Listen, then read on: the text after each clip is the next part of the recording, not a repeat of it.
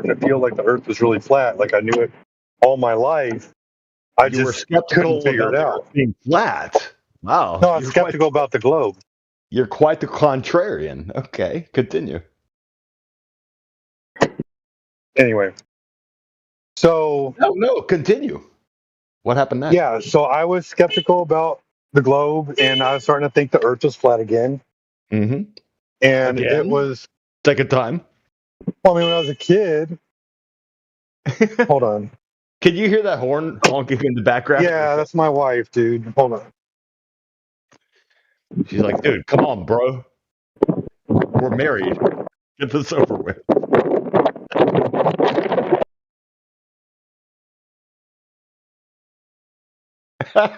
That's funny.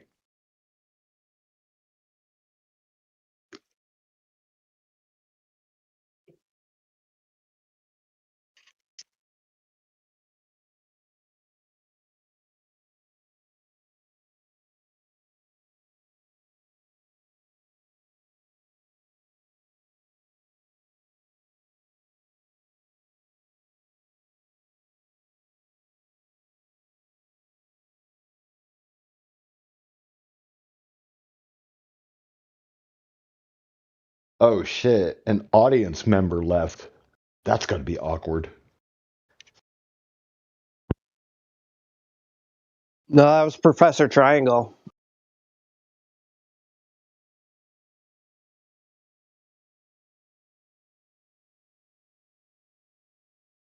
He gives people tests about triangles.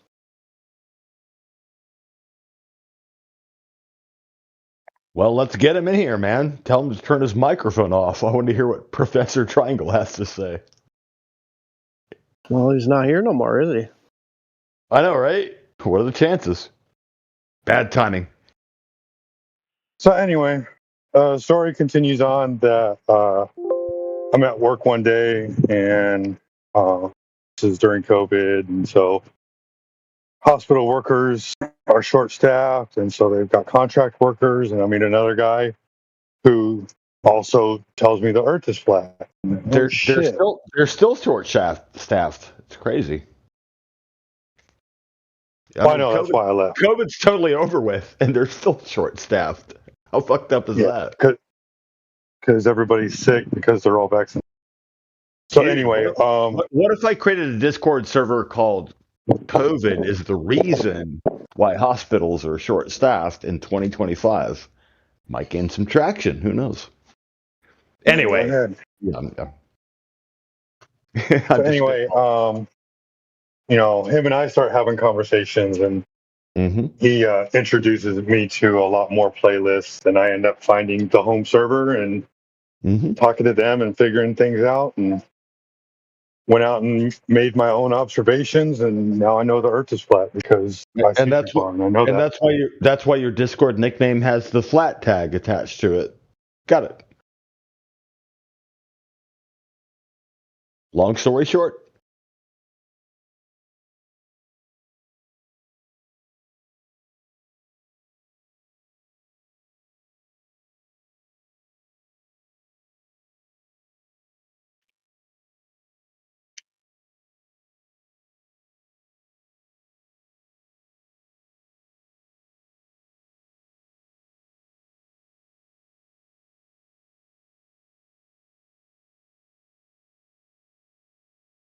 Johnny Law, you don't have to type in the side chat. You can just turn your microphone on and say it.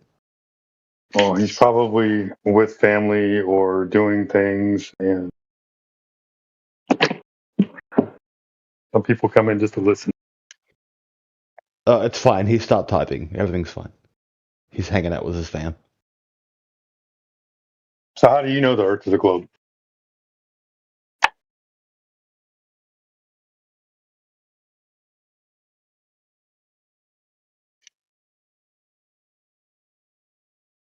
Boondog. Wait. Johnny Law's typing again. I guess he got a break from the family. Let's see what he has to type. I'm a cornball. It could just be loud around him. Who knows, dude? Who knows, man? But look at the side chat. I'm a cornball. Okay. Hey, Johnny Law, pro tip. You are a do at least do the apostrophe. English. No, I have my kids here, so we're eating. I just thought I'd tell you you're a cornball. Mm. See, all you had to do was unmute your microphone in the first place. You didn't have to type it out. That's the beauty Eating of with a his voice family, chat. right? Like, do you have kids? Who, me? Yeah. Yeah, I got two. Yeah. So, like, when you're doing things with them, right? You're not doing things with other people. Maybe you have something Right. on in the background, but you're present with your family, right? Right. I mean, my wife was just taking over for me about 30 minutes ago, remember? Right. Right. Like she literally took the headset and was talking to you guys. No, I know. Okay, so you totally get But it. if she told you to get off, you would go and be present with her, right? Dude, imagine if she started typing in the side chat. It's crazy, right? Anyway. Never mind.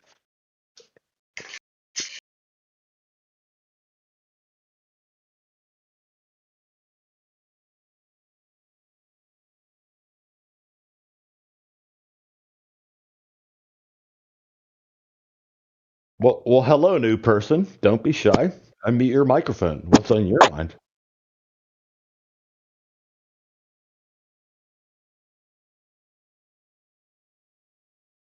Or just be a passive audience member, just listening. Choice is yours. Hello.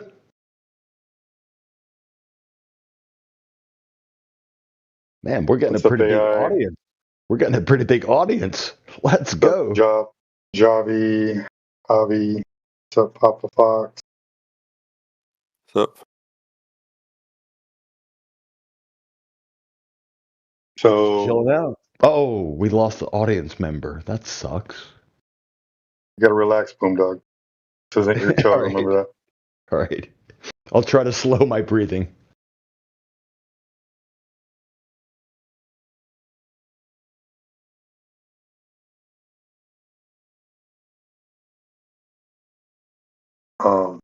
So what brings you in here, Papa Fox? I don't know. Just want to listen, I guess. Me neither. Well, Boomdog doesn't do a good job of letting people talk. He'll talk right through. If you want to listen, the best thing you can do is ask a question. This You can is hear a true. response. I overtalked so much earlier that a helper muted me. So look out for Hey, me. Boomdog, Boomdog, why don't you have a conversation with AI? He's a really nice guy. Okay. Hi, AI. Oh, AI's microphone is muted, so I can't have a conversation with him. What's up, Anon? He's part of the audience. He's just listening. He's like the fly on the wall. AI, would you like to unmute your microphone so that we can have a conversation? Yo, boys, what's up? No response. What's up, Anon? How are you doing, brother? I'm all right, man. Trying to figure out whether or not the Earth is curving or flat. Yeah. So you've been on the fence the whole time? You don't even know? Cool. Yo, Boomdog, do you know or what? My guess is that it's like spherical. Oh, okay. How do you know it's spherical? I don't know, man. I'm just going with the gut feeling here, guys. Oh yeah, what gives you that gut feeling? I don't know, man. I guess it's coming from my gut. What do you think? Well, you must have a reason for it. There's got to be some kind of evidence that tells you otherwise.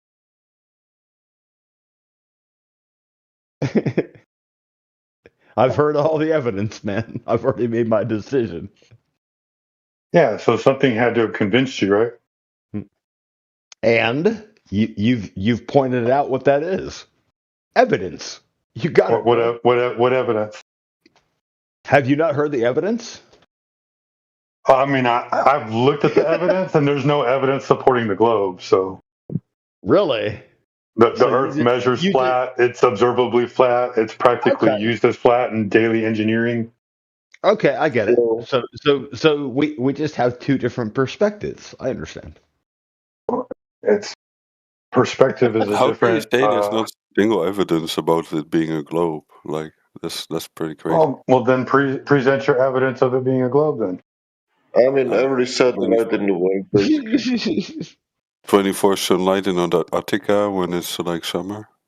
okay. So does the sun ever set over a flat Earth? Would be kind of weird. It's kind of like how the The sun is sun's always portrayed. above the flat Earth, right? Yeah, but the way the sun is portrayed in the flat Earth, like a kind of almost like a spotlight, Like how? it it wouldn't really work, would it? Over a flat Earth, Why wouldn't it?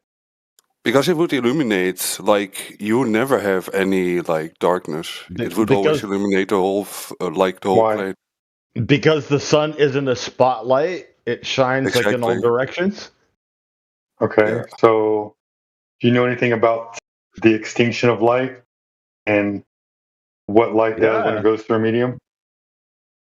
Dude, I know all the things about that. Okay. So what happens when it's solar noon out over the ocean and you go 200 meters down below the sun? What happens? How do you go 200 meters below the sun? What does that even Diving. mean? Diving. But you're not going below the sun. You're going below the surface of the ocean. Now you're just Okay, so using you're going below the surface of the ocean under the sun. So that's not under the surface of the sun. Get it? You're fucking with English language, bro. No, you're fucking with the English language. I guess we'll have to agree to disagree.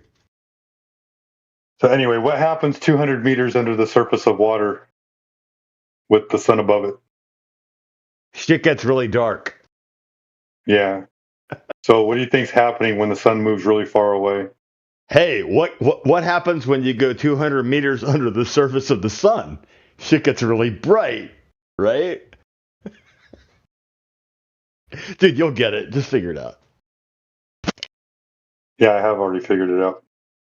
Yo, Mr. Sheep, would you say it's basically a crazy statement to make that there is no evidence for the globe? I haven't found any yet. I mean, you probably didn't research because probably the world is full of it. Yeah, I mean, the 39 years that I believed the Earth was a globe wasn't good enough. This is why, I like, mean, this. you have seen some chips on the internet after, and then you have realized No. 9/11 was basically an inside job, and your government is pedophiles. And basically, Let's go. No, no. I mean, 9/11. 9/11 was an inside job. I'm just saying. But anyway, So it's not I mean, really about I flat actually Earth. got off my ass and went outside and made a real observation. How about you? oh, okay. So can I ask you something? Can I ask you something? No, I mean, answer my question. Have you ever gone outside and looked for the curve of the But Earth? what was your observation? What Yeah, was if my I observation? watch out of Yeah. the window, there is a mountain. I You can said you assure you. observed Let me ask something you. in the Have you gone out and looked for the curve of the Earth? Do you know how far away the horizon is? Have you ever go to the Burj Khalifa with a telescope and zoom to Qatar? So What? you're just not going to answer Would my be question. easy. Yeah, let's stick to English, bro. Let's stick to English. Would be easy to prove the flat Earth. Actually, I don't So think it's how far worth it, man. how just far go to away the is the Burj Khalifa. horizon And, from a 6-foot observer looking out over water? yeah, bro. We know you know the 20 drifts. It's a Everyone knows. 24-hour sun Okay, well over we'll start with the Antarctica. beginning. How big is the All right. Earth? Yeah, how big is it, brother? Are you now telling us the size of the people who you don't Just believe fucking in? Google it, man. Why I don't know you how big the Earth answer? is, but Why don't you because answer I'm the not questions? answering. I know it's Because I'm going not around then the Earth mute. is answering. about 33 I'm days. not It's a answering geometry a question. question. I am It's not a answering a question which starts with how big is the Earth? Do you mean the That's okay, then. circumvention, or do you mean the volume, or do you mean like there's like a lot of ways? Circumference. The circumference. What's Isn't the it like circumference of the Earth? 33,000 about? Something like that? 33,000 about what? Kilometers? Kilometers what? Circumference? Yeah, I think so. No, it's big. It's supposed to be bigger than that. I think 32,000. If you drive 32,000 one direction, you will get to the same point. No, you won't. I think so. Wait, let me look up. No, nobody's ever gone in a straight line in one direction and came back to the same point. I think that is the circumference, but let me check. Yeah, but I'm telling you right now, nobody has ever gone in a straight line all the way around the Earth and come back to the same point. That's not how navigation works.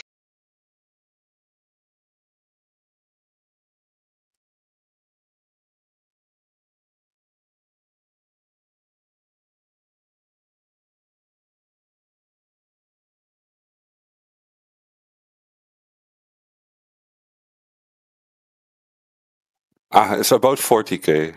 It's not 35. Okay. It's 40. So with it being 40,000 kilometers, right? Who has ever measured that 40,000 kilometers? I don't know. Probably like scientists, like Well, if they did it, they got famous. people so. that have that make their job doing that shit. You know, like Right. it's Right. like Like I people, said, whole teams of people that actually like make a living. People that make discoveries get really famous when they discover something. So who actually measured it? I have no idea. Look it up. Like probably some guy, some team has probably looked it up. I have looked it up. You want to know what it's going to tell you? How come we got to look up the shit for them? You know what it's going to tell you? It's going to tell you Eratosthenes did it 2,000 years ago, and since then nobody's ever done it again.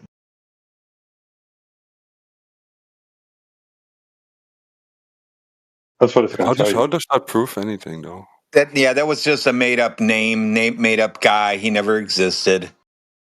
Well, how does that prove anything? Like, well, so what it's proof of is that nobody's ever actually measured the actual circumference of the Earth, and they're already giving you a size. When you Google how big is the Earth, they give you a size, but nobody's ever measured it. So how do they know how big it is if they've never measured it? They probably make like estimates and like, I don't know. They got everything mapped out pretty well, though. So I don't see how they cannot make an educated guess. You know. Yeah, I mean, like I said, people get famous, dude. For no, but it's not going to be about like 1 kilometer. It's probably there's going to be a margin of error. Like, so since you're going to argue to appeal to authority, and you're going to say some special scientist somewhere in history that I don't know the name of made this observation or this measurement or whatever, nobody's ever made it. So this like topography. If the circumference is 40,000 kilometers and you're 175 centimeters tall, how far away is the horizon? What? Well, boats go over the curve, right? Yeah. The sun sets, right? Mm-hmm. It goes behind the horizon, right? Yeah, I guess. So how far away is the horizon if you're 175 centimeters tall? 175 centimeters. I don't know. I have no idea what. Let's take a Google search. While you're Google searching, right? I'm going to go ahead and tell you. You come with some bullshit, and then because I know what it is, and I want you to confirm it. I want you to say, "Oh yeah." It doesn't say anything. He fucking knows what he's talking about. It's not going to say anything. So, did you say nobody's measured the Earth since Eratosthenes? Yeah, nobody's measured it. Well, that's literally not true. Just look it up, dude. What are you talking about? Okay, yeah, there's an entire list of people. This whole scientific way of topography of mapping the Earth, you know, like there's a whole let's see, Posidonius, Ptolemy, Arabata. No, nobody mapped anything. Nobody measured the globe. Nobody measured the globe. Okay. Maps don't exist. Maps don't exist. So stupid, I'm dude. gonna give you a listing of measurements of the Earth No, fake news. right here. There you go. There's a link for you guys to go look at. Plenty of measurements that have been done over the Earth.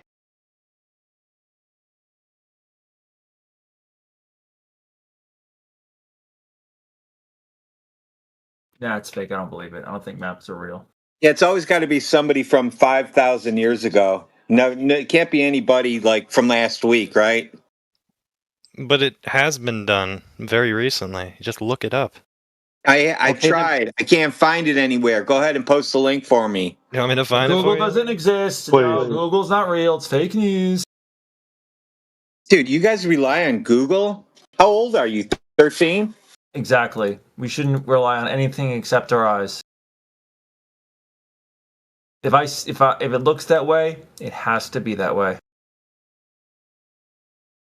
So you probably haven't graduated from school yet, but in school, do they tell you to make sure you use Google to get the truth?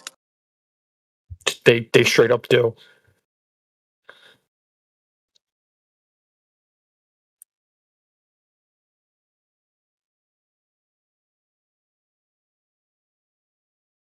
I don't see anybody posted any What measurements. school have you gone to where they told you to like not research shit?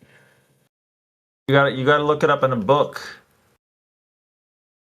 Yeah, you don't have Dewey Decibels anymore? They also tell you to like use Google as well. No, you don't have the Dewey Decimal System anymore? I went to a library once, and you know what? That book was flat, just like the Earth. It's therefore must be flat. Oh wow, you guys are coping really hard. Is this your first time in flat Earth room? Is this your first time in here? Is this your first time in a flat Earth room? Essay on the same thing. The book's not going to be available. Yeah, hold on. My thing's more important though. I swear it is. There we go. I'm much better.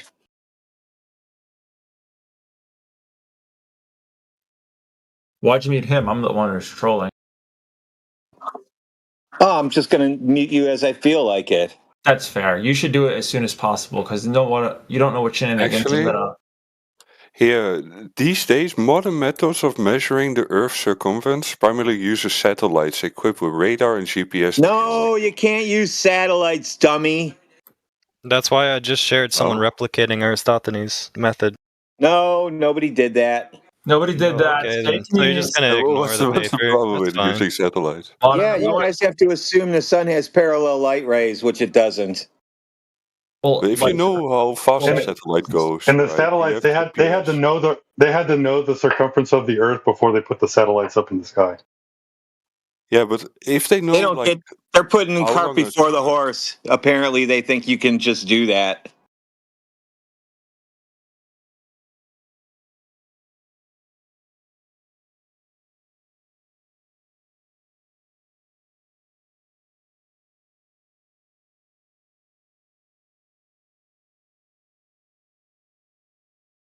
What?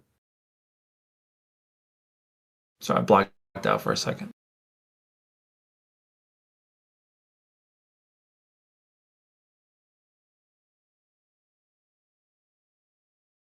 Where can I see a link to watch your YouTube streams? Click on the YouTube bots. Yes, sir. Let's see here. YouTube at youtube.com.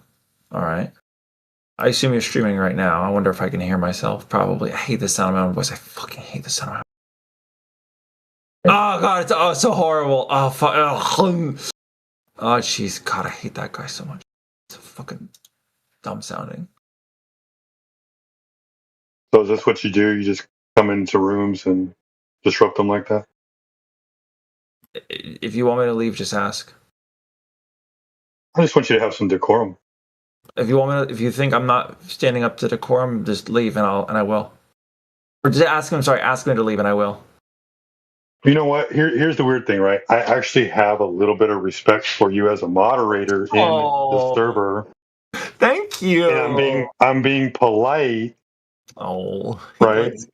Because the server owners let us have this room in here. Yeah. Right. Yeah. But you don't have to be a dick about it. Like you're in our room, right? If you feel like my trolling or my jokes or my anything is going too far, mute me. You should. Honestly, I don't blame you.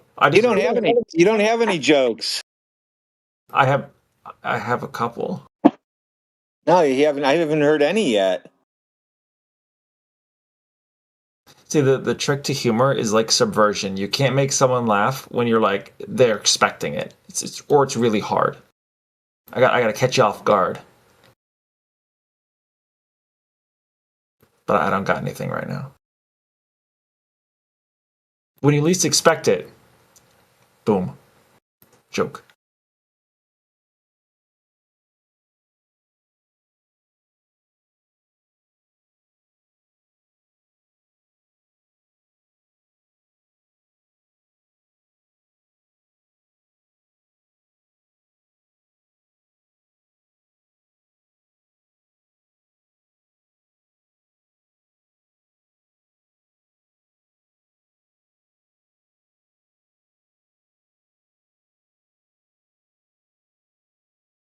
Uh-oh.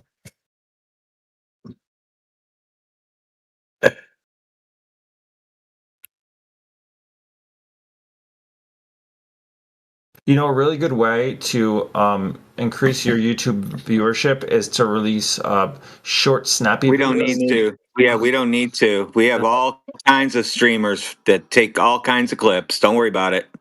Okay. Yeah, they make dollars a month. Dollars. they make tens of dollars a month. They don't need your dozens of money. Dozens. Wow. I have multiple. I have at least two. You guys act like we rely on this. That's funny. I mean, like, I want you guys to succeed. I think it's really great to have you on. Nobody's trying to make money off of it. Well, you monetize the YouTube, right? So you actually are. That's the guy. That's the two streamers. Yeah, that's the two streamers that do that. No, the channel is like 24/7 live. That channel is monetized. You didn't have to monetize it. And yeah. So that if they cared about actually making money, so the channel owner will get some money then, I guess. Yeah. So they care about making money because they. Well, they don't. They'll take the money that's given to them whenever it comes, right? They just care. They only care about like the dozens of dollars. If they started making like tens of thousands of dollars off of YouTube or whatever, all of a sudden YouTube would probably demonetize them anyway, so it doesn't really matter. Okay, what a boogeyman. Well, hold on a second. Funny Monkey, in their defense, if they're getting like 500, 400, whatever views of videos, so if they are making money, it's like it's not going to support them. I don't think this is a grift. I think they're in it for the love of the game. Oh, yeah, 1,000%. What's the game? Oh, it's just a turn of phrase. You know, what does it mean? Yeah, what does it mean? What does it mean? It means like you're passionate about the subject. You guys actually care. Right? That's a game? No, holy shit. I mean, anything can be a game if you gamify it, right? No, well, how do you gamify it? It's just a phrase, my guy. What the fuck? No, I'm dying on this hill, Funny Monkey. Let me debate. No, that's stupid. It's true, though. You can I'm trying to bail you out, brother. All you need to gamify something is a win-loss state. And then if you hit that state, then you won. And if you don't, then you lost. And that's it. Yeah, it's not a game because we win every single time in here. So there's nothing a global. We win in court. We won in court 2 times. So yeah, we win all the time. Whoa. What happened? Hey, I want to explore that. What did you win in court? He's not asking me. I think he's asking you guys. Yeah, I want to know, like, what it sounded like you said you won in court. Did you sue multiple times? You said sue you or what? 2 times. Did you sue like a NASA or something? No, Glover tried to sue a flat earther for $10,000 or 25,000 for the Glover. His proof was satellite images, and the judge said that's not proof. You did not prove that the Earth is curved or Earth curve, and he lost. Where can I learn more about this case? Because I'm actually kind of interested now. I don't know. You'll have to ask the other flat earthers that have it. I don't remember it. It sounds more like it was just freedom of speech, and they threw it out. It's in the chat. It's in the chat, he says. Oh, I'm going to Google this case. Thank you for the case number. I was going to ask for that. It actually helps a lot.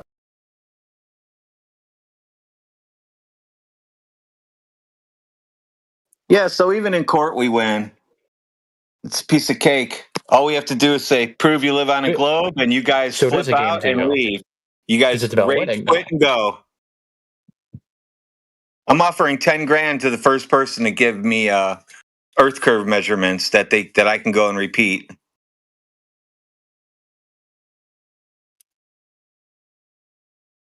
Hey, Is this Funny the same Monkey, case? Yeah. you were talking about the Earth being in motion, and you said you don't feel it, just like a plane. Correct. Yeah. You realize Earth is in a curved trajectory, right? That's acceleration. You'd feel it. Well, no. You wouldn't, because you're not feeling it. You're What do you actually mean in you two wouldn't? curved. You're in two curved trajectories. You're spinning and you're going around the sun. Yeah. And I'm the aware. sun's going around a galaxy. That I've heard, yeah. What's your point? You don't feel any of it. You're not moving. Yeah, I know. Yes, and my point is that, like, on a plane, you don't feel it moving. Sure you do.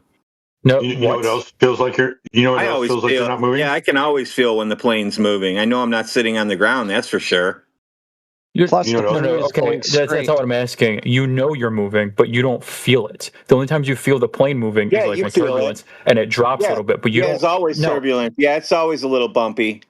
I know, but when there's not turbulence, when it's a Oh, smooth so for ride, you do not feel. so for 5 It's not for 1 seconds, and second. after 5 No, seconds, you don't know where you're at anymore. No, I'm not saying you don't know where you're at. I'm saying you don't physically feel the motion, but you're aware of the motion. Those are two different things. Linear motion is different than circular motion. Circular motion is constant acceleration. Motion is motion, my guy. It's motion. Circular motion is constant acceleration. Yeah, but they're both motion. You feel It's motion. acceleration. I actually don't when I'm on the plane. I feel it. Bro, I can feel the acceleration I don't know. coming inside of me. Maybe you're in the cockpit or they let you open a window, but no one feels like the plane moving except for like when there's like bumps and shit or turbulence. Bro, the plane is not going in circles. The plane is going straight. You're not, of course. The Earth is going in circles. The Earth is going in circles. It's going in very, very large circles. Still in circles. Still It's going in a constant circle. acceleration. If there was motion, it should be measured. Pretty sure it has been measured. Okay. Give us the article that cites it. Yeah. Listen, the closest they can get is they're about 99% sure of anything right now. I can tell you right now. That's how anything works. If we go, yep, see That's right there. If we go any further with them, they're going to become brains in the jars. So I don't know how far you want it. Do you think you're a brain in the jar now? No one's 100% sure of anything. So there you go. How come in your 99% sure world, your Earth is flat? 99.9. Yeah, how come 99.9% your Earth is flat? How come in that world it's all flat? Why? Well, are you a figment of my imagination? It's not flat. I never said it was flat. Yes, it is. Airplanes are built on a flat, stationary Earth. Go read documents. No, planes are built on a flat surface, but they're not built on a flat Earth. It's all relative, dog. I don't know stationary Earth says right in the. Well, it's not stationary. Yeah, According to who? It says it says flat and stationary Earth. They even land with a flat and stationary Earth. No, they land on a flat and stationary, no, when they're putting building, whatever. When they're cruising in for their landing, they're using a triangle for a flat and stationary Earth. What do you mean triangle? What are you talking about? A right angle triangle. You lost me. Yeah, what do you mean by that? Oh, you're talking about the ground is flat. I see what you mean. Yeah, their point over the Earth is the vertical, and then they're landing as they're cruising in for the landing. That's the hypotenuse. It's a right angle triangle. That's how they. I posted a picture of globe spinning in outer space with a plane going around it. How do you land that plane on a spinning Earth? Well, because that's not what the Earth looks like, so I can't really engage with that. But the first thing that someone put, the flight dynamic summary, where did you get this from? NASA. I'm not asking you. I'm asking Flatloyd. Flightlord's not even in here. Holy shit. Because he's one of the YouTube streamers. Oh, well, he posted like what just looks like a Google Docs like paper that like really anybody can write. So anybody wrote it then? I don't know who wrote it. That's my issue. Why are you mad at that paper now? I'm not mad at the paper. I'm just the actual fucking paper. Yeah, I just want to link to the paper. I just want to see the full, because there's clearly more underneath it. Because that's just the introduction. There's all kinds of documents that say that. I want to see the full document that you guys are like using as your. I'm not saying it's fake. I'm saying where did it come from? The ones I have came from NASA. Shit. I will do the work for you because you guys clearly fucking can. Well, how come you never looked before? Why you have to look now? Hello? How come you got mad at us? You're mad at us because PDF file. Yeah, you're mad at us because you got to go look for something when you could have done this the whole time. Well, no, because you're the one who like screenshot it. Your supposed proof, and I just want to see like the entire thing. This is just like a paper by a student. I'm not like I'm looking at the actual PDF. Students design airplanes.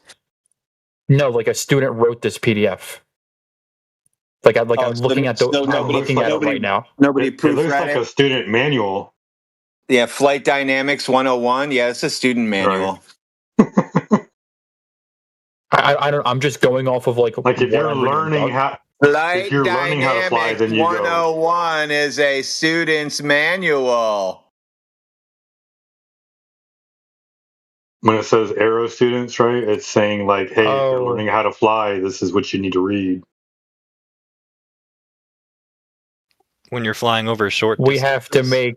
I like how you guys ignored the sentence where they straight up say we have to make some simplifying assumptions. We assume that there's a flat Earth, there's a non-rotating. What did they simplify? It doesn't say. Exactly. You don't know. Yeah, you don't know nothing. You have no clue what you're talking about. I'm not the one. I'm not the one using this paper as my like proof or my source. No, NASA uses it. None of you guys can tell me what they. Outside of the box. Yeah, none of you can tell me what. Wait, how do you know this page isn't from NASA though? Who? Because I'm just I'm not finding who actually uses it. I'm just finding the PDF file. I don't know where you found this. People who design aircraft use that. According to what though? Like you're just talking out your ass and asserting that like this is what everyone engineers, uses. According to aerospace engineering. Okay, so then can you prove that instead of just saying it? You're just saying things, dog. Like I want to believe you. It sounds reasonable that like aerospace engineers would use something called flight dynamics. Wouldn't you rather know the truth instead of believing somebody else? Well, it seems like you just want to jump from belief to belief. You want somebody else to do all the work for you. No, I'm saying I want to believe you because like it's clearly like impossible to you to like tell me where your sources come from or what your sources are. So it's just more making it easier on myself. There's the video of the 35 documents in that video. That's not what I'm asking You'll see the name. You'll do exactly like I did in that video. Yeah, you'll see the names of the documents. And you'll go search the names of those documents, and then you'll find the original like I did. Professor, I don't know why we're yelling. This is not what I'm asking for. I'm asking, you told me like aerospace engineers or whatever use this summary, and I want to know where you got that information from. The simple question. I don't know why we're freaking out about it. Okay, can you link that? Can you show me like where on NASA's website it says we use this specific piece of paper? Yep. As soon as you tell me what was simplified. I'm not the one who's using this paper. I don't know what was simplified. This is what the PDF says. So then you can't.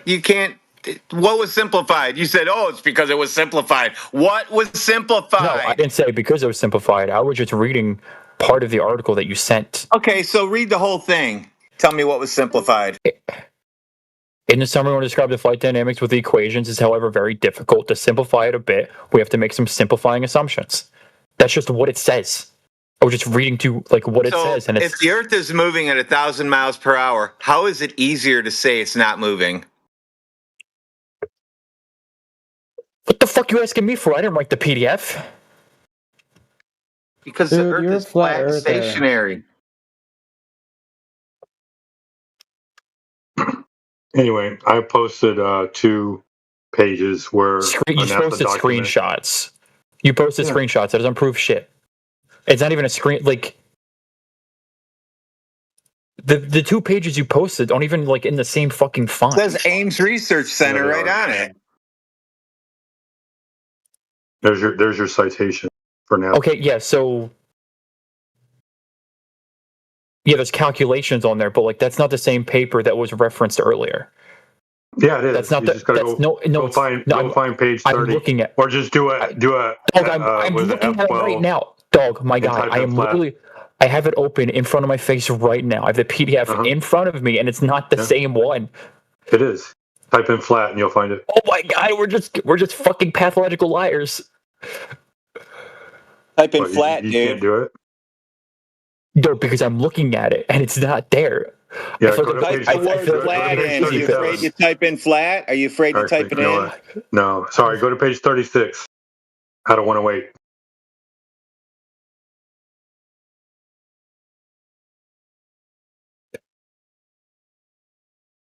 You might not know how to search documents. No, the word flat did come up. Or you can go to the last page. Go to 108 out of 108. Okay, 36 was, just the same page, but it's not. There's a PDF that was referenced earlier, the flight dynamic summary, like one introduction. That's a different PDF. That's what I'm saying. I'm trying to get proof that like this is a PDF NASA document. Okay, I know. What you're showing me is now a NASA document, but somebody earlier said that the PDF, the flight dynamic summary, is used by NASA. And you guys couldn't, NASA doesn't use that. It's not the same exact PDF. It's the same exact discussion, sure, but it's not the same. You want me to find you another NASA PDF? You want me to do another one? No, I don't need that because it seems like you're conceding that the flight dynamic summary, the original PDF that Flat Lloyd posted, is not the same thing that you're referencing right now. Every person that flies reads this manual, including the pilots that went through the Air Force or the Navy that now serve at NASA. Okay, when you say flight manual, do you mean the thing Flat Lloyd posted or the thing you just posted 10 seconds ago? Okay, so can you prove to me that like this is what like everybody uses? I want to see Flight Dynamics 101. Yeah, go take Flight Dynamics 101. You'll find out. Oh my god. Oh, you guys are impossible. What was the other page in that big ass PDF you wanted me to look at? 101 or some shit? What? You said if you referenced a specific page in this long ass PDF, do you want me to look at? 108. The last page. Oh, the very last page. It's 108 on the PDF, but it's like 101. Oh, that's just a screenshot. I don't know. That was kind of a waste of my time to look at it. Okay. I mean, just type in flat. Do a function search and type in flat. I did type in. The word flat shows up, I think once. Twice. I'll check it. I'll check again. Oh, twice. Oh my god, that's so much. 36 and 108. Because that's what they're using is a flat, non-rotating Earth.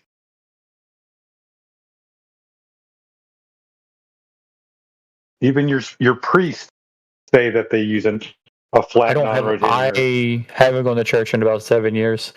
NASA's your priest.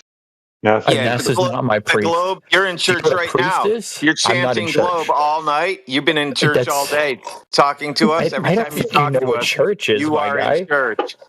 Every time you talk to us, you're in church when you chant globe stuff to us. Hey, let me ask you this. Does a religion require a deity? Does a religion require a deity?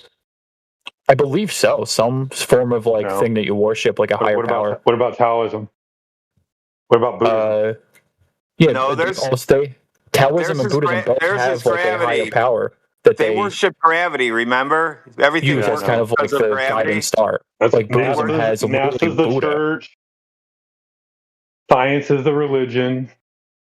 Science is not a religion. That's not how that works. Science is your religion. You believe in I'm not religious. I know I don't believe in any sort of pseudoscience. Well, I mean, there's therapy. I do kind of. Yeah, you believe in a lot of things. Now you know that pseudoscience. Now you know that planes are designed to fly over a flat and stationary Earth. What do you have to say about that? That hasn't been proven to me. I don't know. Kind of making an assumption. He looked at the documents and was like, yeah, I looked in the document, and you guys are just like running with your like third grade interpretation of it, and I can't like spoon feed you any more than I already have. So I'll tell you what a third grade interpretation is. All right. Instead of spoon feeding us, tell me what they simplified. I'm not the one who made the fucking paper. What do you want me to do? I just told you I can't spoon feed it to you. I would tell you, but then I would tell you. No, you would tell me if you knew. I know what they're simplifying. No, you don't, buddy. Come on. Let's if we're all gonna like be rage baiters here, let's at least be honest about it. You know? We're all here to like start shit and argue with people that like we think are dumber than us. I'll give you a hint. Oh my god, that's actually kind of funny. Okay. What's the plane actually flying over? What are they treating as flat station? Fuck. I'm not on that page anymore. I don't know. I'm just not. There's 108 pages. You're not on any page, bro. No, I'm on page 10 actually. The table of contents. This is why he's a professor of triangles. Because you don't even need to do circles around you, bro. You can just do triangles around you and be just as good. Did you think that was something? Did you high five yourself after that one, buddy? Oh, bro, I've been having fun this whole time. I mean, me too. Like I don't take any of this conversation seriously. Do you even know what a triangle is? Yeah, it's basically a square cut in half. What if I cut the square in half horizontally? If I cut a square in half, I'll have a rectangle. What are you talking about? You got two rectangles. In half, well, then you have a rectangle. The way I cut it in half, I get triangles. You cut it. How do you cut it? At an angle, corner to corner. So can you have a curved side? Curved side on what? Your triangle. No. Perfect. I'll be with you in a moment. Perfect. What is... Where you go with this big guy? I love how they think they're smart. It's fucking hilarious.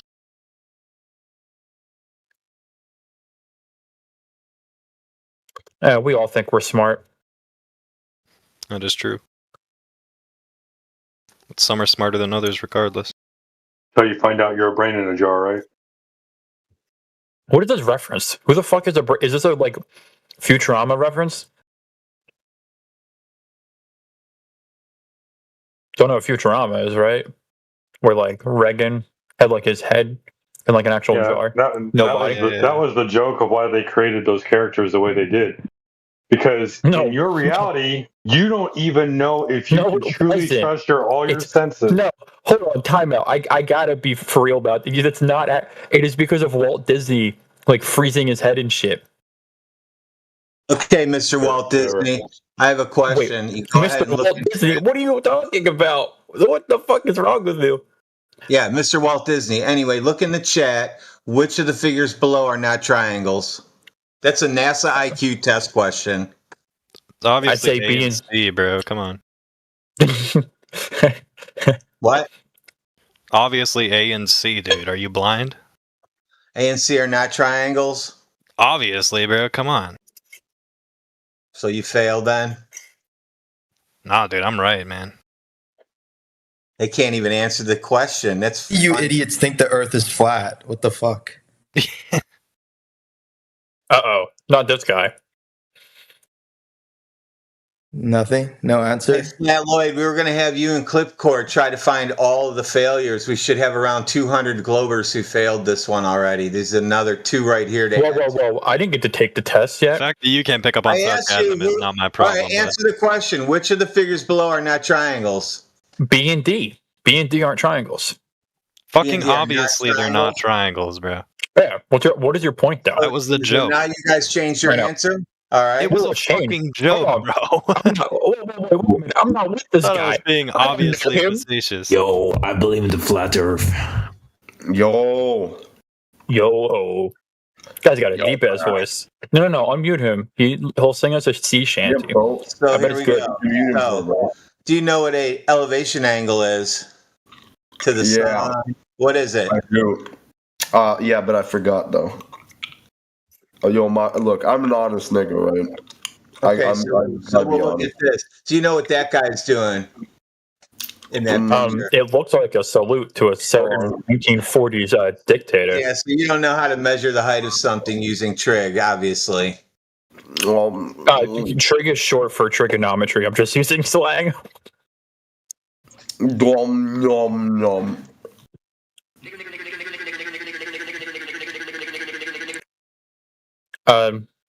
What the fuck?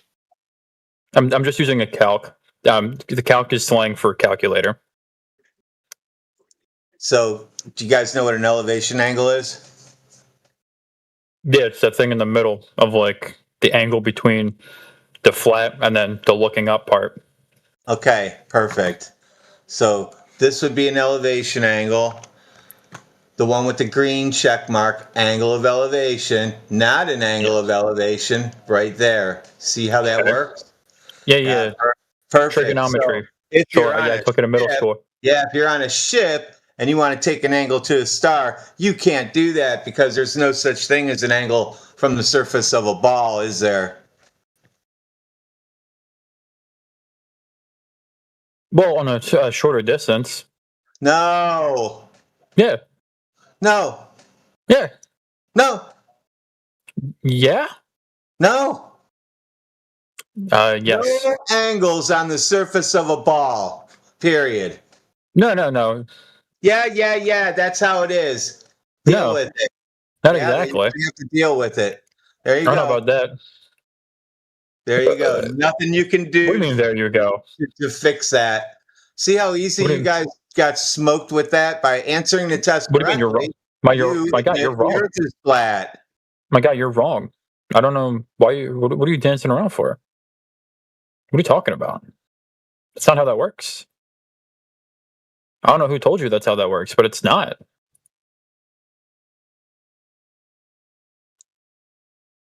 Oh, he got bored of me. Oh, well. I didn't get bored. We were done. What do you mean we're done? You kind of like said a thing that wasn't true and went, yeah, I win now. There's our flat earth model. The very last thing is the flat earth model.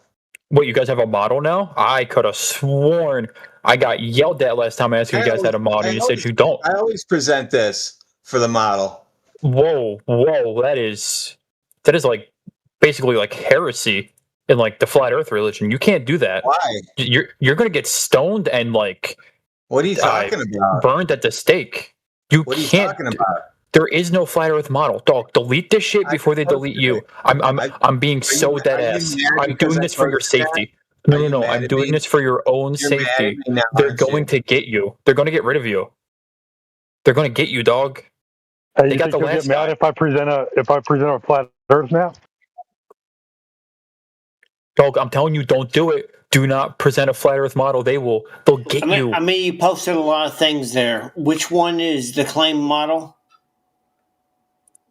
I'm assuming like the black and white picture with the sun in the corner.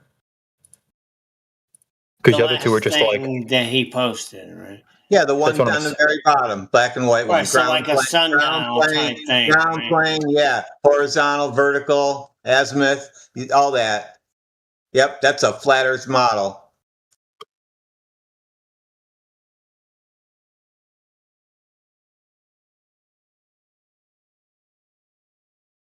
You guys mad about that now? I'm not mad. The flat earthers are going to be mad.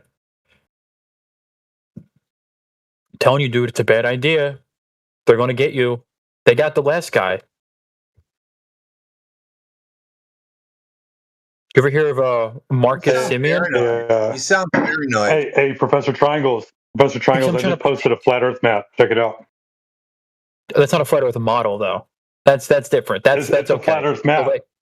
Everybody asks for a map and a model. This is the map. Professor Triangles is the model. You can't post a model, dude. I'm telling you. Have you ever heard of Marcus Simeon? Oh, I like that one. No, there's a genuine question. Have you ever heard of Marcus? You like that map? Your map goes with my model. Yeah, no, that's exactly what it is. Perfect. Telling you. Do you know Marcus Simeon?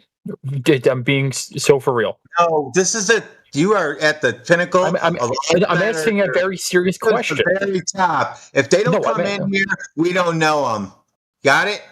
I know, but like, so do you know who Marcus Simeon is? No, it's a no name. Okay, no, you don't know who Marcus Simeon is because that's the name of the last guy who said they had a flat Earth model. I don't know who you're talking about. Exactly. Who are you paranoid about? I don't know them, dog. They don't have a name. They just exist. They get rid of you.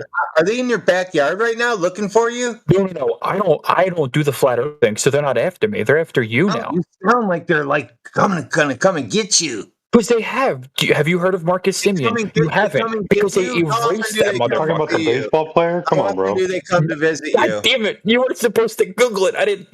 Fuck. Yeah, we do research around here, bro. I didn't think you'd do the research that fast. I couldn't think of a name. It was just the first name that popped into my head. Right, because you got traded. Hey, Professor, with that model that you got there, like what distance does that put the sun at? You don't use the sun in any model anywhere as a distance. I should have did get traded recently. Huh. Hey, you want to know something weird? What do you mean? It's straight. Google lunar nodes. Algebra right there. Right? Google like lunar nodes. Right there, you can do. Can you hear me? Tell the distance to the sun. I think they can. They're just not listening because nobody cares about it. You can tell about the moon. Nobody cares. You posted with the sun in the corner, and you can see the north, west, south, and east. So, what distance does that put the sun at? Oh, we don't have to worry about that, do we? No, but I would like to know. Right. I don't know. Algebra would tell us that. Oh, well, let's find out what a glober did. Matthew Learns did that for us. Here it is. He's a math professor. He's a glober. Here it is. I put it in the chat for you. Are you just going to say that what does he say the sun is? How far does he say the sun is? Hold on. Matthew was on your side.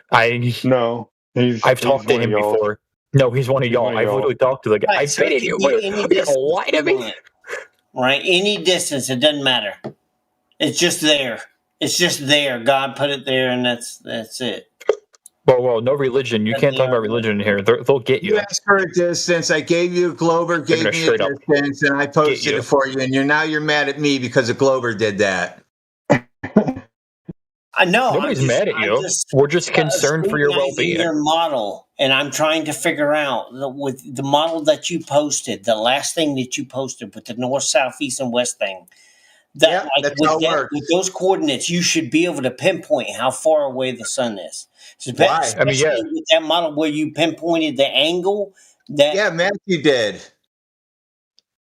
So what distance does that put the sun? He said 3,441 miles. How come you're not reading what I'm posting? Well, because to be fair, you do have a habit of posting schizophrenic dog shit. So here's another weird thing, right? If you Google lunar nodes, the model for the lunar nodes uses a flat geocentric Earth. What? I'm kind of looking at it right now, and it's actually there's a circle that they're using. There's the globe Earth is in the middle of it. That's not a globe. It's just a flat.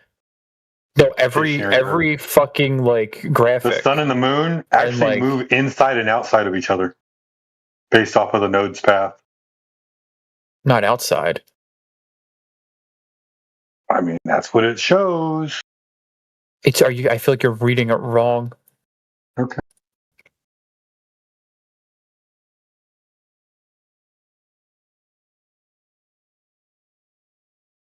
That's not inside and outside. That's up and down. Well, up and down isn't the right word.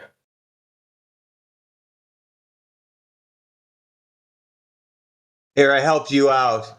So flat earthers, we can point up and down, Globe Earthers, yeah, I understand what you're saying. Wait, I thought we weren't allowed to use cartoons as our evidence. I understand nothing makes sense to you anymore.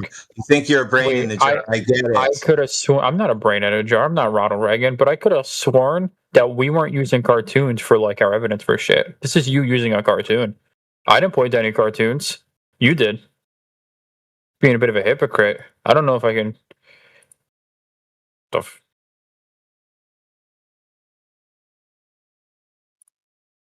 Now I'm just making fun of you. I'm allowed to do whatever I want. I'm aware. And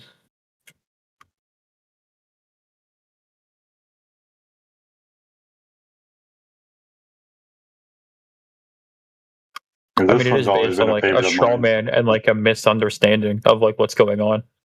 Check this guy out. He went to space and took a picture of himself looking out the window. Oh God, you guys are such boomers.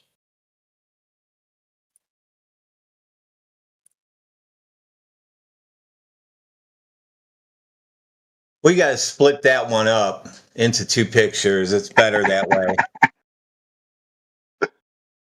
So we can name him an astronaut name, and these guys will all be like, cool. And we make him even a web page. And then we'll show the other one where he's actually what he actually did. And these guys will. I don't think anyone's gonna fall for it, dog. What? Flip out. Are you? Oh, you don't think nobody's gonna fall for it? All right. Dude, I'll put money. I will straight up put money on it right now. Over under 10 people falling for it by the end of like this calendar year.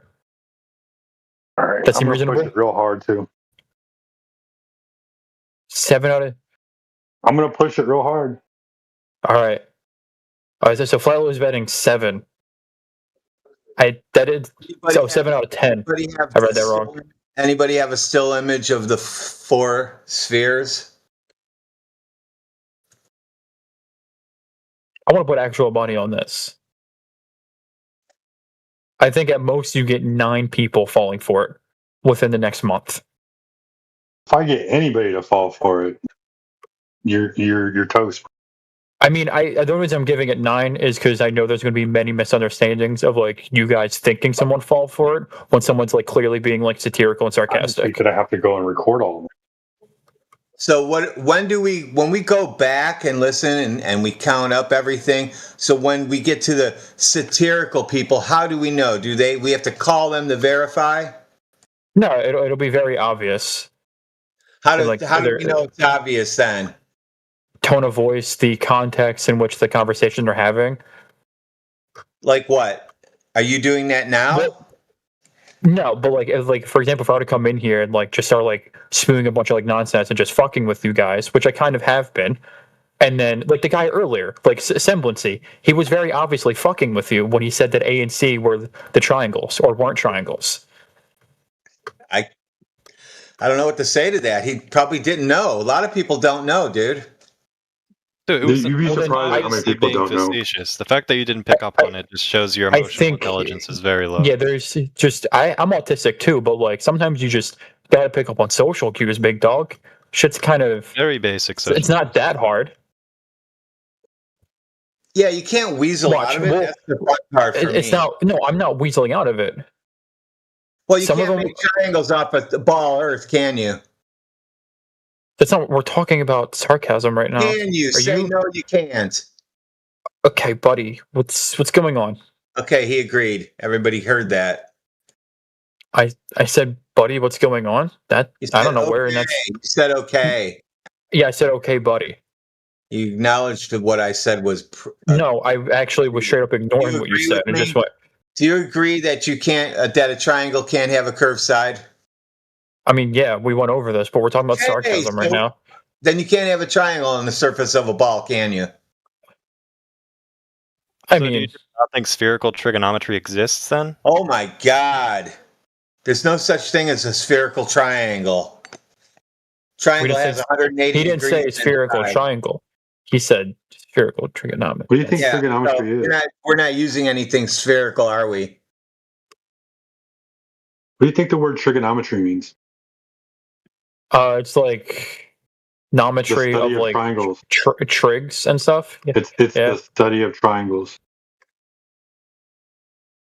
Yeah, and you can study triangles on like a curved circle. You very much can. I mean, you can go read the Wikipedia article. If this is such a new concept for you, go read about it.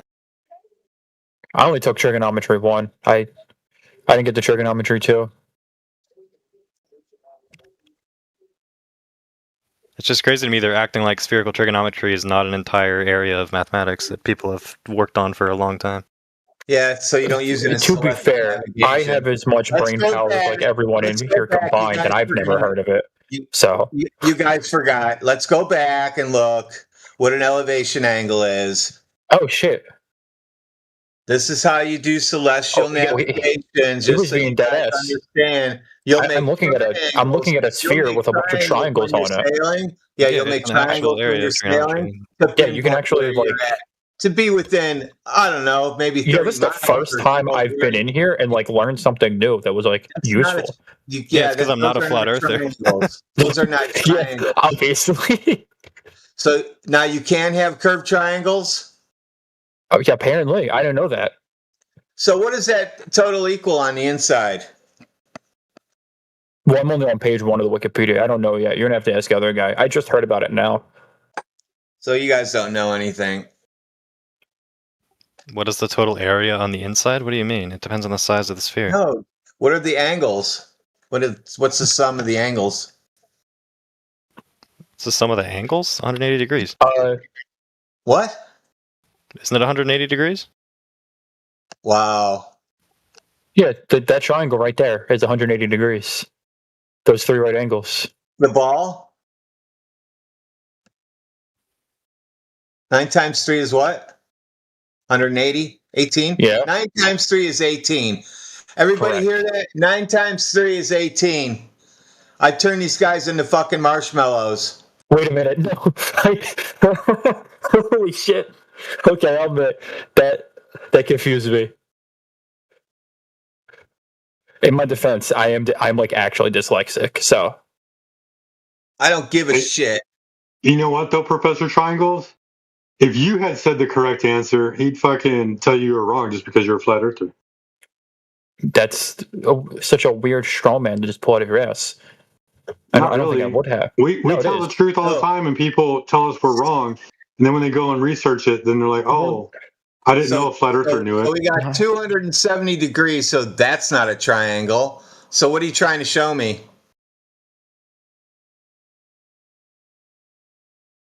This is I don't know. According to Wikipedia, this is an octant of a sphere, the spherical triangle.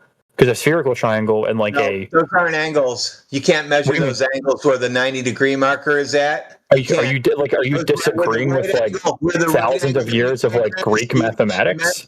Always yelling now. They're curved lines. You can't measure an angle there because they're curved lines. I don't think you. How are you going to put this? How are you going to disagree with trigonometry? Hey, put that protractor on there and measure that for me. How are you going to call yourself Professor Triangle and like disagree with trigonometry? Dude, you're arguing with me and I'm correct. What do you mean? I'm not arguing with you. You're the one who's saying like this isn't real when like this is a full-on fucking like do that field. on the surface of a ball. You can't point to something that's a light. But they did. Yeah, you can't put a basketball on your table and put a stick on it and point to the light. Well, because that's not how you would measure it. You'd measure it using other. And then get an angle between the stick and the ball, can you? Well, because that's not how we're measuring it. You'd use something else to measure it. I've been posting it. You've been looking at it and ignoring it. I can't help you. Well, yeah, because you wouldn't use a protractor really like to measure a curved surface because a protractor is like flat. As I pointed out here, star 1, star 2, and star 3 will give you your location. You can do it. You're gonna you can just ignore. Are you gonna ignore spherical trigonometry? Yeah, because you're not using spherical trigonometry. You can't just ignore math, my guy. How do you measure an angle between 2 curved lines? I just told you, I'm only on page 1 of this shit. Okay, tell me what the angle is on page 1. The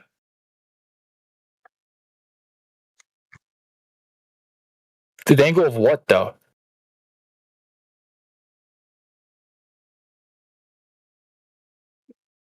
Knock, knock. Anybody home?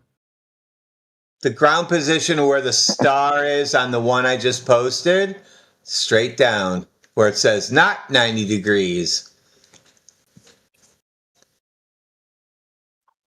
I don't know, man. I'm only on page 1. I'll figure that out eventually, I guess. No, you can't put 2 pool balls and touch them together and figure out the angle in between them, can you? I don't know, man. I'm not the expert in spherical trigonometry. You don't know, man. What are you so upset about? I'm trying to just be reasonable with you. You're like yelling, you don't understand. You'll understand because I later. don't. Well, yeah, because I've never heard of spherical trigonometry until today. Just not right now. You won't understand. Well, yeah, because I just learned about it. Now, do you understand what I posted? Is 90 degrees? I see 90 it. Degrees is 90 degrees and not 90 degrees. Do you see why the blue circle one is not 90 degrees yet? I mean, yeah, I didn't say it was 90 degrees. So you can't. I'm still reading on the surface of a circle, can you? No, well, you can because I'm looking at it and they did. Holy crap! But like the thing I posted earlier, like there's clearly a triangle right there. No, triangle equals 180 degrees. Triangle. If you put lipstick on a pig, lipstick on a pig, does that make it a woman? No. Why are we talking about pigs? If you went into so if you say it's an angle, they would fail but you. The curves. Go ahead.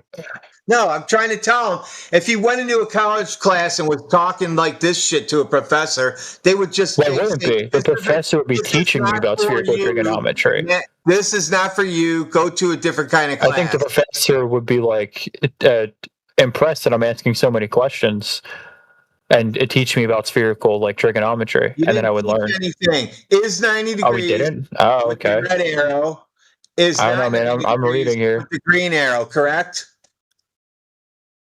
I'm looking at spherical trigonometry right now. No, I didn't ask you to do anything like that. I asked you about triangles. Yeah, trigonometry. Yeah. Yeah, I'm looking at that right now. Just give me What do you mean? It's just right in front of me. It says spherical trigonometry is the branch of spherical geometry that deals with the metrical relations between the sides and angles of spherical triangles. Traditionally expressed using trigonomic functions. The bottom one, the black picture with the circle and the line, those are identical. Those are both 90-degree angles in there. Is it a question or a statement? Are they both 90 degrees? I'm not sure. How are you not sure? Are they both right triangles?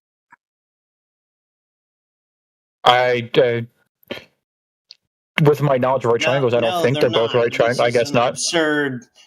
This is an absurd exaggeration of how we measure stars, right? Did you chat GPT that just 10 seconds ago? That's crazy. I was so pissed.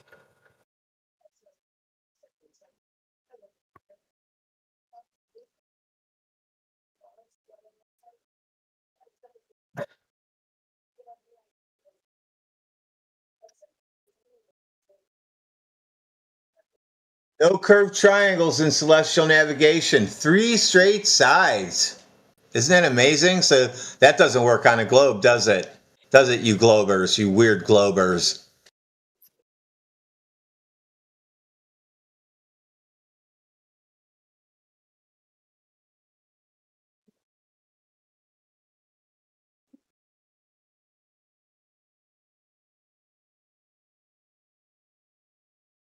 That's what you think people are doing.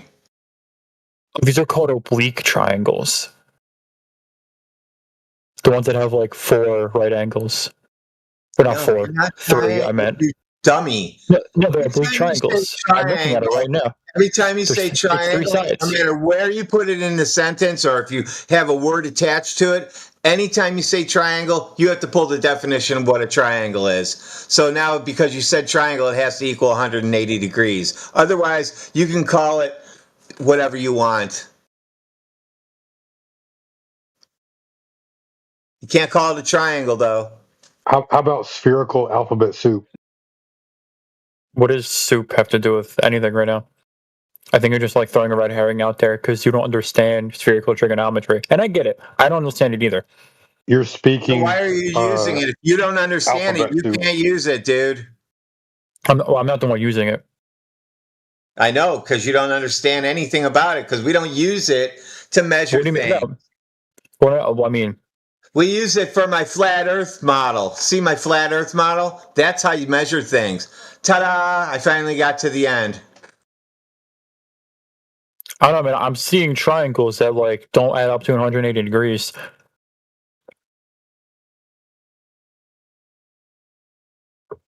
And you're not seeing a triangle, are you? You're just seeing an angle. No, I'm seeing a triangle. Because 180 degrees like only applies to like stuff on like a flat plane in like Euclidean geometry. But when you get into like spherical shit, go ahead and answer. What is the sum of the internal angles of this triangle? I don't have enough information to like guess at all. You just gave me a circle.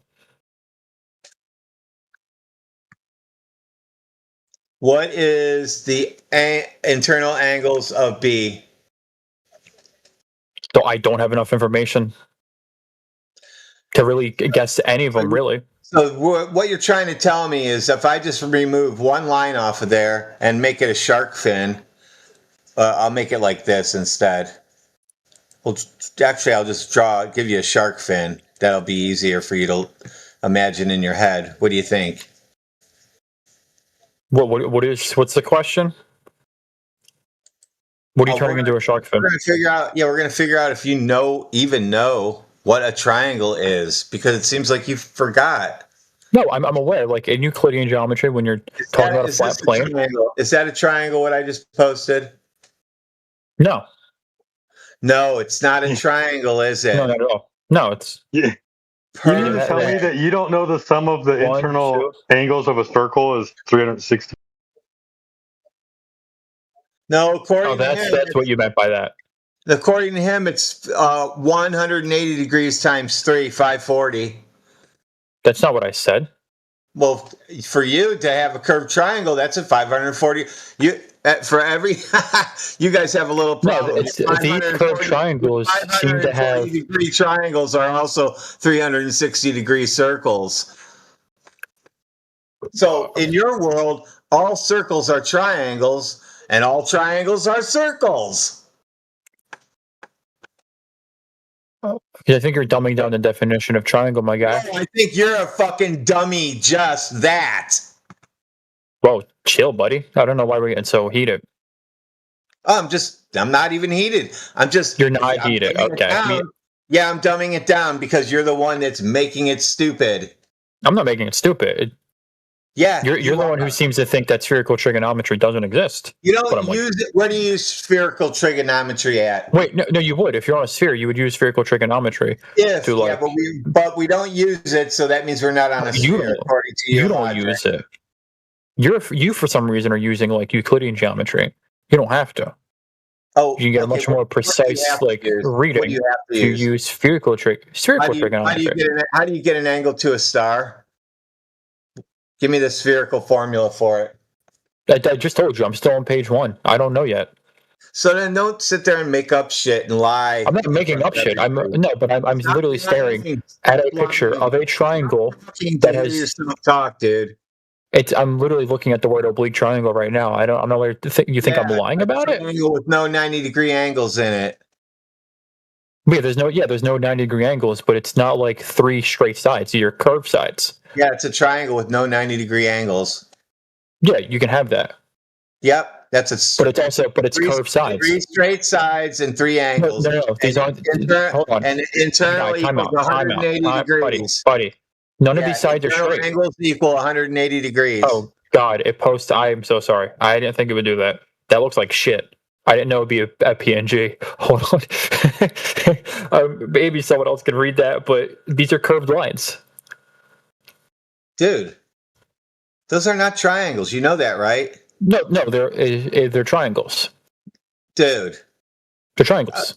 They're called oblique triangles. So that YouTube can see what the hell he's calling triangles. and then we can start clipping this. You guys can make some TikToks out of this fucker. My guy, just Google oblique triangles. You'll find it. I told you what they are. I'm not interested in like what you think. I'm interested in like the facts. Triangles don't have curved sides. You already told me they don't have curved sides. I don't know, man. I'm looking at triangles that have curved sides. Then it's not a triangle, is it? No, because it is a triangle. Triangle has an internal angled sum of 180 degrees.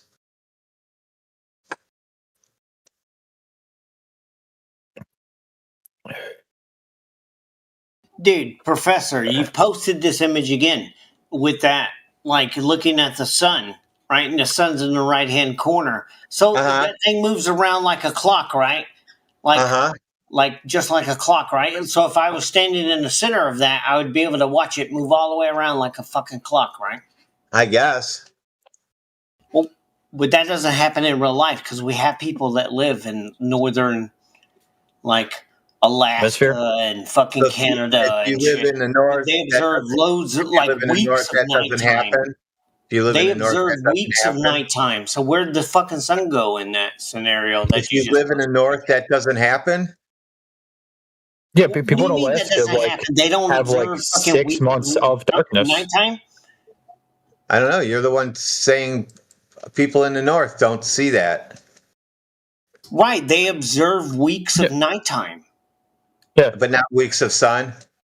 Well, no, they do. Then there's weeks of sun after the fact. They do that as well. They observe weeks of sun. So I'm curious. I agree with you. Yeah, I agree with you. Your model doesn't agree with it, though.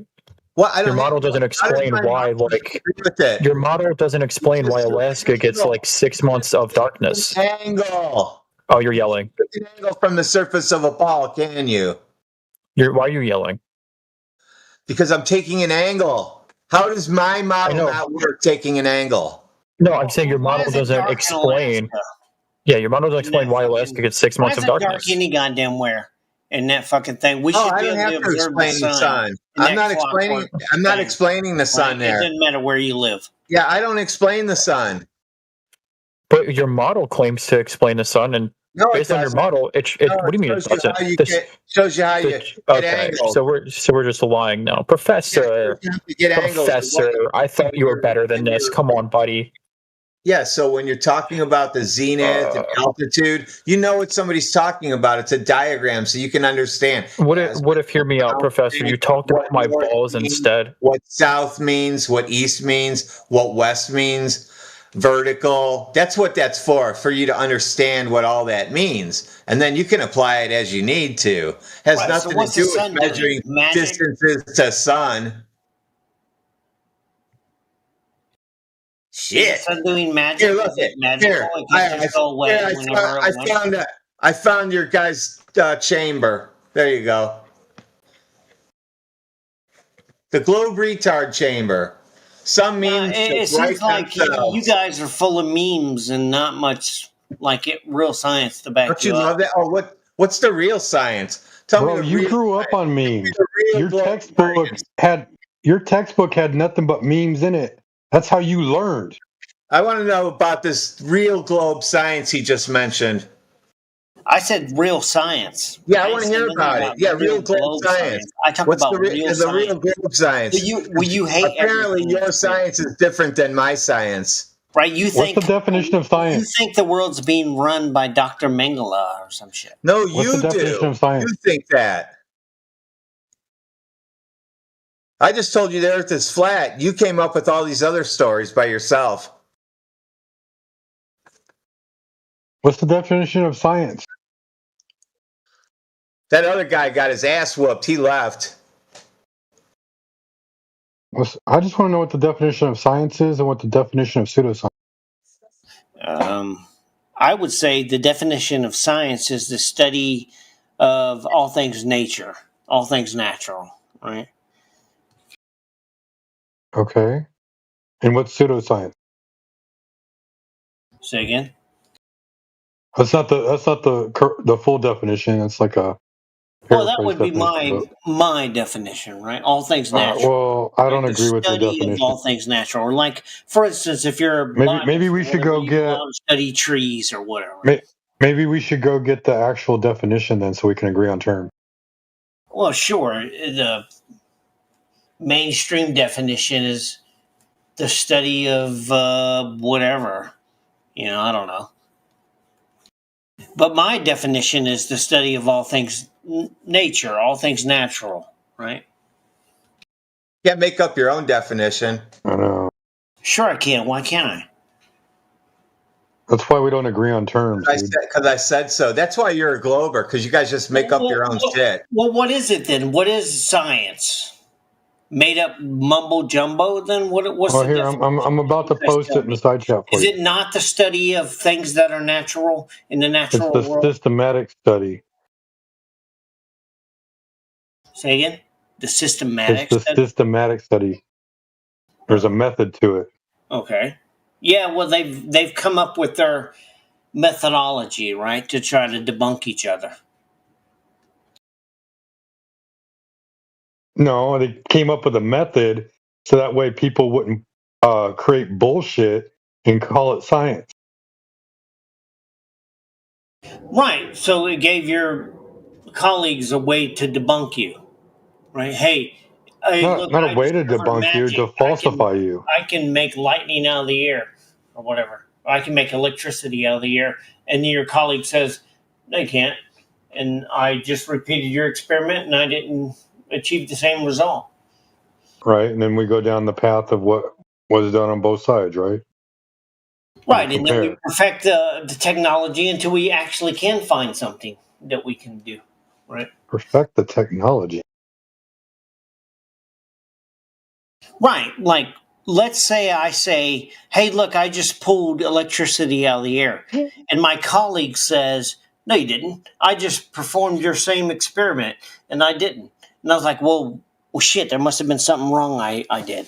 And I go back and look at the numbers and I do it again. And then my colleague says, oh, shit, I debunked it again. And then until we go back and forth until we find something maybe that does work.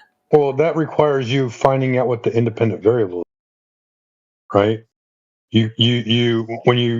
When you do a science experiment, you create a method about how you're going to go about demonstrating what the cause and effect relationship is, and so you're going to manipulate the cause to demonstrate the effect. Well, not necessarily. You don't have to manipulate it. Like, yeah, you do. Could stumble upon it, right? Even if you stumble upon it, you have to manipulate it. As soon as we touch it, we're manipulating it. So I understand what you're saying. Right. As soon as you stumble upon it, now you're going to manipulate it. And you have to show that thing is the thing that's doing the thing. Right. And if it's been not debunked, then it seems to be doing the thing, right? If it's not debunked, then it's repeated again and again and again.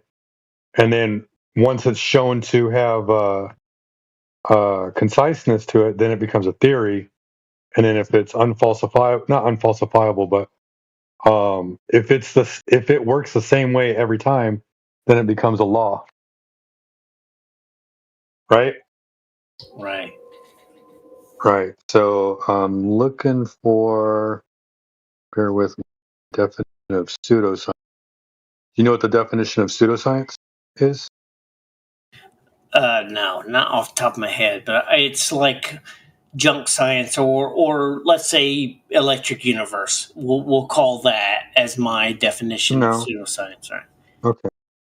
I mean, like all of astrophysics is pseudoscience. A collection of beliefs or practices mistakenly regarded as being based on scientific methods. Well, you're just saying that you say they're mistaken about what they see. No. A collection of beliefs or practices mistakenly regarded as being based on scientific methods. So if I look in the sky and I say all those planets are doing this thing and they're all going around this other thing, and then that thing's going around all these other things, and I have no scientific method of proving it, then it's pseudoscience. What? So you ignore observation as being evidence towards proving that? If it's just observation, yeah. All right then. So let me show you this in the side chat right here. I just posted it. Can you tell me which one of these are spheres?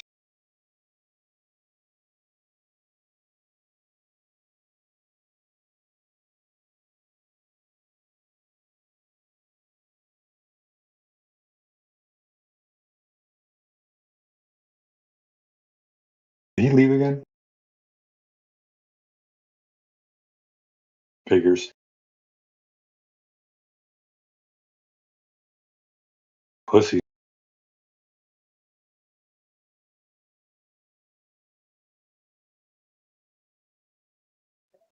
Another one bites dust. Boom, boom, boom, boom, boom, boom, boom, boom, boom. Why do you think number 3 is a sphere, Dibs? He gone. No, is Dibs in here? Dibs is in here. He's listening. Just keep speak. Mic check. Can you hear me? Yep. Oh, sorry. I have my mic muted on my headset too. Oh, you're good. I saw this picture before. I saw this experiment before. Yeah. I think it was 3. That was the real. Why do you think number 3 is a sphere? I mean, there's no real way to tell, but just based off of no, there isn't. There's no way to tell. This is what when you're looking up in the sky, this is how the stars and the planets present to you. And the sun and the moon, for that matter. No, I totally agree. I agree with you. They have no way of proving any of this shit. They're just, hey, look, it's round, so we're round. How is the sun doing that? It can't be spinning around the Earth like that and us not be round. Okay. Why not? Yeah, here's the GIF that goes with that picture.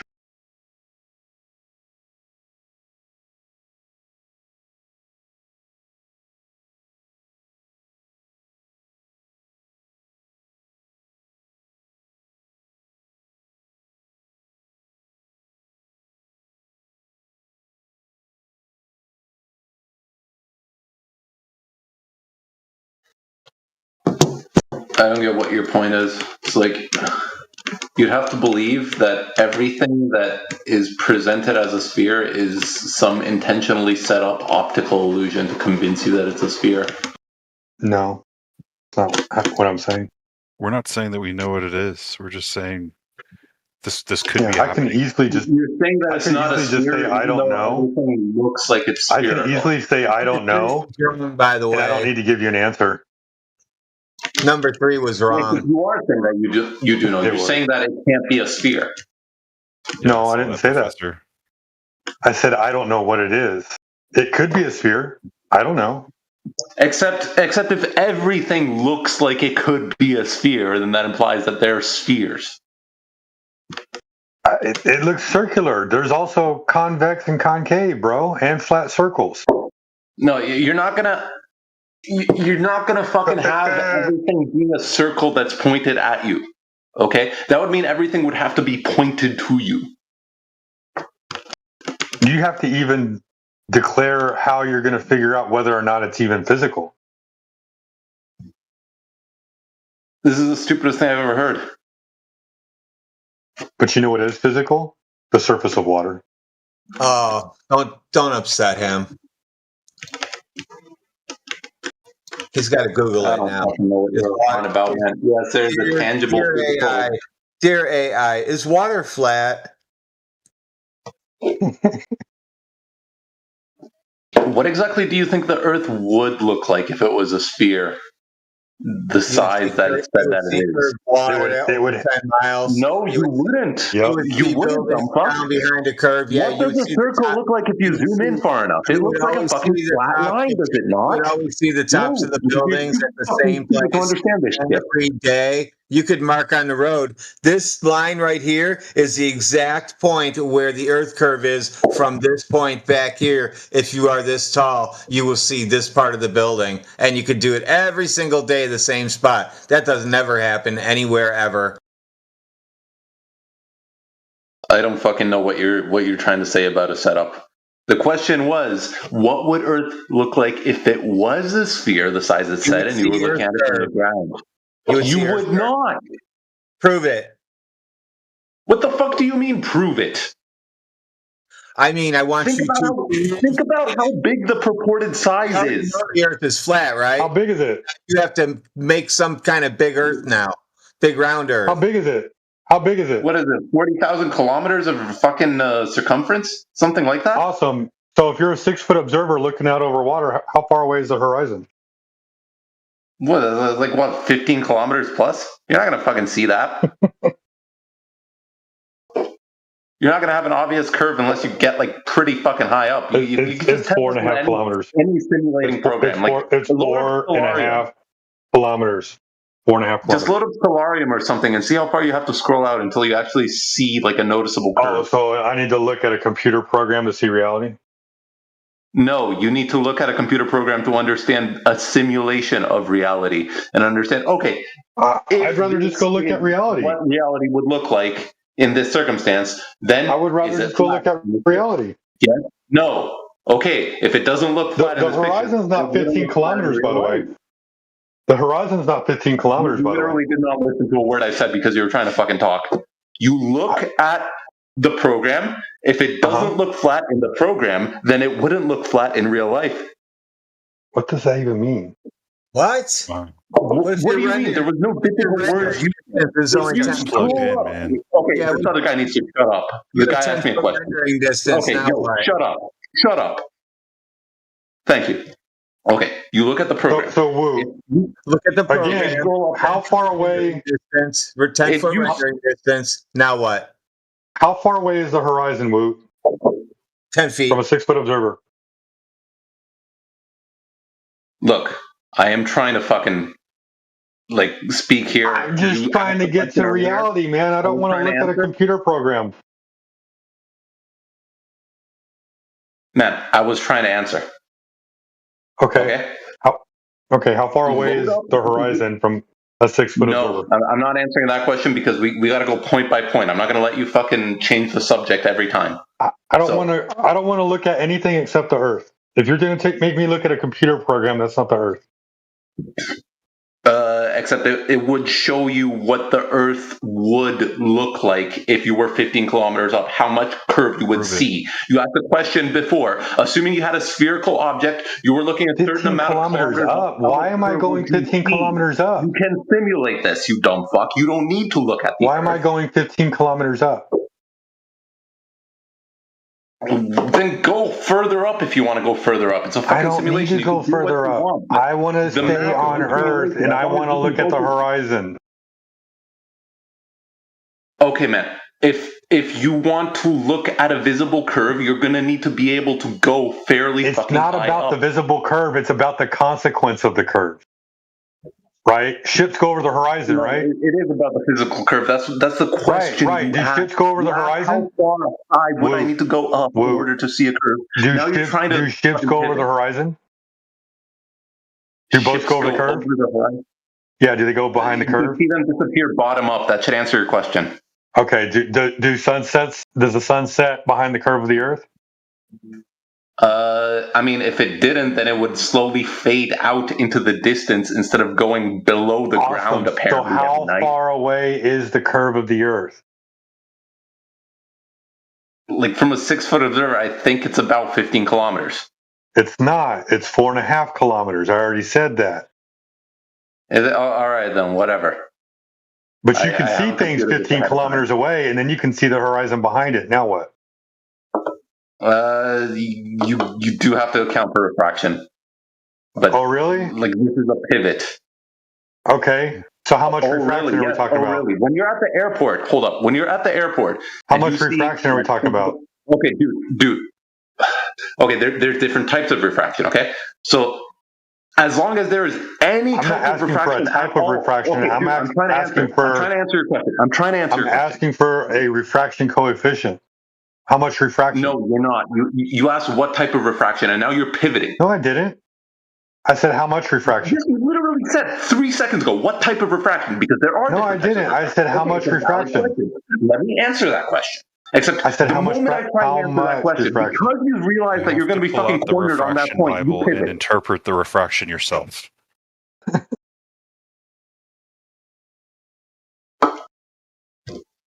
Anyway, what fucking type of refraction? There's different types of refraction. So there's a type of refraction where you could see like a copy of the image below the actual thing that's supposedly there. Yeah. So like as long as what's that called? Sublingual? I don't. Doesn't fucking matter. Like the fact that you are able to see any type at all, especially one that's like so it can only work on a globe, right? No, it can work anywhere, but it doesn't. Like I never said that the Earth is flat or the Earth is round. Your best evidence for a globe Earth is refraction, and refraction makes it look flat, so therefore globe. No, fucking Christ! I never said the Earth is round because of refraction. I said no. You said the Earth is round because of sunsets and boats going over the curve. Except sunsets and boats going over the curve don't happen just because of refraction. You can't conclude that they would always happen that way due to refraction. That's completely idiotic. So they go beyond the horizon then, right? Yeah, I mean, are you seriously going to sit here and try and argue that the reason things look like they're always going over the horizon is because light bends to always make it look that way? That'd be completely fucking stupid. All I'd have to do is deflect upward just a little bit, and it would give the illusion of thinking. No, I guess you don't know what thinking is. Is thinking a type of refraction? Thinking? Sinking? No, thinking. Okay. It wouldn't have to bend upward. What it would have to do is bend fucking like across the surface of the Earth. Except first, like down from the sky, and then across an angle of incidence. It would make no sense. Where's the light coming from? Go 90 degrees down perfectly, and then make a 90-degree turn across like the tangential surface of the Earth. The sun's just moving down in your field of view because it's moving across the sky. That's how perspective works. Yeah, the sun is moving down in your field of view. That doesn't help you at all. Yeah, the sun is moving and it's going down because of how perspective works. Because when you're looking at the horizon, it converges towards the horizon. Yeah, it's technically not going down. Yeah, okay, there you fucking got it. It converges towards the horizon. Rich wouldn't exist on a flat Earth, you dumb fuck. Why not? Why would a horizon not exist on a flat Earth? No. Why wouldn't it work on a flat Earth? Because there's a horizon. That's a concept that's associated with a sphere. So okay, is a horizon a physical place? A physical place? I mean, yeah, is it a physical corresponds to the horizon. Okay, can you show me that with a definition? With the definition? Yeah. Dude, I'm not gonna fucking break down words like a fucking philosophical exercise. Both you and I should know philosophical. We just need to have an agreement on terms, because if your idea of what horizon is and my idea of what horizon is are two different terms, then we can't agree on what it is. Okay, fine. Fucking draw a line from your eyes and make it touch tangent with the surface of the Earth. Mm-hmm. That is the horizon, or that's not the horizon line, but where it touches produces a point, which, if the topography around you is perfectly flat, you can draw a circle of like a certain radius around you. From that point, equidistant, that like every point. Draw a radius around you. How do you draw a radius? All right, so I love the mental math games going on. Can I borrow you smart people for 60 seconds, real quick, for a complete derail? We're still working on Woot. Hold on. All right. Mute your mic too. Look, I don't know. Maybe you should just let the other guy talk, because if you're asking me what do you mean by draw a circle, I don't know. No, draw a radius. How do you draw a radius around you? How? That's a circle. If you take a radius, then you draw a circle from that point. That's like actually the word where the word horizon comes from. The word horizon means the circle around the center.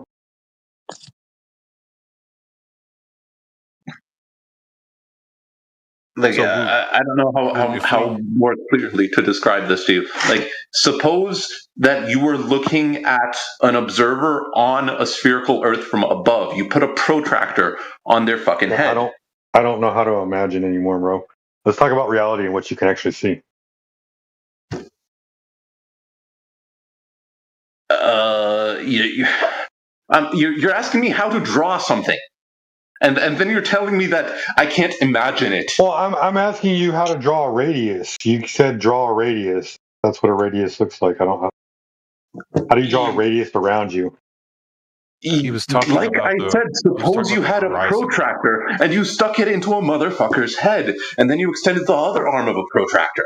There is a certain distance from the arms of the protractor. If you put it on that tangent point we were talking about earlier, where the line of sight reaches the fucking ground, that would be like a point where if you were to then turn this protractor all the way around 360 degrees, you'd have drawn a circle with a certain radius, and hence you'd have also by extension drawn a radius. Okay. Well, a radius is just the distance from the outer edge to the center point. All right, you know what a fucking radius is, man. I posted a protractor for you. Can you show me where you balance the center part where it says B? Where do you balance that on the next image? The guy has a ball. He's trying to balance a plane on it. So we got to balance it. Where do we balance it so that we know where we're at? Yeah, admittedly, a fucking protractor isn't going to work on anything other than a flat surface. So the analogy falls apart. Okay, so we're not using a protractor in somebody's head anymore. I know this isn't the room for it. Surface. Of course, I don't know how to draw tools that you can do that with. I saw my cute coworker at the bar today. I did not expect to see her. And I pussed out, couldn't even come and say hi. Now, to be clear, she's younger and she's not remotely interested from her body language and the way she's spoken. Nothing to do with the conversation. Fuck her right in the By pussy. younger, is it like 2 years, or is she like barely 18? That's how that ends. What the hell? I mean, what? This is Discord we're talking about. Like, prepare for the worst. Yo, You got evidence for the globe? Oh, Arnold? He didn't prepare. Arnold, do you have evidence for the globe? Because I think Woot is all tapped out. I don't know, man. I think we were getting somewhere. Okay, you can't use a protractor, but you're trying to imagine how to draw something on a sphere, all right? I'm not. You can't do that. So I don't have to imagine it. I don't have to try to do that. You can't draw a circle on a sphere? I mean, I guess... What would be the purpose? What would be the purpose? To answer the last guy's question. About where the horizon was, right? Yeah. Okay, so what if we take your advice, we do that, and then we can see beyond your horizon location? What does that mean? It could mean either, by definition, since there's a horizon in that case, the Earth still has to be a sphere. So that would have to mean that it's... What do you mean, why? Does the definition of a horizon mean that it's the geometry of the sphere? Is that what the definition means?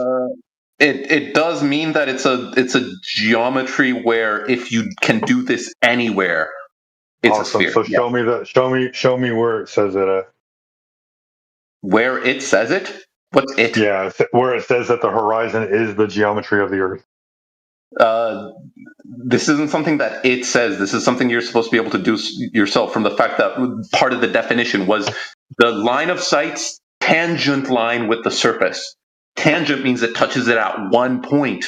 You can't, like, if you could do this everywhere on a 3D surface, then you would have to reason that that 3D surface has to be a I sphere. went ahead and posted your tangent plane. So where is the proper place to place it on that ball? Where is the what is this? Just going to be an image from the ground? No, look, it's in the side chat. It's a GIF. Well, for one, you're not looking from a ground perspective, so I don't know what the fuck you're supposed to do with this. Yep, you're right. Can't do anything with it. That's the point. Like the whole setup I said was you have an observer sitting a certain amount of distance from the ground, and you draw a line from the top of that observer to that's tangent with the ground somewhere. All right. It wouldn't be tangent. You'd be making a weird cone. A weird How high cone. I does don't know what the fuck you're How talking high about. specifically do you have to be off the ground? How you could do this from anywhere. In theory, you could be a centimeter off the ground. As long as it's a perfect sphere, it still has a tangent point somewhere with a circle. You can't draw a circle on a sphere. You can't draw a circle on a... One, yes, you can. No. Two, I don't know what the fuck you mean by no, man. You have to be looking at it from above the center of the sphere for it to be a circle, but that's the setup. You can only slice a section of a sphere. Yeah, you can only slice a section of the sphere off to make a circle on it, and then you wouldn't have a sphere anymore. Okay, this is like really dumb. So A circle isn't a shape, is what Professor's trying to say. A circle isn't a circle is a shape. I don't know how the fuck we could possibly debate this. I can't believe you said something so dumb. A circle's a fucking shape, man. Depending on what angle you slice a sphere at, the points at which your plane intersects the sphere absolutely can draw a circle. How do you measure angles on a sphere that you said?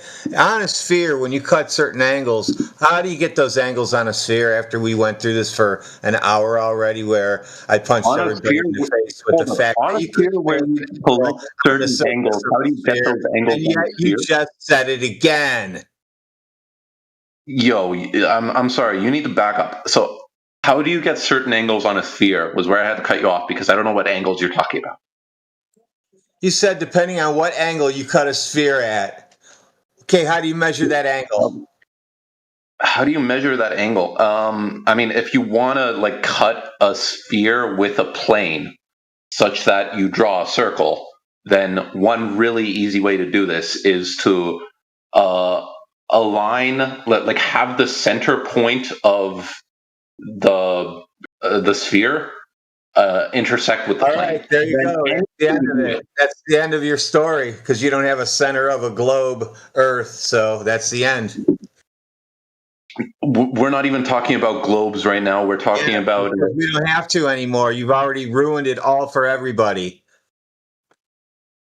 How you were making a claim about math. I was responding to a claim about math. So if you have a plane, you can absolutely use this plane to cut a sphere such that you draw a circle, with the points where your plane intersects the sphere.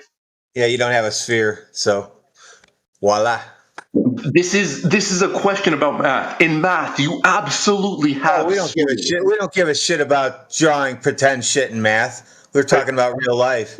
I will say this: there is one place you can draw a circle on a sphere. Can you not model real life? Can you not show how? Are you not listening to me? I'm giving you an out, bro. I'm giving you an out. There is one place that you can draw a circle on a sphere. You know where that is? Anywhere that a plane intersects a sphere, where that plane goes through the middle of a circle, or I'm talking about a sphere. You're talking about Earth now? Come on, bro.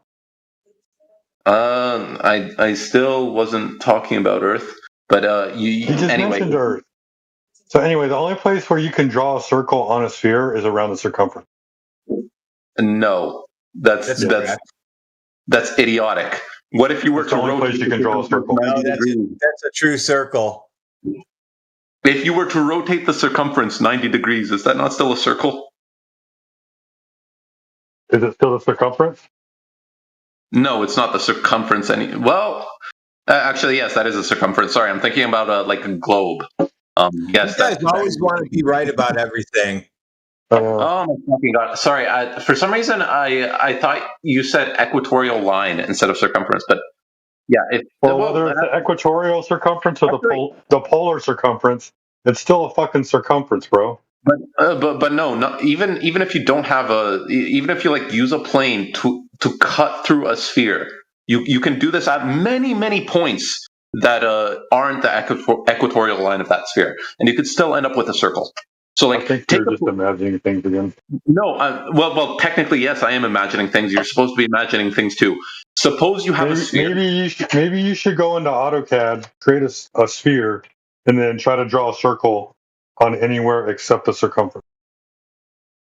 Yeah, you're supposed to just use your imagination. I'm 100% sure you could do this with AutoCAD. Suppose you like start with your plane that goes through the middle of the sphere, through the equatorial line, and then shift the plane up. Okay, you're still gonna have a circle where that plane intersects the In sphere. AutoCAD, you have to slice that sphere. You have to draw a 3D sphere and slice it. Sorry. Yeah, like I was saying, suppose in AutoCAD you draw a 3D sphere, okay, and then you then slice it through the middle, like the other guy was saying. That's right. You can't draw a circle on it. You can only slice. Can I ask a clarifying question? Woot? What? What the fuck are we talking about, and why? Why are you talking about like just manipulating? We were talking about horizons, and it jumped over to circles on a sphere. How? Because the horizon is a circle on a sphere. Okay, so you're presuming that. Okay, so you're hang on. So you're triangles also to keep you up to speed. Right. So you're asserting there's a sphere in the first place. I mean, yes, that is the claim I bring here. That should be readily obvious by now. Yeah. So what? So what's the proof of that? I mean, we're just going around in circles. We have to stay on topic. I can't tell you. The proof of it is the circle on the sphere, the horizon. Because I told him that the horizon was the circle around the observer, the limit of the circle around the observer. And all of a sudden now he's like, you can only draw circles on spheres. You're cutting me off. I didn't say you can only draw circles on spheres. No, well, here's the thing, right? So if let's say you have a stick man, and he's on a flat plane, and he's got eyes, right? And then you get to peer in what he's observing, standing on a flat plane. He's going to look out. He's going to see a horizon, and he can pivot. What? No, he's in 360 degrees. So there's this circle vision. Like, well, I don't understand. On a flat plane. What's he going to say? What? Repeat that? He's not going to see a horizon on a flat plane. Oh, really? So he's not going to see he's not going to see half the ground. Your field of vision isn't going to get cut off in a circle if you're on a flat plane. Realistically, there's a limit to what you'll be able to do. Hang on, his field of vision is going to be cut off, right? He's going to look out straight out. He's going to see part the ground, part the sky, right? Well, go up to 10 minutes past the hour. I posted an image of a checkerboard. Can you tell me if that's what 20 Cups is talking about? I was just trying to answer to that. So there's going to be a certain limit as to where like your eyes are not going to be able to resolve the details of the texture below you. Right. That makes sense. That doesn't mean that your vision is getting abruptly cut off at some point. I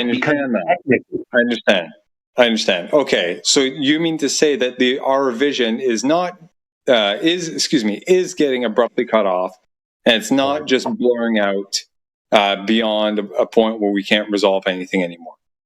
Yes, like in theory, your vision is getting cut off. The refraction and stuff like that can still throw a wrench into things.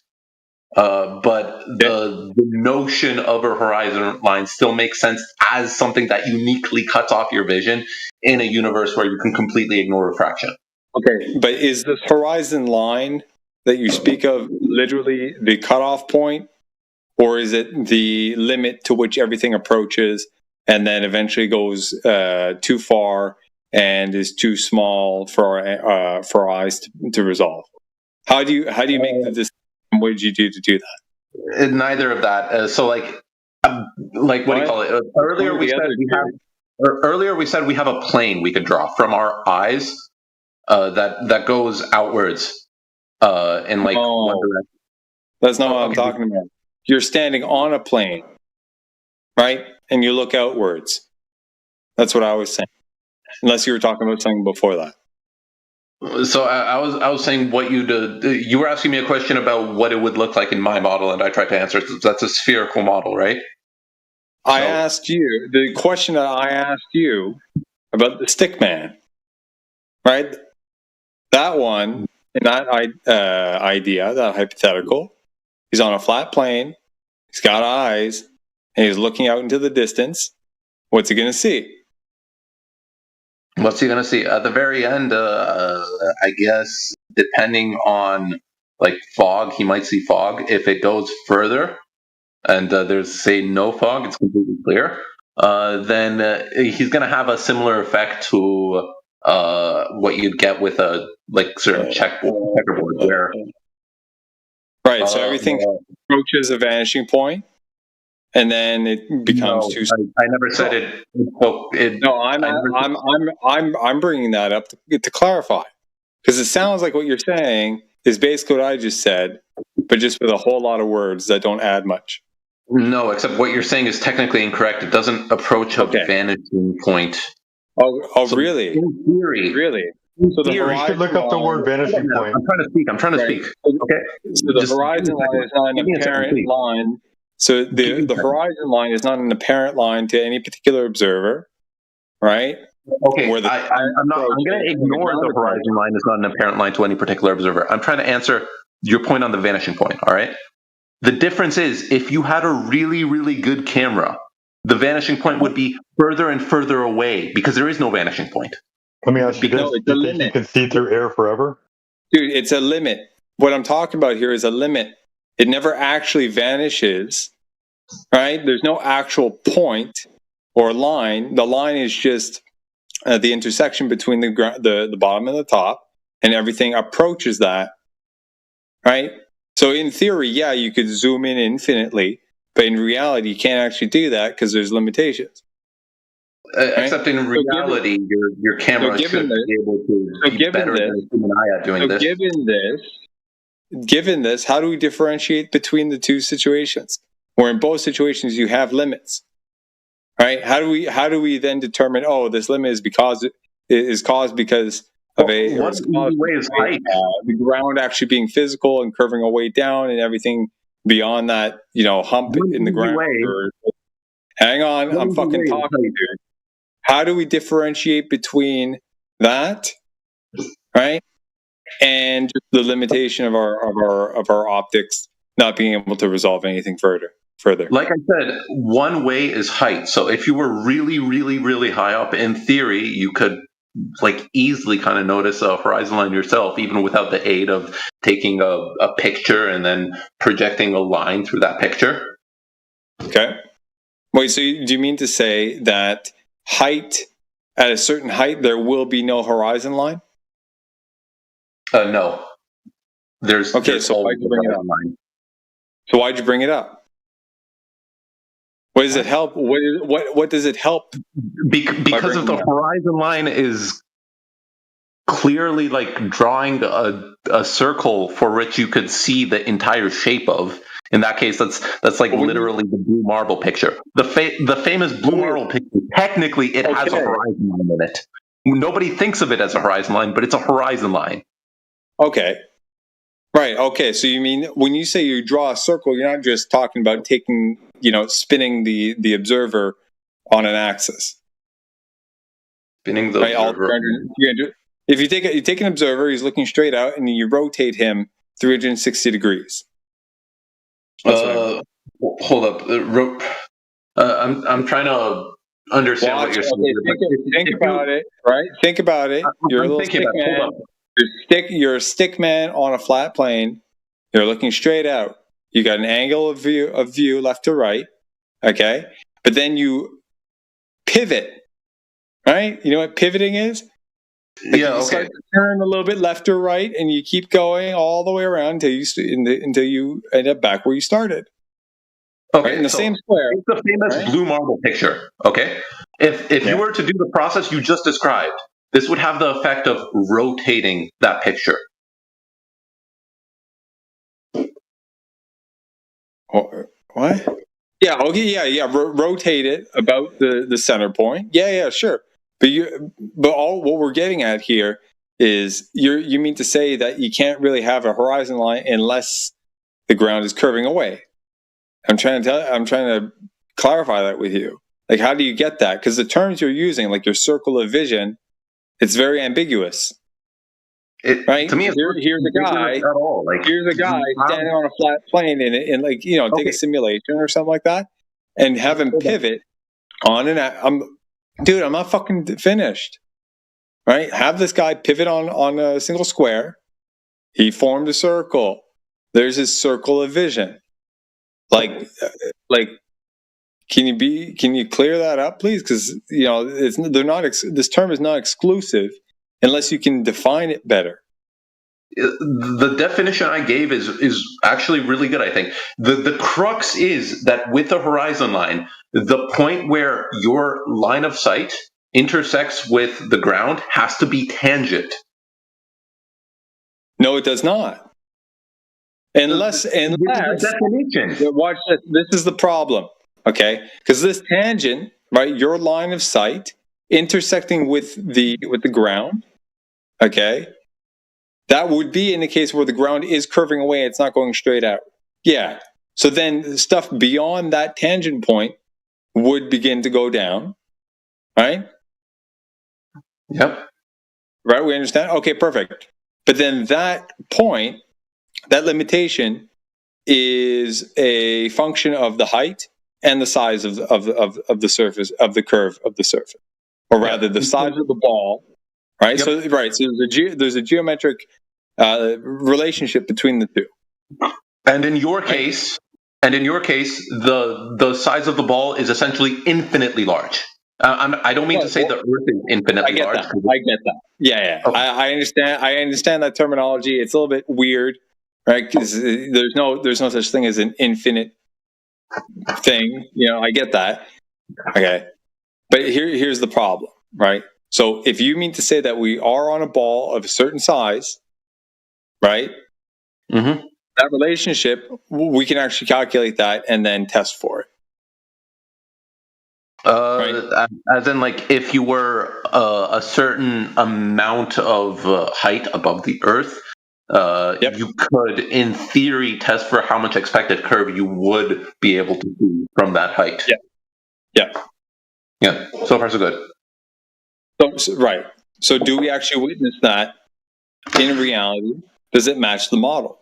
Does it match the prediction? Have you seen that video of who was it? Felix Lombardi? I forget the guy who did that. Can you answer my question, please? Can you answer my question, please? It was a yes or no question. I answered yes. It was. And you didn't say yes. You asked me a question instead of answering. The answer was yes. Can I go on now to explain why? No. I want to ask you. Where's an example of that? I don't need an explanation. I need a sample or a series of samples demonstrating this reality, please. Okay, so that one video of Felix, I forget his last name. It started with a B. He did this Red Bull sponsorship. He jumped from the stratosphere. Lots of people like to say on your side that it's just what do you call it? Hold on. That was sponsored by GoPro. That one? Yeah, they use GoPro cameras. Oh yeah, going on for like 10 minutes. Can I join really quick? It's not going to cause a fucking curve where Also, even if it was a GoPro camera, if the image taken from the shuttle at the end isn't a GoPro camera, that's a problem for you. Dude, I'm okay, not so talking about the image if you're going to claim, watch this. If you're going to claim, right, that shot, that one shot from the overhead camera, right, that you see when he's walking out onto the whatever platform. Thank you. Right, you got to show. You mean to say that is evidence of an observation matching the expectation given the model? You got to give me the numbers. So how high was he? How high would he expect to see? Right? And let's crunch that. So can you gather that, please, and then we can scrutinize it? I don't know. Can I gather that? I don't have it off the top of my head. Yeah, exactly. Thank you very much. You don't have the data to back your claim, right? You have some weird literally see a curve right in front of you. Hey, I'm gonna I'll shorten the answer for you, bro. Neil deGrasse Tyson, who hates flat earthers, refuses to debate flat earthers because he thinks it's not worth his time. Even he says that when Felix Baumgartner jumped out of that perfectly good balloon, that from that altitude, you're only 2 millimeters off of a beach ball. You don't see curve from that height. That stuff is flat. Right on. Question, guys: is the Earth physical? Is it an object? He's cherry picking an obvious kind of like warped example to suit his bias, to fit his bias. He doesn't have the numbers, right? So therefore, he can't actually make a sound claim. Mike, it's very evident. Can I join in on the topic? You're just grasping at straws at this point. Hold on, Silvers. I want you to go ahead and watch this video real quick. Woo. All right. It's about 1 minute and 15 seconds long. It's not that long. Just watch it. Come back to when you're done.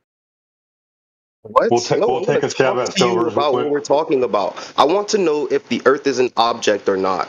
Because if it is an object, it has a shape.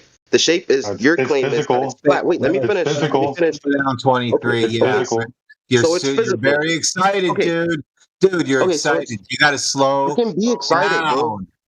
I can be excited. I speak fast. My brain doesn't work slow. Slow down. Why do I have to slow down? My IQ is high. I don't have to speak slow. No, you have a low IQ, and I need you to slow down. Okay. Anyways, IQ, and I need you to slow down. Anyways, if the Earth is an object and you're claiming it's flat, where is the edge or where is the wall? I didn't say the Earth was an object. I just said it was physical. I just told you 100 times. What? Space is fake, so now deal with that part. That doesn't matter. The conversation isn't about space. It's about Earth. We're asking if the Earth is an object, and if it is an object, your claim is that it's flat. I don't know if it's an object. What object is flat and doesn't have an edge or a wall? Okay, what if it's a cube and it's 1 million miles deep? Then what?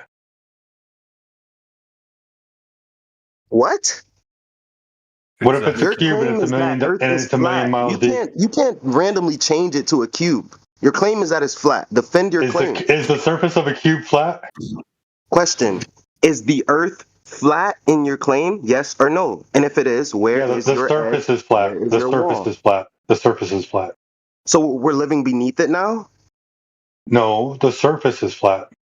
Or you're just making things. The surface of water is flat. Everyone in here is watching you make a fool out of yourself, bro. Give a logical answer. I don't think Name an object. You don't know what you're talking about, dude. That doesn't have an edge. None of you got, bro. 4 people can walk different directions. Why do you need an edge on a flat surface? And none of them will fall off the edge of the Earth. They'll loop the entire Earth. Why would you fall off the edge? Why would you fall off the edge? Because there isn't an object in existence that doesn't have an edge. That's flat. Okay, so why would you fall off the edge? Because you said it's flat. Therefore, I need to fall off. What would pull you down?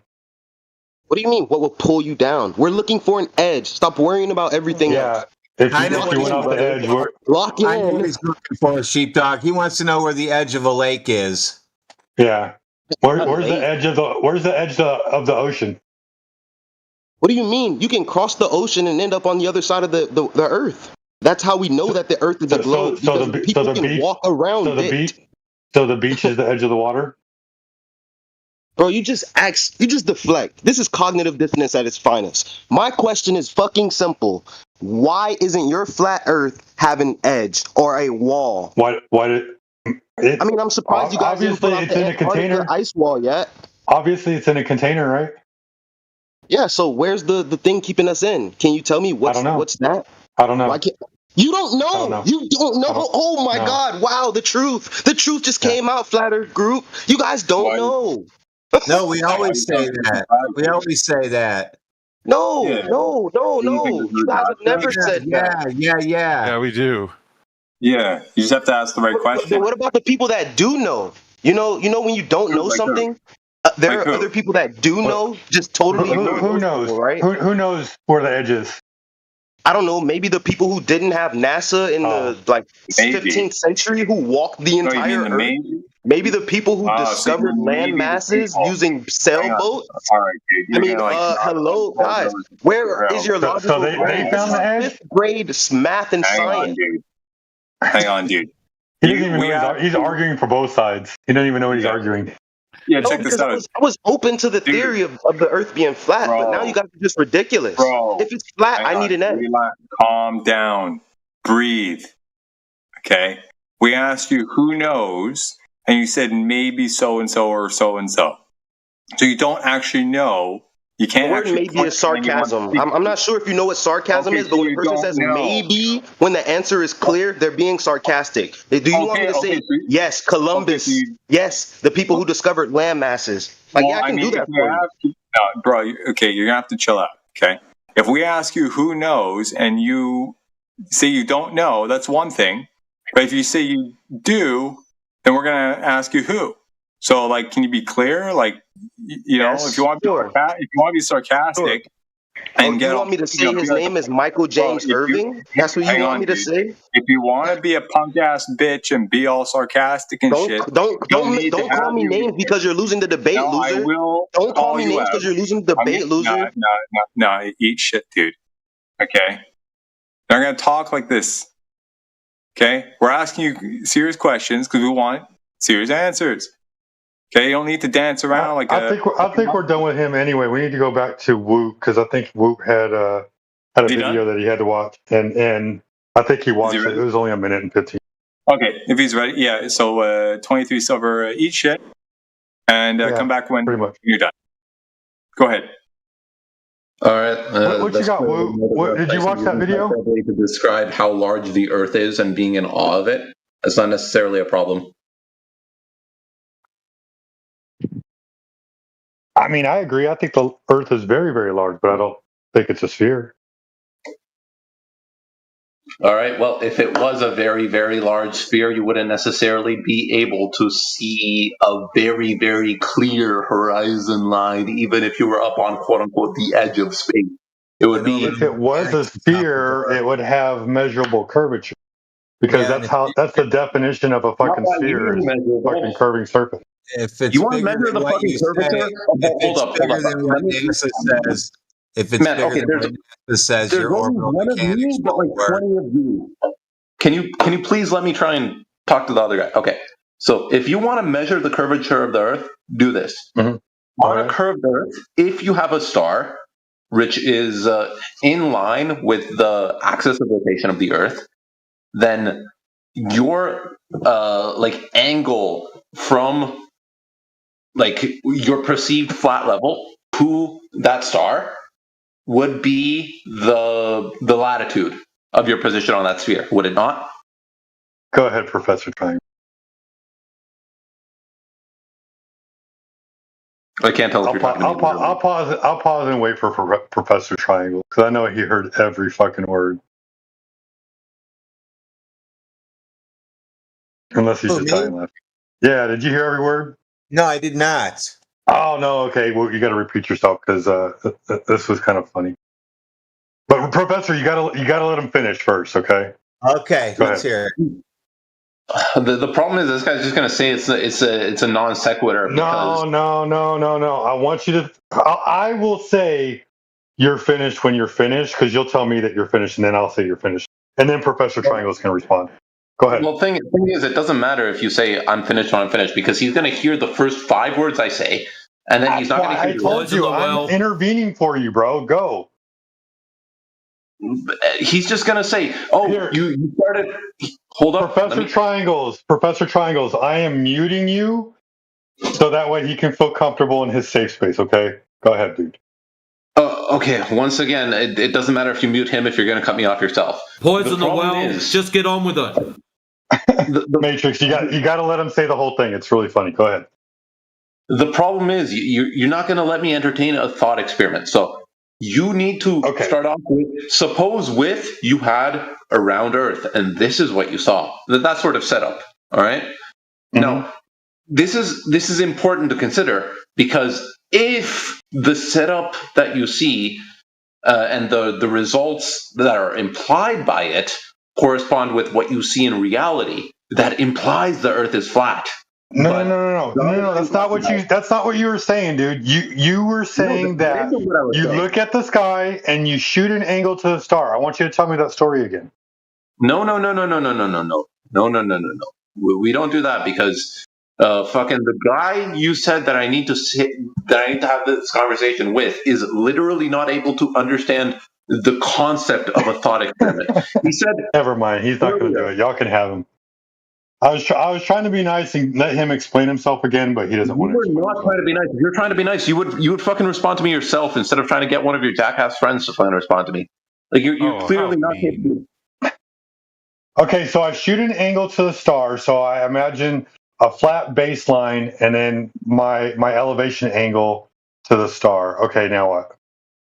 Okay, so if you're on a spherical surface, can we agree that that angle, that elevation angle, is equivalent to your latitude? That being your angle from the equatorial. No, no, you can't make angles on the surface of a ball.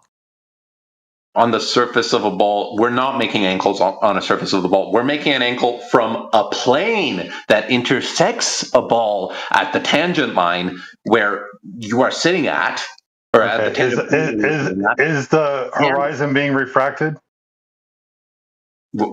Refraction doesn't go into the image I just posted with the tangent plane that he's throwing around on the ball there, on the ball Earth. Which one is the correct tangent plane to use? I don't fucking know what you just said. Either way, you cut me off earlier, so fuck you. So anyway, you have a tangent plane. So this is a plane that intersects a sphere where you are sitting on. Okay, so you've got to prove your point where this tangent plane intersects. Is it intersecting with the horizon? No, it's intersecting with the point you're sitting on. The horizon does not come into play here. Oh, so you're taking the vertical. The vertical? I don't know what you mean. I mean, so what plane are you using now? Like now, I'm confused. I think Professor Triangle is onto something. No, you're not. He's not. So you have which plane? Rich plane.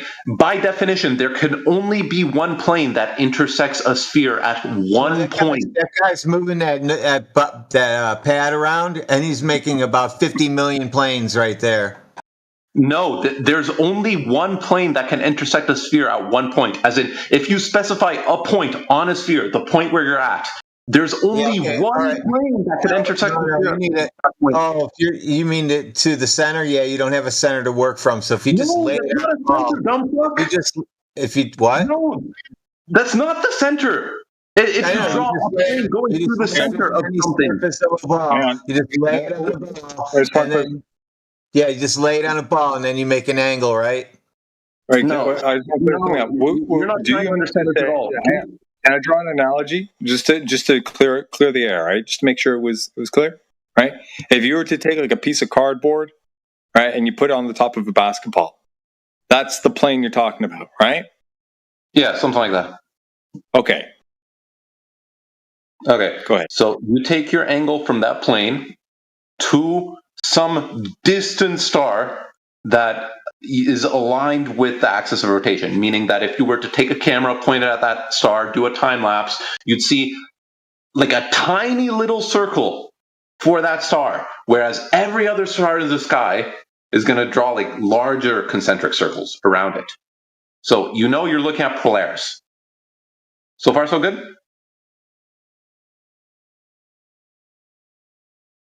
No, you'd never seen it make a 360 degrees. Okay, this is like completely debunkable by time-lapse footage. I don't know why I have to discuss this. So post the footage then. Save yourself yapping. Stars during the day. That's why. You don't see stuff during the day. No, stars. Oh, okay, fine. You'll see it over the Woot, you didn't listen. Woot, start listening. You don't see stars at daytime, not stuff. I do understand that. I corrected myself. Okay, you wouldn't see it over a 24-hour period, but you would see it. Yeah, like, so you wouldn't see circles. You would see circles. That You just look would at the fucking not time-lapse see night. a circle. You would not see a circle. Yes, you do, dumb fuck. That's what you see of time-lapse stars at night. For the kids at the back of the... slow down. Stop adding all this other stuff. For the kids at the back of the bus, why would you see complete circles? Okay, I never said complete circles, but you see So not like circles then. So now we're not seeing circles. Okay, what are we seeing? Arcs? Yeah, you're fucking seeing so arcs. we're That's seeing good enough. arcs. Beautiful. Yeah, beautiful. You're seeing fucking components of circles that imply that if the motion continues, it's going to be a fucking circle. How hard is this for you to wrap your fucking head around? We're just trying to identify one fucking star here, man. Well, you realize that you're filling in that gap, right? I'm filling in that gap. No. Yeah, you are, dude. If you see an arc, no, right? Yes, you are. There's fucking different observers, man. Hang on, relax, dude. At two different points on Earth, and the other person was to concur. Woot, calm down. Think about this for a second, okay? You see an arc segment, okay? And at the resolution that you would see it, you get, a large exposure or a long exposure, right? You get an arc segment, okay? And at that degree of resolution, okay, it would seem reasonable to you that, okay, well, it's sufficiently circular, so we're just going to fill in the gap, we're going to interpolate the rest, and, therefore, it forms a circle. Okay? You're filling in the gap. Right? So there is a gap. So you don't actually know this to be happening in reality. Right? Holy fuck, yes, we do. For all you know, it's doing a spiral. For all you know, it's not taking any sort of shape like that at all. Because very tiny spiral. Because during the day, you don't see the rest. Right, so you have to make an educated guess, and your educated guess is that it makes a circle, right? Even though not, but whatever, right? So we're going to ask you, how do you prove this? Bro, don't talk over me, okay? How do you prove this to actually being the case instead of just making a model like this and basically working with guesswork? Okay, I don't have permission to post in the chat, so I guess you guys don't want to hear what I have to say. No, you can send it to somebody, or somebody can unchat ban you or something. I don't know. Right? There's ways around it. What's your fucking name here on Discord? Want to send it to me? Dog message. You can say it to Sheepdog. There's Prof Triangle, Matrix. Whatever the fuck you want. Yeah. Or would somebody do us the courtesy of unchat banning him? You can just post that into chat, man. This is like a tenth of a circle arc. It's good enough, and you can clearly see that one single object in the fucking sky, is not drawing circles. I didn't get anything from you, dude. Possible one. I didn't get anything from you, dude. Talk again. Are you not Sheepdog? I sent it. It's in the chat. There we go. Okay, who's the guy I was talking to up till now? Tony Cups. Oh, that's only 1/8 of a day. It doesn't fucking matter. It's enough. You're seriously going to tell me that there's one thing that Dude, that's 1/8 of a day. What are we gonna say that this one star is going to suddenly fucking change direction? You realize that's 1/8 of a day, right? Say yes, I realize that. Yeah, I realize that. There's no fucking problem. So we don't have to talk about circles anymore. Yes, we do. This is 1/8 of a circle. The pattern isn't going to fucking break. So not a complete circle, so we're not talking about circles. If this would have led to different results any night, people would have fucking noticed by now. Where's your time lapse of this pattern fucking breaking? If you don't have one, then you know you're full of shit. Hold on, let me post it. You're going to have to calm the fuck down, or you're not going to be able to stay here very long. Okay? So you just acknowledged what I pointed out to you before. Okay? It's an arc segment, and you are interpolating the rest.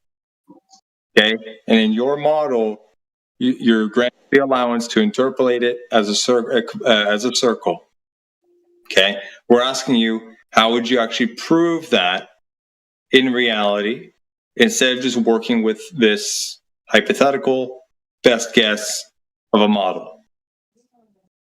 Well, one way is by fucking combining multiple observers. I posted my star trails. You said you got to do it yourself. I did. I took that one. That's the one I posted from my backyard. Are you Professor Triangle? Yep. That clearly shows that there's one fucking star there that's not drawing concentric circles around. Like, there's concentric circles around one fucking star. Can we just agree that's Polaris already? Fuck.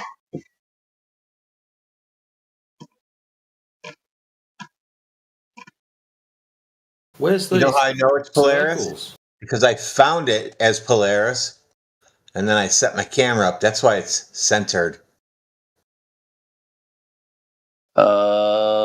I don't know what your fucking point is. You can't recreate this effect by looking at any other star and just calling it Polaris. In order for this to work, either the sky has to be rotating or the Earth has to be rotating. There's no other explanation. Yeah, the sky is. Good job. Good job. Yeah, the sky is. Fuck. Welcome to Flat Earth. How do you make the distinction, dude? How can you tell one from the other? Right? One would require that the ground is actually curving away and actually spinning. So you would expect to measure some sort of drop over distance and rotation, angular velocity. So who determined the orbits of the planets? Do you answer my question? Do you acknowledge what I just? Hang on, dude. Do you acknowledge what I just said? If you want to assume geocentrism, I'm not assuming. No. I'm asking for the proof of one way or the other. You're asking, or you're asserting that it is one way. So, right, the ground is curving into a ball or oblate spheroid or whatever, and that physical object is rotating. So we're asking you, how do you come to that determination? Then, like the sun, so the Earth orbits around the sun, and we see there's all these other sun-like objects emitting light. All right, dude, you're a complete non sequitur. I'm asking you, how did you come to the determination that it's actually the ground that's curving away and rotating about an axis, or that simply the sky is just rotating above us? I'd like to know where you put 2 and 2 together that the sun looks just like a star when they're never out at the same time.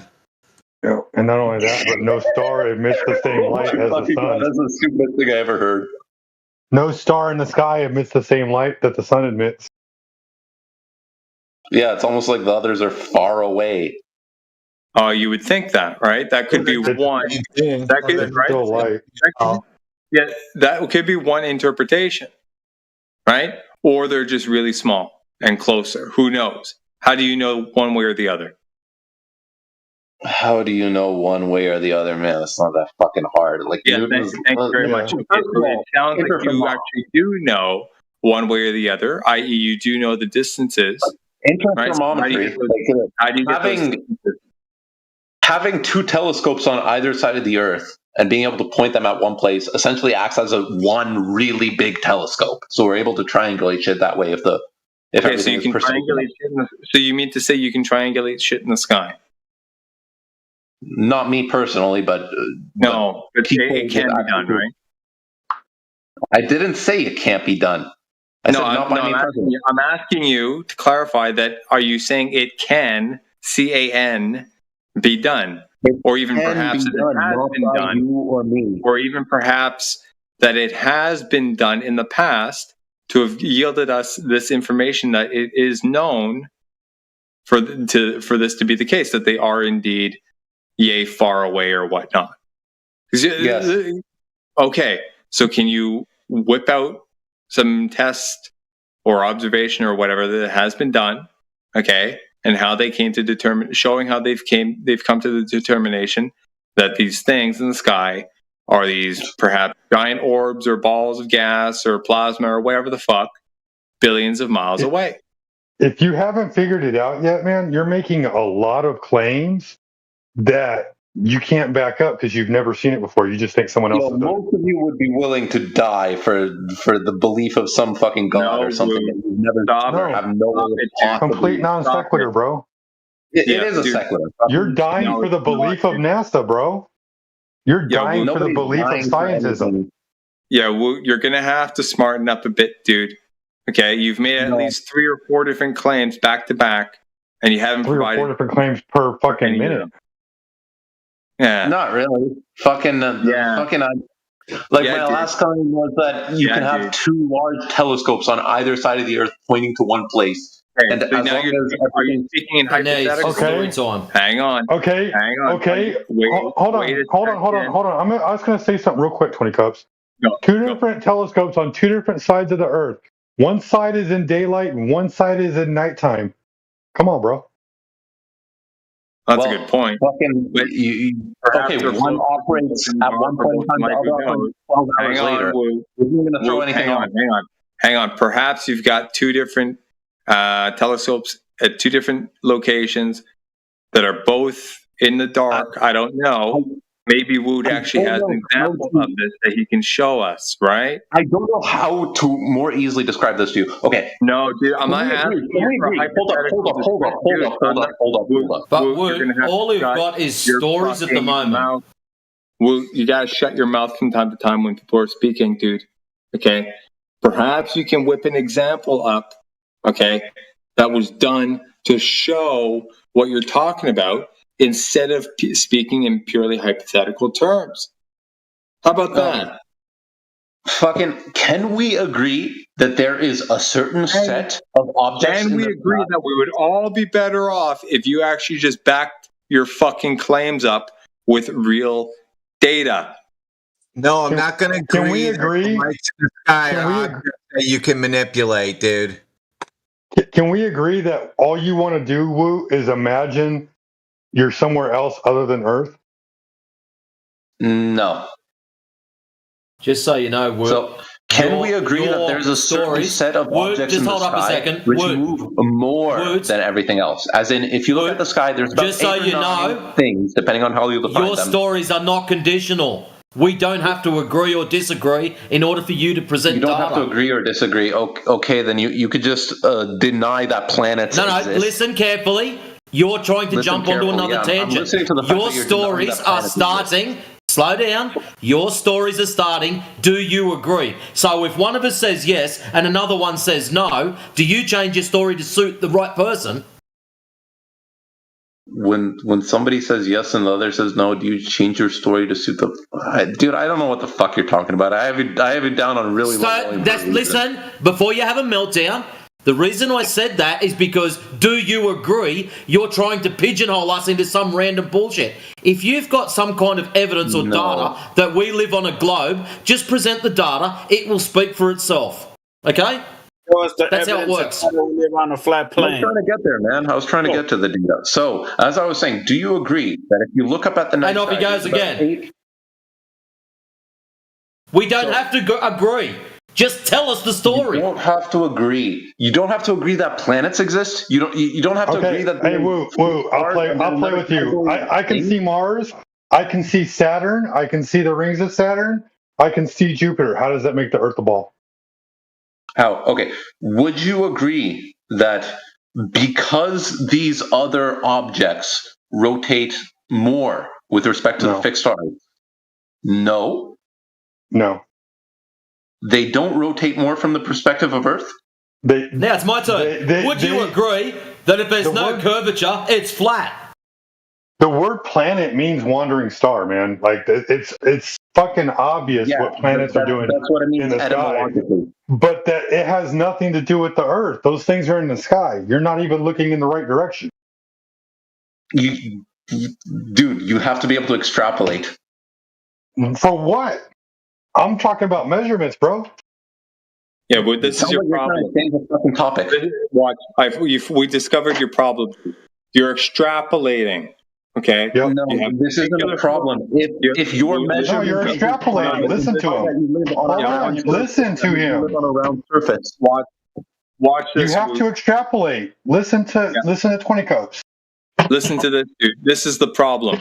So the mental model that you have, okay, through which you are, or with which you are using to extrapolate, okay, is potentially the problem.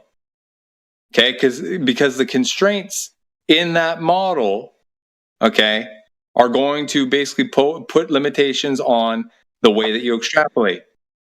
Okay, so you can extrapolate all you want, and it can seem to make sense given the constraints. The problem is you verifying the veracity.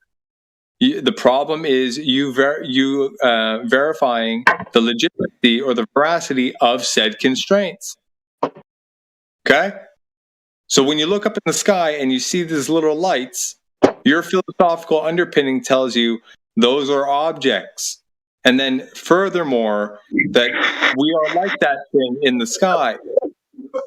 Okay? These things are moving, therefore what we must be moving.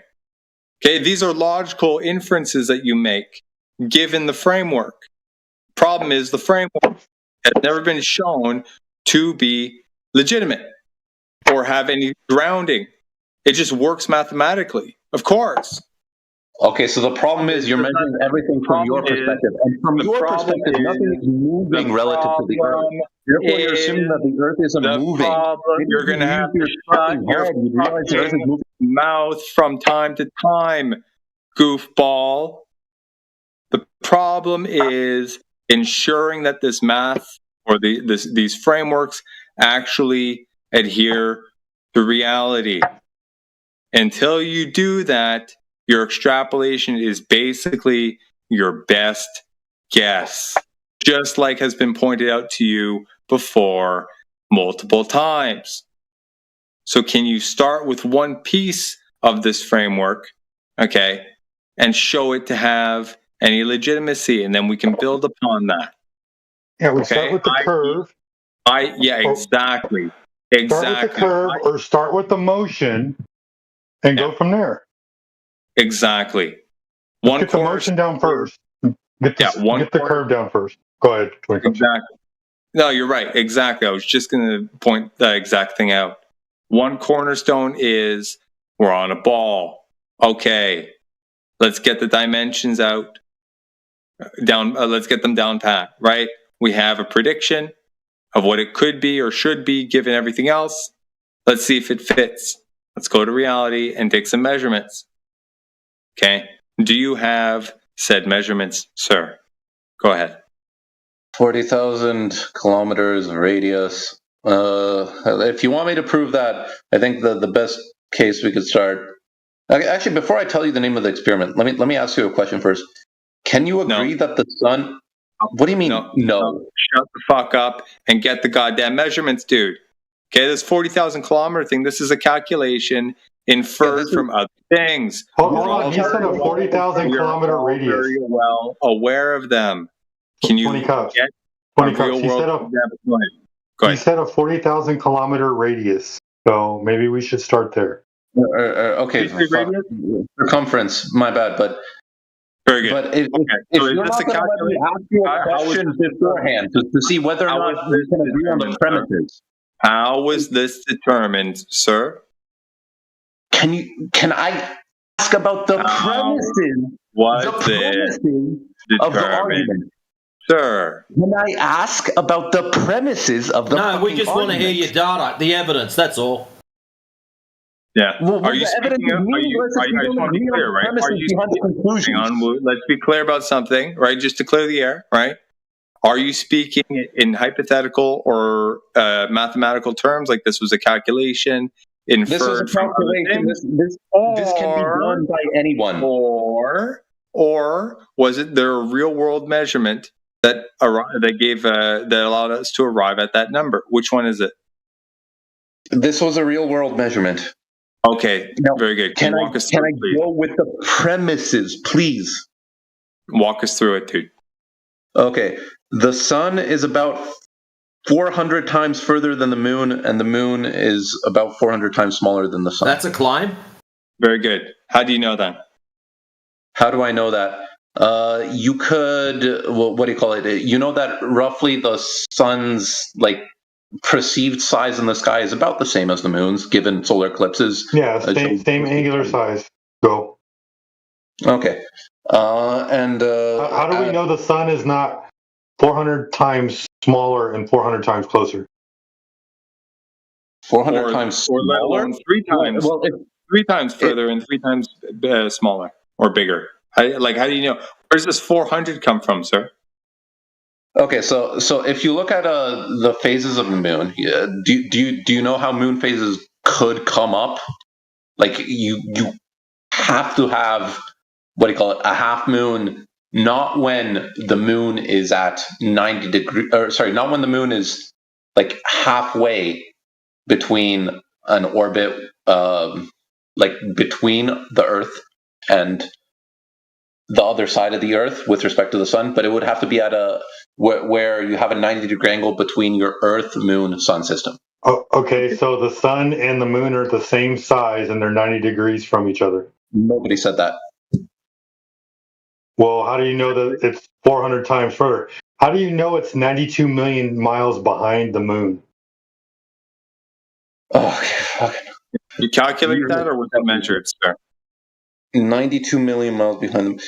I don't know what you're on about, man. So yeah, the moon phases are fucking how we know how the sun is really far from the moon relative to our distance. How? What do you know? Oh, Jesus fucking Christ! Explain. Okay. Dude, you're just stacking shit upon shit. No, I'm not stacking. I'm literally fucking trying to explain to you.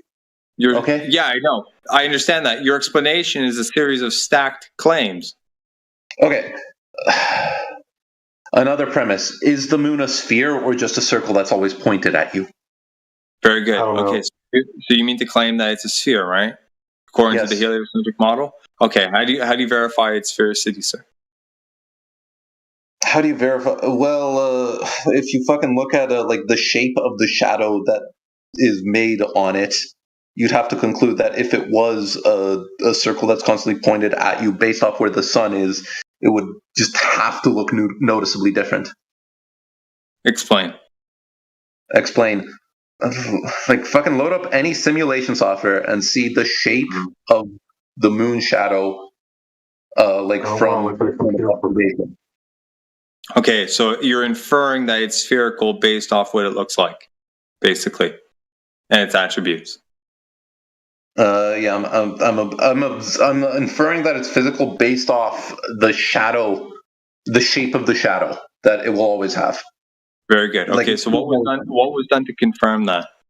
What other method was employed to confirm this, other than just looking at it? Other than just looking at it? I should say, excuse me, let me just clarify. Other than just looking at it or analyzing some features on it at different time periods.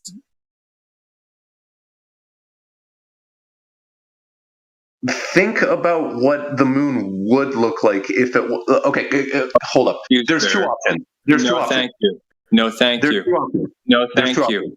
I would like you to show a method that was employed. Okay, I'm trying to describe the method. You're not letting me get there. I'm trying to describe the method. To verify the assumption that it's a ball. I am trying to describe the fucking method. Other than just observing it. I don't need you to ask me to conjure up some hypothetical in my mind. I'd like you to show the method, please. So, in order for this method to work, it would be really simple if we could agree that either the moon is a circle that's always pointed towards the Earth. Thank you. Words. No, thank you. Why do we have to agree to anything in order for you to put forward your methodologies?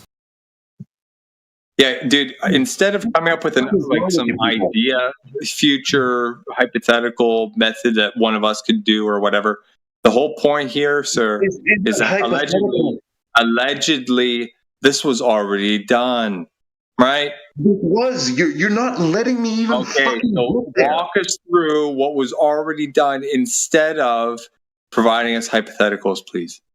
I'm not providing hypotheticals. Fucking. Why are you asking us to imagine something?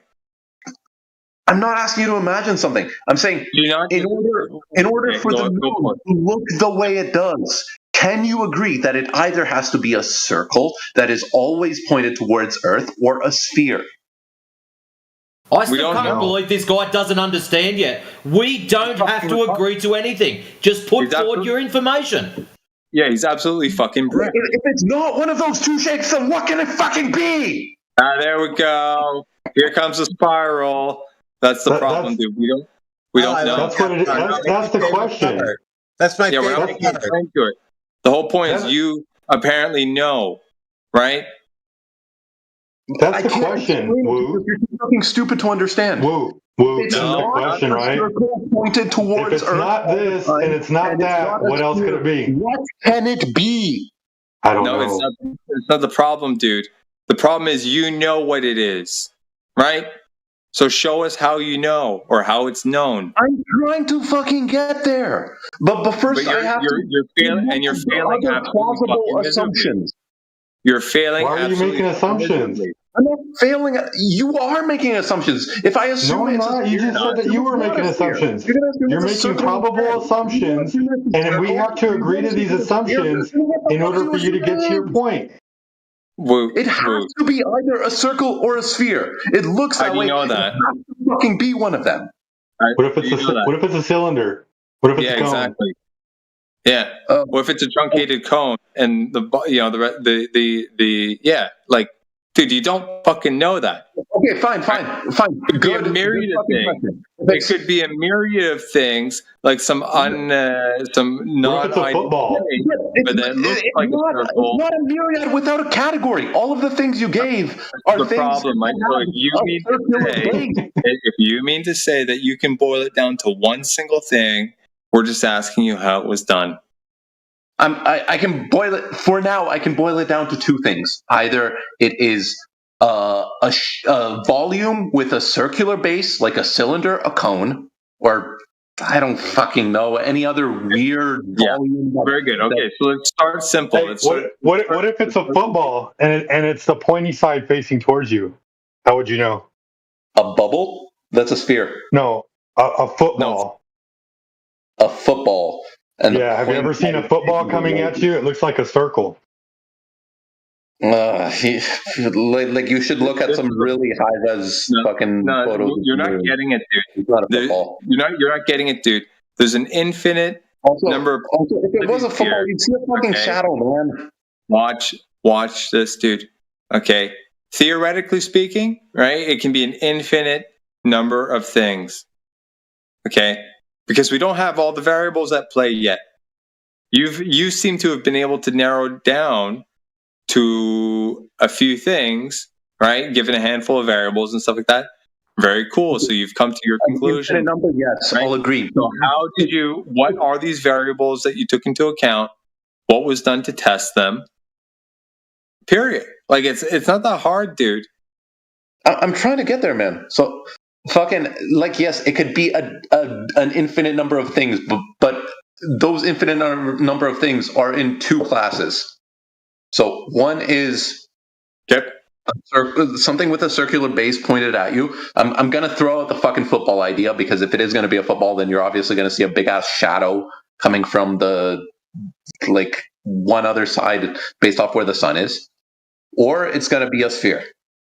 Okay, can I point something out to you? Okay. Sure. Yeah, you're overlooking here. You're overlooking the inherent assumption that it is a physical body in the first place? This is fucking stupid. When you look, it sounds stupid to you, dude. Of course, because it goes in direct contradiction, right, with the presumed model, right? When you look up at the moon, right, it looks like a circle or whatever. It looks like it could be a sphere, and in your mind, therefore, it must be a sphere. But you don't actually know that just by looking at it. This is what we're trying to highlight to you. So unless there was a method to employed to verify that it is a giant rock, for example, in the form of a sphere, you don't actually know.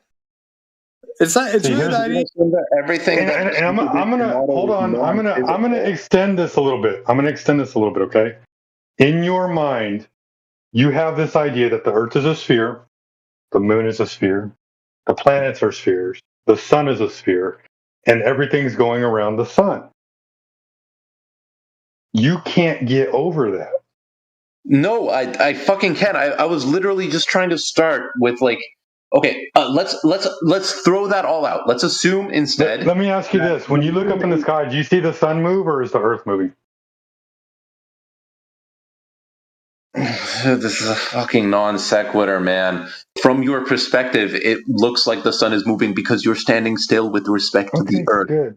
If you're on a train, that's all. We can get to that. We can get to that later. We can get to that later. Train moving, dumb We fuck. can go back to you talking about spheres in the sky. Back to spheres in the fucking sky. Okay, so once again, stop telling me that I'm assuming things, because the only thing I'm assuming right now, for the sake of conversation, is that the moon is either a sphere. That was rude. You called him a dumb fuck. You're cutting me off again. Like, the only thing I'm assuming is the moon is either a sphere or some volume with a circular base, where the circular base portion is always pointed at Earth. Why? Thanks for paraphrasing what I just told you. A volume of what? Why are you though? Of gas, like a volume of air. What is it? A volume of?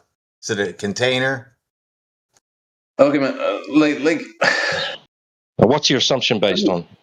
Are you seriously going to assume that the universe is just something that's inherently there to trick us? What's your assumption based on, bro? What's your assumption? What's your assumption based on, bro? What's your assumption based on? My assumption is based off the fact that the universe isn't just a series of spheres that are pointed towards. No, about the moon. The moon, bro. You said I'm only assuming it's either a sphere or it's some sort of object that's just always facing me. I guess if you only have the sphere, then I have He's to conclude confused. He's talking about the shadow of the moon and the phases of the moon. His brain is blown up. I'm just wondering why he's making those assumptions. What's the assumption based on? The way it looks? You can't fucking get there, man. No, I'm just asking you what you're basing your assumption on. Okay, you're assuming that about the moon, but why? What's it based on? I'm assuming that about the moon. Based off how it fucking looks. Like, why? Why? And you not agree that it's either a fucking circular-based Why? Why make those assumptions? I'm asking you for the basis for your premise. Why? Right. Okay, because it looks like a circle in the sky. Sometimes it doesn't. Sometimes it looks like a crescent, banana shaped, fingernail. Sometimes it looks like Stephen Hawking. Okay, if you assume that it's always the same shape and not fucking shape-shifting, and the portion you can't see is just something you can't see, instead of it changing. How do you know there's not more of it that you can't see, even when it seems to be that's all you can see? I never said there isn't more of it that you can't see. What if when it's full, there's more of it that you still can't see, and that's the only portion of whatever it is that's illuminated? Yes, when the moon is full, there's still a portion that you can't see. I never said that there. No.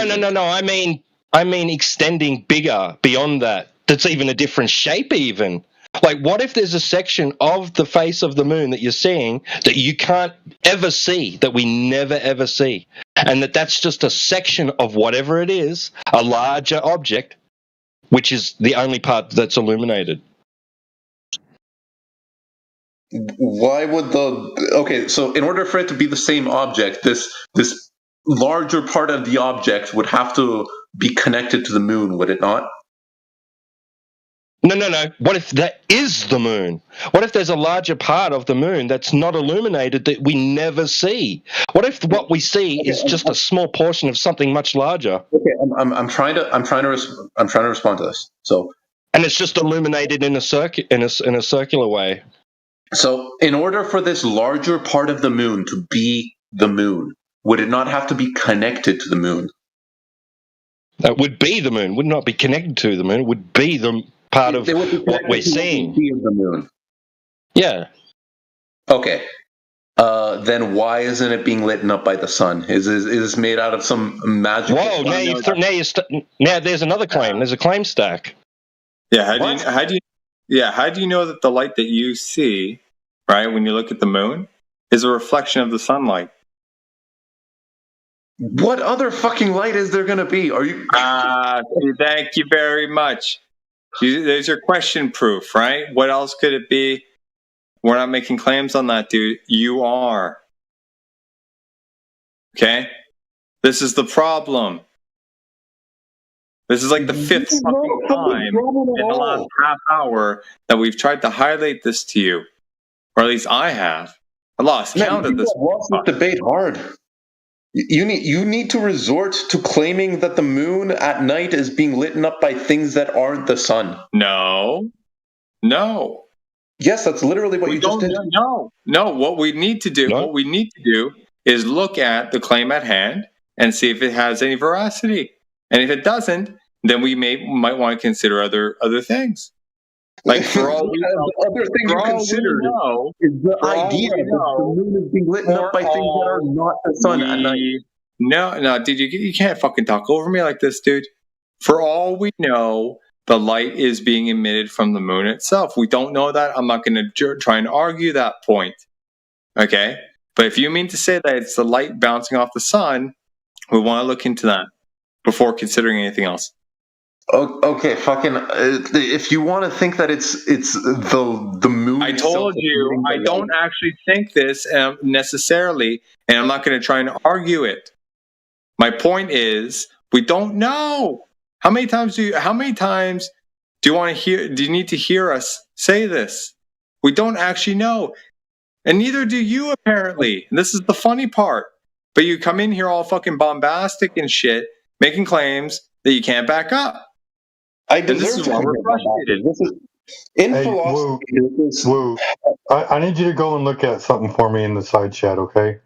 At 18 minutes past the hour, I've got 4 circular objects. I need you to tell me which one's a sphere and which one's not. Yeah, I've fucking seen that before. It's too fucking boring, man. Like, okay. Well, if you've seen it before, then you can tell me, right? What I was trying to say is, in theory, the moon could be any one of those objects, but these objects, they're all of a certain family. It could be its own light. It could be its own light. It's its own light that always looks like it's reflected by the fucking sun. That makes no sense. At that point, it doesn't look like it's reflected by the sun. When you see a new moon, a crescent moon, the first crescent, and it's right next to the sun. The sun is 93 million miles behind it. That's something you can calculate based off knowing the timing of the phases of the moon. Another claim, bro. What's the formula for calculating it? To do with reality, though. This is a mathematical. What's the formula for calculating it? What's the formula? You fucking. I refer you to the 3 Blue 1 Browns video on scaling the cosmic ladder. But if you're gonna fucking deny the premises of those claims, then we should talk about the premises instead. So the premise you have to accept is that the moon is a sphere. You want to talk about the cosmic distance ladder? Go ahead. What's the first rung? The first rung is what we were fucking talking about now. The size of the moon. Actually, technically it's the size of the Earth, but whatever. Let's skip that. Yeah. Thank you very much. Oh, no. We're not skipping that one. If we're going to do the cosmic run, we're going to do this properly. That's the whole fucking point. If the fucking Earth is not the size that they say it is, the whole cosmic ladder is wrong, bro. That's the whole point of all of this. Okay, so what do you call it? For the second step of the cosmic ladder, that's calculating the No, I haven't even made a claim yet. Yeah, you skipped the first one and you just went right fucking past it. We're going to start with the radius of the Earth. We're not going past it until we find out who has actually measured it and what they did to measure it with. Even if you assume that the Earth That's the problem. Ding, ding, ding, ding, ding, ding, ding, ding. Even if you assume, right? Even if you assume. You're saying that's the problem. If it's a problem, even if the fucking problem, dude. This is the whole fucking point. This is the whole point, dude. You have to assume this. And until such time as it actually you don't have to assume this. That's the point of even. In the word even. Don't for me, motherfucker.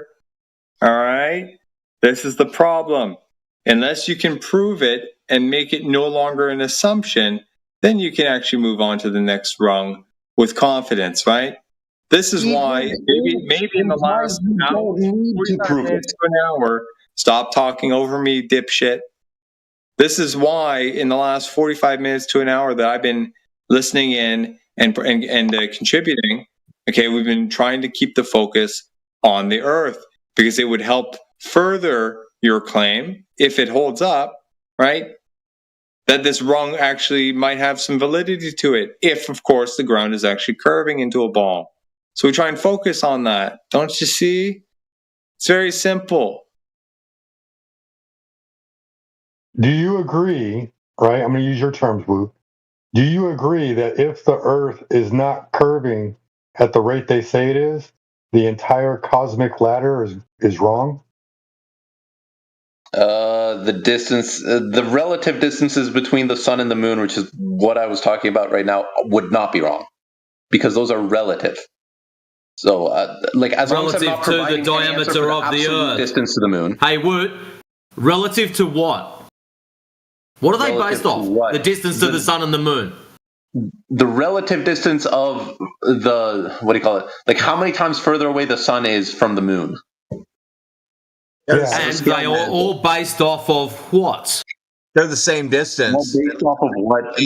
This is like a scalar multiple. It's not based off of anything. It's based off the radius of the Earth.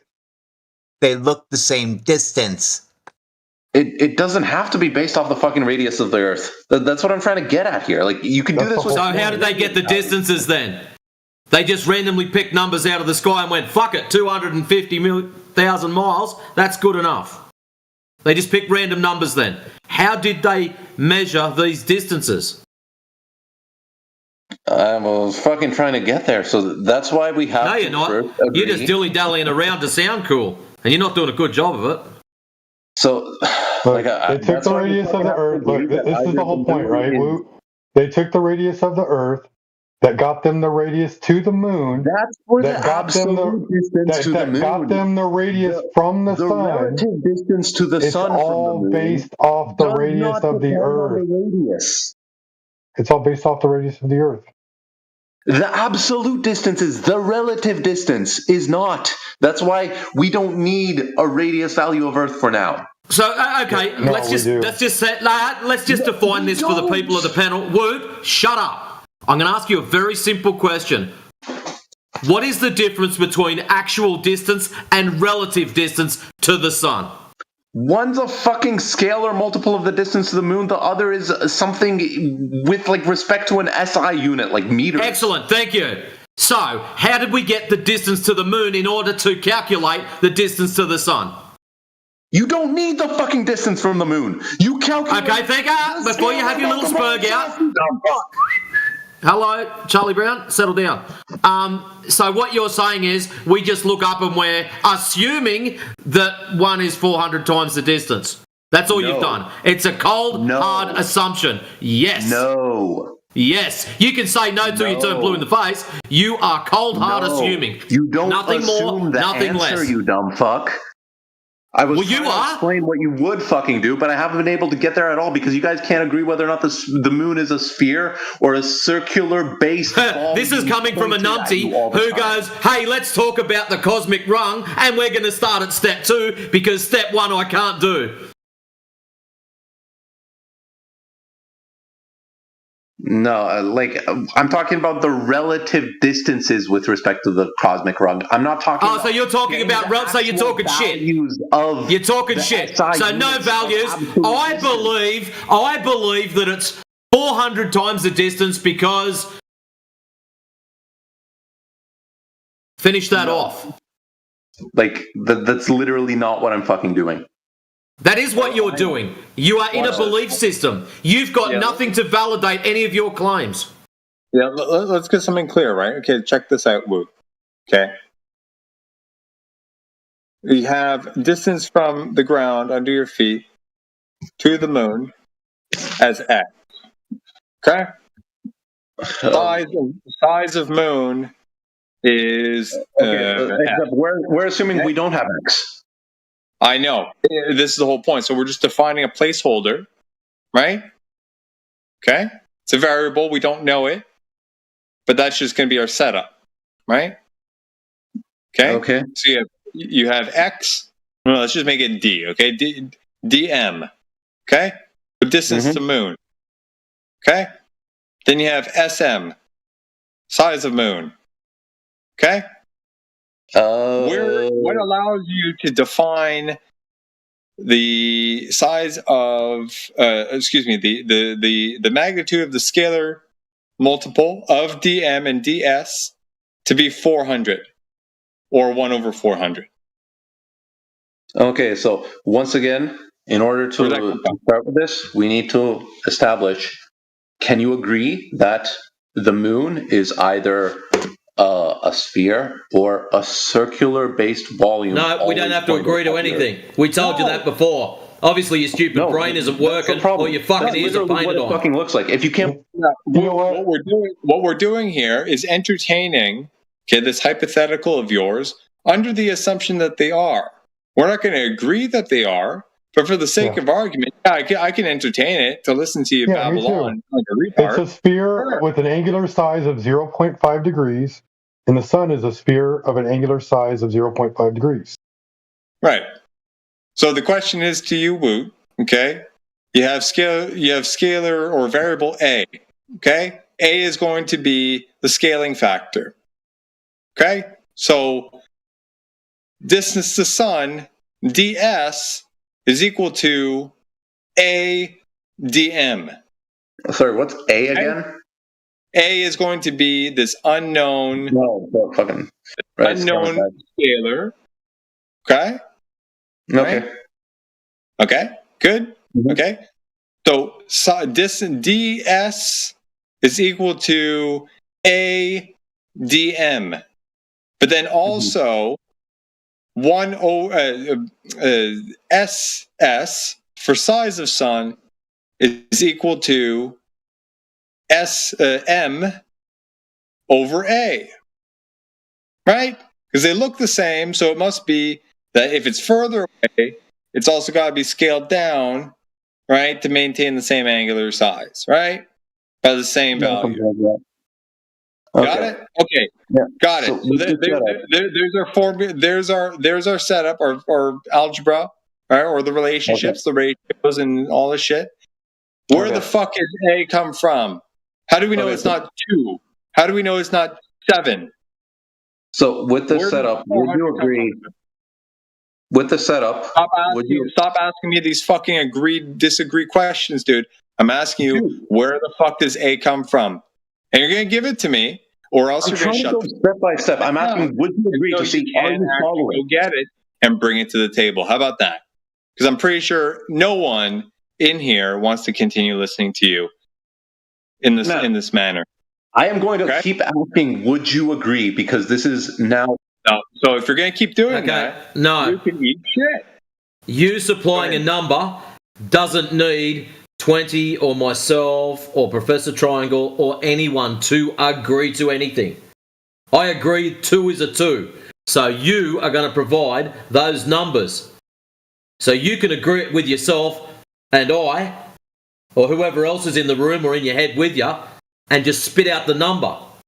Because at the moment, all you're doing is going round and round in circles because you are broken and you can't see that.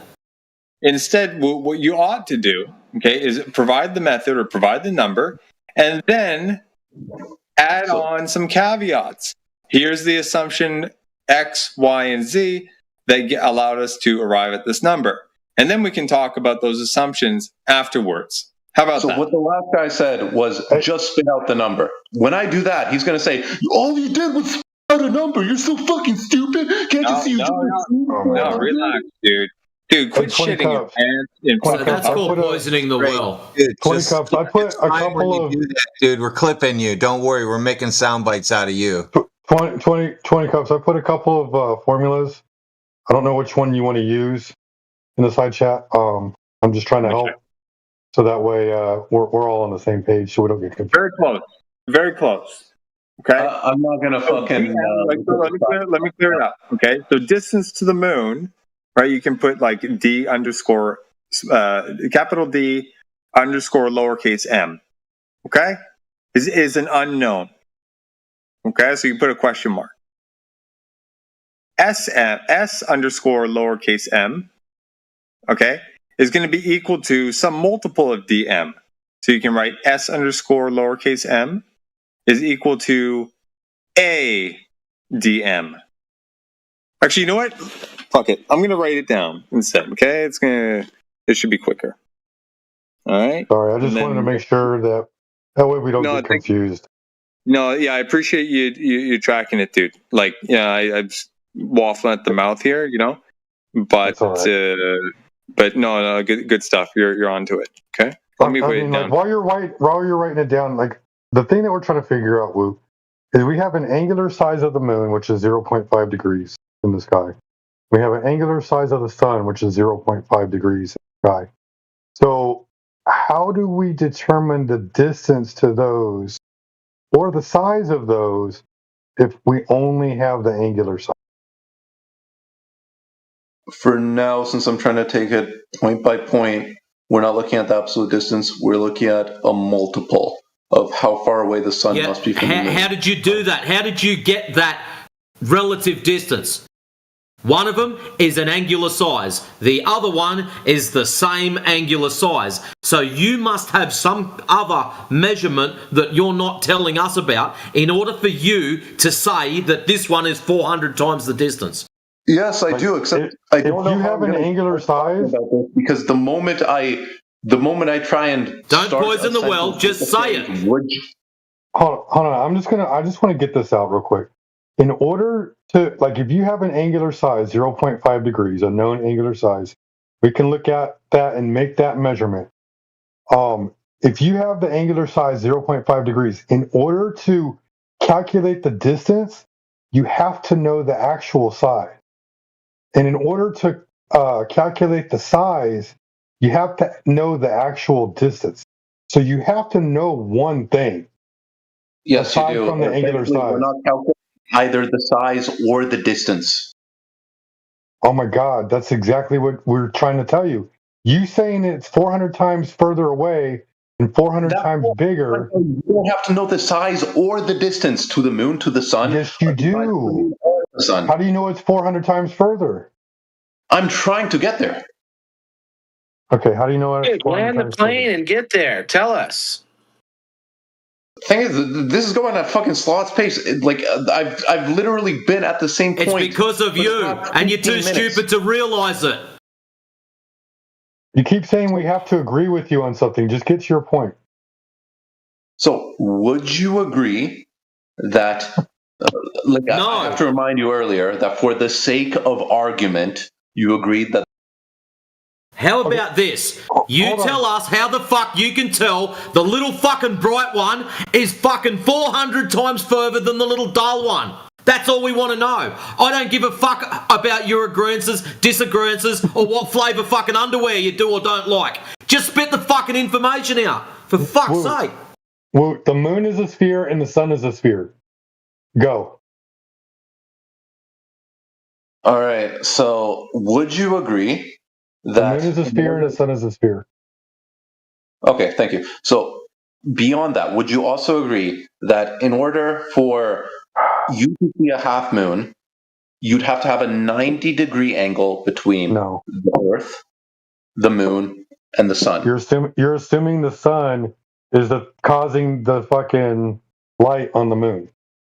Yes. Why are you assuming it? What else causes light? And what the fuck has this got to do with measurements? The moon could be the light. The moon could be a light. Okay, so either the moon could be a light that's always making it look like it's a sphere, because what do you call it? In order for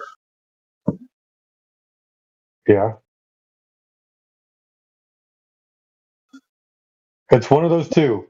Either the moon is causing its own light, or the sun is causing the light on the moon. It's one of those two things. Yeah, all right. Based off the time of day, you could always know that if the moon was causing its own light. Okay, what are we measuring? What are we measuring on the moon? What are you measuring? You're looking at the moon. You're looking at the shape of where the shadow cuts off on the moon. Okay. So, how does that make the sun 400 times bigger and 400 times further away? I'm trying to get there. Oh, okay. Go ahead. Okay, so if the sun is the only thing that's causing the light on the moon, then you could easily tell the position of the sun by looking at the moon, right? You could tell the position of the sun by looking at the moon? At the night sky. I can tell the position of the sun by looking at the sun. But if you assume that nothing can be lighting up the moon other than the sun, and you look at a half-lit moon at night, then you know that the sun must be on what do you call it? I don't know how to describe it, but thinking rationally, you have to understand that the sun would have to be in the only place that could cause that light to appear that way, right? Why? Why? I thought we were measuring the moon and the sun. Why are we worried about what the light is? Why are we worried about what the light is? Because if you make the assumption that the light can only be caused by the sun, and you see light... Okay, the sun is causing the light on the moon, and they're the same distance. Now what? And you're cutting me off. I didn't even have time to tell you, to answer your last question. So the moon and the sun are the same distance as your new question, and they're causing the light. No, that wasn't his question. I'm agreeing with you. The sun is causing the light on the moon. Now what? The sun is causing the light on the moon. All right. Yeah. So, if you have a half moon, you can tell where the sun is, right? Yes, it's 90 degrees from the moon. Okay, go. It's 90 degrees from the moon. Okay, so you have a 90-degree angle between the Earth, the moon, and the sun. Yeah. Now, it takes 30 days for the moon to completely go around the Earth, right? Or you don't have to assume that the moon is necessarily orbiting the Earth in this case, but But either the Earth is orbiting the moon, or the moon is orbiting the Earth. I thought the sun and the moon were moving, and the angular distance or the angle that's created between the moon, the Earth, and the sun is what's causing the light on the moon. It is. So how do we know it's going around the Earth? Like I said, you don't have to assume it's going around the Earth. You just see it going around. Okay. No, I'm just talking about what we see in the sky. When I look up in the sky and I see the moon 90 degrees from the sun, how do we know that the sun is 400 times further away and 400 times bigger than the moon? Would you agree that it takes 30 days to go through the moon phases? Yes, we see it go through the moon phases in 29 days, yes. Okay, so you see the moon, you see it go through the moon phases, and you see the light of the sun indicating where the sun is relative to the three-body system at any point in this phase. So far, they could be at the same distance from the Earth. What's your yes, point? so far they can. So far they can. You're right. So far they can. Now, continuing. In order for this to be the case, for them to be the same distance from each, like for the DM to be DS, in this case, would you not agree that the half moon would have to happen, like, what do you call it? Is a 90. If I die of old age waiting for this, I'm going to haunt the fuck out of you. Matrix, no, stop it. This is getting clipped up, dude. Oh, fucking Christ. I just don't know how to explain this. I need to see like an actual graphic for this. I'm just asking for a measurement. How do we know the distance to the moon? I'm literally trying to fucking get there. Are you using He's Googling that shit. No, I'm not using ChatGPT. Are you Googling it? No, I'm literally just trying to find a fucking graphic because I don't know how to explain If you this. can't explain it to us yourself, then you don't understand it. No, if I can't explain it to myself, it could also just be a visual thing, man.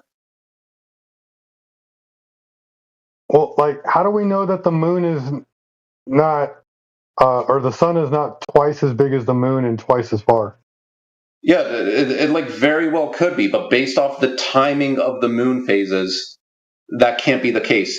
Because if the sun is really close, then you should see this 90-degree angle happen closer to the start of It's still moving. It's still moving the same speed across the sky. How do we know that the sun is not the same size as the moon? Because if it was, this 90-degree angle would happen like not I'm giving you everything. halfway through its orbit. The sun is moving 15 degrees per hour, and the moon is moving 14.5 degrees per hour, like it normally does throughout the day, like they say it does. How do we know that the sun is 400 times further away than the moon and 400 times bigger? I'm trying to get there. So first, let's start with the hyperbolic example you said earlier. So, like, the sun is just as big as the moon. Yes. Now, in this case, imagine the three-body system. All right. No one can prove the three-body system. Why are we imagining this? You can't assume. You ever heard of the three-body problem? You ever heard of the three-body problem? No. Imagine the Earth, the Moon, and the Sun. That's all I said. Imagine these three bodies. Okay. I'm on the Earth, whether it's a sphere or flat. I'm looking up at the sun and the moon. How do I know that the sun is 400 times further away than the moon? I see the sun and the moon in the sky at the same time. How do I know that the sun and the moon are at the distances that they say they are? Because you see half moon cycles like halfway through the lunar cycle. If the sun was closer, that wouldn't be the case because this 90-degree angle would happen sooner. Again, they could be the same distance, and you couldn't tell the difference. Except if they were the same distance, this 90-degree angle would happen sooner. Why? This is what how fast does the sun move across the sky?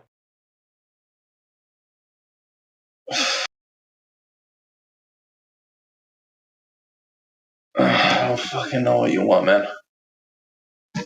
Like,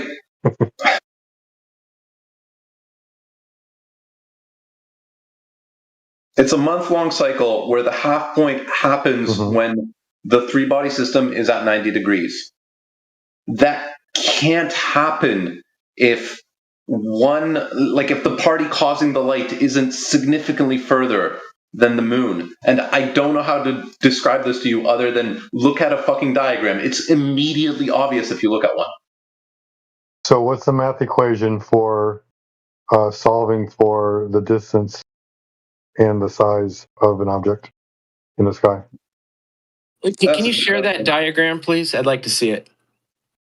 He'll have to. That's a good question. Yeah. Send it to me. He said it to be. Matrix, you doing okay, dude? I'm twitching. That's all good. Still sitting in my chair. I can see you there. What do you need a diagram of? I can see you, Professor Triangle, fucking like shaking with your coffee and your fucking cigarette. What do you need a diagram of? Why the phases of the moon require the sun to be 400 times further away and 400 times bigger. Oh yeah, no, they don't do anything like that. They look the same size to me, so I don't know what to tell you. Yeah. So here's the interesting thing, right? One would think that this can be solved with some sort of system of linear equations or whatnot. Okay, if you can provide that or something of the kind, that would be interesting to look at. Okay, and I wouldn't doubt that would give some sort of real scalar value that would satisfy all the constraints and shit. The problem here, again, going back to what we were talking about before, is that all of this hinges on the underlying assumption that we talked about. A, the ground is a ball. B, the moon is a ball. And C, the sun is a ball too. Okay? Right? So we've gotten really deep, neck deep into the weeds in this with the underlying assumption, or these underlying assumptions. At some point in this conversation, we're going to have to address these. So if you want to spend time going into these details to finally get that scalar value, right? Because you're going to get, here's the system of linear equations or whatnot, maybe not linear ones, but whatever, right? Fine. We're still going to have to address this. So I would put forth to you that we ought to choose how to spend our time wisely. Right, so I'll leave that to the panel there. You guys choose, But yeah, your call.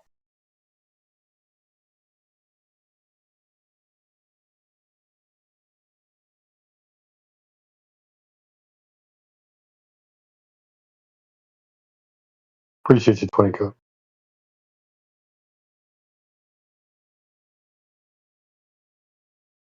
So, would you agree that took a lot longer than it needed to? Refraction. You can use man. All right. 1 second. Boats go over the curve. Boats go over the curve. Where is this chat? Fuck. Who was the guy that asked about the moon phases? Spinning Earth. Triangles on a ball. Okay, fucking triangle on a ball. Did you know you can't have a triangle on the ball? Times 64 fucking seconds, man. Just look at the graphic link directly there. Here, I'll post it for you. Yeah, I'm going to post the flat Earth model for you. There you go. Now what do we do? Where was the guy from earlier? There was literally one guy specifically who was asking about that. Distance ladder. I don't want to hear some guy telling bedtime stories. No, it wasn't fucking you, man. It's the real thing. You can actually draw that in your backyard and set up a tripod and do all that in your backyard. Was it you, Sheepdog? I can't remember. You and I were talking before, too. Yeah, I think it was you, Sheepdog. You were at a 13:30 in the video. They asked the question, where is the half moon? Can you find that for me? 13:30? Where is the half moon? Yeah, at the video I linked.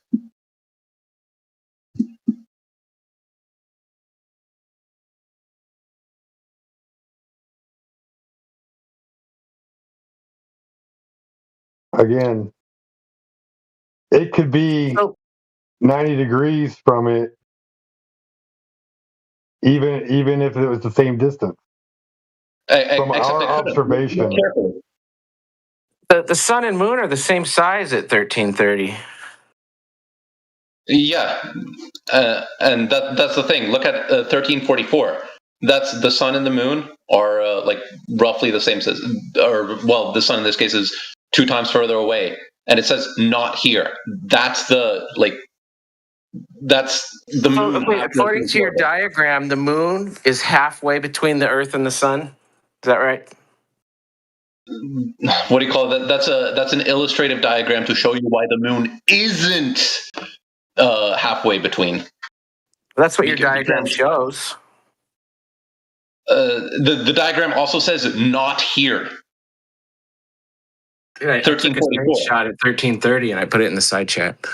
Look at 1344. Maybe watch the video. It explains this better than I could. But 1344, it says not here. He's literally saying in the video, this is why this is not the case.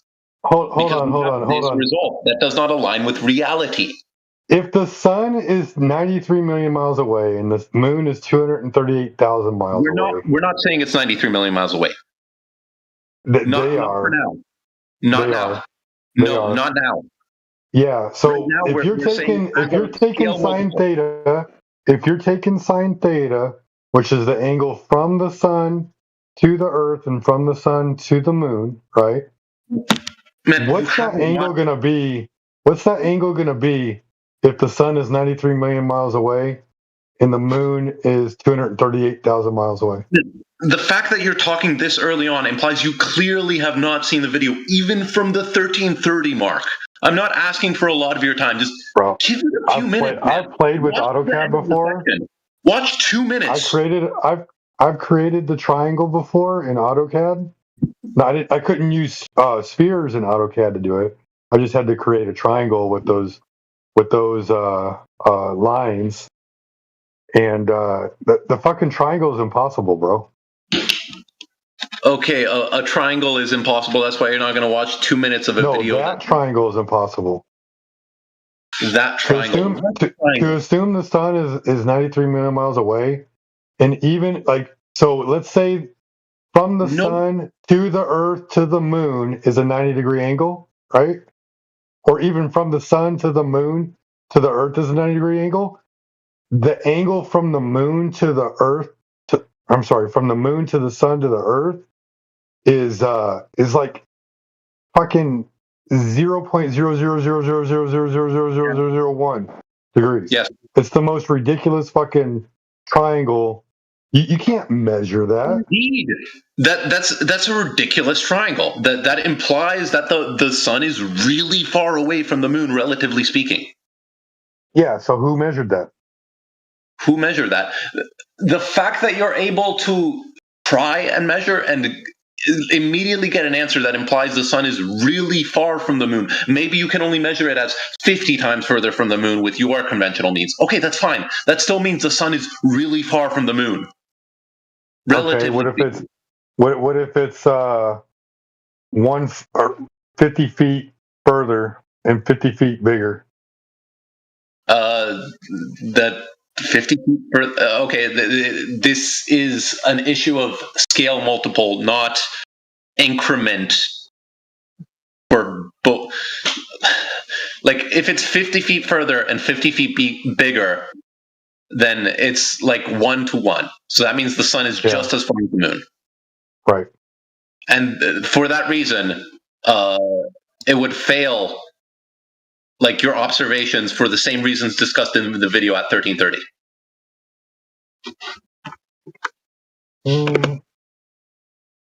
No, because when I see, I'll go out and make some measurements again. But when I've seen the sun on the horizon, 1330 before making your measurements, just bro, I don't like fucking. I like reality better than fucking computer programs. When I look at the sun on the horizon, I will see the moon directly overhead. Now I'm gonna go out and make measurements one night just to confirm this. But that's what I've seen in the past, and so I just need to really nail down my angles and make sure that it's directly 90 degrees over when I see the sun on the horizon. Just watch the video, man. This is knowledge. You can't hurt yourself by consuming it. Okay, I'm looking for the measurement. Give me the measurement.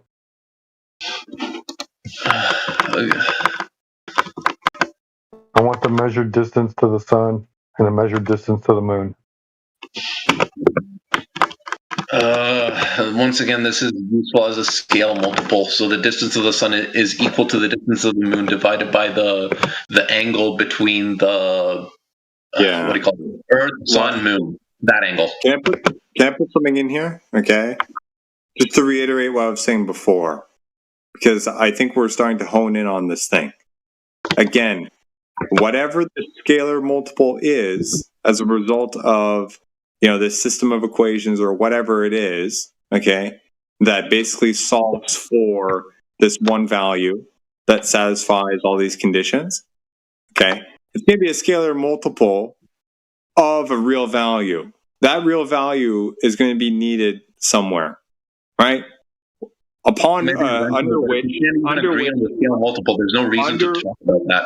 Under which, okay, is the assumption, right, that we're on a ball in the first place, right? Because there's going to be some sort of scalar multiple of the distance to the sun, to the moon, but then somehow that distance to the moon is going to be derived from some sort of other relationship between the Earth and the moon, right, or whatever, and then you're going to get some equations there, okay, some multiples thereof or whatever.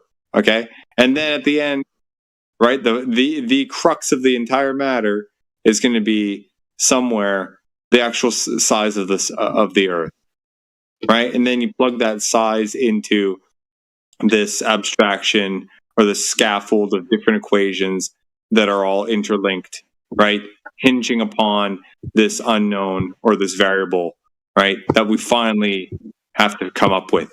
So how about we cut to the goddamn fucking chase and uncover what that actual value is, and then maybe it would be worth our time to entertain the rest that hinges upon it. Because if that's wrong, then the whole thing is fucking wrong, right? And recall that at the moment, all we're doing is investigating, or what it seems to be investigating, the first rung of this entire ladder, let alone the rest. Okay, so if you can't entertain the intermediate results, which are based off like variable values, then there's no point in cutting to the beginning. No, it is important because that's the main thing. Important. That's the pivot. Dude, that's the pivot point. Okay, well, actually, in actual reality, the entire pivot point. You're not going to accept. Wait a second. The actual pivot point to this whole thing is actually the underlying philosophical assumption that, for whatever reason, we've been, willing to overlook for the sake of conversation. If we want to get into some actual real hard values, right, we can take it. We can actually get into this instead. It would be the first one, right? The size of the Earth and shit like that, right? So why not? Why? Because you can't fucking do it. You have to take it at face value that value inferences were made. I don't have to take it at face value. Were made, gave us this value, and then you build upon that. Right? So instead of doing that, how about we actually get a measurement to confirm it? Instead of just mathematically speaking, do you need to know the distance to the moon to figure out the ratio of the distance of the moon to the sun? Mathematically speaking, do you? No. Okay, perfect. Not of course, if you take all those assumptions at face value. Right? The only assumption I made is that the moon is a sphere. Oh my gosh.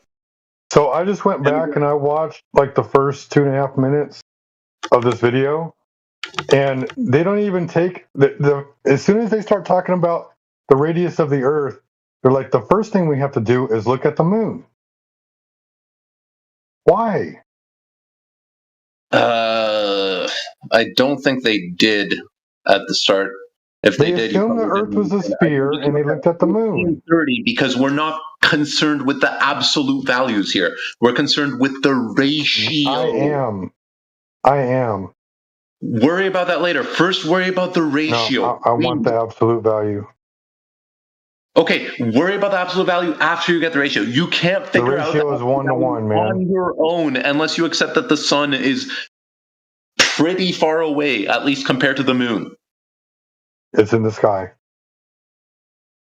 In the sky isn't good enough. In the sky, how far? Relative to at least like anything. At least the moon. Fuck, at least that you can work with. Distance as the moon.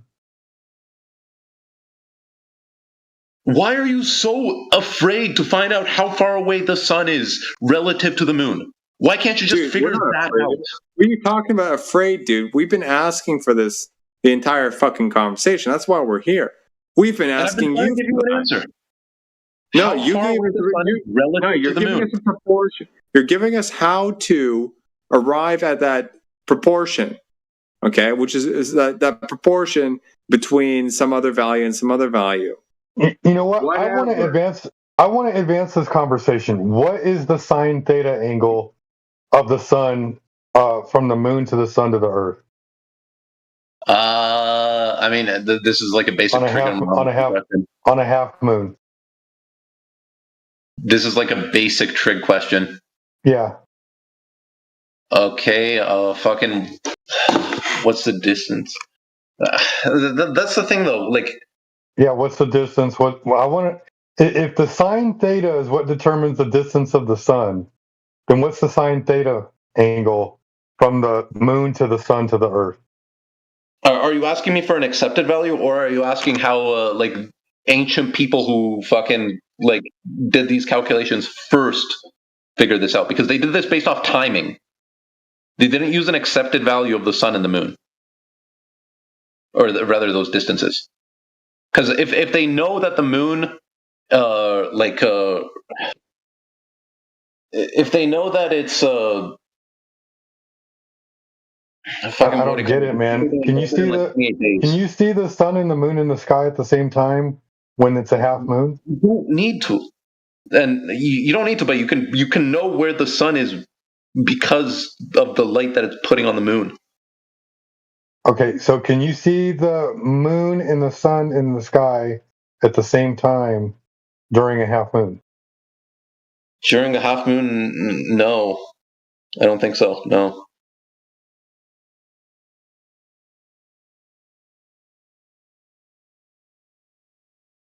I don't know. I need to know how they came up with the sine theta angle from the moon to the sun to the Earth. How? Watch the video. Yeah, I know. They just pushed the sun out until it gave them what the answer that they wanted, right? No, just watch the video, please. I did. They have the moon with a presumed distance from the Earth, and then they push the sun out to a further distance away, so that way they could get the angle that they wanted. Okay, you literally so they could make their calculations. You didn't fucking listen to it. Watch and listen to the video. Take a minute. How did they get the distance to the moon for that sine angle equation?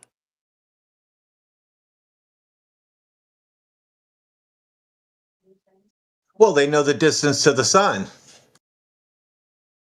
Gotcha. Okay. How do we know the distance to the sun? Well, they know the distance to the moon. Well, they know the distance to the moon. This is almost as funny as the guy that I talked to once. So how do you know the distance to the sun? Because it takes 8 minutes for the light to get here. Abbott and Costello. Okay. Costello. No, who's on first? Who's on first? I don't know who's on first. No, I don't know who's on second. Who's on first? Venus is on first.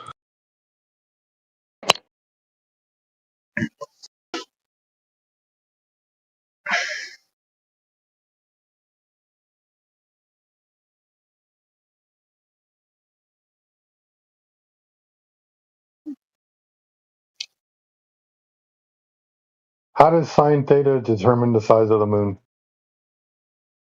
So far it doesn't. We're not talking about the size of the moon. We're talking about the relative distance from the sun to the moon. Okay. How does in order to get the distance from the sun to the moon, you have to get the size of the sun, right, and the size of the moon. Sorry, we're not talking about the distance from the sun or from the sun to the moon yet.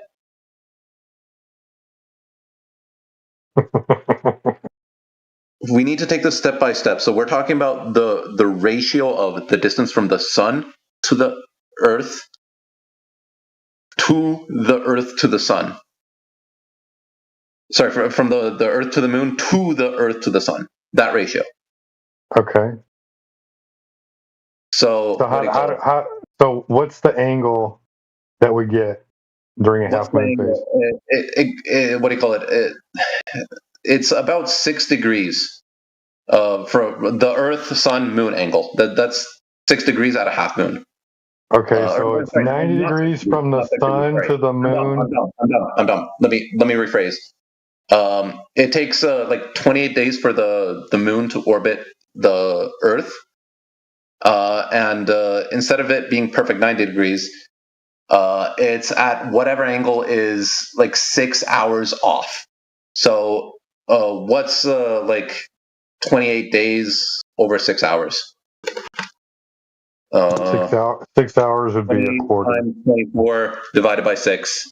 6 hours off would be a quarter. 25%. No, like it's 28 days. Each day is 24 hours long, and like you're dividing 6 hours divided by that multiple, right? So right. that's like, 24 divided by 6 is 4. We're not taking 24 divided by 6. So you have 6 hours. There's 24 hours in a day. You have 28 days. There's 24 hours in a day. So you have 672 hours for the moon to completely orbit the Earth. So what's like the ratio of how far along that 360-degree circle in that 6 hour time? In 28 days, there's 672 hours. If you divide that by 6, it's 112. Take the reciprocal of that, because we're looking at 6 over 24 times 28. So 6 over 672 is equal to 360 over theta. 28 times 24 equals 6 divided by 672. 1 second. I don't want to get this wrong. Okay, so 6 divided by 672 is equal to what? 6 divided by 672 is 0.00892. Yeah. 892 roughly. What is that supposed to be? That's the ratio of 360 divided by theta. That's the ratio of 360 divided by theta. So that means theta is 3.2 degrees. What's theta? So it's the ratio. It's a ratio of 360 divided by theta. What do you call it? 6 hours over 24 days. So if I divide this by 360, it'll give me theta. So 6 hours over 28 days is equal to 360 over theta. 6 hours and 28 days is equal to 360 over. No, sorry. I know it's really hard to understand math spoken, but once again, it's 6 hours over 24 days is equal to 300. So if I divide 360 by 0.0089, that'll give me theta. No, you'd multiply it. It's easier if you do this on a piece of paper. So 6 hours divided by 24 days. So rewrite days to hours. That's 670 something. So 6 divided by 670 something is equal to 360 over theta. So you multiply theta on both sides. Now theta is on the left side. And then that 6 over 6.7 something, you're going to like divide by that. Or sorry, multiply by that. So you're going to get I have to divide theta angle of 3.2 degrees. I have to divide because I multiplied it by theta on the other side. Fucking, I can't find a piece of paper right now. But this is like an algebra problem. It's really fucking simple if you have a piece of paper. If not, it's just hard to talk about. So when I divide that by, it becomes 40,320. So theta is 40,320. Like, what do you call it? You have to know that theta has to be really small. I don't have a piece of paper. What do you call it? 6 over 6, 7. Is it 672? 28. X24 is 672. Is equal to 360 over, I'm going to say t instead of theta. So that means that t is equal to 360 times 6 divided by 672.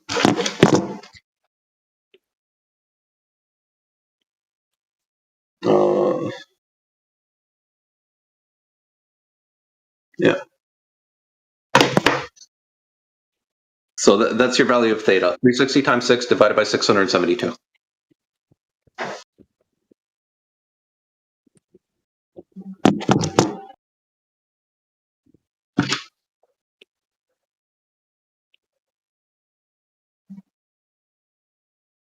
Okay. So how do we confirm that theta is correct?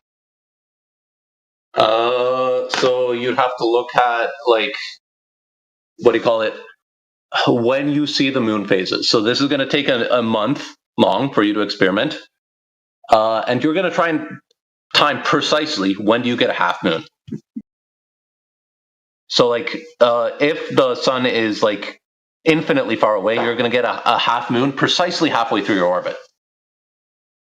If the sun is infinitely far away?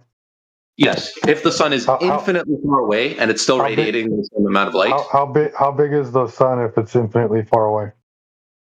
That's a non sequitur. It would be however big it has to be in order for it to emit the same amount of light it is. It's like, if the sun was infinitely far away, you'd see a half moon precisely halfway through the moon's orbit, right? I know exactly how big the sun would be if it was infinitely far away. Yes, it would be infinitely big. Okay, look, it's hard to describe this. Or it would just be invisible. Okay, look, can you look at the 1451 segment of the video? So, like, this is a sun that's, I don't know, probably like 10 times further than the moon. And this theta angle. He asked a good question. I'd like an answer to Sheepdogs. How he asked, how big would the sun be if it's an infinite distance away? Can you see something that's an infinite distance away? No, he literally just asked something that makes me, like. It makes you cringe because you know I'm right. Your brain's working here. Like, I like what you're doing. I like how you're looking at the sky. Look.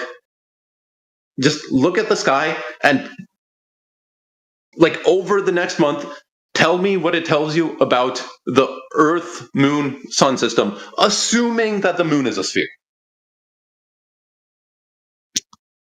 So I got to make an assumption. Like, yes, for now, you have to make an assumption. All life starts with assumptions. You assume things in your day-to-day life, regardless of whether or not you want to believe it. You assume that you're not just a brain in a jar. No, I don't. Yes, you do. You assume that you're not a brain in a jar that's not just given electromechanical signals, electromagnetic signals. Is that what you think you might be? Pardon? Is that something you think you might be? No. What I'm saying is this is something I think I'm not, because if you were a brain in a jar, how would you know? It's not like applying Occam's razor just shows us that's not the case. But look,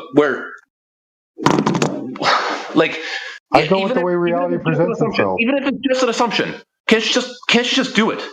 Can't you just, like, why? So you can know what the Earth would be modeled like if the moon was a sphere. But that means I have to make an assumption first. So I can't just get the first measurement, and then I can make an assumption after I get the first measurement. But I want the first order measurement first. The first order. Okay, this is your first order measurement. This is the ratio of the distance from the Earth to the Moon to the Earth to the Sun. And like I'm telling you, everything. If you do this, it falls into place. If I go out, then you can know that light rays are coming at Earth parallel, and from there on, you could take the angle from the Sun and the angle from the Moon. Okay. Okay.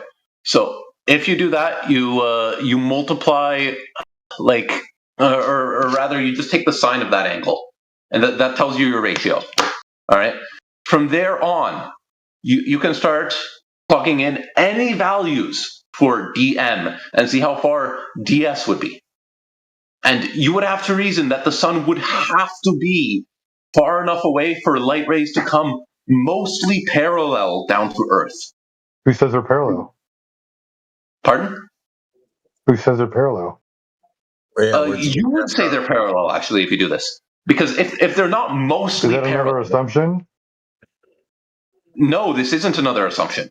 Like this is like if are we you assuming the sun is really big and giving parallel rays? We're assuming it's 400 times further than the moon. If you want to assume that the moon is like a kilometer across, which would be, I think we can both agree that'd be pretty ridiculous. Is the sun a sphere? Yes, the sun is either a sphere or a circle pointed directly at it. The sun rays in the image I just posted, we don't have to count those. If the sun is a sphere, does a sphere emit parallel rays? I mean, if you're an observer really far away, then yes, the sphere is going to emit like perceivably parallel rays. Or does a sphere radiate light in all directions? It radiates light in all directions, but if you're an observer really far away, those light rays are going to appear to come parallel. Would you have to assume that it's really far away in order to do that? In your case, you don't have to assume. You look at the phases of the moon, and the only thing you have to assume is that the moon is a sphere, which it pretty much has to be, or you have to assume that is there an or? No, you have to assume that the moon is a sphere. And you have to assume that the light is the only, like the light from the sun is the only thing that's illuminating it. Those are the two assumptions you have to make in order for you to understand that the sun is quite far from the moon. Like that's one too many. Like 200 times further. That's one too many assumptions. Are we assuming the Earth is a sphere too? No, not at this stage. Okay. Are we assuming Mars is a sphere? Mars didn't come up in the discussion at all. You can worry about Mars later.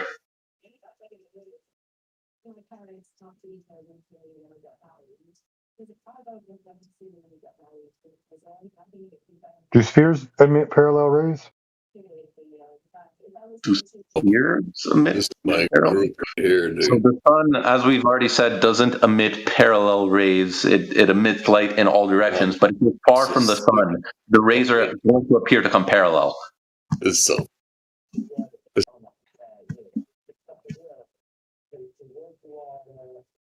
we have to assume the sun's really big, huh? No. The sun could just as easily be a single point, and it would still emit parallel rays. In fact, it would do that even better.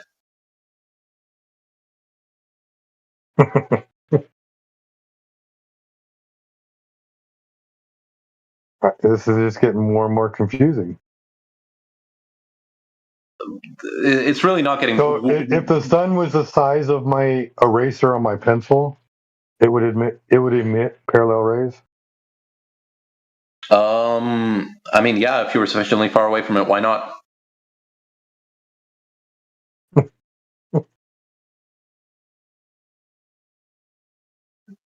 What's the definition of a parallel lines? Lines that never intersect. In this case, in this case, they would diverge. They would intersect at the sun, and they would diverge. It's just they would diverge very, very slowly because they're going to appear to be coming at like, I don't know what you fucking call it, like 90 degrees. Like, I think you already know what I'm talking about. Like, if you were really far from a light source, would that light source not emit more or less parallel rays? Can we agree with that? What do you think about what Kiwi Buzz posted in the chat? Specular rays? Specular? Specular rays, yeah. So if you want to conclude... Crepuscular rays? Thank you. But if you want to assume that that isn't some kind of optical effect, then you could do the work to figure out how far the sun would be from the ground in that image, and you'd have to conclude that the sun is closer than the moon, which can't be correct. Therefore, you'd have to agree that it's just an optical effect. Why would you have to conclude that the sun was closer than the moon? Or we could How far away is the moon? A glober did that math already. How far away is the moon? Well, how far away is the moon? I mean, I could tell you, like, it's, I don't know, about like 1 light second. That doesn't necessarily mean anything to you right now. Okay, fine. Well, we want to break things down, right? How small could the moon be is the counter question I'd like to ask, because if you're going to come up with like an upper bound of, I'd say the moon is like 100 kilometers across, then I could show it to you that the sun can't possibly be as close as those triangular ray angles are implying in that picture. Because if the sun is further from the moon, then... you can get the same angles with moon crepuscular rays at night. Yeah, I was going to tell him that. It doesn't matter. I say the sun and the moon are the exact same size and distance. What do you say? The whole point of those rays is that the distance from the light source doesn't matter. Can you tell the difference? I don't fucking know what you said because I have you turned down nice and quiet. Well, turn me back up. Crank it up, fucker. Yeah, turn it back up. So here you go. Right, Here's a fine, picture of them both being the same size. And then we added Stephen Hawking so he could smile down on you. But I took that picture from my driveway. All right, troll question, whatever. So they're the same size, right?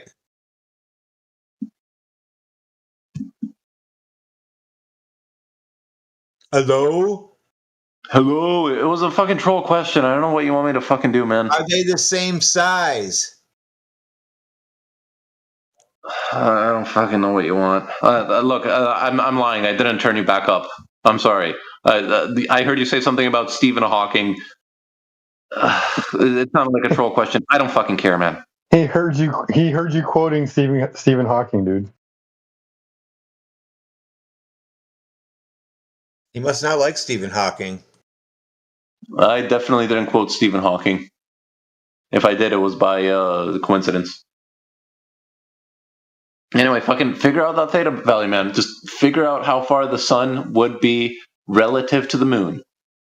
Like, you can do this 100% on your own, as long as you just assume the moon is either a sphere, or if it's not a sphere, then think very carefully about what it could be, as long as the sunlight is the only thing lighting it up. So in order to get to theta, right, you had to get 6 hours off of 28 days, right? Yeah. Why did they come up with that number? Why? Well, they were looking at the moon and they were trying to find, okay, when can I tell when it's a half moon? And to the best of their abilities, they were able to tell that that's like 6 hours off of like the halfway point. Why? Why? What gave them that idea? They were able to divide days into like quarters, right? Okay. But how does that make it a half moon? How does it make it a half moon? You look and you see like half the moon is visible. That's why it's called a half moon. Right. I mean, what did they do to determine that, though? Like, how'd they determine it a perfectly 50% moon?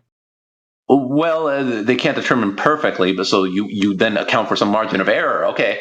So then you say maybe this theta value is off by a factor of like 2. Would you agree that maybe 2 is a good upper bound for how wrong it could be? No, because if you have a 0.5 angular size, 0.5 degree angular size, how would you measure 50%? Degrees. Huh? You don't. You have 3.6 degrees, and if you want, you could go do this experiment yourself. The 0.5 degrees is the angular size of the moon in the sky from the observer. They might have had optics back then. Even then, like 0.5, it sounds small, but you could still look and see when a half moon is occurring, right? I mean, I look up in the sky. They'll tell me on time and date that it's 51% illuminated or 54% illuminated. I can't tell the difference.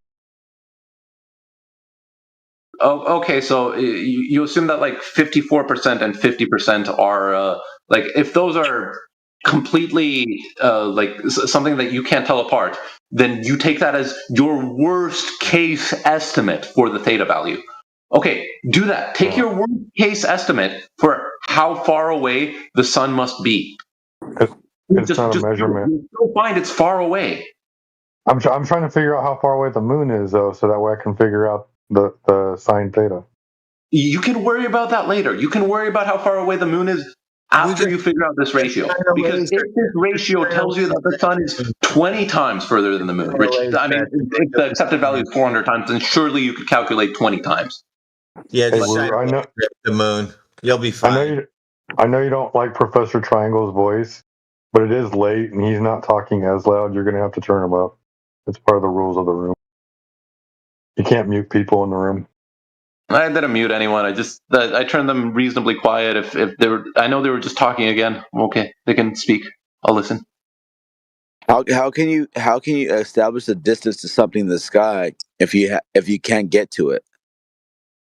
You're not establishing the distance to anything in the sky in this conversation. I agree. You can establish the distance to something in the sky.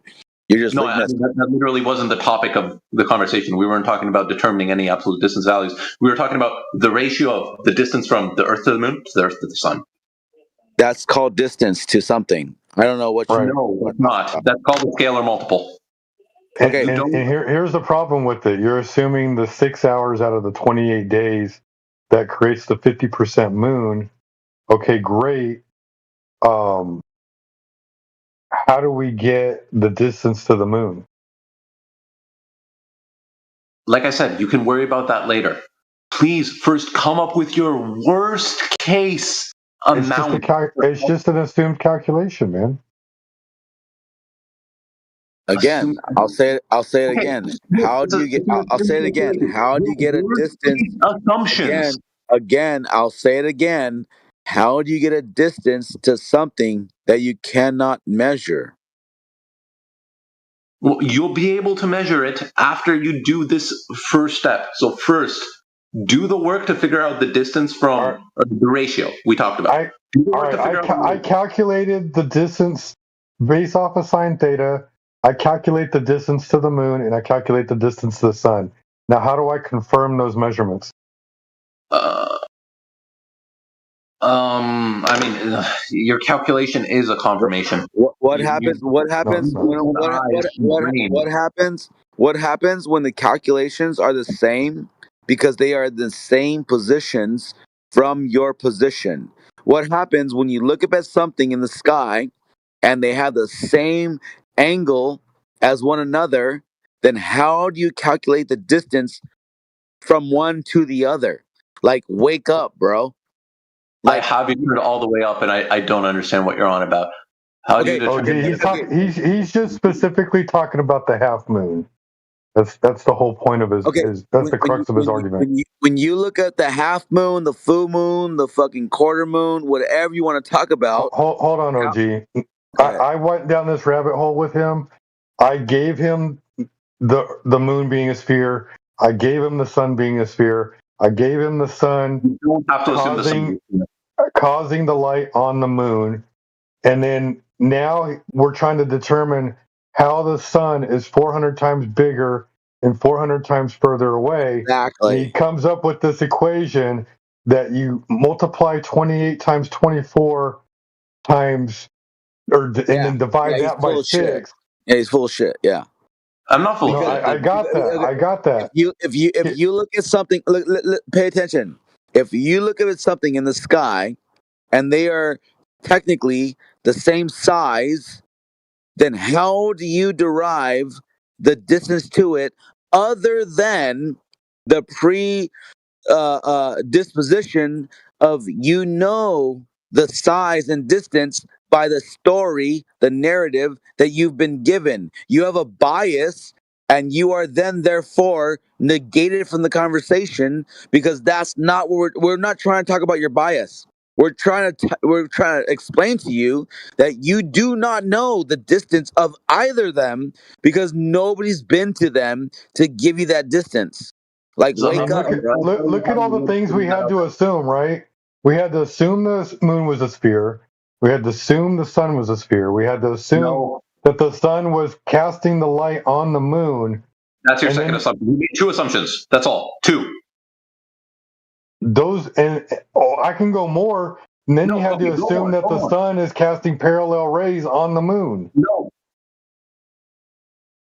No, you're not. Okay, so what are we assuming again?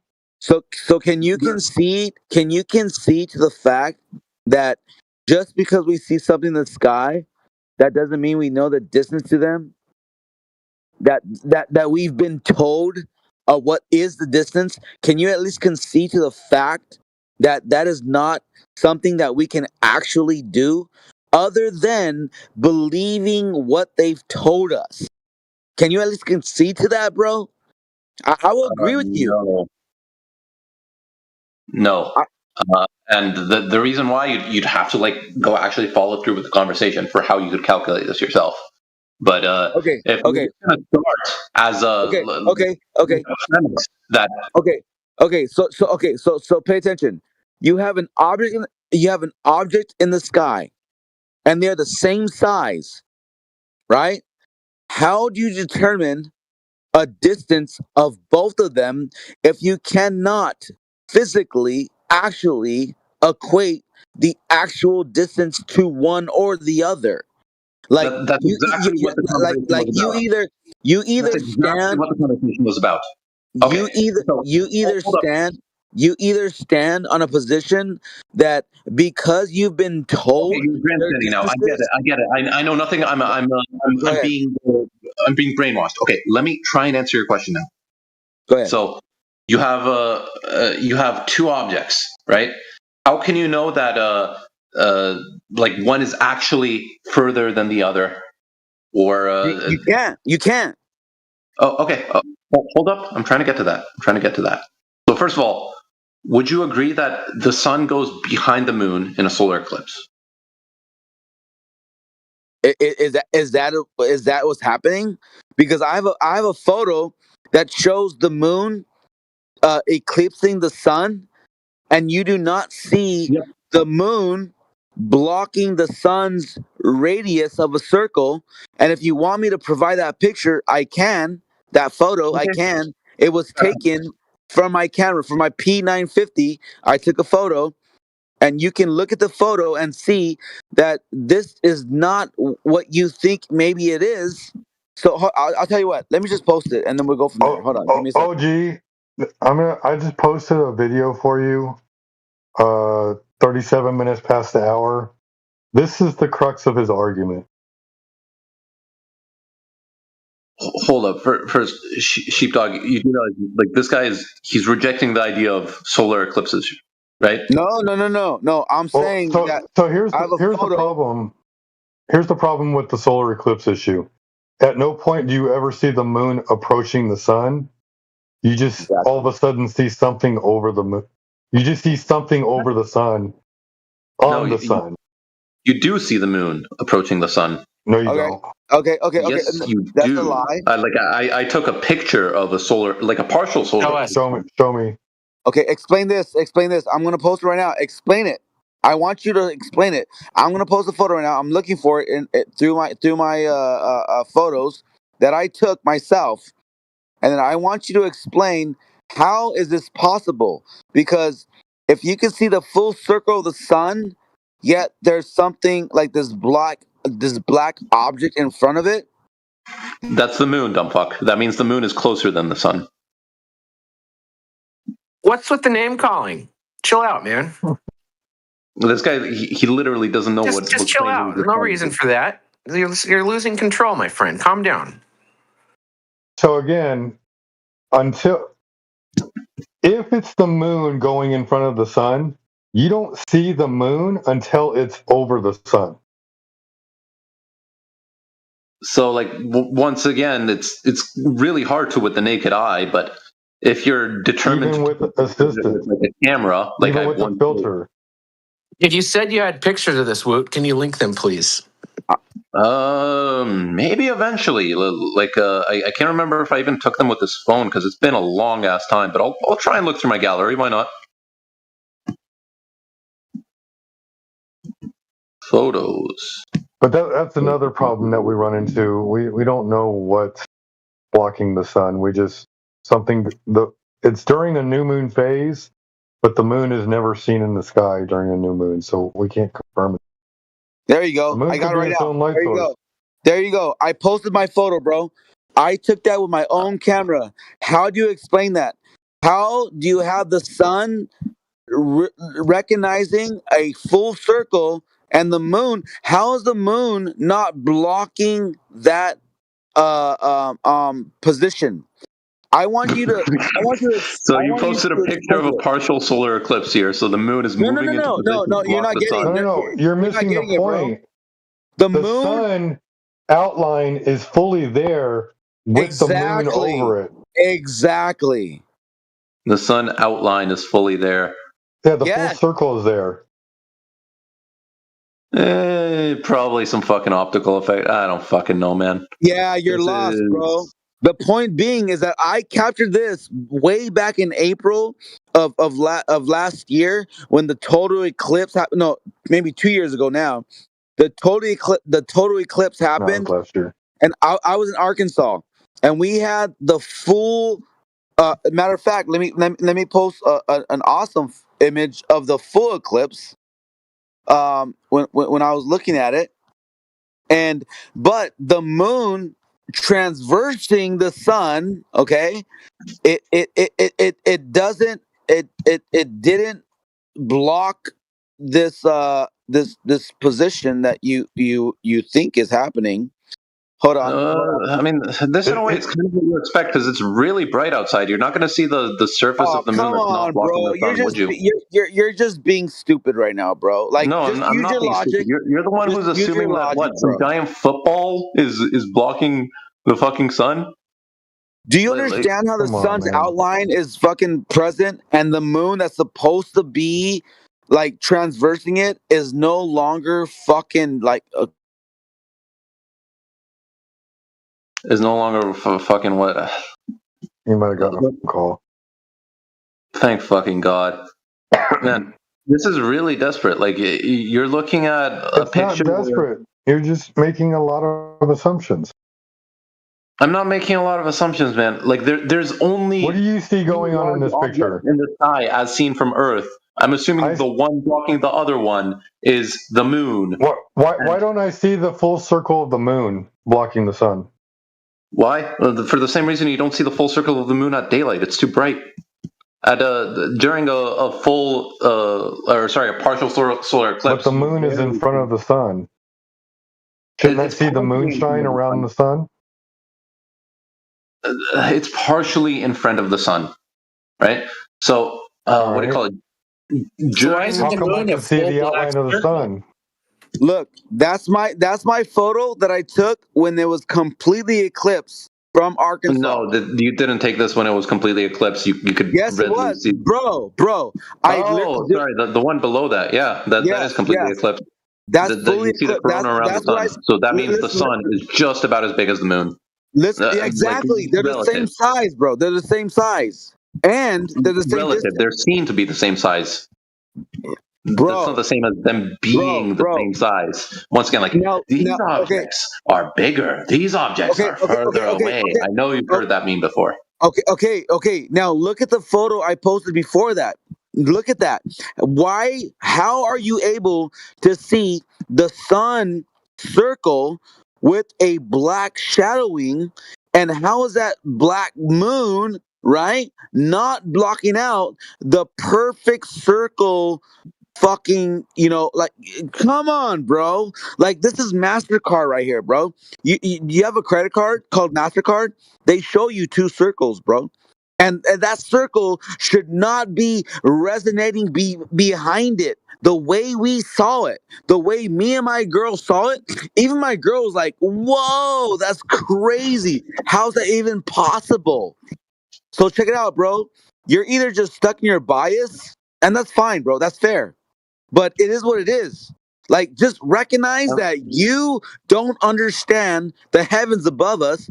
And guess what? I don't either, I bro. do understand them well enough. So once again, directly responding to your question, the reason you see the fucking outline, quote unquote, around the moon is for the same reason that you don't see the moon normally during the day. Oh my God, bro. Oh my. Are you kidding me, bro? Did you just say that? You're saying that you can see through the moon. All of a sudden, the moon is transparent, and you can see the outline of the Nobody's saying you sun. can see through the moon. Look at the photo, bro. How are you seeing through the moon to see the outline of the sun? What are you getting, bro? This is It why doesn't look I like you're fucking seeing laugh through the at moon, though. Globers. Like, I'm zooming in on the image. Like, it looks like the moon is being abruptly cut off with the shape of the sun. And like, what do you call it? How do you see this? How do you see the moon to see the shape of the sun? You riddle me this, Riddler. So why is that you don't see a full circle for the moon? It's because the sun is really fucking bright, man. Oh my God, bro. Are you one of those guys that just try to claim falsehoods and think they're gonna stick at the argument because you just like want to stick to your bias and you think the dumb fucks are gonna believe you? Are you one of those guys? Are you one of those guys who doesn't think the sun is bright? Do you think that you can see the outline of the sun when it's blocked by an object that you think is happening? What I'm explaining to you is that you're not really seeing the outline of the sun. Let me share a story. Let me share a story with you real quick. I was in Arkansas back when this full eclipse happened, okay? 3 days before the moon was supposed to eclipse the sun, all of a sudden, we could not see the moon anymore. It disappeared in the sky. And I remember driving to Starbucks to get me and my woman a fucking a latte, right? And we're like, whoa, what happened to the moon? It disappeared. You can no longer see it. Why? Because it's called a new moon. Okay, that's fair. That's fine. And then when this total eclipse happened, it's supposed to be that the moon is transversing the sun. But I took a photo that showed where the sun is still visible on the outline, on the circle of itself. We can see through the moon.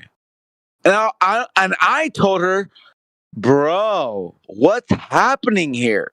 Because that's not possible. Go ahead. No, check the chat. I went ahead and modified, gave you a side-by-side so you could compare. I see it. Oh my God, that's fucking perfect. The image on the left isn't what you expect to see, though. Not if the sun is sufficiently bright. Exactly what we would expect to see. Except it isn't. That's right, because the mainstream eclipse model is nonsense. No, because you're blocking off like what is that as a percentage of the light? Say 20%.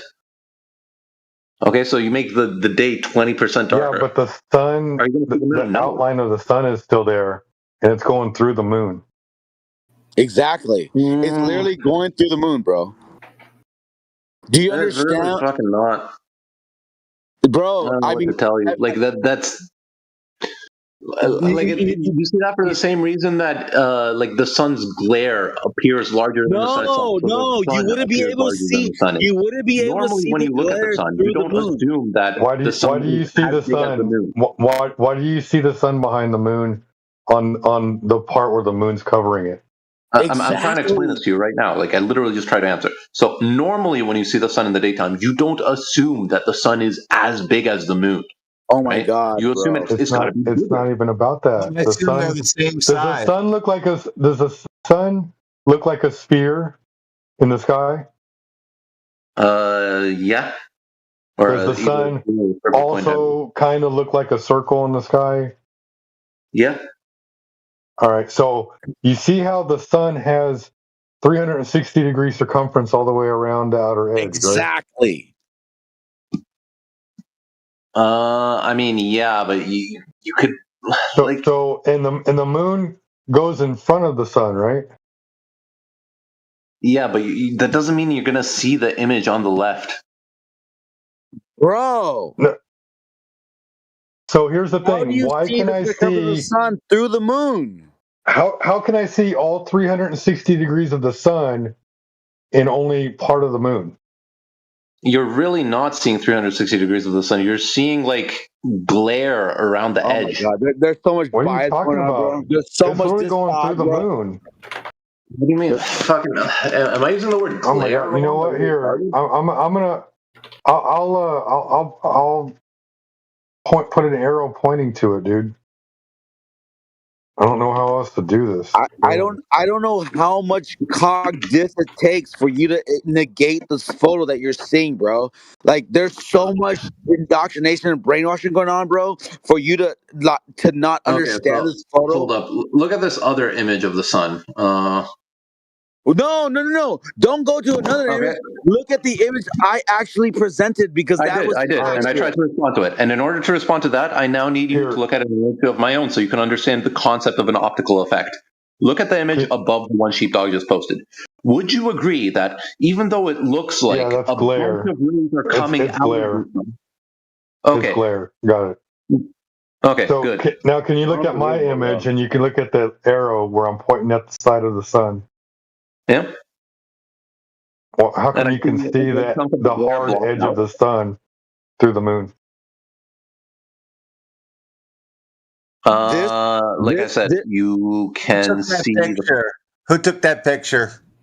I did. Who? OG I did. Apocrypha. Yeah, I did. When I was in Arkansas, back when the total eclipse was, and I even showed a photo of the total eclipse after when when it transversed all the way.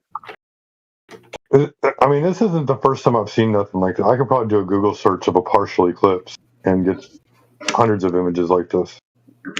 Let me say this, bro. When I saw this, even my girl was like, "How is that possible?" Like she was like, "Wait, what is that? How?" She was perplexed, bro, and so was I. I was like, "Isn't the moon supposed to be in front of the sun right now?" And she was like, "Yeah." I was like, "Then how the fuck are we seeing the sun's like 360-degree outline, bro?" And she was like, "Whoa!" And she was like, she even said, I quote her. She was like, "Is the sun a tennis ball?" Like she literally said that. She's like, okay, so you and your girlfriend are both morons. What else? "Whoa, bro! Do you not grasp how you cannot see through the moon?" Yeah, he understands. He's just pretending to be stupid. That's all. Bro, this is an actual photo I took, bro, back 2 years ago. April 18th or April 8th or something like that. All right, that's all well and good. All I'm saying is that I feel like the total eclipse, we don't fully understand what's happening. I'm just saying this, bro. Like whatever's So what happening on else that point. blocks the sun if not the moon? What? What blocks the sun? It's not the moon? Okay, then what is it? No, bro. We don't know. Exactly. You don't fucking know anything. Exactly. Exactly. Gas. With this photo. I made up a story for you. Bald black gas. So now what? Oh. Bro, all I'm saying is this, bro. Whatever's happening when these eclipses happen, I feel like man doesn't truly. No. Let me take that back.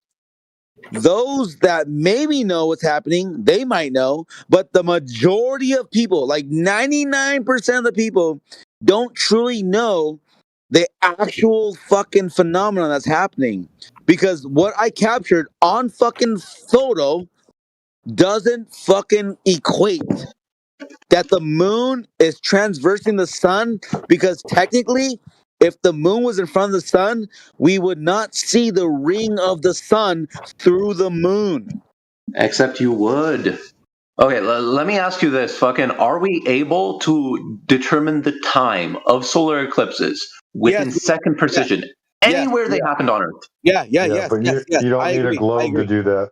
That's a Saros You don't need a globe. Fine. Okay, Yeah, whatever. use a Saros cycle. We'll ignore that for now because we're not talking about the globe. We're talking about whether or not the moon blocks the sun during an eclipse. It's an entirely different question.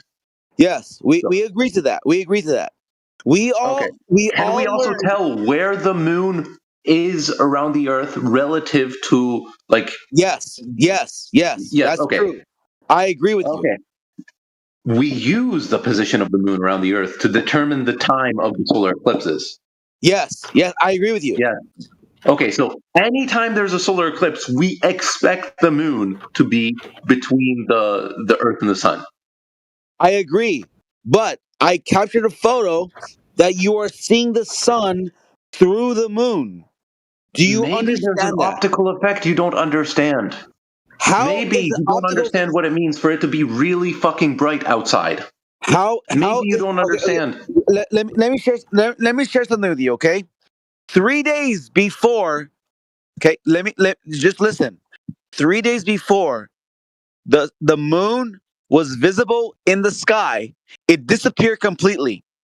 And then when the total eclipse happened, all of a sudden, we are expected to believe that the moon is now transversing in front of the sun. But I took a photo with my P950 that shows you this shadow in the sun, and you can still see the 360 round glare of the sun. Now, technically, it would be through the moon. So, what I'm telling you is that we don't understand the heavens above us, bro. Okay, you don't understand the heavens above you. So, a solar eclipse can really only happen during a new moon, because, like, in order for it to be aligned such that the moon is between the Earth and the sun. Okay. So how do you explain that we can see the sun's 360 through the moon? How do you explain that? Like I said, optical effect / glare.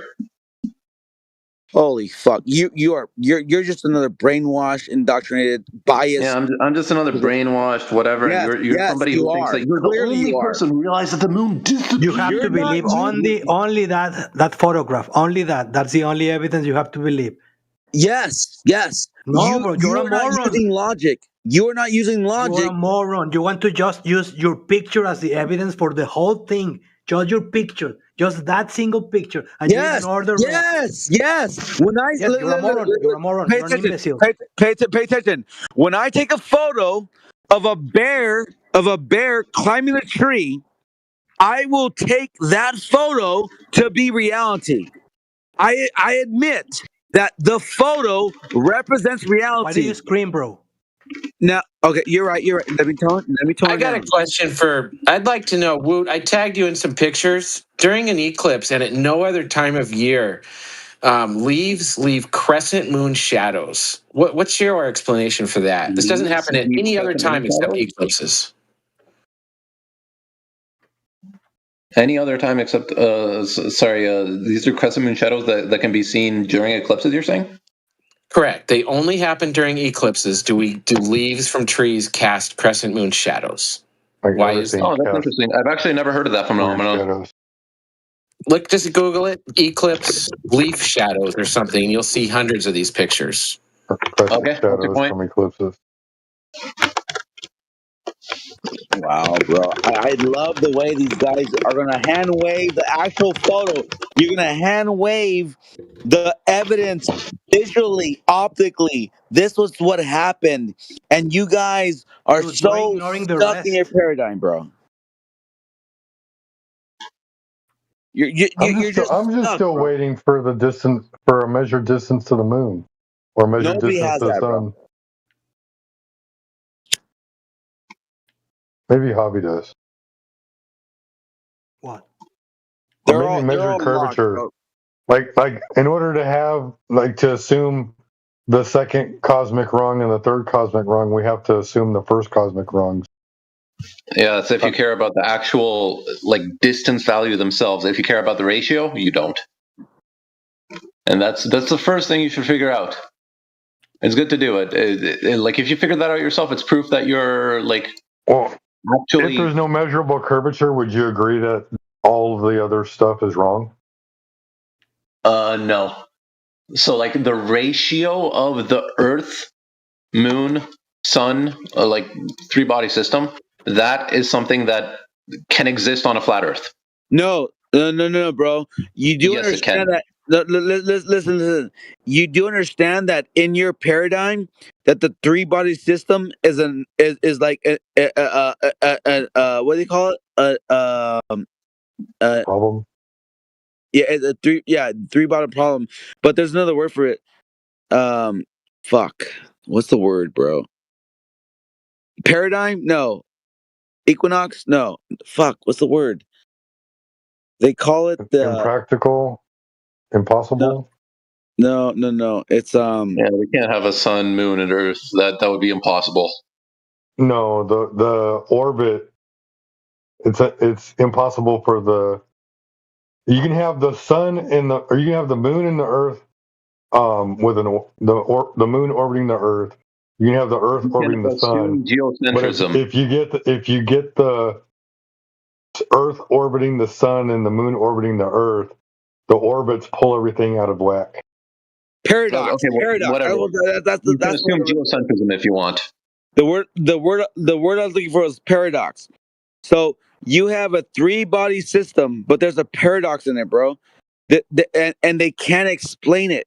It literally falls apart at the seams of their theory of it. This paradox that happens is that they can't explain it. It falls apart. Even mathematically, it falls apart. It's a paradox, bro. What's a paradox? The three body system, where you have the Earth, Moon, and Sun. Yes, when you have the Earth, the Moon, and the Sun, it creates. You have three bodies, and there's a paradox in it because it doesn't make sense mathematically. Even in you have to understand, bro. Your globe claim, your globe belief is nothing but a mathematical construct, and there's paradoxes within that mathematical construct. This is why scientists, you might not have got the memo, bro. Okay, where is the paradox? You've made a bunch of claims. Back them up. What's the paradox? The paradox is the fact that they can't understand how, according to what you call gravity, it would not be able to even fucking survive in its own orbit or elliptic fucking travel around one another. It's debunked. No, according to Newton's laws of gravitation, which we can use to model the times that fucking eclipses would happen, then yes, exactly. Using that paradigm, it collapses in on itself. What don't you get? This is why it predicts reality correctly. How is that collapsing in on itself? No, it doesn't. No, that's where you're wrong. It doesn't. Except we're able to measure when eclipses happen to the minute. Actually, really to the second. Using the Saros cycles. But when you try to include gravity to the formula, it literally collapses in on itself. That's why it's called a paradox. No. Go ahead. You're making this shit up. Where did you hear this nonsense? How do we predict eclipses then? Saros cycle. I know that, but he doesn't know that. How do we predict eclipses? You measure when the fucking moon would go between the. You already know the fucking answer. The moon goes between the sun. That's an eclipse. And if you're able to do that, they've known about eclipses for thousands of years. Except they weren't able to measure to the minute. Yeah, they were. No, they weren't. They figured out the sun to be on a cycle of 18 years in 1 month and 18 days. Okay, so your end unit there is days. So that's not to the minute. To the minute. Bro, they can't even do it to the minute in reality. Yes, when I was watching the when I was watching the eclipse, they were like, "Oh, the eclipse is about to happen," and it was like 20 minutes away. Yeah, exactly. Okay, then. That's not what I experienced. I don't know what to fucking tell you. You used a really bad fucking. Let me share facts with you, okay? Way back, okay, 2 years ago, they literally changed the timing of the full eclipse from Arkansas. They changed it like 4 or 5 times, bro. They changed it because they kept updating it. I don't know if you know that or not, but that is facts. They literally kept updating what the time would be, even down to like the minute. They kept changing it. When we would see Probably because you were looking at time for different regions. Eclipses happen at different times for different places. Yes, you're a fucking idiot. This was a mainstream news story. bro. They were wrong about the time. It was a mainstream news story. They had the eclipse time wrong. Yeah, the eclipse went north and south. It didn't go east and west. Okay, yeah, this is wrong. No, it's true. On the it news, went through bro. Mexico, all the way through Houston, all the way through Dallas, all the way up through Arkansas, and then up through Memphis, and all the way up over through New York. That doesn't mean the people producing the data were wrong about it. Because man, I fucking God, bro, you're biased, bro. You're not when I went and fucking saw my eclipse. And fucking if like this would have been a bigger news story if everyone was actually wrong about this. They were wrong about it. They kept changing the fucking time, bro. I don't know what's wrong with you, bro, but this is facts, bro. Like you can negate the facts, that's fine, but you're just stuck in the corner by yourself with a dunce hat because you are literally hand waving the facts. They literally kept updating to the minute where it's going to be a totality. In Arkansas, we have I post the photo for you. I literally took it. We had a totality eclipse, but even in that sense, they updated it like 4 to 5 times when we will see the totality. You cannot negate that, bro. I don't know what Brandon's talking about. He's already said, yeah, this works fine with the flat Earth. I heard him say it about 10 minutes ago. And you still went on. Like it's like you should have grabbed him right there and then. Oh, okay, then why are we talking about this then? What? The globe has a 3-body problem. Beyond that, you can't predict anything if you have a 3-body problem. Exactly. They literally made a movie about it, bro. They literally made a movie called The 3-Body Problem. Like you are now just disagreeing with science on the highest level. Well, you don't know. Like I never talked about the 3-body problem. I said you have 3 bodies. You have an Earth, a sun, and a Do you moon. know what the 3-body problem is? Yes. Okay, so if you can't solve that 3-body problem, then you're not ever going to predict eclipses with a globe. That's retarded. Yes, you are. No. The 3-body problem is the Earth, Sun, and Moon Doesn't an eclipse require 3 bodies? An eclipse requires 3 bodies, right?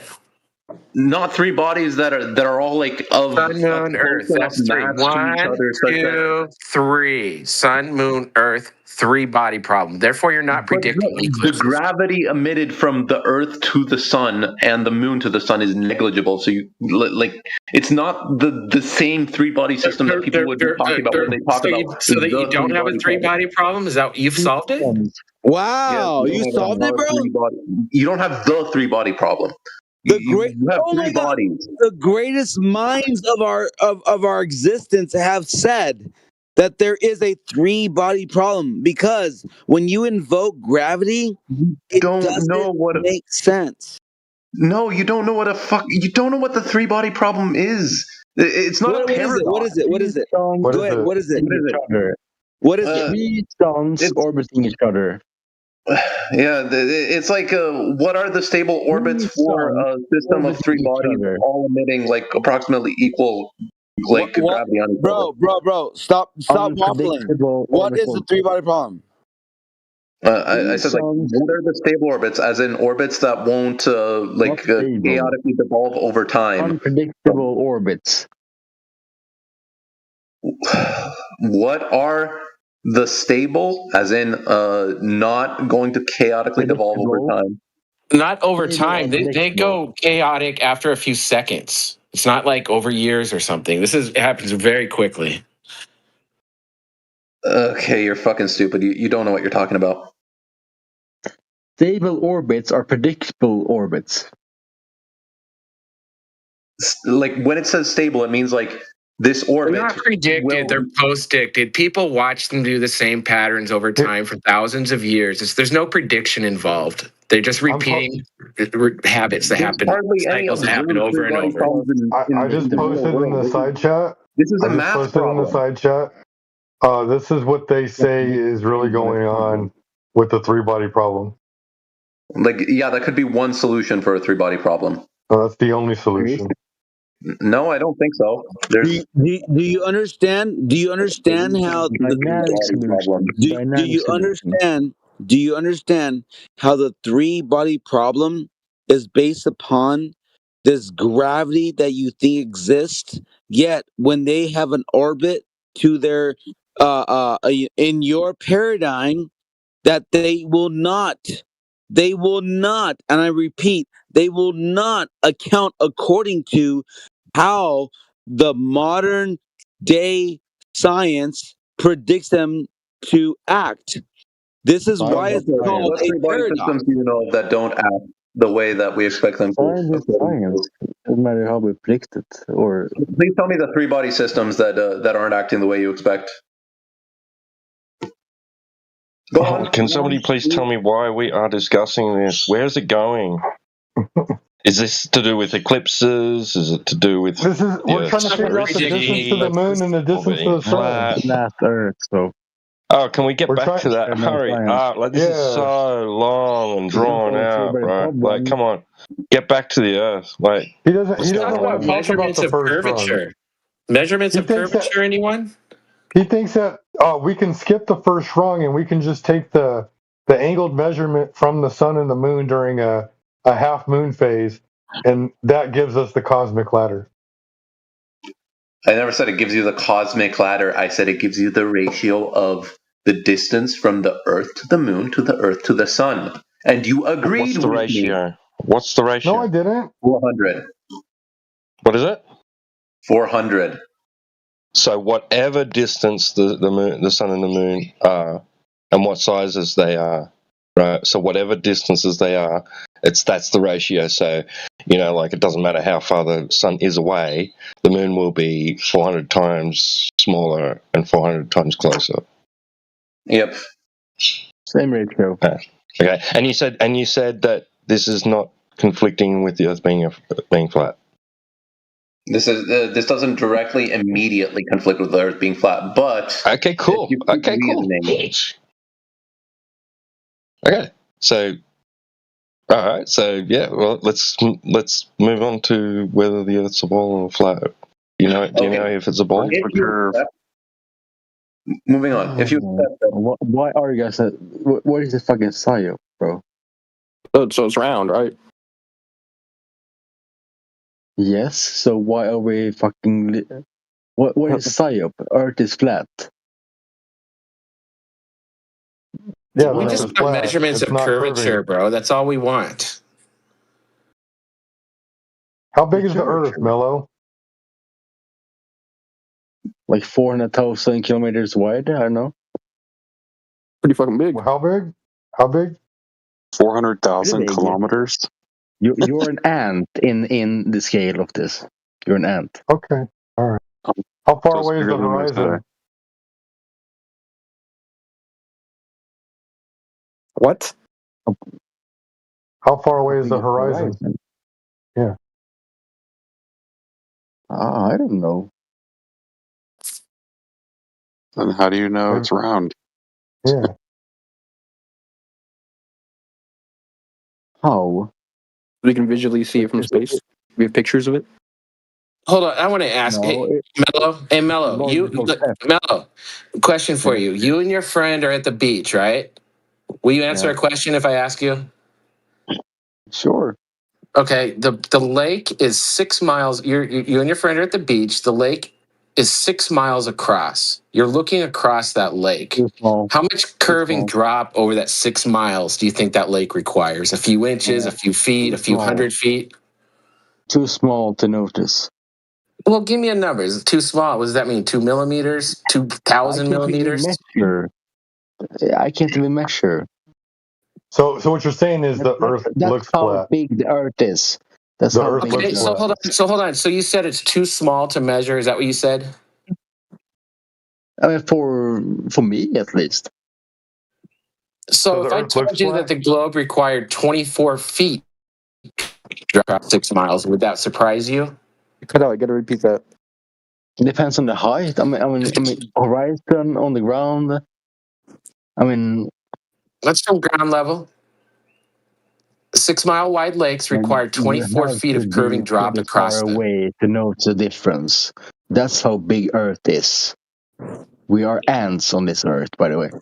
Okay, so speak for yourself. I'm not an ant. Okay. We are ants. ants. We're ants then on the Earth. If we are the ants, we're not the ants. Yes. So 24 feet is not too small to measure. If there's 24 feet of curve across a 6 mile wide lake, there should be thousands of examples of that being measured. We just want to see one of them. Relative to you. Do you have any measurements of curvature? That's all we're asking. We can measure, sure, but how much you notice? Well, we should notice 24 feet of curving drop across a 6 mile wide lake. That's almost the height of a 3-story building.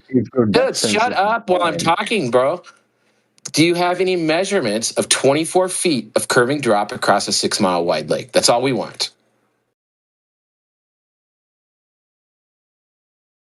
I don't know. I've never thought about it, so I don't know. Look for some real quick. Show us. That's how it starts. I'm just listening, bro. Let me ask you this. If you're looking across a 6 mile lake and you are... It's too small. Too small. You need 1,000 mile lake. 1,000 mile lake? Yeah. What kind of curvature should you see at 1,000 miles? I mean, it's gonna get kind of blurry on distance in the horizon, but you're gonna be. If something's 1,000 miles away, how far below the curve should it be? I mean, that's the closer horizon, maybe. Sure, yeah. You're gonna see some mirroring behind, under the horizon, sure. Some kind of illusion, you know. Yeah, how far below the curve should it be? I mean, I don't have the exact measurement, but. So then, how do you know it's a sphere? How do I know? Yeah, because he's an ant. There's visual pictures of the curvature of the horizon. Oh, there is? Yeah. Okay. And you got what's some evidence of that? Earth? It doesn't make sense. Why not? You say it's too big to see the curve, so it looks flat, right? Yeah, sure. Let's say a meteoroid, asteroid. What is the logical structure of the meteor or asteroid? For example, meteors. We're talking about the Earth. Yeah, it's the same thing. What's the logical? What I mean, it's the same structure. Is it flat? Meteors are not flat, so we're not flat. Okay. Yeah. And they're not spheres either. What's the end game of a structure going through the universe? Nobody cares about the what we care about measurements of curvature. What do you got for us?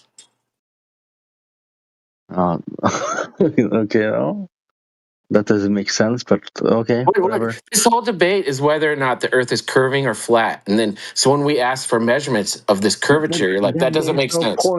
That's what this entire debate is about. Then there's no point to discuss anymore. You don't know. You don't know what you're to say. That's why. If you don't know how things are made up in the universe, then there's no point to discuss anything. Well, I don't know. The rings of Saturn are flat, so I guess Earth is flat. Depends how you look at it. But what's up with Nan, bro? You said you got measurements of curvature. I didn't say that. I said I had a picture of curvature. Well, so you're just like, it looks curved, it must be curved. It's kind of like, it looks flat, must be flat. What we need is measurements, not your opinion of something. It's not an opinion, it's a fact.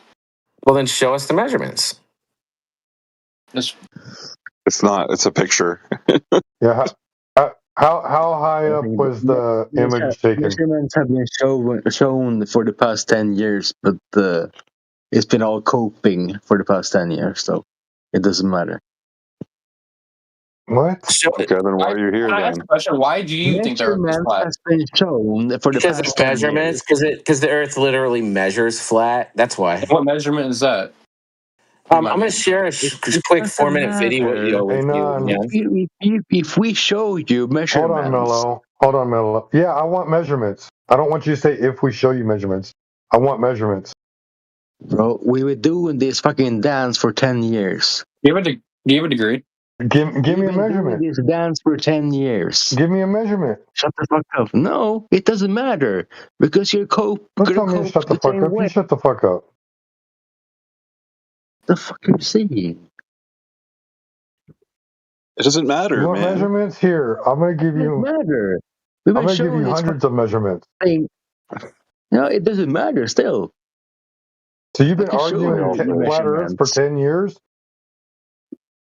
Yeah, we're going... What? If you've been arguing flat Earth for 10 years, you should know why we say the Earth is flat. Why do we say the Earth is flat? Makes no fucking sense. Most of the time, 10 years, you can't fucking steal man our side. You say it's a religious thing. No. That's it. It is that. You say it. After 10 years, you can't steel man the flat Earth. It doesn't matter what the fuck I say. You have still your beliefs. I can steel man the globe. I know your entire story. It doesn't fucking matter. I can say whatever, and you still have your own worldview.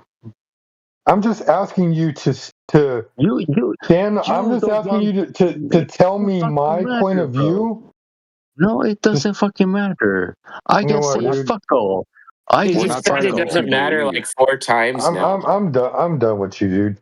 You're just repeating yourself. We can talk to Nan. Nan, what measurements of curvature do you have again? I'm switching to PC. Give me 1 minute, please. Sure. Mello, you can go kick rocks. I don't give a fuck.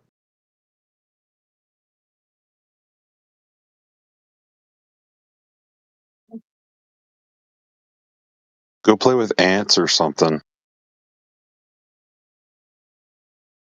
I mean, to be fair, even if he does come up with anything, you're just going to say that, oh, it's not like literally me seeing a curve from the ground. Bro, you don't know what we are or aren't going to say. Yeah, I do, because I've been talking to you. You have no idea. That's called poisoning the well. 99 times out of 100, it's going to be the same shit that we've already seen.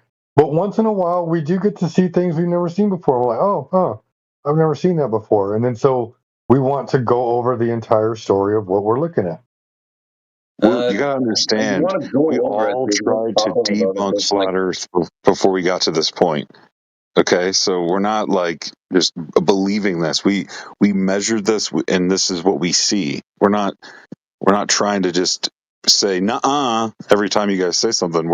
We just want to see the evidence. Right, it's a little more complex than that. You're not just saying "nuh-uh." But have you seen the website that I posted in the side chat? Have you seen that before? No. The issue is like if somebody tries to tell you a proof that is based off anything other than like the ground as seen from an observer's perspective, you're going to say this is the sky, or this is not something I can physically do myself, or this is this, or this is that. Like you don't understand. Why are you running away from measurements of the ground and going to the sky? It's not about running away. You're totally trying to get away from it. And you're trying to poison the well for us for wanting measurements. You're trying to mock us for asking for measurements of the ground. The whole debate is about whether or not the ground curves, and you're like, no, don't look at the ground, look up. Why? Why? Because if the Earth was just a really big sphere, the ground would look the same way. You need to be more creative to figure this out. Dude, I tagged you in a 4-minute video. Would you please watch it and give us your thoughts? If in the meantime you look at the fucking Terrence Tao video, then sure. Absolutely. I actually spent about 5 minutes watching it, and I'll go watch another 5 minutes. Go watch at the 13-minute mark. Go watch the video on fucking rung 3, because that's the part you should be focusing on if you want to deny that the ratio of the Earth, Moon, Sun system can't be individually determined. You can still assume the Earth is flat if you want. You can.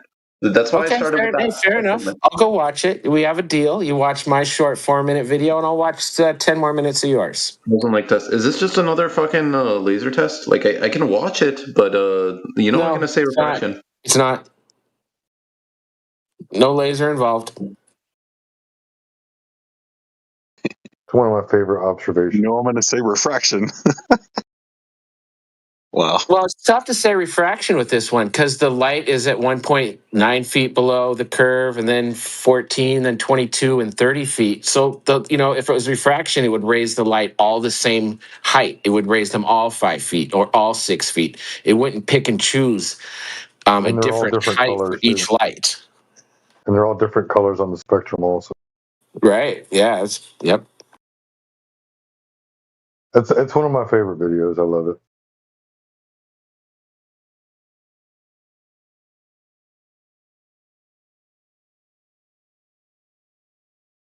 Not lasers, it's just lights, colored lights.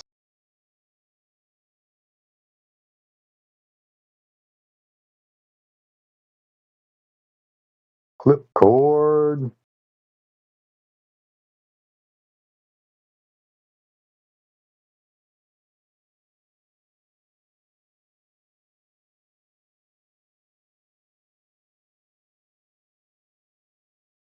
Now, did you have measurements? Oh, by the way, for those of y'all that are wondering, please do save the link that I dropped at 21 minutes past the hour of the flat Earth observation. Several observations recorded. We used to have a web page, but it got expensive maintaining it, so we just saved it on the Wayback Machine. A lot cheaper that way. Holy shit, that link is all full of all kinds of good stuff. I didn't know about that.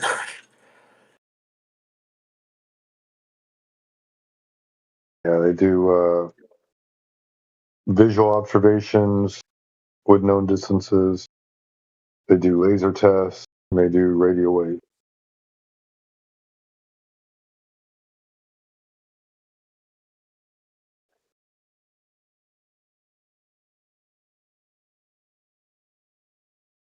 Shout out to Indio, and then 20 Cups. He's working on doing a redo because he's got his own little personal project going. Can't wait to see the end result, man. And once it's done, we need to save it on the Wayback Machine so that it's imprinted in history. But there's no column for all the refraction for all those observations.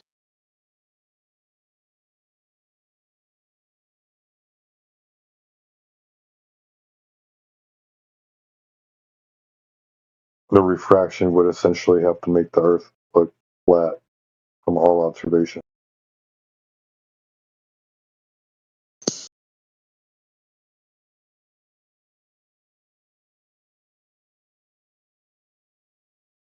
You're saying refraction doesn't distort images? Oh, it absolutely does. Oh, okay. Yeah, not to the extent that you guys claim, that's for sure. It even magnifies them. What you think about that? Actual refraction is pretty minimal. Do you think magnification is a product of refraction?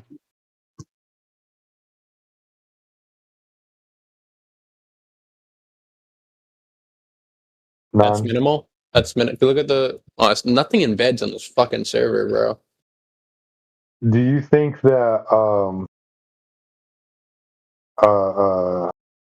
magnification is a result of refraction? No, do you? Absolutely. Okay. That's what lenses do, right? They magnify things. So, like when you look To at a an extent. telescope, Yep. right? Yep, Yeah. it's refracting the light coming through it, right? So it's minimum. Like it's not like as massive as what you're saying that we are saying that it is, right? What do you mean it's minimal? You said that it's not as large as we claim it is. Like nothing that would distort it so badly that we would mistake it as being a sphere. Well, I mean, here, tell me what you think about this.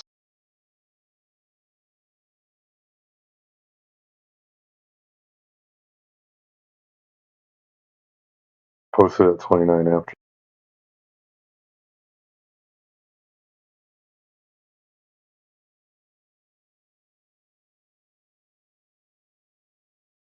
You think those cars are over a curve, Woot, and they're being refracted up into the air? Is that what you're saying with that image? No, I'm saying there is significant refraction at a close range. So over a further range, you could reason there could be even more refraction. So did you watch that ice lake video? And what's your thoughts? Yes. I think I pretty much just summarized them. Like, it's not really conclusive if you were trying to prove that the Earth is flat. So how does Because refraction raise one light 9 feet, the next light 20 feet, and the next light 30 feet? It would raise them all the same amount, and they'd still be below the curve of the Earth. It would have to raise them enough for them to be visible. So let's hold on. So it raises the first light. It raises the first light 9 feet. Then it would also raise the second, third, fourth light behind it the same 9 feet, and they'd still be below the horizon. No, it could raise the first light more than 9 feet, and every other light more than 9 feet, and it would still be visible. What do you think of that image of the sun I sent earlier? Is that minimum to you?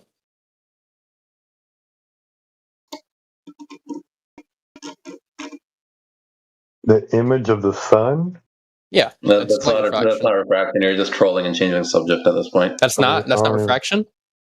It's a link. Is the sun being cut off by the eclipse? So it's not refraction, is what you're saying? Link it again. We can't find it. That looks like refraction to me. Some role in that visible phenomenon, but whatever, irrelevant. It's refraction. Looks like How's that all kinds of relevant? distortion. How's that irrelevant if it's refraction? You're saying what refraction can and cannot do, and now you're saying that's irrelevant to what you're referring to. It is. Right.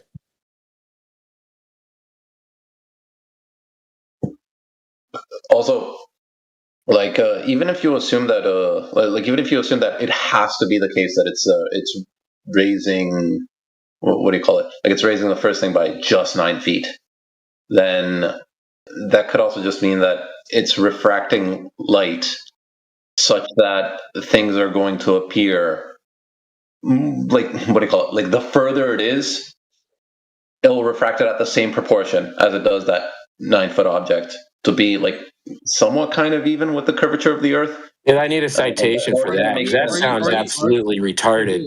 You're just making that shit up. Hey, Roots, are you arguing that the Earth is round, correct? It's a curve? Yeah. So he doesn't have any evidence for it. He's arguing for that. When I said earlier about the image of the sun, it shows refraction at different. It's not the same as what he's claiming is. It has to be the same every time. I was backing up your point that refraction does not mean equal distortion.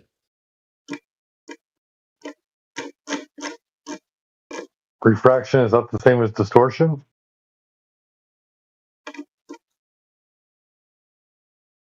Is that what I heard? I mean, both are phenomenon that are caused by light moving through pressure gradients in the air. So the only thing that I feel like is necessary to prove that these sort of laser tests are I'm not going to say complete non sequiturs, but not completely conclusive. Well, it's not a laser test, so try and stay on topic. Whatever, these sorts of tests. The only thing that you need to prove that is the fact that you can see significant refraction over short ranges. Like, as long as you have that information, or as long as you have even like significant distortion over short ranges, as long as you prove that light moving through pressure gradients in the air over short ranges can cause significant distortion in the image, then you've proven that these sorts of tests, laser, light, whatever, are not entirely conclusive. Yeah, I got one. I'm going to show you a video on a flat surface where what they do is they open the door from the outside. It's cold outside. It's warm inside. When the cold air and the warm air mix, it creates refraction, and it hides objects behind the point of refraction. That's a really short range. That's interesting. Yeah, give me a minute. Hold it up. Here's one. And if you go to their webpage, they have over 100 videos.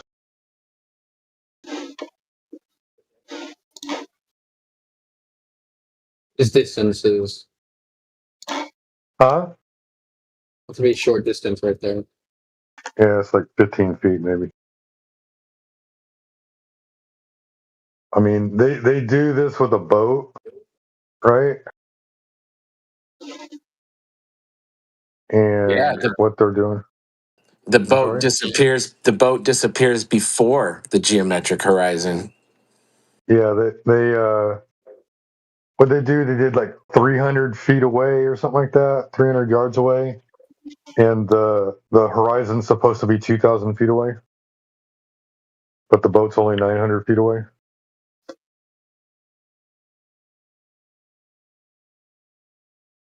Dude, one of these Globers has got to have some curvature evidence for us to look at. What are they waiting for? Why are you guys keeping it a secret? You can check out this right here. It has some pretty nice information about. Here's another video of objects being obstructed by nothing but refraction.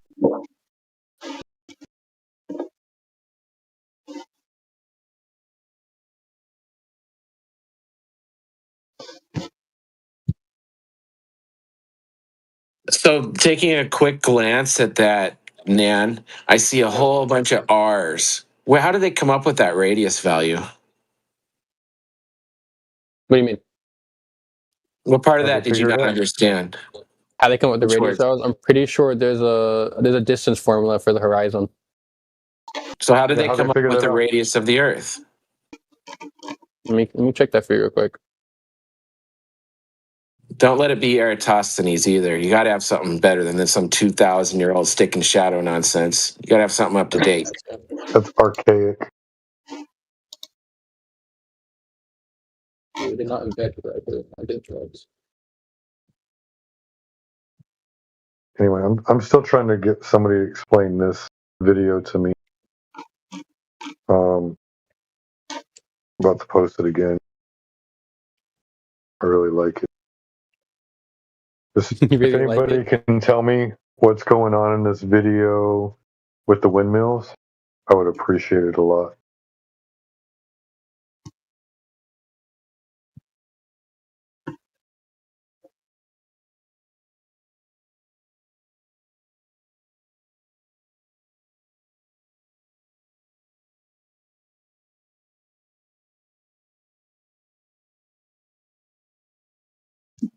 Hey Travis, that's what I want to do. I want to go back to Key West and do the lookout point from 93 miles away. And if I'm praying when I go down there one day that it's clear as fuck. That'd be so cool to take my Nikon P1000 down there and take pictures of Havana, Florida. That would be awesome. Thing pretty much just showing conclusively that the Earth is round, because you can see that the further windmills are clearly cut off. Yeah, but they're also like magnified like a motherfucker. looking pretty refracted, but I guess it doesn't. If it's a globe observation they like, then refraction doesn't matter. It only applies to flat Earth observations. I mean, refraction could still be playing a big effect here, but like if it was like flat, then how is it that the like light off of the like bottom of the windmill only is going to be invisible? That Because just doesn't make sense. it deflects upward. I don't know how many times I have to fucking say it. It's not deflecting downward like you think. It's deflecting upward in the opposite fucking direction. It's deflecting upward. Yeah, light bends to the more dense medium, right? I mean, yeah. Right? Light bends to the more dense medium. So when you have a pocket of cold air trapped underneath warm air, as we would expect to see all over Earth because it's dynamic, at some point there's going to be a pocket of cold air trapped in there. And what's going to happen is when the light pathway passes through the back end of that dense medium to a less dense medium, it's going to deflect upward because hot air is less dense than cold air, so the air above it is going to be slightly more dense. Matter of fact, I'll give you a laser observation that demonstrates this as well. Give me just a second.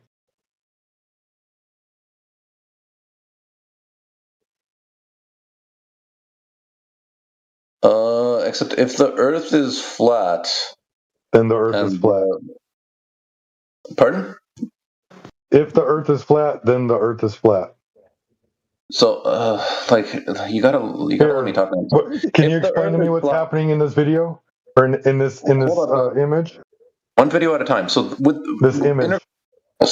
So you're saying that the reason that you can't see these, like the windmills further away, you're saying the reason you can't see the bottom of them is because of refraction, because the light is going through a pressure gradient, and so. And sometimes you can see the bottoms. There's plenty of videos of them when you can't see it. Yeah, okay, so I can only respond for this case right now because I can't respond 10 things at once. Like this case, you can't see the bottoms. So your given explanation is refraction. Okay, so let me answer to that. So if the Earth is flat and like light is coming from the bottom of the windmills and going towards you, right?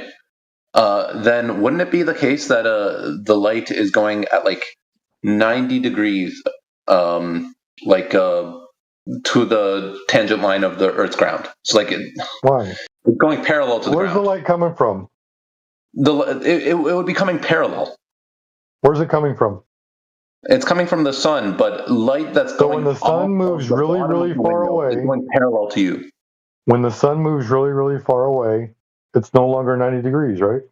Yes, except we're talking about the light coming off of the windmills.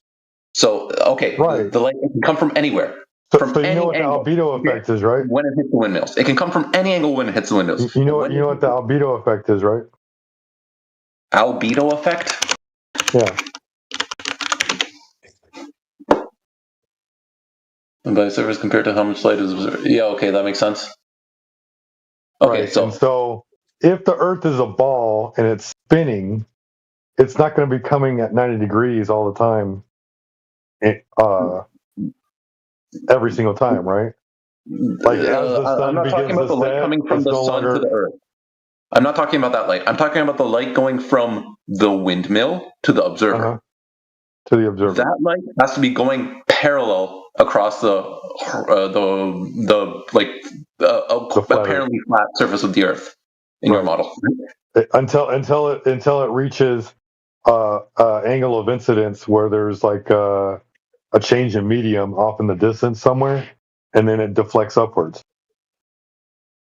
What do you call it? So if can you go up to 40 minutes past the hour and look at this laser and tell me what it's doing? Hold up, one video at a time, man. So like if it's this is going to explain this is going to explain what's happening in the windmill video. Okay, I'm trying to one windmill video at a time. So not a windmill. So if light is going into a different medium, but there is no angle at which it's going through that medium, it's actually not going to refract.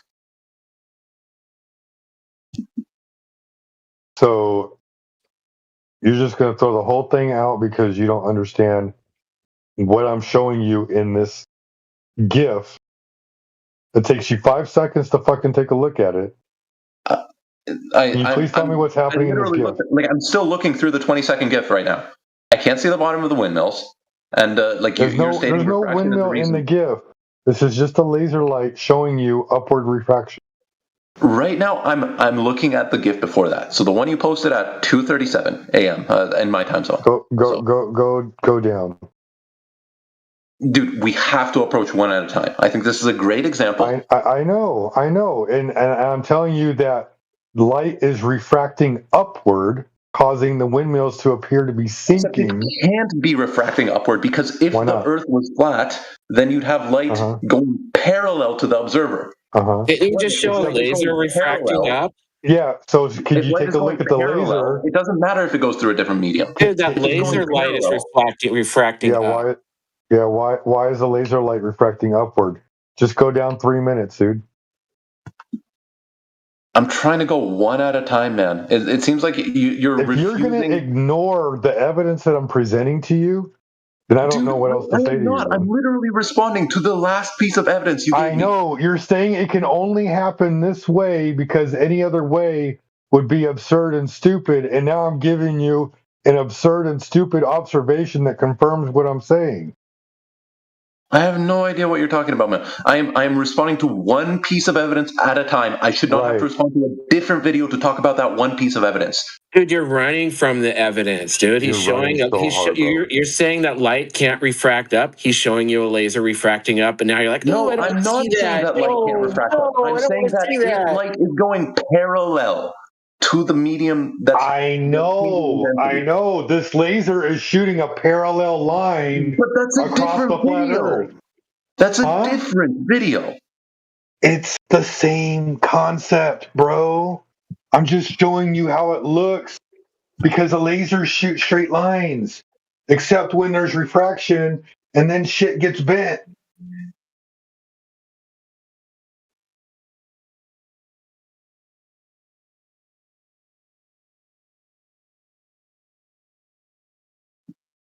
I don't know why that's so hard.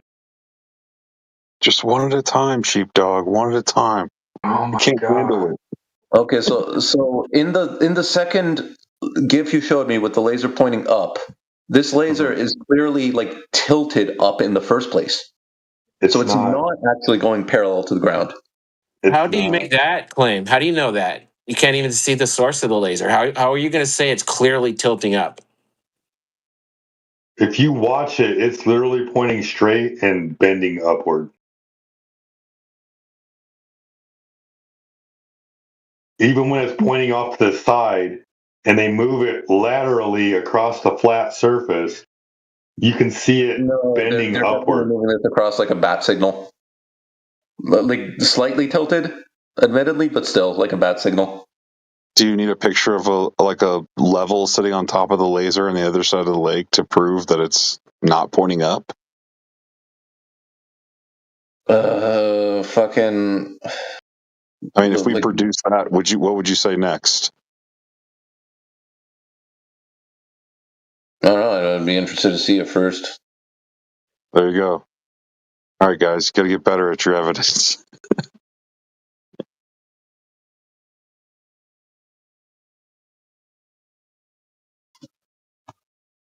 Yeah, it's fine. I'm going to go find the video right now.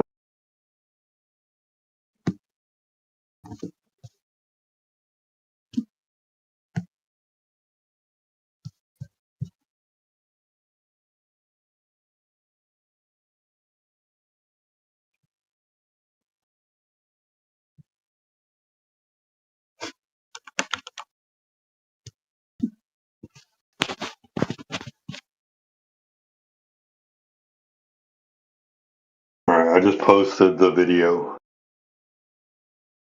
Little 10-minute documentary on what was happening that day. this is somebody like shooting a laser straight across like what they think is a flat plane. The problem is if the Earth is round, then the laser is going to go up at some point. So it then it will. Yeah, now you're getting it. Yeah, there you go. No, you don't understand. When I say it's going to go up, I don't mean it's going to bend up. I mean if it goes on a straight trajectory, it's going It's definitely not going to bend down.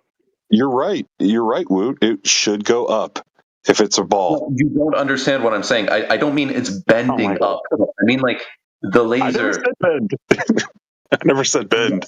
I said the angle that the laser light forms to the ground will like start increasing. Therefore, it will be going like up through a pressure gradient. This can cause refraction. However, if, as with the first windmill video you showed me, you have light coming off the bottom of a windmill on a flat Earth, then that light will be going straight to the observer. But since it's going straight there, and at no point does it increase in altitude, it shouldn't go through a pressure gradient. So if the Earth was flat, like refraction would not be causing the bottom of the windmill to be out of view in that video. Unless, I don't even think you could say unless, like... Is magnification a product of refraction? Magnification... yes. I mean, maybe there's a certain... like, I guess if you look Can you have magnification without refraction? Pardon? Can you have magnification without refraction?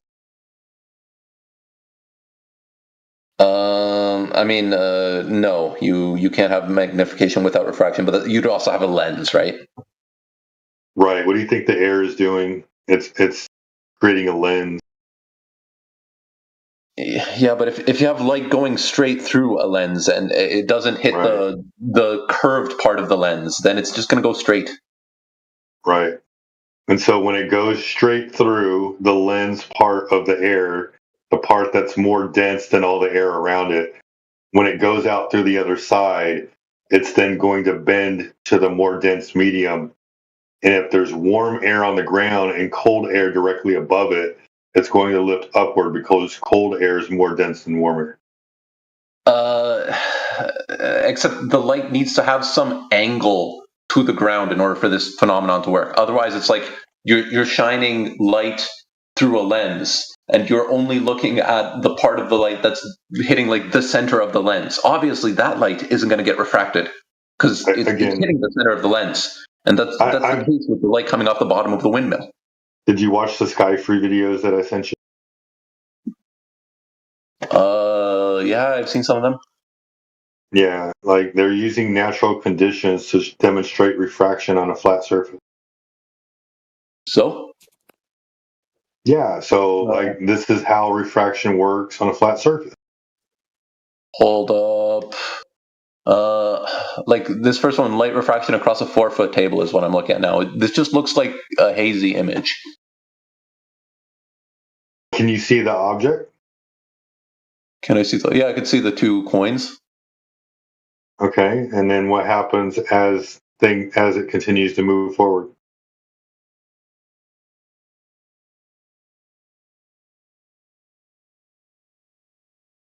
So far, it just seems to be waving.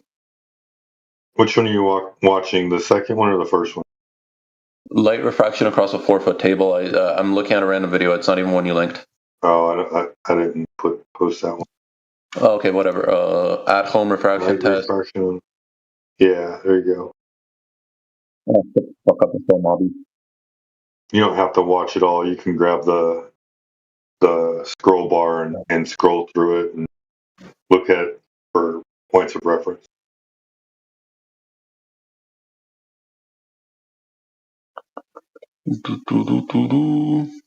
But if you want the information, they take measurements of temperature and they give you distances and all of these other things.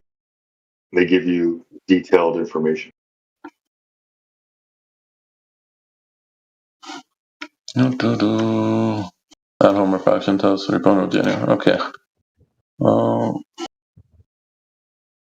want to say I don't really know what I'm looking at in the background right there, to be perfectly honest.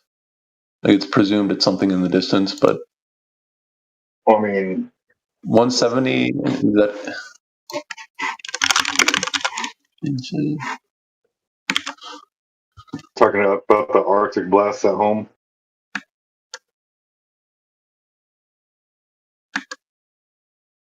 They're little toy objects to simulate a city. Interesting. Like a city skyline.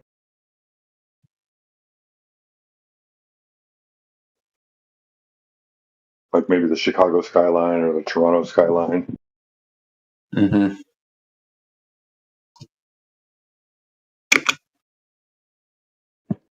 And it's over a flat surface, reminds you, right? Because we're looking through a straight line, like you were complaining about, saying, oh, if we look through a straight line, it can't deflect upwards.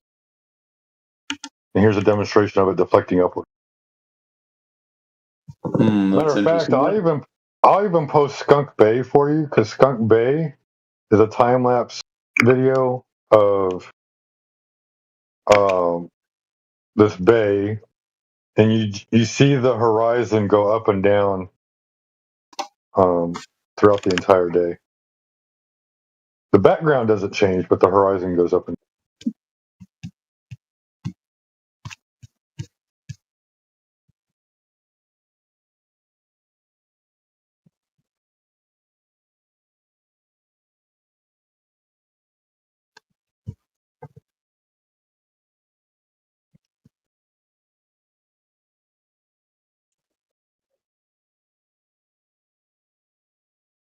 So, Nan, when I put that link into Grok and I asked, does this go in with a presupposed model?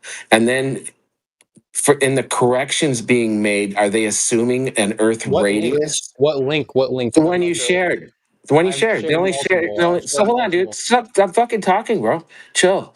Say the link. So it's making corrections and then using a globe radius in the match. Matching already. Dude, fuck off, dude. Chill. What's your problem? Just tell me the domain name. You're saying the link. The link you shared. You only shared one link, bro. No, I did not. I've shared two since. Just say the domain name, bro. How hard is it? Read it. Use your eyes. Domain name. What's the first domain name? Dude, you linked it. Dude, are you really? You should know what you linked, unless you're a total retard. Is it the SDSU, Travis? I've linked two links. I've linked the SDSU. I also have linked the recent one. So what link is it? The recent one. There you go. Jesus Christ. All right. Dude, so what's continue. your problem, bro? You just linked it like 2 minutes ago. But anyway, so you put it. Oh my God, you're just gonna talk every time I talk, aren't you? Keep going. So all the corrections, they're making corrections in that so that they can match an already presupposed spheroid model. They're not measuring a sphere. I never said they were measuring a sphere. If you go so why did you share it? I asked for evidence and measurements of the globe's radius, and that's what you shared with me. It's an educational guess. I don't want guesses. I want actual measurements. It's an educational guess. Okay, well, I'm disregarding your educational guesses. I want measurements. Okay. Well, then you're kind of beat. So show us radius of the globe measurements and how it was done. I already did. I already stated in chat. It's based on satellites. It's based on internal orbit. There's data that was used to get a total measurement of both A and B. No, and I don't have all the data. I don't have all the data because it's a decently complex formula that was used to get it. So I can't just snap my fingers and have every bit of data ready for you to hand to you. I'm sorry to tell you. Well, then don't make claims if you don't have the evidence to back them up. It's an educated guess. Why do I? What do you mean? You need to run every single formula to get the number that you want just to confirm it?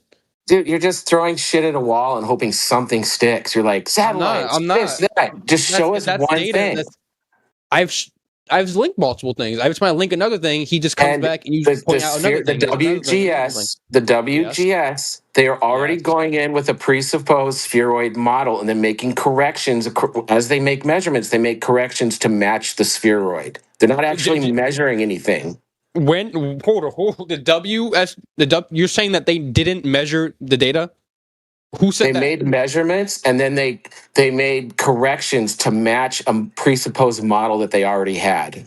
They fucking didn't. Who said that? Where did you get I that just information from? took a screenshot from AI showing that all the math they used to make the corrections assume a globe radius already.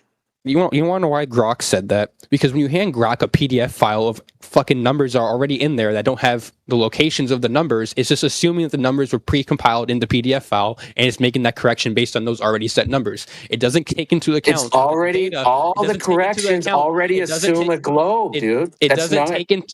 it doesn't take into account that the data that's in those PDF files weren't already calculated and then put in those PDF files. It's not assuming that. Did you not read what I shared? Did you not read what I shared? I did. Okay. Okay. So can you steel man back to me what that means? The screenshot you sent me, Travis, that one? Are the corrections made in low? Okay, what about it? All corrections made are already assuming a sphere, and they already have a presupposed globe radius. Yes. Okay. Yes. So it's not an actual measurement of the globe. They already have a model that they're making corrections to match up to. It's a measurement of the globe based on data they have. And then when they make a measurement, they're making corrections to that measurement so that it will match up with the model that they're already presupposing. What model they're already That's exactly what it says. Who said that? Did you read it, or are you just listening to what Grok told you? Because when did it say that? What corrections are being made to match up to the model? If they have a model, I'll get you a shitload. There's up like 5 to 12 corrections that typically use, and they all have a presupposed globe radius in the math. Yes, because the data they're using isn't exact T number 1, so they need corrections to get a mathematical. So it's not an actual measurement of the globe. They're just they're trying to match up to a presupposed model. You don't even have an actual measurement of the globe. That's right. I know. You don't even have one of flat Earth, so you can't. I would say nobody actually has one. I would say nobody has a truly accurate measurement of what we live on. It's nearly impossible to get a to the T measurement of what we live on. Yeah, sure. I agree. That's correct. It's nearly impossible. It doesn't mean you can't get an educated guess. Absolutely, bro. So, what does that tell you? It tells me nothing. It tells me that they use an educated guess to get the idea. Have you never? Actually, that's not a good example. I was going to say.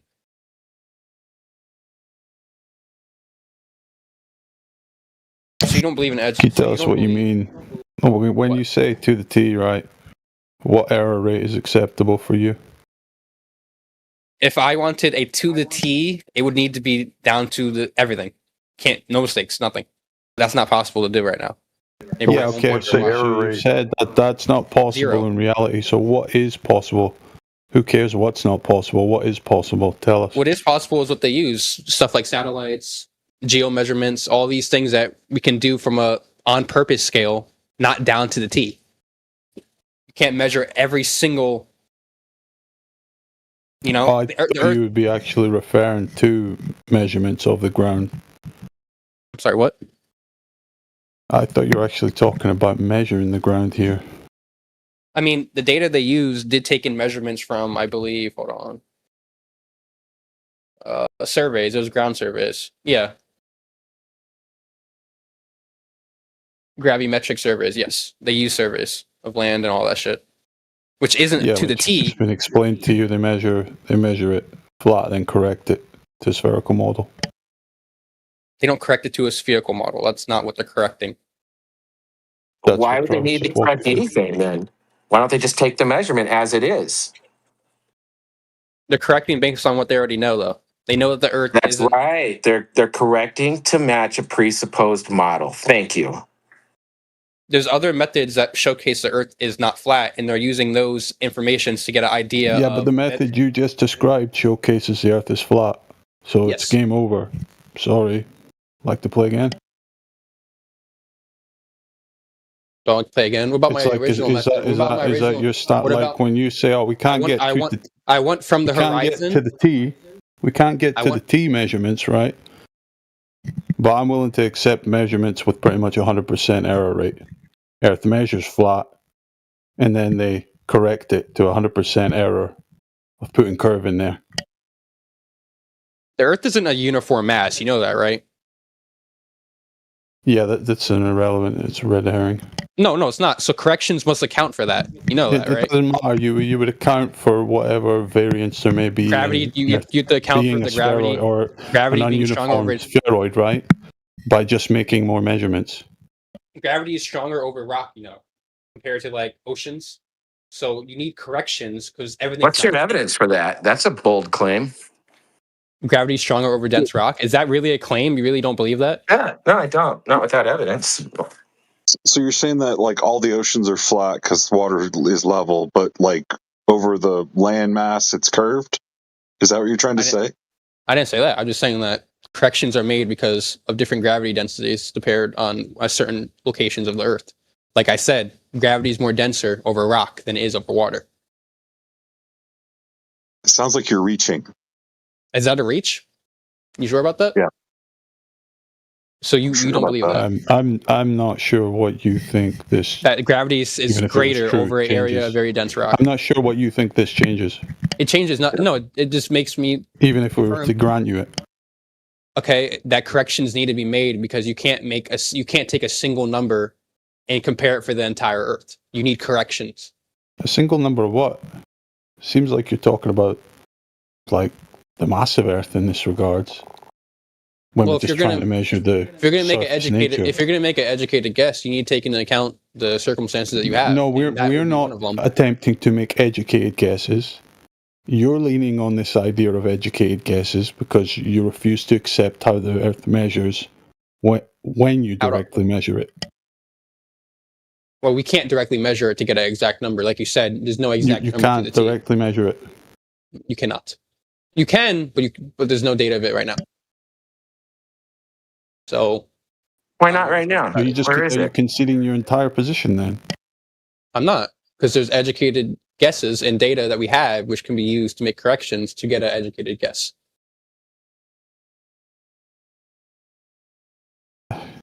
Travis, you want to go back to this guy? There hasn't been much of a global study to go into a full exact measurement because it's idiotic. Okay. Why is that though?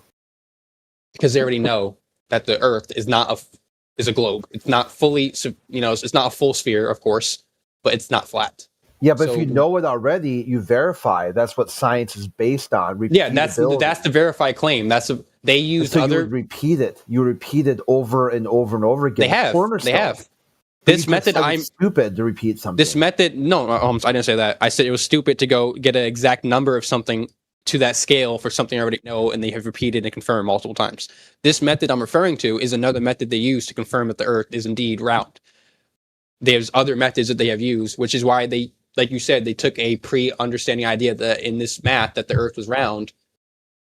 That's why, because it was a confirming of other whoever that the Earth is flat, the Earth is round. It's just a confirm. So what they're doing is they're getting measurements of basically flatness, and then they go in with the model and they're making corrections to that measure of flatness so that it becomes spherical. That's exactly what's going on. Okay, can you prove that? Because you just said the article. I just did when I linked you that screenshot that said all the math. I already said this like 3 times. Dude, are we really using ChatGPT as the fucking our source when we say, "Oh, where's your source?" Oh, ChatGPT said so. I didn't want to read it myself. Show us. ChatGPT is not the source. It is, because he shoved the PDF file into ChatGPT and said, "Read this," and then now he's taken the idea that ChatGPT actually correctly read it or read. Yeah, and if you want, you can actually go and read what they do. I was just doing a quest. We can't trust AI now, guys. I'm not saying you can't trust AI, but AI is not perfect. You really can't trust it. You really shouldn't have AI reading your text for you to make your responses. All I asked was, I asked AI, are there corrections being made in this PDF that already assume a globe? That's all I asked. And then it's a quick way of looking through that, yes, there is corrections being made to match a presupposed model. Okay. Hold on. No, you got to read it, Travis. I know. You got a defib, bro? Actually, it's pretty short, and I did glance through it, but Oh. I would have done the same thing. The main reason the main reason to use AI is not because AI is worthless or useless or the main reason is a lot of these globalists value technology above their own intelligence, artificial intelligence. I can't send a screenshot. So do they have to say? Hey, broski, you got a defib? AI is in. Yeah, I'm right behind you, bro. Excuse me. You got a defib? Mod, can I get a permission to send screenshots, please? Because I really can't. Yeah, that's server side. That's nothing to do with us. Bro, not me. Please. Thank you. Oh, I'll give you rusted gears. Okay. Is there like a certain level of permission that's needed? Yeah, that happens automatically as you participate with the server. Well, the main reason I wanted to send a screenshot was I repeated the exact same question that he asked ChatGPT with the exact same link, and I got a completely different answer. I would like to share that screenshot, but sadly I can't. You mind if I send it to you and you post it in chat? Is that right? No, it doesn't matter, dude. Okay. The AI portion is like worthless. All right, so his portions is not correct, right? It's worthless. No, yours is. Oh, why is mine, but his is not? By your own epistemology, your own worldview. You said it wasn't any good, and then you repeated it. No, I'm repeatedly showcasing that it isn't any good because the AI gave two different answers to the same question. That's for your proving my point. No, your point is you thought AI wasn't any good, and then you appealed to your own AI. No, I'm not. I'm not agreeing with my own AI. I think my own AI is stupid because it gave two different answers. It doesn't to the same matter question. Then. So why do you want to send us hypocrisy there? Is he not hearing? No, or do you not see the hypocrisy here? I'm not stating that my AI is correct and yours is wrong. What I'm stating is AI is not reliable to read sources. Dude, it doesn't matter. You already agreed that corrections were being made because the globe is already proven. You already said that. So you already agree with AI. It's okay, man. We're not holding a gun to your head or anything, dude. It's not a big based deal. on actual data, though. They're not like just random corrections.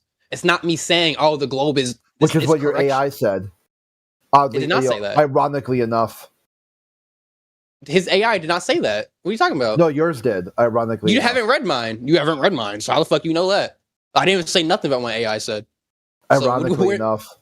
No, where did that? No, you just said some bullshit. Where did that come from? Your AI said that when I simply said my AI said something else than what his said. So you're assuming. You're assuming. Ironically. That's okay. Okay. Unironically. I don't think you're even using that correctly. You don't think? Agreed. Okay. Nice mod. You got a nice. You're very, very mature of you. You've been taking too many L's, and you just desperately want to get a win. I haven't taken a single L. Okay. I don't think of a win. What are you talking about? A win? I'm arguing with people that don't agree with a basics that's well known. What win am I trying to win here? We don't do appeals to consensus here either. We just want measurements of curvature, man. That's all. We try and keep it simple. That's all we want. Man, we just want evidence. I had a conversation, and someone replied to my conversation for AI post, and then everyone agreed with that. And then when I simply said you agreed with it too. You agreed with it too. You said that yes, the globe. It's already they're using globe-based math corrections to get to match the presupposed model. So you agree with it also. What's the problem? But those corrections are based on actual data. Well, show us. I can't. I don't have images. Well, then shush. If you can't, you're gonna make claims. Don't get all crazy when we ask you to back up your claim, man. Bro, your claim was you asking ChatGPT to read something. That's your claim. That's your whole basis right now. That wasn't my claim. That wasn't my claim at all. No, you're claiming that they're not measuring anything, and you asked Chat to confirm this, which it said yes to you, even though it's not true. I didn't say they didn't measure anything. I said they're making measurements, and then they're making corrections to match up a presupposed model. That's what I said. That's what AI confirmed, and that's what you agreed with. You said, are the corrections made in this model use a globe radius in the math? That's what you said. Yes, and it said yes. And then you agreed yes. Yes, but the globe radius is based on actual data. It's not just a made-up show us that data. I did. Where? It was in the screen. It was in the link above. Have you actually read it? No, it didn't have any actual measurements. It just had a presupposed model. It didn't have any actual measurements. No, it just had a presupposed model that they're making corrections to get that radius. And you read that? Yeah, do you got any measurements of the globe curvature or not? Sorry, what did you say? Do you have any measurements of curvature or not? All we want is evidence that there is 66 feet of curving drop over a 10-mile wide distance. That's all we want. Super simple.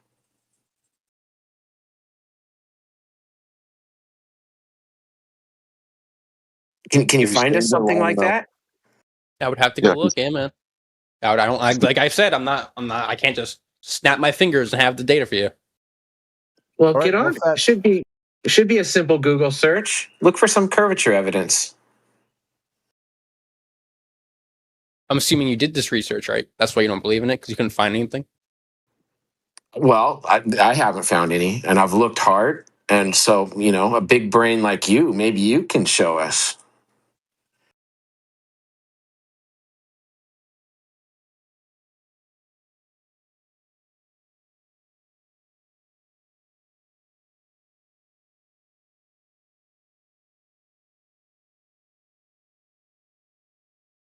So what am I looking for exactly again? The measurement of something over what? So measurements of curving drop over distance. Does that make sense? Do you understand what that means? The measurement of curving drop over distance. Yeah, so if you're on a 10-mile wide lake, if you're out looking across that 10 miles, there's going to be a curving drop over that 10-mile wide distance. That drop amounts to 66.67 feet. All we want is evidence for that. You can pick 15, 20, 5 miles, whatever. The math is easy to figure out. There's a shitload of earth curvature calculators. Or you can just put it into AI and ask how much curving drop is there supposed to be over this much distance. But all we want, not calculations, not equations, we want to see actual measurements of that drop over distance. That's all.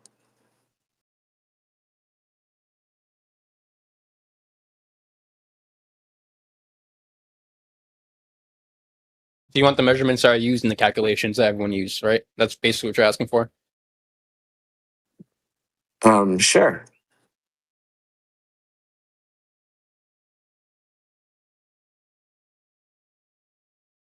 Where'd you get that number from, of the feet drop, may I ask? A couple calculators. You can look up earthcurvature.com. You can look up any of the university physics calculators, or you can just put it into ChatGPT and ask. They all give the same answer. They'll use different equations, but they'll all come to basically within like 1% of each other out to hundreds of miles. So like I think you said 67 or you said 63? About 66.67 feet across 10 miles. Okay.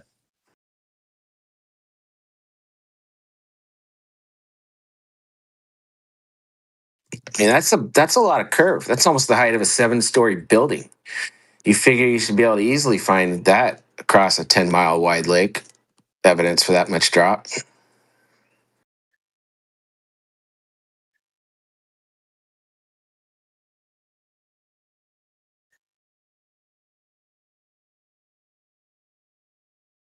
Or if you think my math is wrong, show me your math.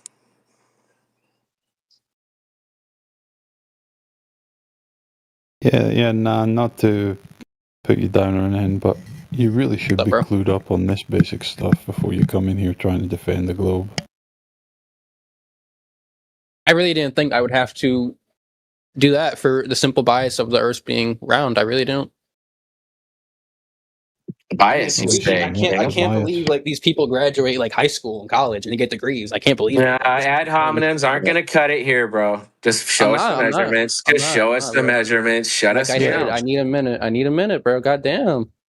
Dude, it's been like you've been in here for a couple hours. Here's a minute to find hours? something. What the fuck are you talking we about? all haven't managed to 40 find minutes. in 10 years.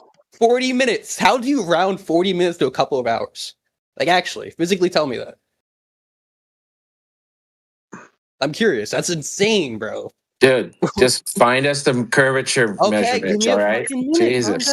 Calm down. I know I'm nice and all, but ooh, Calm down. There's only You're one not going to find anything, Yeah, dude. but really, like you not knowing the basic like expectations, geometric expectations of the globe. Expectations of the globe. It's What like does how that even would mean? you even begin to attempt to falsify it if you had any genuine scrutiny about your mind? Which you don't, obviously. What are you talking about? I did put a bias down. This is what they're arguing about me. They're claiming that my information I gave them was based on a globe radius of the math, which it was based on corrections. So how are you saying I have no bias? You're acting like I You're acting like no. I told them when the math came from. You're acting like I came in here and said don't no. get defensive, man. Don't get I'm not getting offensive. I'm not getting offensive. You're making I'm an just obviously saying, wrong like, statement. there's You're claiming certain things that you should know, right? If you're gonna come in here gung ho that the globe exists in reality. I didn't come in here and say But the globe it's is typical round. of Blah blah Globers. blah. You don't actually know shit all Globers. about your fucking model. You just regurgitate talking points that you don't understand. Did someone say? Did someone make a conversation about what I claimed today? Am I regurgitating that? Well, I haven't caught your entire conversation with Travis, but so far, Okay, so yeah, why are just you seem making to a be biased claim when you regurgitating haven't the even same talking saw the points. conversation? That's But really. I made a separate statement. I just told you, and I asked you, don't take offense by it. But you really should be clued up on these basic things before you come We're in. claiming that I'm not clued up. Why you just claim that you didn't read the conversation? So. I just admitted to you I wasn't here for your entire conversation. Okay, so why make such a claim that I'm not glued up when you weren't here for the entire Because session? I've been here for the last 30 minutes. I've listened to what you've said. Seen your general pattern of, ignoring what you don't like to hear and just keep blindly asserting what you think confirms your position. Travis, 40 minutes, my distance between 40 and 20 minutes is way closer than your I'm not talking to you. 40 minutes. I'm talking about Travis. I said Travis. Measurements of curvature, bro. You're getting so far off topic. Measurements you guys are talking to me. Bring it. You guys are Measurements talking of to curvature. me. Measurements of curvature, non. Man, you're the one that's adding me in chat talking about a whole other thing, and then you're gonna hop on voice and be like measurements of curvature. Show us. All right. We can all chill. You go off, get them measurements, bring them back.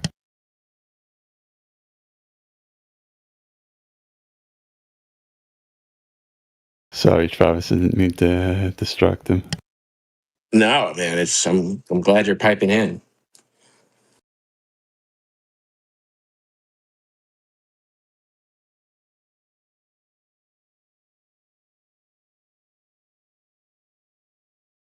What the fuck? Where's the flat Earth? It's supposed to be 24/7. Dude, you're on it right now. You're on the flat Earth right now. Yeah, I don't fucking hear anything. That's where it's at. It's right below your feet. No, that's hollow Earth. You think so? How hollow? Like, what do you mean when you say hollow?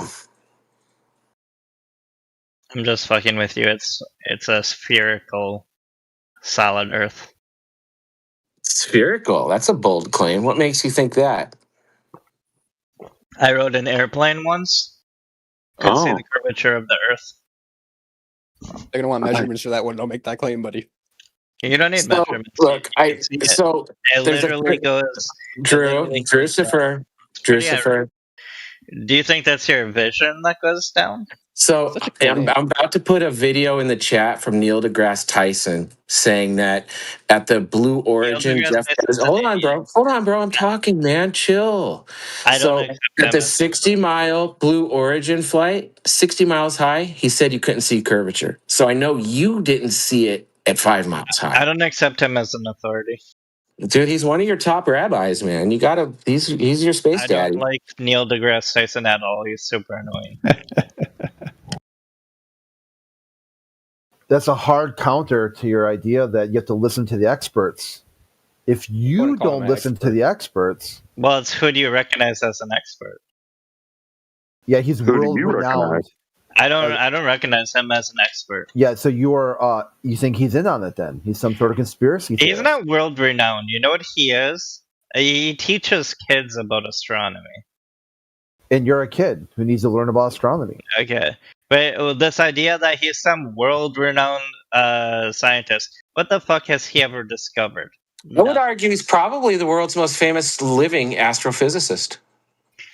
Dude, he doesn't even do astrophysicist. He's a he runs like one of the largest observatories in America. He takes around tour groups of children and shows them around. It's other scientists that actually run it, that actually look at the telescopes. Well, he's the top guy there, though. He's the one in charge. He runs the places. But so you don't trust your top space daddy, though? Is that what you're saying? He's not a scientist. Okay, he's not a scientist. Yeah, I agree. Like, but he plays the role of one. That's for sure. Yeah, what has he ever? Yeah, just like Bill Nye. What has he ever discovered? This guy is a fly earther, just LARPing. Yeah, for real. Yeah. Okay, I'll look it up. I honestly don't know a single thing he's discovered. What has? But Drew, to respond to your original claim, I've been on many plane flights in my life. I never saw curvature. What now? What's that? Yeah. Besides, airplanes have curved windows to match the contour of the plane, so you're looking through curved glass. No, I'll share a quick picture of the curved glass. Hold on, Drucifer. Oh my god. Okay, but if it all curves at the same rate, then it's gonna look. That's not gonna like make the Earth look curved. So the Earth looks flat. Because isn't it funny how when you're on the ground and you're going up, it doesn't look curved, even though the window's still curved. It doesn't, according to you. Yeah, it doesn't look curved. Zero altitude, You don't see the curve cruising until altitude. you get up in the air. I've never seen curvature from a plane. Because you haven't looked outside the window in an airplane. Yeah, I only ever get a window seat. Pretty sure everybody's been on a plane in here, okay, buddy? Well, then you have seen it. Yeah, look, you're on the fucking ground. And I'm probably more obsessive than the average person with staring out the window most of the flight. I love that shit.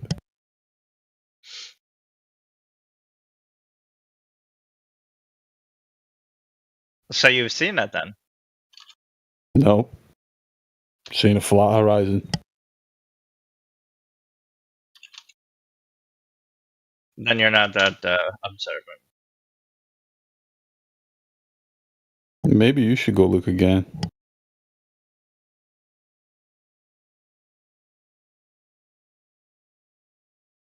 But, you know, there you go. Just goes to show. Your subjective interpretation of what you're viewing is correct, but my subjective interpretation of what I'm seeing is incorrect. Right. Maybe we should move to forms of evidence that are not dependent on subjective interpretation, possibly. Hey, Travis, I don't have any measurement numbers in this investigation. Nah, I'm good. What'd you say, Non? I got no measurement numbers, man. Nice. Okay. Well, keep looking. Maybe you'll find something. It's good. Do you have any measurement numbers that I can use? I'll share a quick 4-minute video with you. Oh, you already saw it, didn't you? I did. I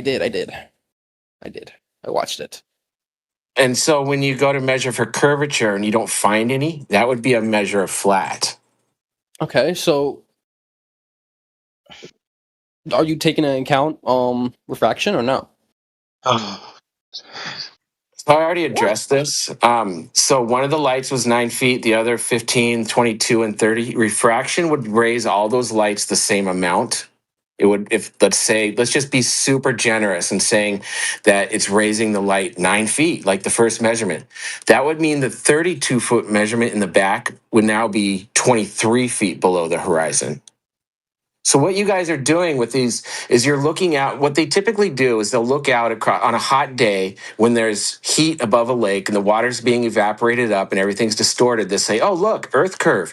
But when it's super cold and crispy and your eyesight is everything's sharp and everything, that's when it's just perfectly flat. You get no distortion, no curvature. It's just flat. Do you know about the Bedford experiment? So you're going to go to something from the 1860s and what? No, it's data recorded in the 1800s that proved that the Earth was flat, and then using. So what were the measurements? Let me confirm that if you. I don't want to. I mean, I'd like to see pictures though. Oh wait, and are you accounting for refraction in the Bedford one, like you asked me? I haven't accounted for refraction yet, and without refraction, it's flat. Okay, well, cool. I agree. Yeah. And once you account for refraction, I want to see if it's still flat. So is this our Earth in side chat? Is that our Earth?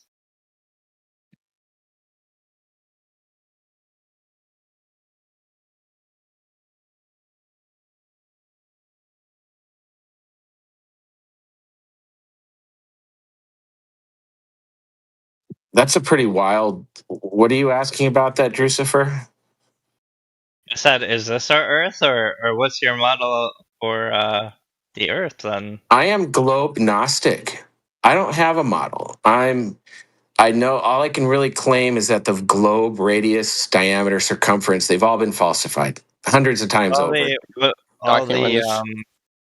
I'm not required to have a model. Like, you're not required to be. Hold on, bro. Hold on. You're not required to be a Democrat or a Republican. I'm not required to be a glober or a flat earther. I just don't know what we live You already on. said that. So the No, I didn't already say that. I didn't. Yeah, I've never mentioned the words Democrat or Republican in the last 6 hours.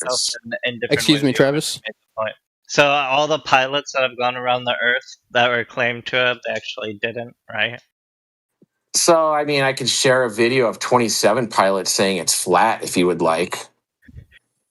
Well, but if one travels one way and then they come to the same city from the other direction, circumnavigation, sure. Then that would be an idea that they went around the globe. So it's not just. Who did that? There are some pilots that did that. So circumnavigation on a flat surface using a compass is 100% possible. It doesn't prove or disprove either model.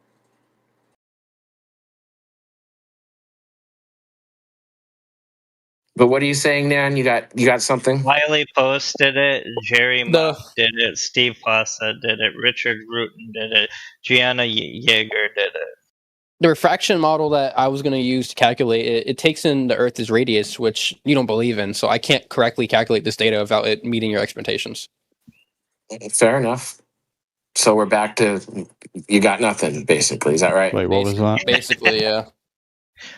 Why did the artillery need to make corrections? So that's a lie. My next door neighbor is an 85-year-old Vietnam vet who was an artilleryman in Vietnam, and I asked him if they accounted for Coriolis. And he was like, "What the fuck's Coriolis?" He's like this grumpy old vet. He's like, "What the fuck is that?" We count for wind, weather, and that type of thing. That's a total urban myth. Nobody accounts for spinning Earth. No snipers or artillerymen don't account for that. What was his job? He was an artilleryman. But an artillery has like a team. So what? Right. So if you actually look into the Coriolis equations, that's some high level physics shit. There's grunts out in the fucking field aren't accounting for Coriolis doing physics equations. Okay. You're not answering my question. They'd never get anything done, man. What was his job in the team? I don't know. Like 4 or 5 guys. I don't know, but those guys would need to know each other's job in case one of them was killed. That's how that works. Not necessarily. 100%. That's exactly how it works. If the fucking targeting guy gets killed, then somebody needs to step in to do his job. They're all trained to be able to do the same job, and they do not account for a spinning fucking Earth under their feet. That's ridiculous. I know, because like the loader and the scout are like the loader and the spotter. Are you going to pretend that's like super complicated or something, and like you couldn't do all those jobs? They're in totally different locations. Bot argument after bot argument, man. Yeah, he's going over schematics. Come on, it's schematics. There's no Coriolis effect, dude. It's fucking bullshit.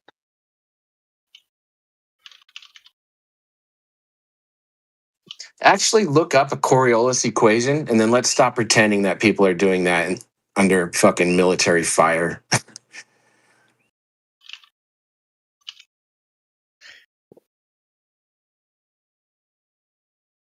It's just based on the premise the Earth is rotating anyway, which you're going to have to prove, which you're not going to be able to.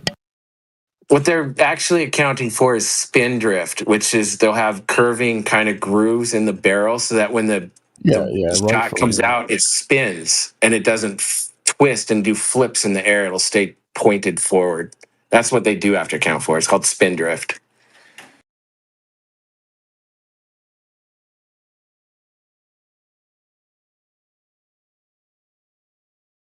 Like how a baseball pitcher can throw a curveball, they put a little twist on it.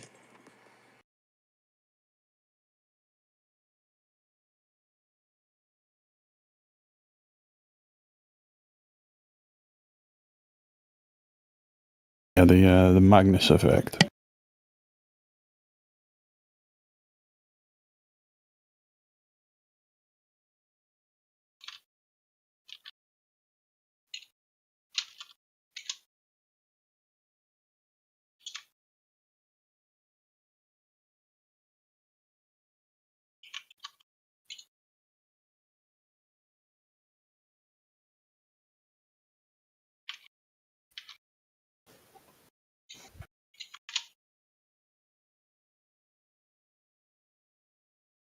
When we were talking about Earth curvature amounts, Drucifer, were you here for any of that conversation? How much it's supposed to curve over distance? No, I just got here. Do you mind if I ask you that question? What question? You're at a 6 mile wide lake looking across. You go to the beach. Your friend is on the other side of that lake. How much curve do you think there's supposed to be across that lake? I don't know how much. I just know there is. How much do you think? Take a guess. Couple inches, couple feet, couple 100 feet. It's irrelevant. We're just because we're not. Hold on. Why is it irrelevant? That's the whole point of the conversation. We're not talking about the amount of the curve. We're talking about if there is a curve or not. No, we're talking about an amount. There's this very specific amount. And if that amount's wrong, then all of... Because you're trying to make the standard of evidence higher. But whether... No. Me asking... hold on. But whether there's 1 degree or 10 degrees, both of them show a globe. So... a 6 mile wide lake requires 24 feet of curving drop across that distance. Okay. I'm not asking for something crazy. So all we want is measurements that this 24 feet of curving drop is there. That's all. I don't care about that. I just want to know if there's any curve at all or no curve. Because if it's flat. Well, that is how you would find out. That's how you would find out. You'd go and measure for that. I don't need that. I don't need to know the amount to know if there's curve. Yes, you fucking do. Stop being a moron. No, you don't. Of course, you need to know. Of course, you need to know what you should expect, so you can. Yeah, you don't need check to know the results exact you get amount against what's expected. This is just moronic. Do you think that sailors know the We're not talking about sailors. over 100 years ago, like 200-300 years ago, talking about geometry. 400 or 500 years ago? We're talking about basic geometry. You're being annoying. You're just talking, mumbling in the background. The exact distance the Atlantic Ocean was when they crossed it. No, they didn't. But guess what? They were. No, I would say they did. For sure. I would argue they did know. They were still able to get across, not knowing the exact. They were able to get across because they were using the stars as a map. It was very well mapped out, and that's a whole nother topic. But to do any of that math, you require a flat baseline. So you have to assume a flat Earth to navigate. Measurements. That's just something you say when you want to raise the So, standard. Christopher, here's a question for you. For you. You were just raising the standard of the artillery guy. Talking about. Christopher, so I'm giving you the task to go out and attempt to falsify the globe. How are you going to go about that? I don't care what task you give me. I don't need to abide by what you require. Right, so you're a waste of time. Shall we put you on mute and move to someone that's smarter? Sure. Go ahead. Yeah, you just admitted to it. You admitted to just I'm not wasting. gonna be ordered by you guys. I'm not arguing the way I want to argue. You're supposed to be engaging in an investigative discussion regarding this topic. I make the arguments I want to make. I don't make the arguments because you demand. Yeah, no, your arguments are shit. You started with fucking airplane windows, looking at airplanes, seeing curvature. Trash argument. Whoever posted the Fucking airplane trash was actually argument. proved me Up right. your game, man. Basically proved me right. Okay, you're just clearly too fucking stupid to engage with. Hey man, that's not nice. Someone else wants to speak to that guy. Take it off mute. What was that, Nan? Yeah, that Not juice nice. ain't worth the squeeze. You can't get anything from them. It's just like a password argument at that point. Yeah, it's like, hey, dude, you want to challenge the globe? No. No, I don't want to challenge anything. I'm only here to make bad arguments and tell other people they proved it. Yeah. You're not going to tell me what to do. Okay. Dude, Yeah, ice turds do you here. want to try some science? Nah. Hey, that line, the juice wasn't worth the squeeze. That was from one of my favorite movies until he became like a raging libtard. I first heard that in Heat from Robert De Niro. He said, "Was the juice worth the squeeze?" Yeah, like you can't get anything from this guy. Like he freaked out over someone saying you've been here for hours. Like he went on like a 10, 15-minute rant about 40 minutes versus an hour. What are you talking about? That was not different me. guy. That was not me, buddy. And that was 5 minutes of ranting. You good there? That's kind of mean.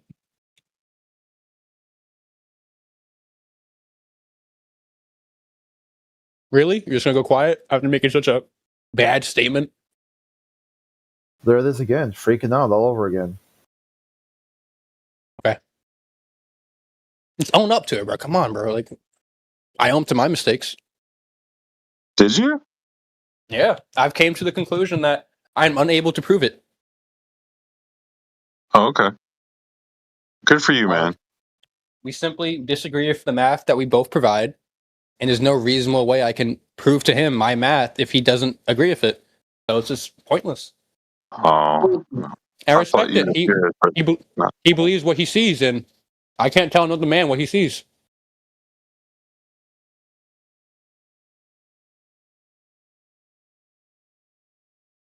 We would need to go in a fucking spaceship together to probably have an agreement. No, you wouldn't. You could just go to like a 5 mile wide lake, really, and look for like the 16 feet of curve across a 5 mile wide lake. That's all you really need to do. No spaceship necessary. No, wait, can I say something? Yeah. If you're trying to measure the curvature of the Earth, measuring 5 miles. Hey, buddy, how are you? Okay, can I speak, or are you going to interrupt? Probably interrupt. So, okay, 5 miles is going to give you the curvature of the entire Earth. That's how much curve is there supposed to be in 5 Can miles? I finish? Can I finish my sentence? No. How much curve is there supposed to be across 5? Listen. You got a problem with speaking. I'll come back and maybe your manners will be better. Good luck. Travis, that was rude. What a little girl. You were getting mad at people and talking over you, but you talking with someone else. That's rude, man. You can't do that. That's not fair. I know. I'm bad. I'm gonna go spank myself. Oh, you guys have such bias for each other. We've been in here for a while. See the people that come in here and the same people that come back in here. So it's. I get it, but like even if you believe what they're saying is wrong, right? You should at least let them speak, whether it's right or not. You don't want to. You got nothing to say. You confessed that you had nothing. I wasn't saying me. I was, bro. Do you not have critical thinking skills, man? I'm not talking about myself. I'm talking about the previous lad. We have known trolls. Been here since day one. Now the hell you're talking about? Is he not understanding what I'm talking about, Travis? Yeah, you're useless, dude. Just put yourself on mute. What are you talking about? You got about? nothing to add to the conversation. I simply made the statement. You shouldn't tell someone. You shouldn't talk over someone that's talking. Then do it. Then follow your own logic.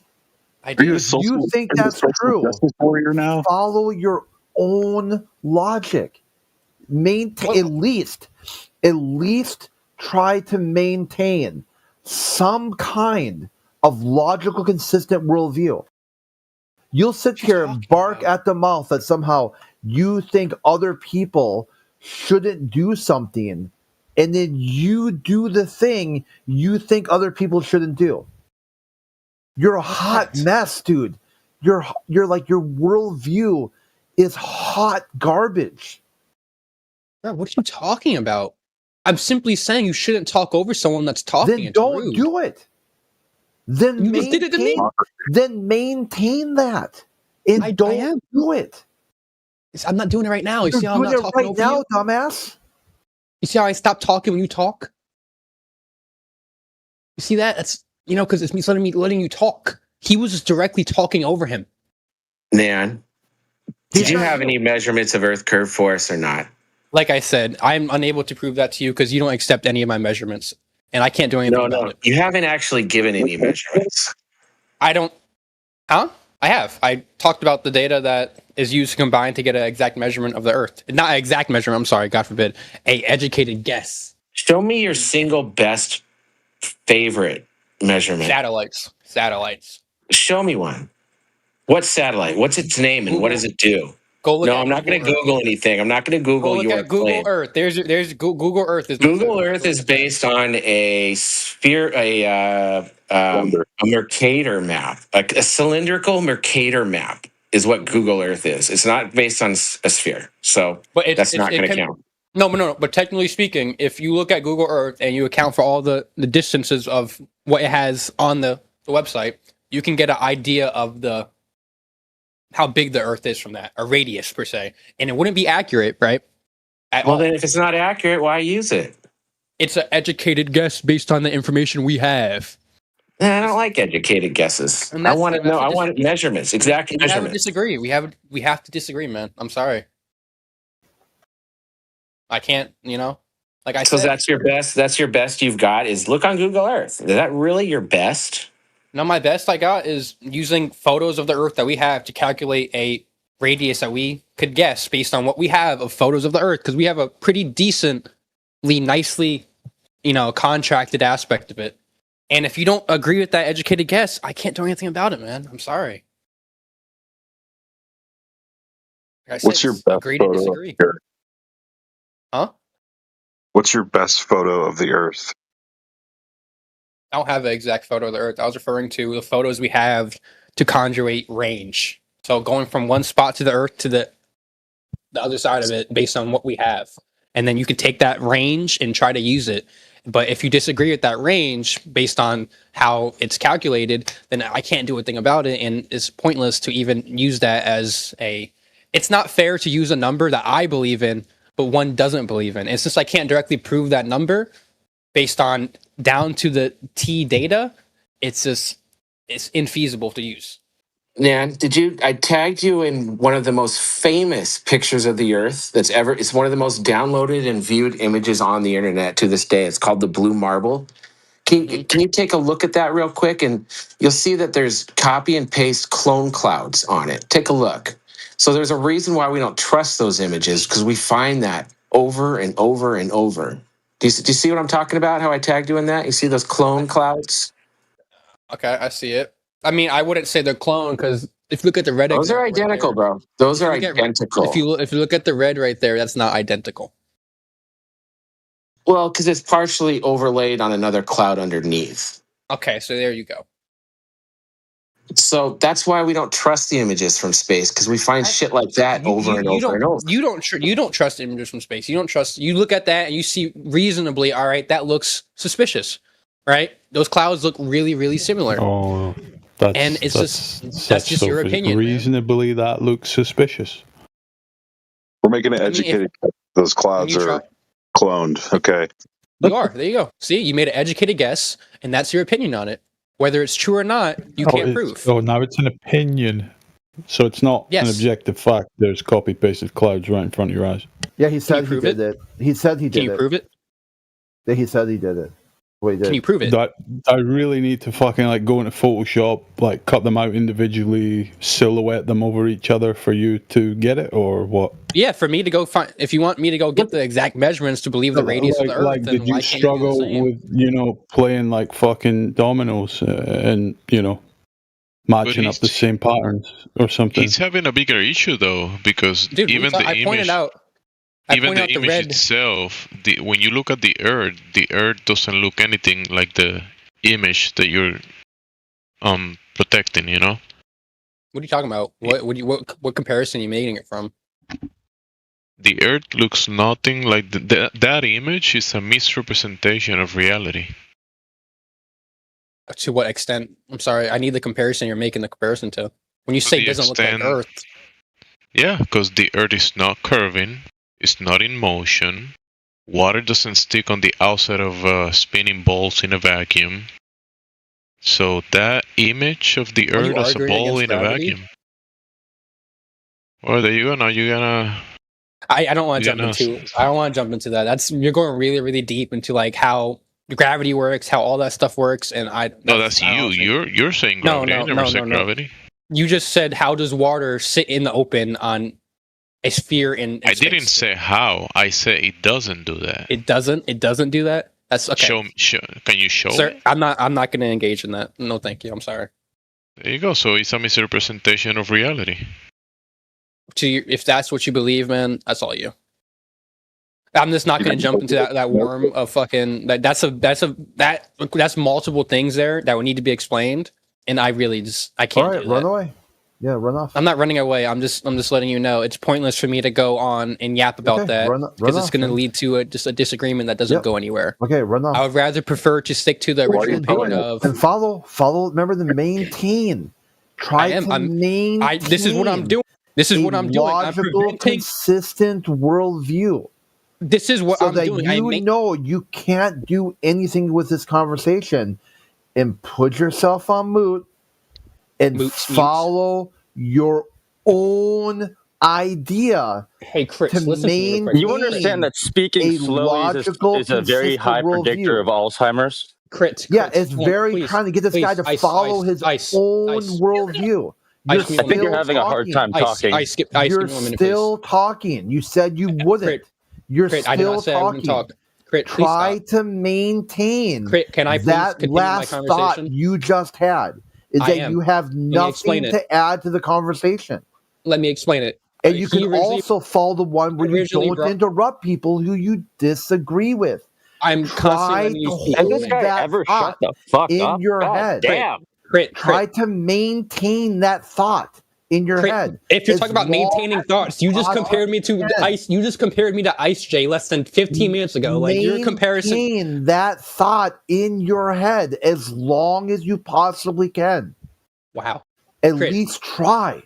Travis brought to me an image of the NASA blue marble. And you said you had nothing to add to that conversation. God damn. You're tapped out, dude. You got nothing to add. No, that's not what happened. That's not what happened. I was going on about out. I was talking. I'm not understanding what this. Crit has been speaking for 15 minutes straight. For, man.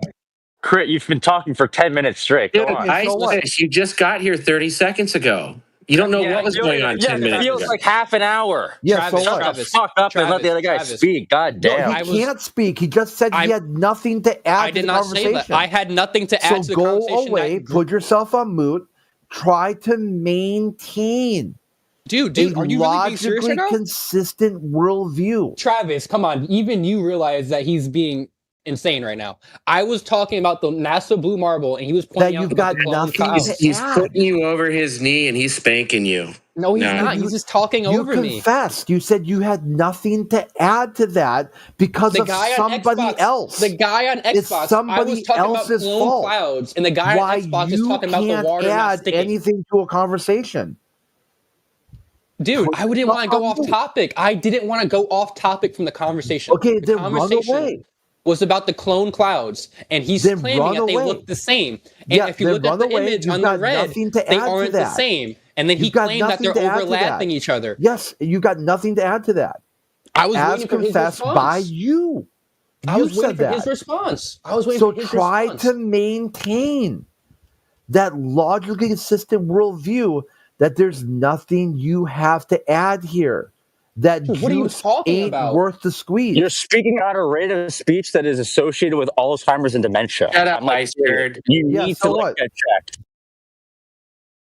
Crit, I have no idea what you're talking about, bro. You're so off topic. Try to maintain. This is what I'm telling you.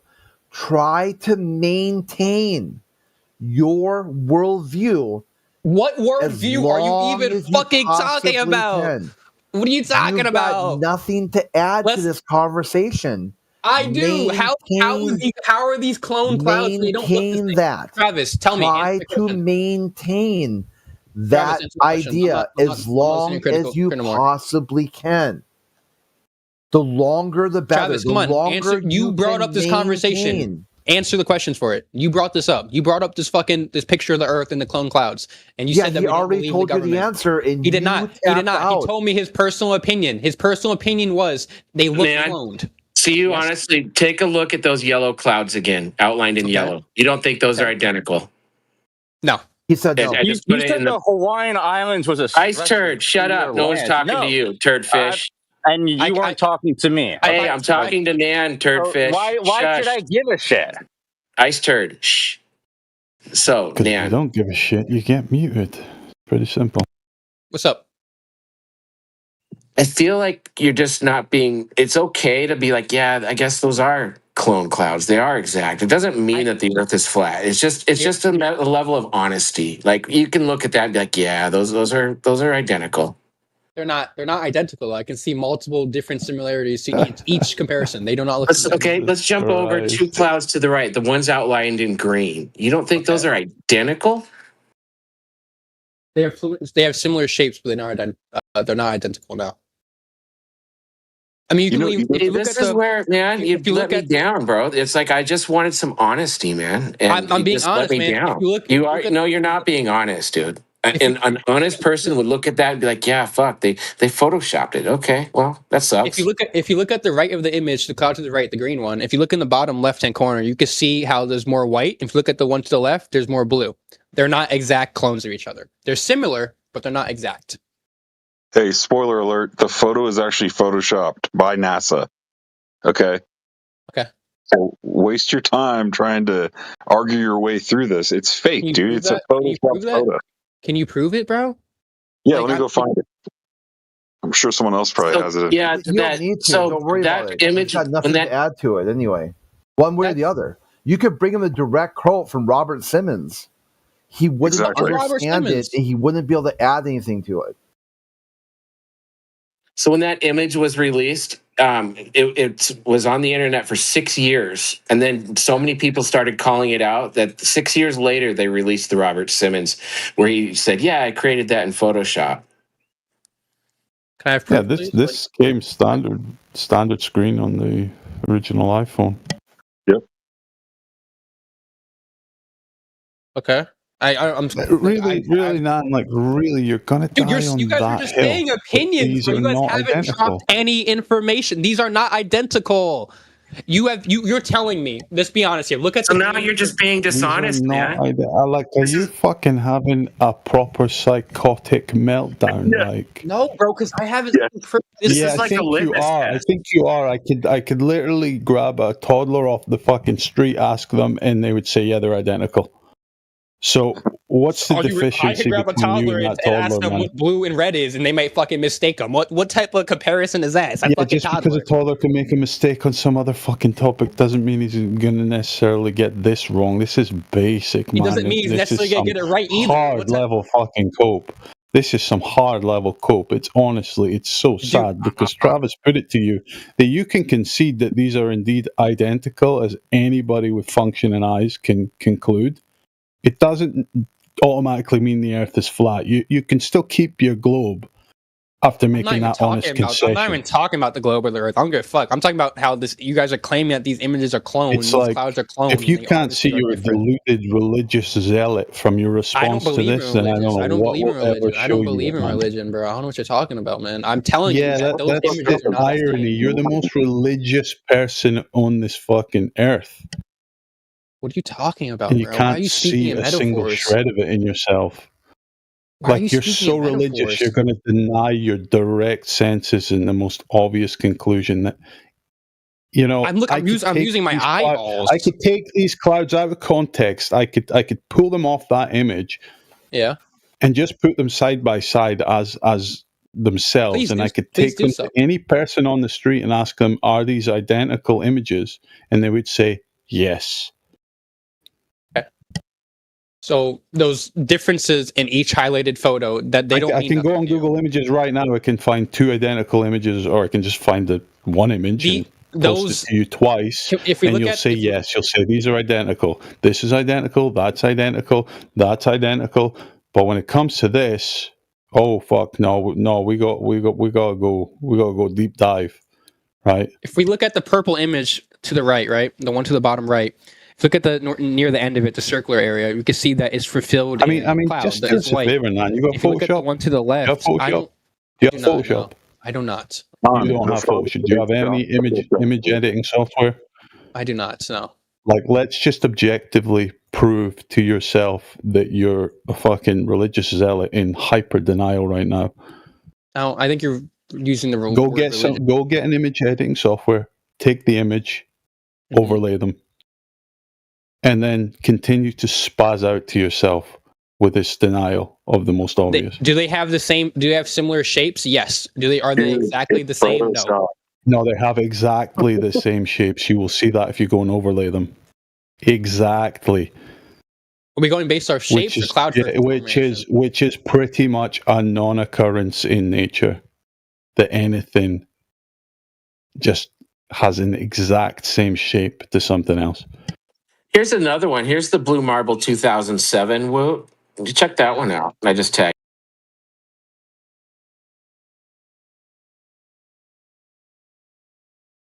That's what I mean. I mean, you want to sit here and deny that, and then you want us to take you serious.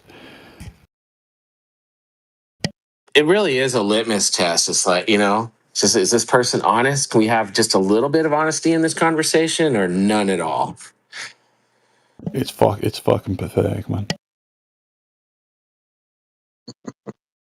I'm a person of science. I'm scientifically minded, but you fail the most basic. When did I ever say that, bro? Dude, you're the one saying that. No, but you obviously believe it about yourself. You think you're on the side of science. You think you're on the side of scrutiny and skepticism. I'm on the side of logic.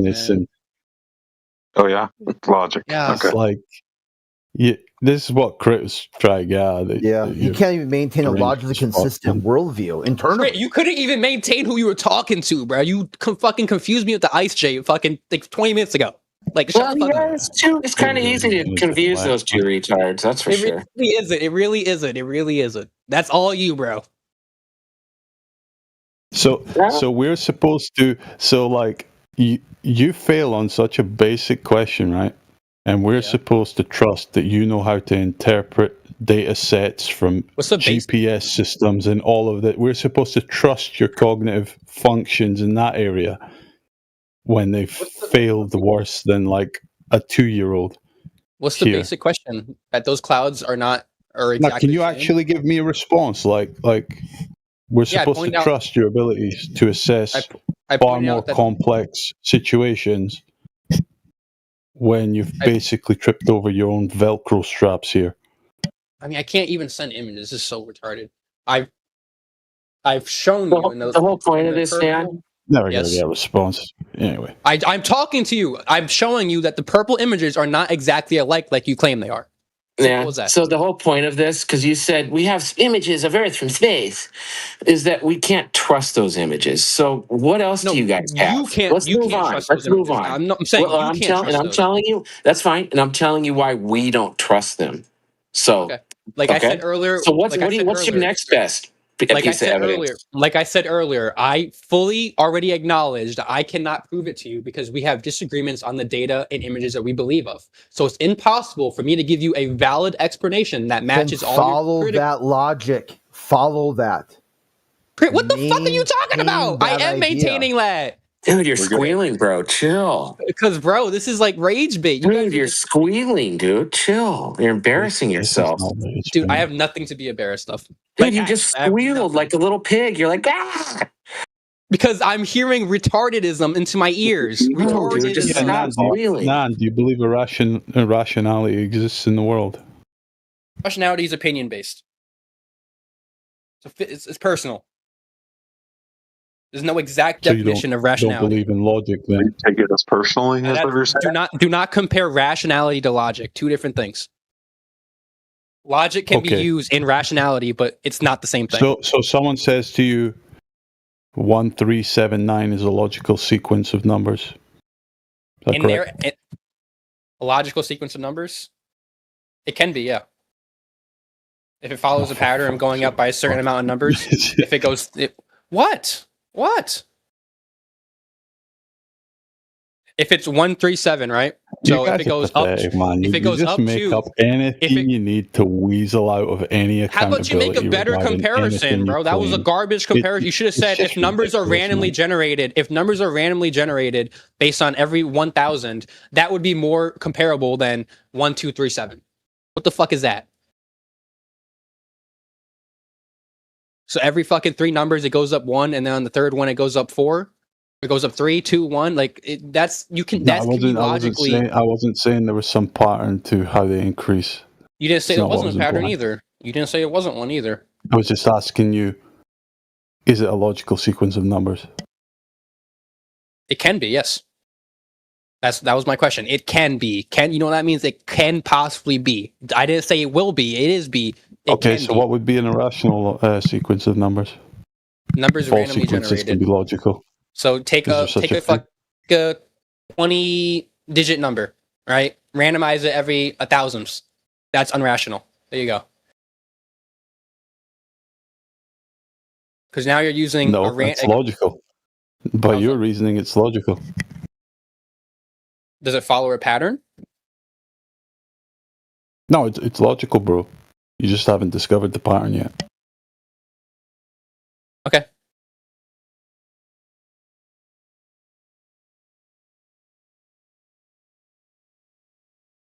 This is the type of shit conversations. It's not. I'm saying you're saying there's a pattern. No, bro. You just claim there's a pattern on a random formula. You just claim there's a pattern on a random. formula, I don't care, man. I'm moving on. Right? Okay, that's all you, bro. You lost that one. That was an L. That was dumb as shit. What you just fucking said. Dude, you just sound like a child. Am I? Yeah. You're just That's your opinion. Everything everybody's saying. No. I didn't repeat a single thing he said. He made a dumbass example of pattern and how it's not logical. And then Are you friends with Man, you can't even identify two things that look the exact same. Like they don't look exact the same. They have similarities. They have similar shape, weasel. but they're not exactly the same. Apparently you're a man. Apparently you're a fucking man, but you're such a pathetic weasel. So are you just that instead of it just admitting that you're a weasel about it and you don't want to admit they look exactly the same, he's got socks you over want his to hands, latch on to this other shit. You're Try the one that's claiming you're saying they look exactly the same, but they don't. They look similar. They look really They do similar. look exactly the same. You've even refused to go and do the investigation that would demonstrate they're exactly the same. Do you know exactly? Go get Photoshop. Go get fucking Photoshop and just overlay them on each other. Why aren't you doing that? I did. Why don't you want to do the part of the investigation that's going to demonstrate you're full of bullshit? Talking about the photo? I did. They don't look the same. I did. They don't look the same. Okay, post it. I can't. I don't have images. Send it to me. Okay. Is this the Fantastic Earth comparison photo he's talking about? Yeah, the Photoshop picture of the it's Earth. total Photoshop. How is it not Photoshop? Yeah. He's admitting these clouds are not exactly the same. That's fucking insanity, bro. Like you can't. There's that's worse than a fucking military presentation from North Korea, like just photoshopping its fucking hovercraft in everywhere. That's really bad. Yeah, the problem he thinks if he admits this, right, that's 1 point to flat Earth. So it's more likely the globe is not real, but it has nothing to do with that. I'm just pointing out that the images are not exactly the same. Being weird. Yeah, Nan, you're not the first. You're not the first deluded fuck that's come through these channels, right? That we've had to deal with. That's your opinion, man. The orange one's like a Thundercats this pathology is not fucking new to us, right? I already sent it to that you, you're bro. just a So, yeah. hyper denialist of objective I already reality sent it because to you. it I doesn't already fit sent it what to you you. want I to already believe sent it in. to you. I already sent it to you. Whoa, whoa. Okay. Dude, stop, Let's bro. see. You're glitching out. Repeating yourself like that? Chill, dude. Yeah, He dumb asked- fuck. That's not what I asked you to fucking do. I never asked you to just fucking zoom in on them. No, Asked no, you they're to the take same, them though. into They're the an same, image though. Tell editing me. software, cut each cloud out, and overlay them on each other without changing their proportions or anything like that. And if you did overlay them on each other, you would see that the Fucking one on the moron. I right didn't would ask you to overlap. just zoom in on the picture. No, that he's posted in chat. Wow. You don't even. It doesn't even need to be verified. Like, No, it's not. If you physically can't see the difference between those images, I you're think you're delusional. schizophrenic. I hope not, man. I hope not. Neither do I. Like, I hope not either. Like, shit. You see how you guys just, just result to these like personal This is why he posted me. I just Well, don't be posted this dumb, right and here. we don't have to. We don't have to do that. If you look at the image on the left right here, you can see that the clouds are more spread apart. If you look on the right, they're more spread away. That's from each because he other, just and grabbed they're it, not filling in space. photoshopped it, and then fucking just like plunked it down. Sorry, what? He just pulled it down? I thought they were exactly the same. So how can that be? Can go either way, man. Okay, so they're exactly the same shapes. I'm dumb for not seeing the exactness of it. But when I point out differences, you just say that it was There's no edited difference. down. It's like if a person was making this image, like they would either copy paste it directly, or they could even like just like do the rectangle thing, and it'd be like the proportions might be slightly different. But I'm not down down to the micron. I don't care. It's still the So same you prove pattern. my point. So you prove my point. I said No, the I'm not- images you're are freaking out similar. here, sir. I said they were similar, but they're not exactly the same. I don't know And what he they said are. they are exactly the same. Just by eye. It's all you need to just look at it once. Yeah, by eye. If you by eye, they are not exactly Dude, the you're same. freaking out right now. Like it's really weird. not, man. You need I'm to really not do not. that. Like, see, I had a dad at one point, and like if I did stuff like this, I would just get backhanded, and I wouldn't do that shit anymore, right? I'm Like, sorry about maybe that. you Bro. just That's needed abuse. a father. I think. Like, That's No, abuse. sorry for you, Nan, that you never got that experience in your life. yeah, it's a good learning tool. You shove enough driveways, Learning tool. you end up just not being an asshole. That's how manipulation works, buddy. It's a tablet. How kid all manipulation over again. works. Yes, if someone mean? has an opinion on something, you beat them and you prevent them from having that- that was- thought or this is what- process anymore. Oh, That's a wow. manipulation. So, Come on, bro. You tell just us brought about up a you. point. If Tell your us about dad, you. We know you're a soft male. We get it. Yeah. What about me? What do you want to know about me, man? Anything you want to Like, know? how old are you? That you're 19. you're very soft, basically. Okay. What do you got going on? Like, what are you doing with your life? You got a plan? No, let's Like, not. what's no, skip that. Skip that. I do. We'll- personal information. Let's leave it No, out. whatever. It's fine. I do software engineering. Yeah, do it. Just nothing. Don't. Okay. No personal information. I'm in. No one gives a shit what you. Hey, no, what he you obviously say, did because what he you're asked me. about. He obviously Or did because he demonize asked the me. thing. He obviously did because he asked me, Craig. Come on, bro. Dude, stop repeating yourself. You just said that 3 times. I did because he You're obviously doesn't glitching understand. out, dude. Yeah. Chill. Do you know what repetition is used for? Dude. For what? Primarily, when it comes to like, it's just Coping. meant to Correction. drill in certain facts, like, so people Correction, accept yes. it. Like, Correction, no, it's not yes. about correction. It's about like encoding shit into people's minds, like just repetition, repetition, repetition. Like, A form of correction. it's not correction. It's a form of Like you repetition. Your father hits you when you did something wrong as a form of correction, so you would do the correct thing. It's a form of manipulation, trying to force it onto somebody.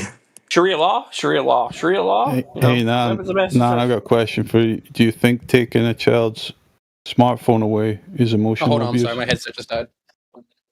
Doubt it. Do you think taking a child's smartphone away when they've misbehaved is emotional abuse?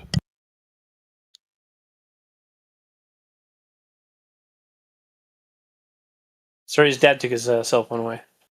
Yeah. I got my aux cable right now. I can't hear You you. just saw it One minute, happen please. right Keep there. talking to me. I just conveniently can't hear right now. That's Yeah, fine. I'll wait until you can tablet hear kid. again. I'll ask the same question.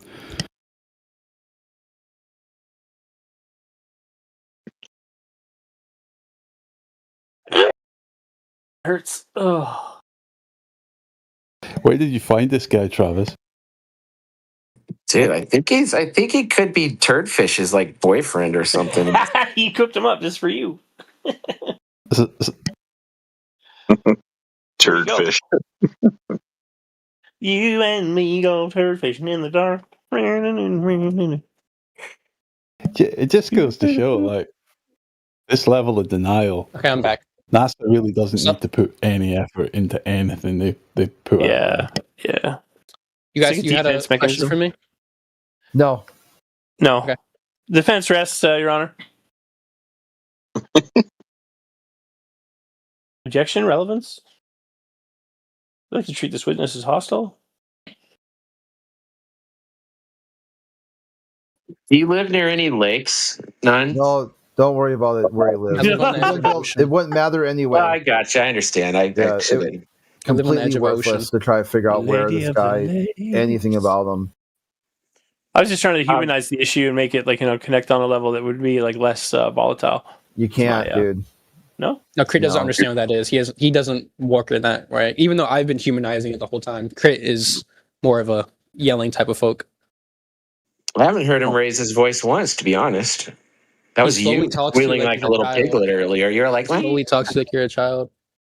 Well, you're kind of. I mean, he can barely keep in track who he's talking to, and he just confuses people from I other ones. wouldn't worry yourself with what Crit can and can't. I don't. I really don't. Responses you've given about this image, man. I mean, if you can't, it's about 10 levels above you. If you got into a technical I'd maybe worry conversation. about Well, if Crit has the schooling, the degrees I do, then it's all him, bro. What kind of degrees? None. Bring up something technical about the globe and try it with Crit and bring up something high level. See what you got and see where he takes it. It's not my level of education over there. I don't do that. Oh, okay. Yeah. He couldn't even try. About what your qualifications It's not about if I couldn't have tried. If I don't know anything about something, I'm not going to make statements about it that I don't know of. Well, if you came into a job interview with me and I showed you that image and you responded the way you responded, you're not getting the fucking job, bro. Well, thankfully, I don't work for you. So. Wow. Yeah, and thankfully, anybody you're getting employment with isn't giving you them tests.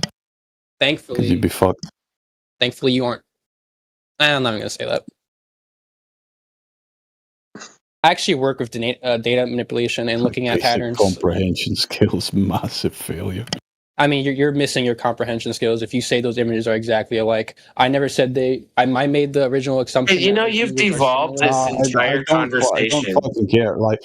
Yeah, okay. I'll even give you this point, right? Yeah. Which concedes my entire point of exact sameness. Because it's supposed to be depicting on a spherical surface, there might be some distortion between each of the clouds, right? To give that effect of curvature. So they may not be exactly 100% equal. Okay, there you go. I agree. Pretty much 99.5% exact, right? Where do you find that in nature? Show me it. I wasn't disagreeing with that. I simply disagreed that the images were exactly alike. You said the word exactly. You should have said they're really, really similar, and it looks really, really matter. You're still at the range. You'll still deny that they're fucking. I didn't. You'll still deny the overall point that this is photoshopped garbage. I can't prove that. Not I can't reality. Prove that. Not a depiction of reality. That's the opinion, man. That's what I've been saying. It's a misrepresentation of reality.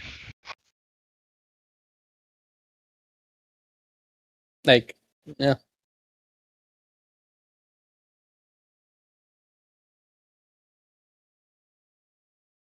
Well, so it's just sad. You guys are sad as fuck, man. I mean, that's your opinion. How do I maintain the globe belief? Oh, I'll just deny absolutely everything that contradicts it. I did not deny it. You can't even concede these most basic, fakeries. I already gave up I told Travis earlier that I simply cannot describe or beat his conclusion, and I can't fight it. And then he made this conclusion of these similar images, and I just point out the fact that they aren't exactly alike, and I got disagreed to up until now. And since you just informed me, the whole point of bringing them up is to show that fucking CGI manipulation is being used. That's not in proof, formulating these images that are presented to you as reality. The same way I showed. The fucking point. The comparison you make, point. going to Google, do you understand that or not? The radius of the Earth, taking a screenshot, sending it to you, it doesn't prove anything because you don't have the actual proof behind it. The same way Travis. On any other day, speaking to any other person in this world, not flat earthers, yeah, they'd show you this image and you'd be like, "That's a beautiful image of Earth from space." a beautiful, real image of Earth from space, that would be your conclusion. Your issue is you can't prove it's fake. Same way I can't prove the Travis that the radius of the Earth is correct. You can't prove that image is fake. We've given you the point. You've given me points. Same way I have given Travis points that I apply is that the range is correct, but it doesn't make it exact. And if you're going to play about the term of you need exact measurements, I need exact proof. No, I was just making a comparison. That you can't we haven't even gotten into the conversation of what do you actually compare any of these images from. You've never actually seen the Earth as a sphere from space. Nope. You don't have that direct experience. What do you actually compare any image you're given in this regard to? You just compare it to other images given to you from the same sources. Do you know innocent? To tell you this is what it looks like from space. You know innocent until proven guilty, real until proven fake. Unless you can physically prove it's fake. Okay, have you experienced the Earth as a sphere from space? Yes or no? No, I have not.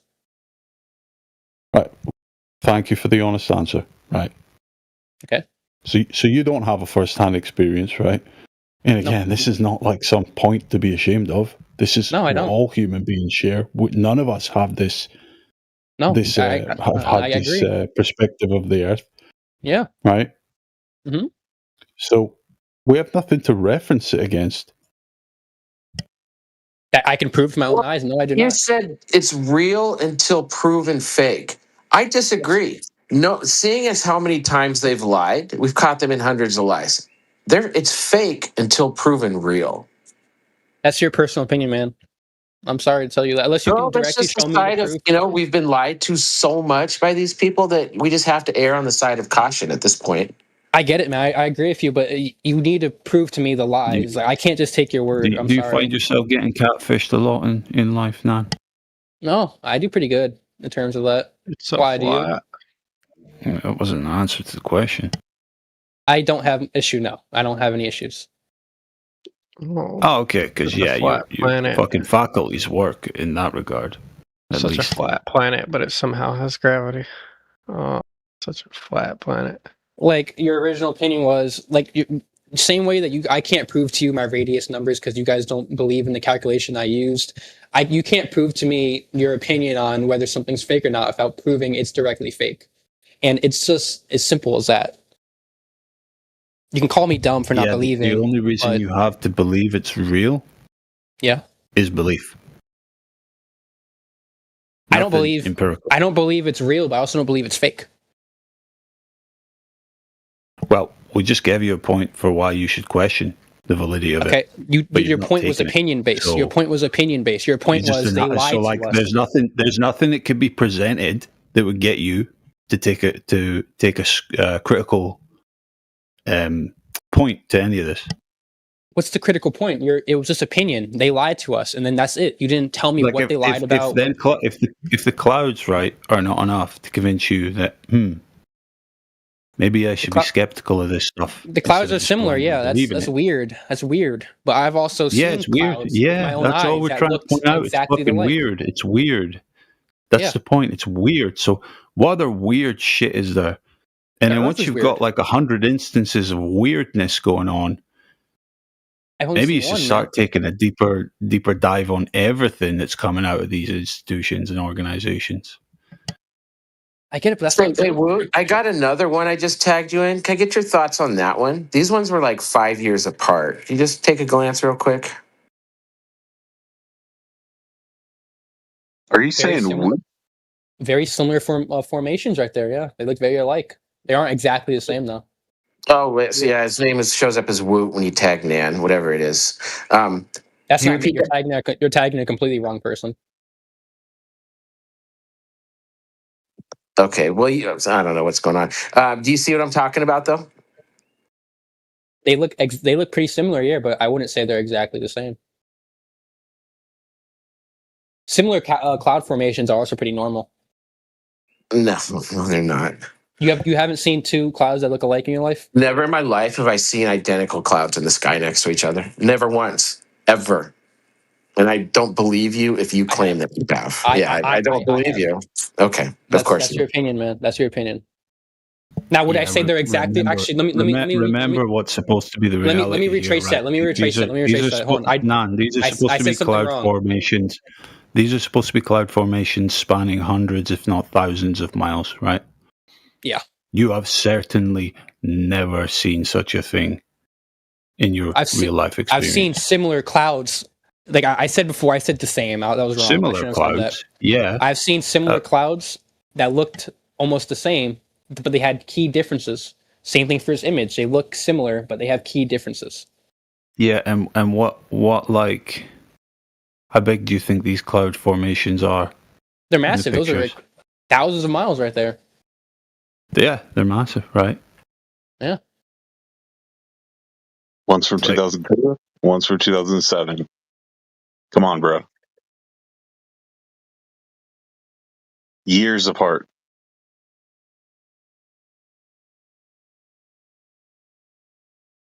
I mean, the Earth itself has similar cloud formation, so it's really not that. It's not that. Yeah, again, you have no basis for that claim.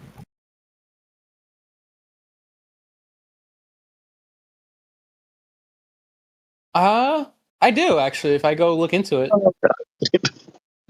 No, I'm not going to though. A basis for such a claim would be you floating about in space at a distance far enough away that you could just watch the cloud formations over time.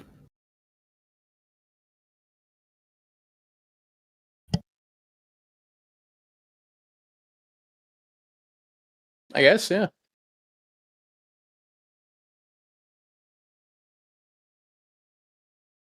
It's like a childish tit for tat thing with you. Like, you can't just be honest and be like, "Oh yeah, man, that is fake. That's fucked up." It's like you just want to deny it because I'm not denying that it's fake. I'm just denying that something as simple as that. I don't want to use that as the premise because it's really, really, really such. It could be explainable. I don't know. That's not. Have you read the accompanying Rob Simmons interview with it? You read like from the horse's mouth, the man that actually created the image. You mean it was taken? It wasn't created. He said that was fake.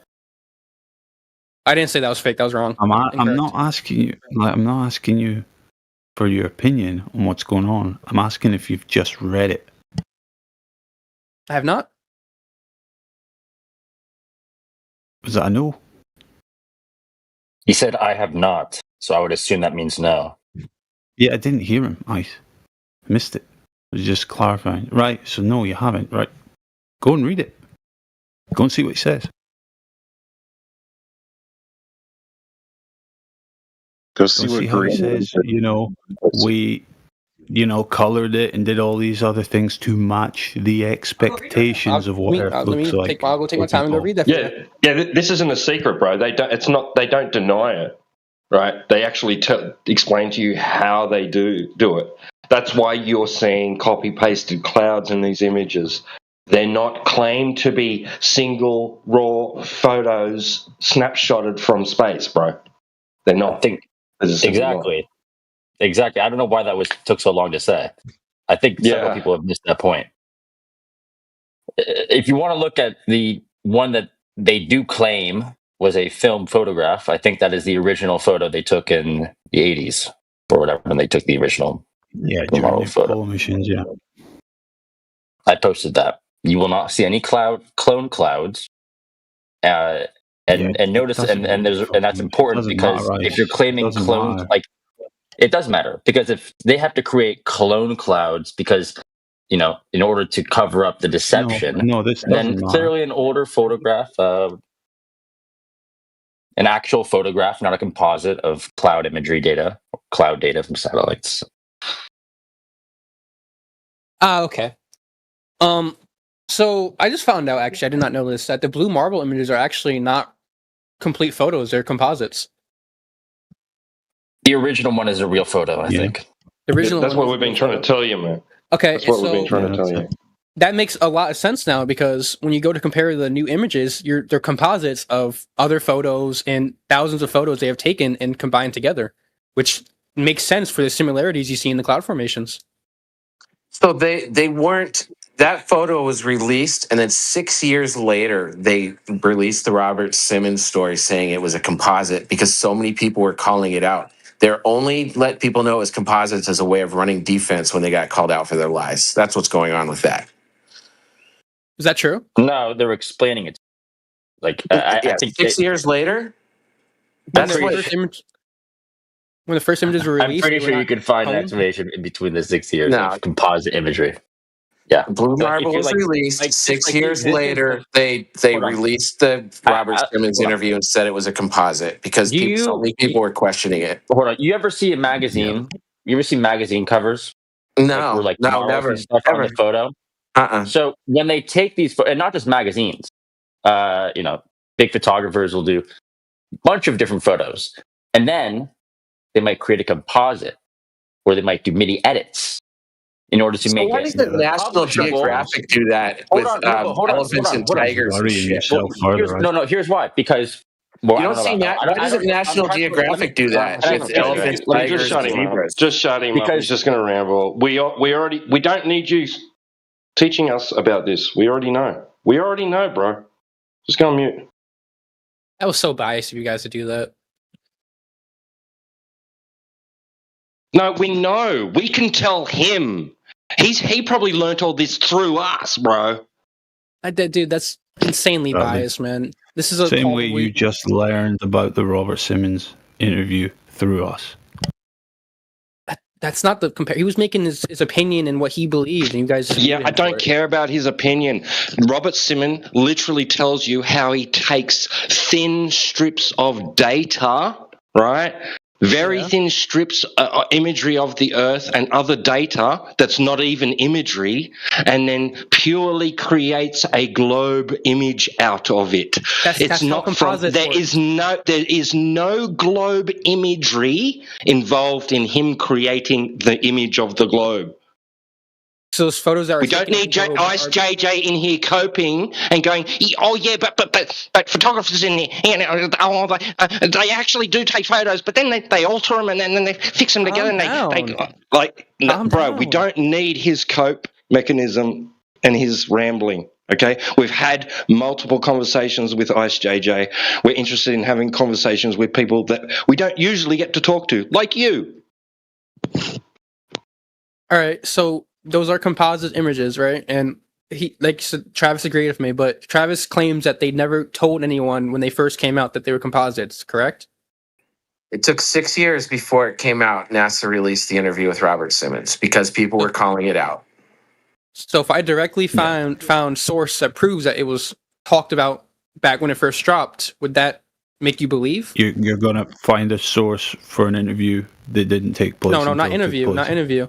But, normally when people when photos get released, they usually come with like an explanation underneath, or especially, I feel like if NASA's dropping an image of the Earth, I would hope that in the description when it's dropped, they talk about it being a composite, right? Sure. So that image was the first image on the iPhone 1s. It was the home screen. Go ahead and find me an article from that year saying it's a composite. Go for it. I thought it came out 2002. The iPhone came out. Dude, whatever it came out. Just listen to what he said. I just want to be exact.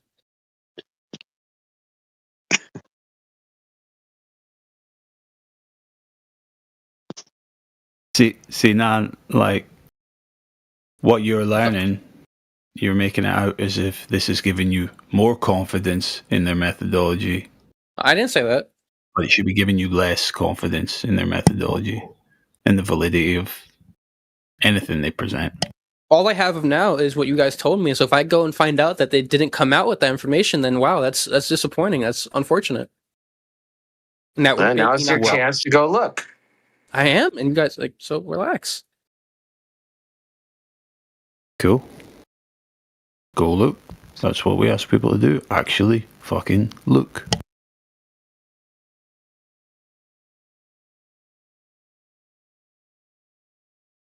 So coincidentally, Greenweaver, that sex in the clouds is also written in the exact same style as it was in the sky for the Lion King. I think it was the Lion King in the stars. I'll find it. It's written the exact same way, though.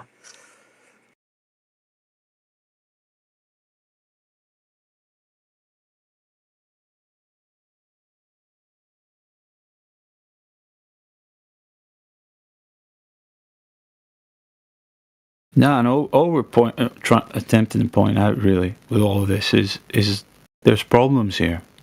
There's issues. There's further questions that need to be asked and given answers for.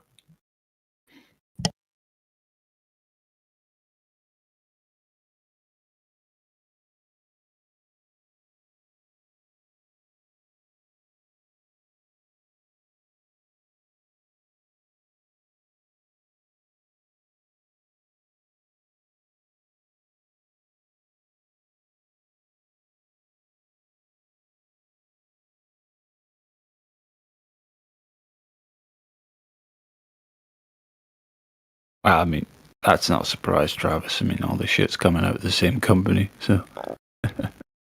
Right? Yeah, I've got another one where somebody like overlaid them, and it was like the same artist messing around. The Pluto dog's face on the planet Pluto is the one that still I look at it and I'm just like, oh my god, I can't unfucking believable that people still defend that one.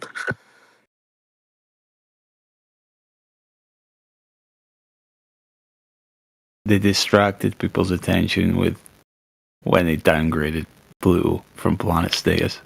So everyone cried over that for a decade.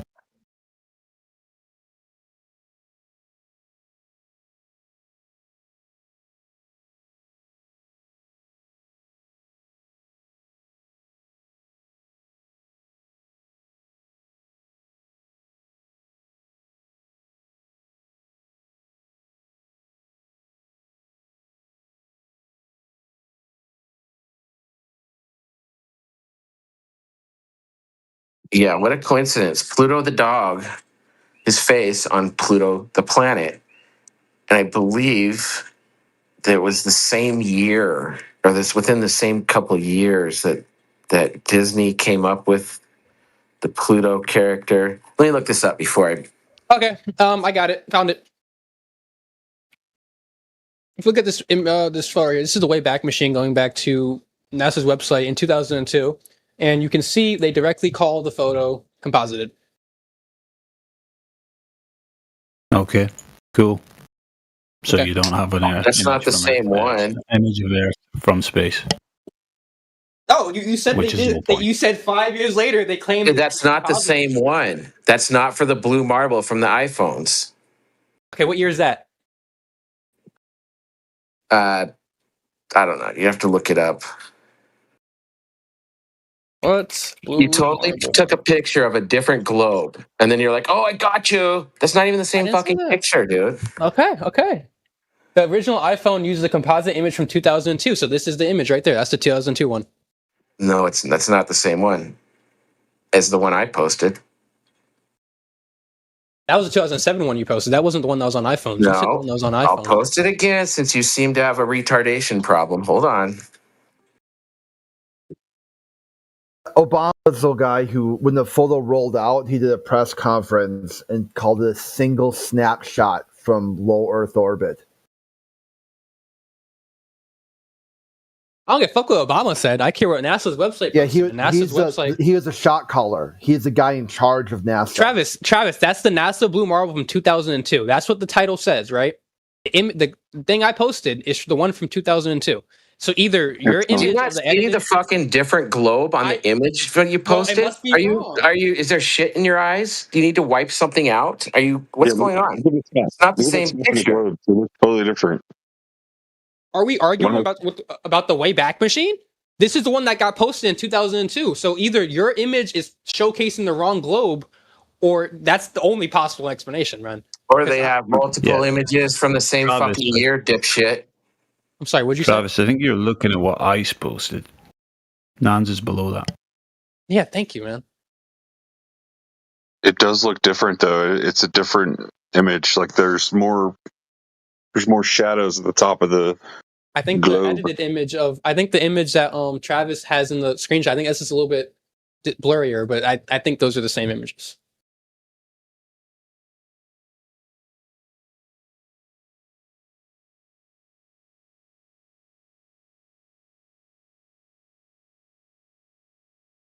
I guess we can look for the copy-pasted clouds to see if it's the same image.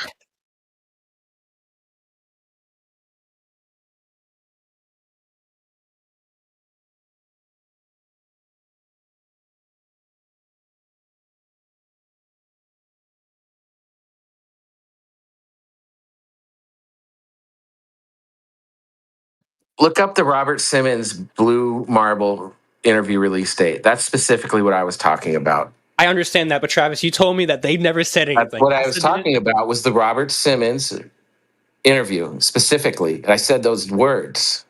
Travis, you told me that they didn't say anything. I said Robert Simmons, the Robert Simmons interview from Creating the Blue Marble. That's specifically what I said was released 6 years later. And so look up that date. You said NASA got called out for the image, so they released the interview 6 years later, and they told everyone it was composite. I don't see Robert Simmons' name anywhere in that. Sir, bro, come on. Show me where it says Robert Simmons interview. That's specifically what I said. You specifically said that they released the Robert Simmons interview because people questioned. And is that the Robert Simmons interview that you shared? What?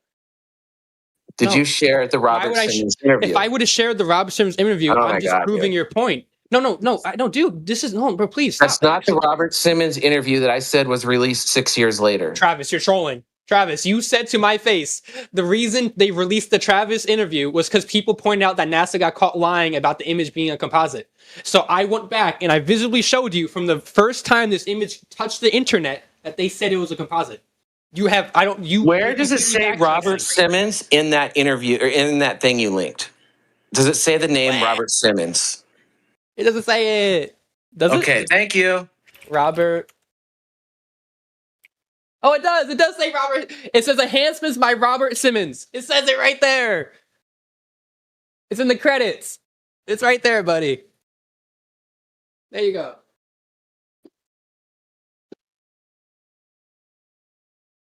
Right there.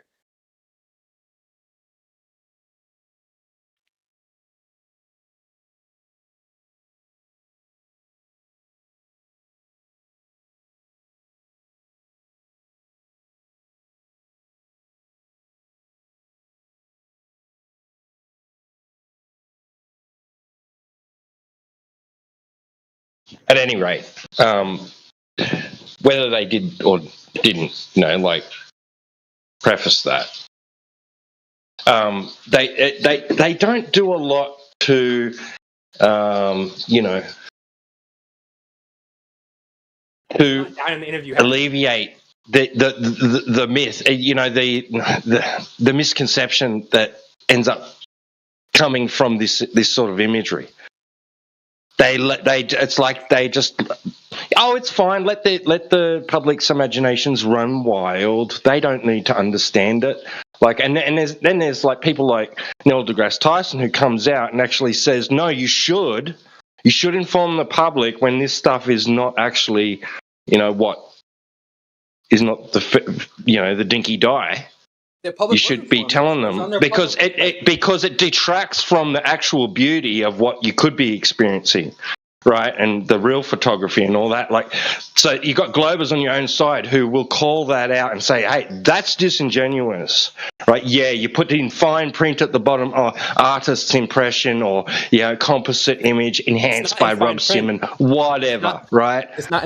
How about not allowing the public to run with that and make out like it's some sort of freaking who pulled Obama up and said, "Mr. President, that's not actually a photograph.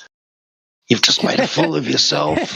Nobody, right? They should have. I'll give you that, but it doesn't mean that NASA did it on purpose. That was the whole point. The whole point you guys were trying to say is that they kept this information hidden until someone said something, and that's not true. It was right there in the first date it was published. It doesn't matter. Maybe there's been a mistake here. Fair enough. No, even still, you thought it was a full image of Earth. I did, and then I found out because he told me to go watch the Robert. NASA's propaganda worked on you. No, I just wasn't born yet. He told me to go look at the Robert Simmons interview, which I did, and which is public from 2012. Yeah, I'm 19, man.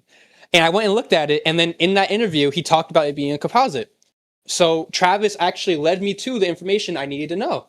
I wasn't taught this in school, so I wasn't aware of it. It wasn't my degree of study. And that is how the image was presented to the world. The average person, if the information was available on NASA's website from its very moment of, when it was produced, the average person wasn't going to check that fine print. They took it at face value as being direct image of the Earth from space. It's not really in the Which fine print, but I understand what you're is saying. There is a which big was misconception. the propagandic intention of NASA with it. There is a big misconception, right? That this image is a full photo of Earth. I'll give you that.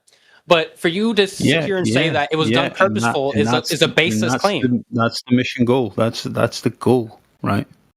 Sir, it's a baseless claim, though.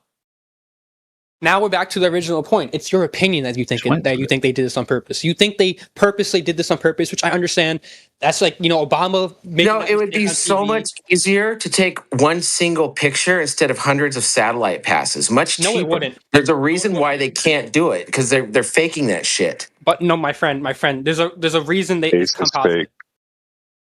Fake and gay.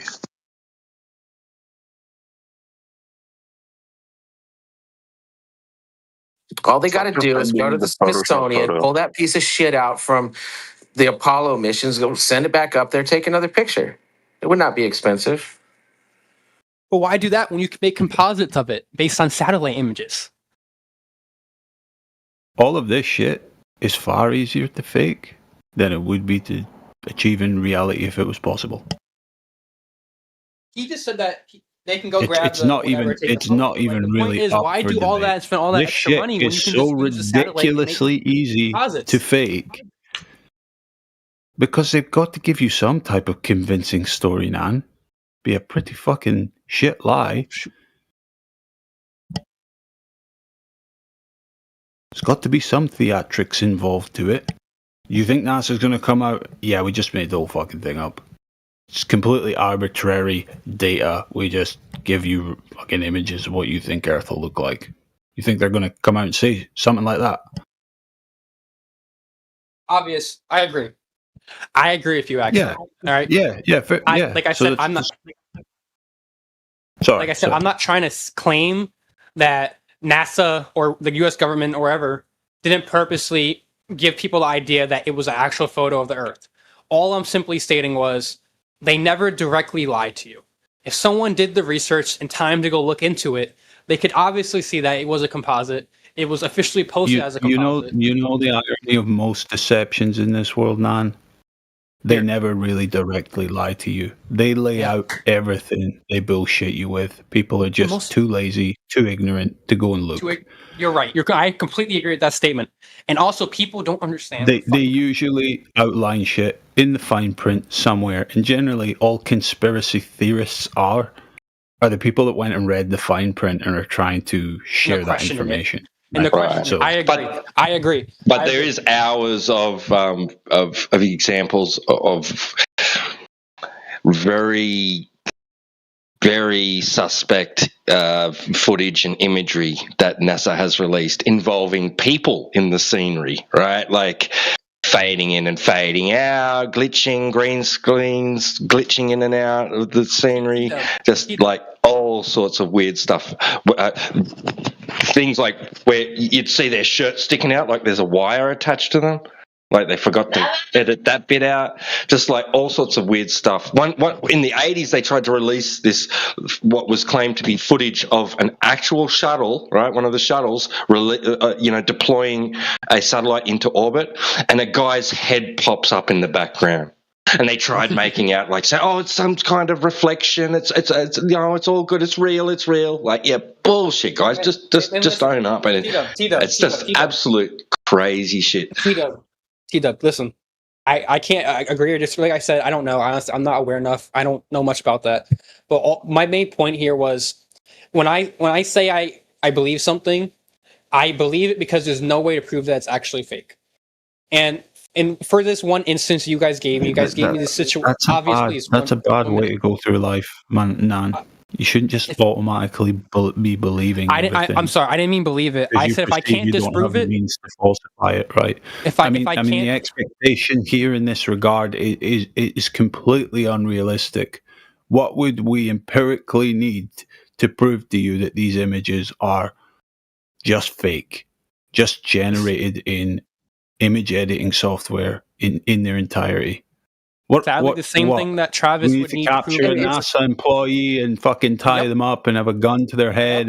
Is that the standard like you expect? I mean, the same standard that there's Travis no holds me possible to getting way that we range could data. prove this I hold you to without that. a shadow of a doubt that it's fake. You just Yeah, have to figure it out for yourself.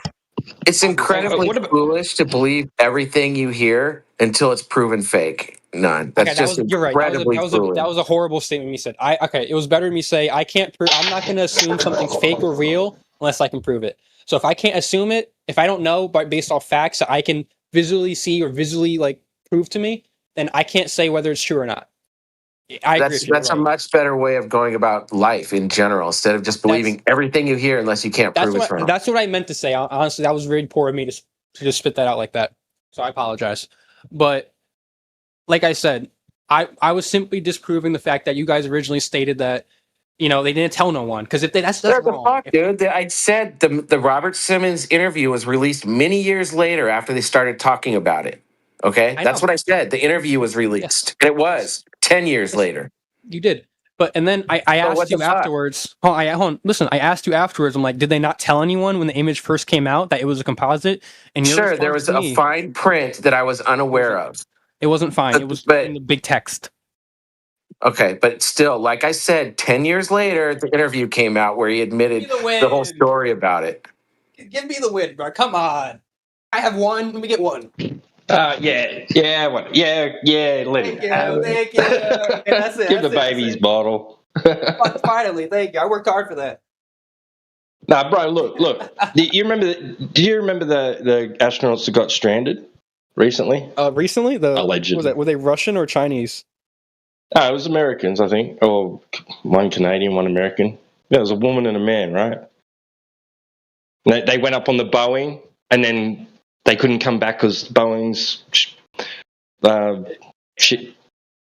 Yeah, went south, and they got stuck there. Apparently, SpaceX couldn't come and get them. NASA couldn't come and get them, so they were stuck in space for months, right? And you remember that on their triumphant return to Earth? Remember all that hoo-ha that in the media over it and all the footage?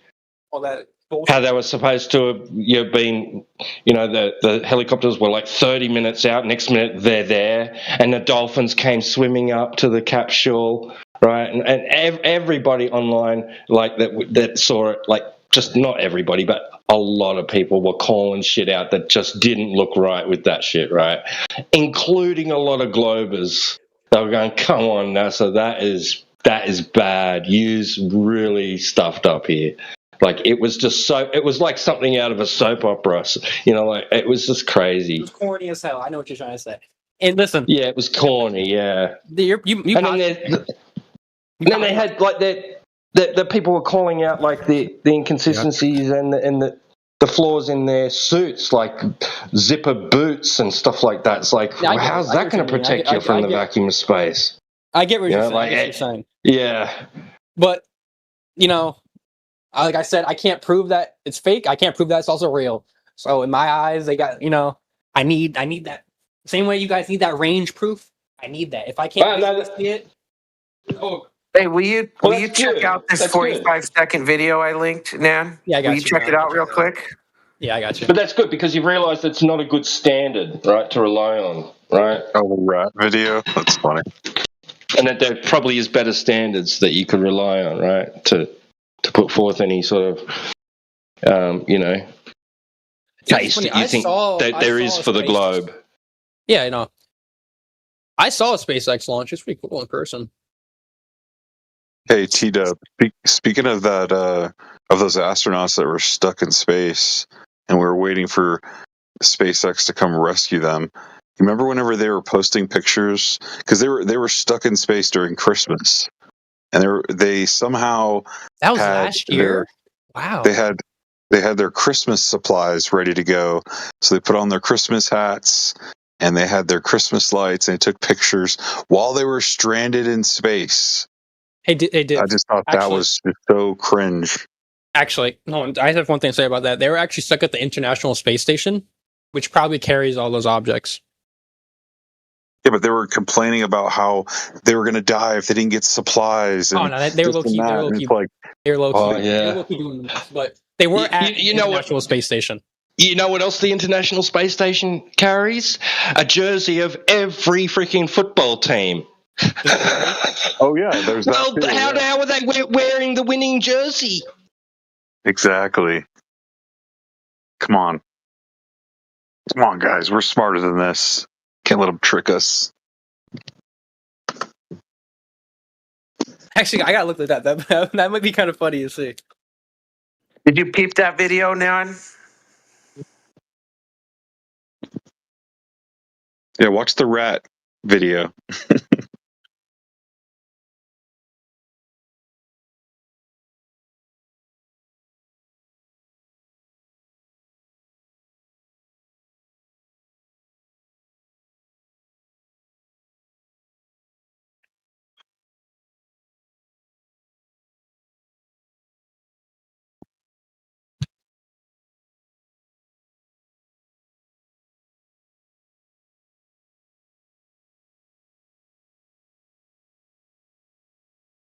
That's one big rat. Or it's a small studio mocked up rocket.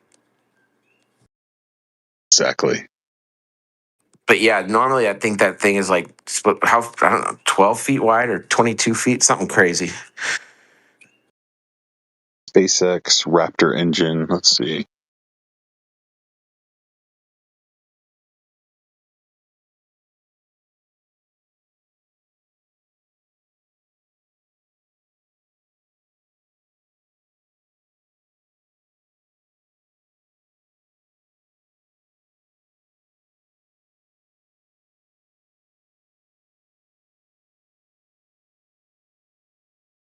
See, Travis, one of the biggest issues I have, right, when disbelieving like space shit, is the idea that every government is like in on it. Yeah, it's a hard pill to swallow. But you know, when people make the conspiracy theory that there's a one world government coming and the new world order is coming, I would say it's already been here for like 50 years. But why do they fight each other then? Like, why do like all these issues? I don't know, man. It's a bunch of fucking psychopaths. That's what happens. Like, that's one of the main reasons I believe a lot of the space stuff is because I feel like I think the government, each country's government, right? They're shitballs, and also it gives the government too much credit to think that they're so uniformed of each other with their personal values and greediness that they would all get together for just one particular lie that doesn't really make much money. They all got together for the COVID nonsense. They all got together for the Antarctic Treaty. Man. They all got together for Santa Claus. I mean, they have no problem getting together for some things. So lying about space, it doesn't surprise me they're lying about that either. I don't think most countries got on board with the COVID thing, especially America. Are you kidding? Dude, that shit was worldwide. These assholes trying to mask up everybody and stick needles in their arms. That was everywhere. America was way behind on like in terms of going for the mask stuff and blah blah blah. Dude, no, I don't know, dude. I'm in Hawaii at the moment, and they were fucking Nazis everywhere here. Every store you went into, people were freaking the fuck out. Yeah, it's one of those things where like you have private businesses, right? And they want to enforce these policies like masks and whatnot, and then it feels like you're basically stripping away people's freedom because of that. But at the same time, it's not really freedom because it's private places. It's a whole issue like with that one particular problem. I do think I kind of can't say like the whole masking was like doing too much, but I did disagree on back when COVID happened. I did disagree on the idea that children should be forced to take a vaccine to go back to school. That was actually something I went to that was something that I was personally experiencing and I didn't want to do. So I see what you mean. I see what you mean about that stuff. Well, I'm glad that's something positive from this conversation. I'm glad to hear that. Yeah. Thankfully, I didn't have to take it. Because simply, I hate fucking vaccines. I hate the flu shot. Every time I get it, I get sick. Enough of that. It's horrible. Let's not talk about what happened back then because we're on YouTube. Okay.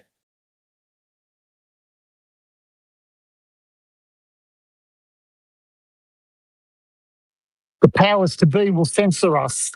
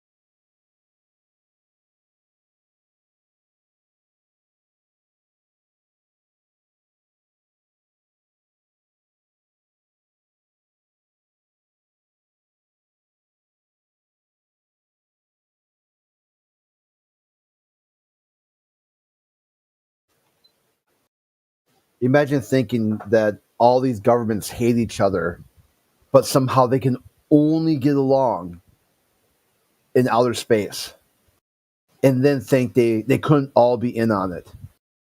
The one place where they can only get along is the one place that doesn't exist. That's why they can get along there. Same thing with Antarctica. They seem to get along with fine, just in Antarctica in low Earth orbit. Everywhere else on God's green Earth, they fight over the smallest, stupidest shit all day, every day.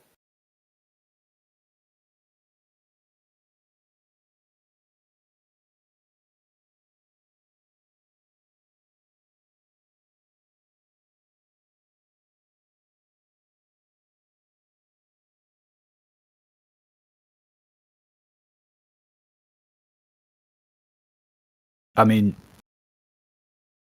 are the politicians really fighting?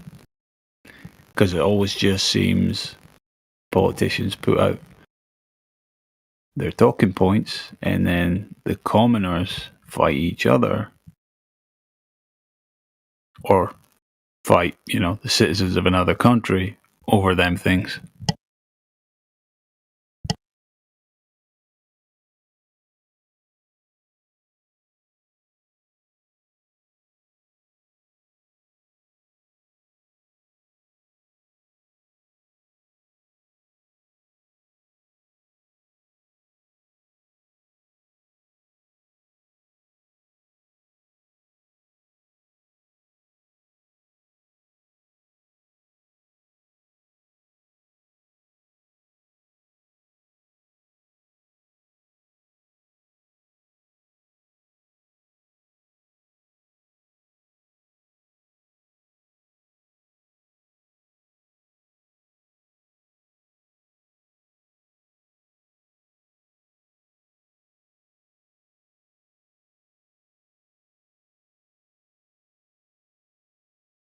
The Antarctic doesn't even make sense. Like, why would you need to cordon off an entire fucking continent for environmental purposes and scientific reasons, right? You could just make a section protected, and then just go and exploit the natural resources of the rest of the continent.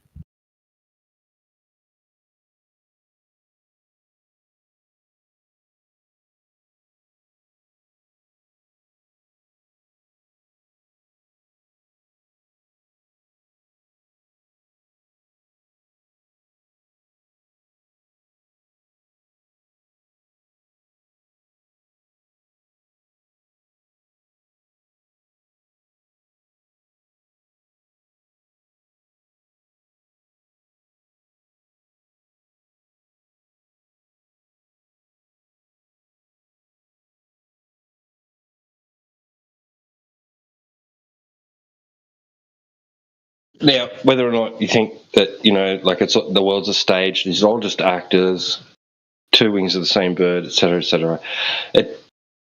People often forget the publicized efforts of some of these leaders to actually bring about peace. Look at Carter. A lot of them were dedicated to trying to stop war, to get along. Reagan with Russia. You seen all the photos of Reagan and is it Gorbachev getting around together, laughing and slapping each other on the back and having a good old joke and a yarn. They're not enemies. Just look at their characters together. They are genuinely happy around each other.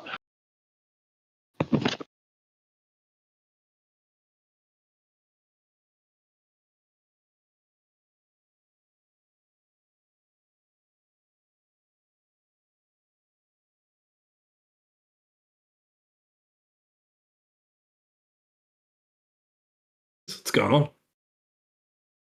Iceman, these sad attempts, right, are just boring. What's boring? What happened? I was speaking to someone else, Bruce.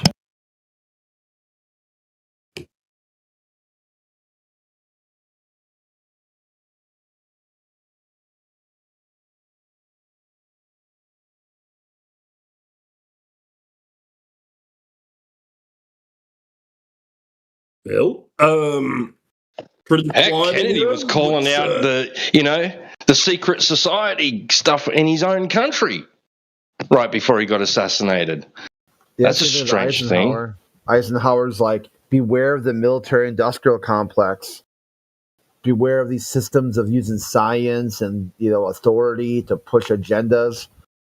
And he's the guy who signed NASA into law, whose vice president was Nixon, who later was a shot caller for the Apollo program, who also he didn't endorse Nixon either. And what said members of said NASA said Nazis? Am I wrong on this one? Maybe I missed a class on that one too. Just double checking because I've been. Well, it was more than just NASA. It was the CIA. Oh. Yeah, it was MK Ultra. It was called Operation Paper. Yeah, it was called Operation Paperclip. That they brought in all kinds of war criminals and gave them state funerals. Yeah, it's not just NASA, so that it's not just one part of the executive branch.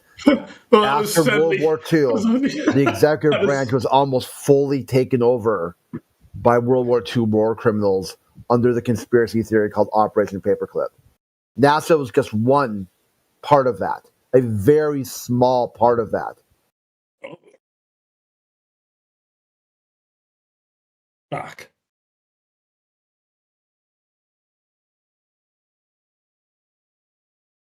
Yeah, well, from what I've heard, America weren't even really that invested in fighting Germany and protecting Europe and all that. They're really just they're it was the whole Japan, thing, Hawaii, all that. That's sort of really when they entered the show, really, isn't it? I guess they would have dedicated some troops and that to help out, but I mean they weren't really yes, we must. They weren't scared of Hitler. Nobody was. I thought. I correct me if I'm wrong. Yeah, any of you American weirdos, right? But I hear that apparently fucking Hitler never died. Apparently there was some search effort put on for him. I don't know how many millions were spent, but apparently there was released documents where they spent millions trying to look for him after the fact. Is that anybody? Can anybody verify these claims, or am I just talking hot shit? Anybody know?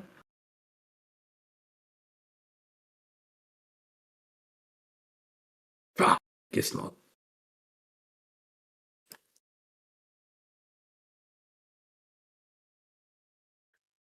I don't know. It's probably a topic we don't really want to go down that road anyway.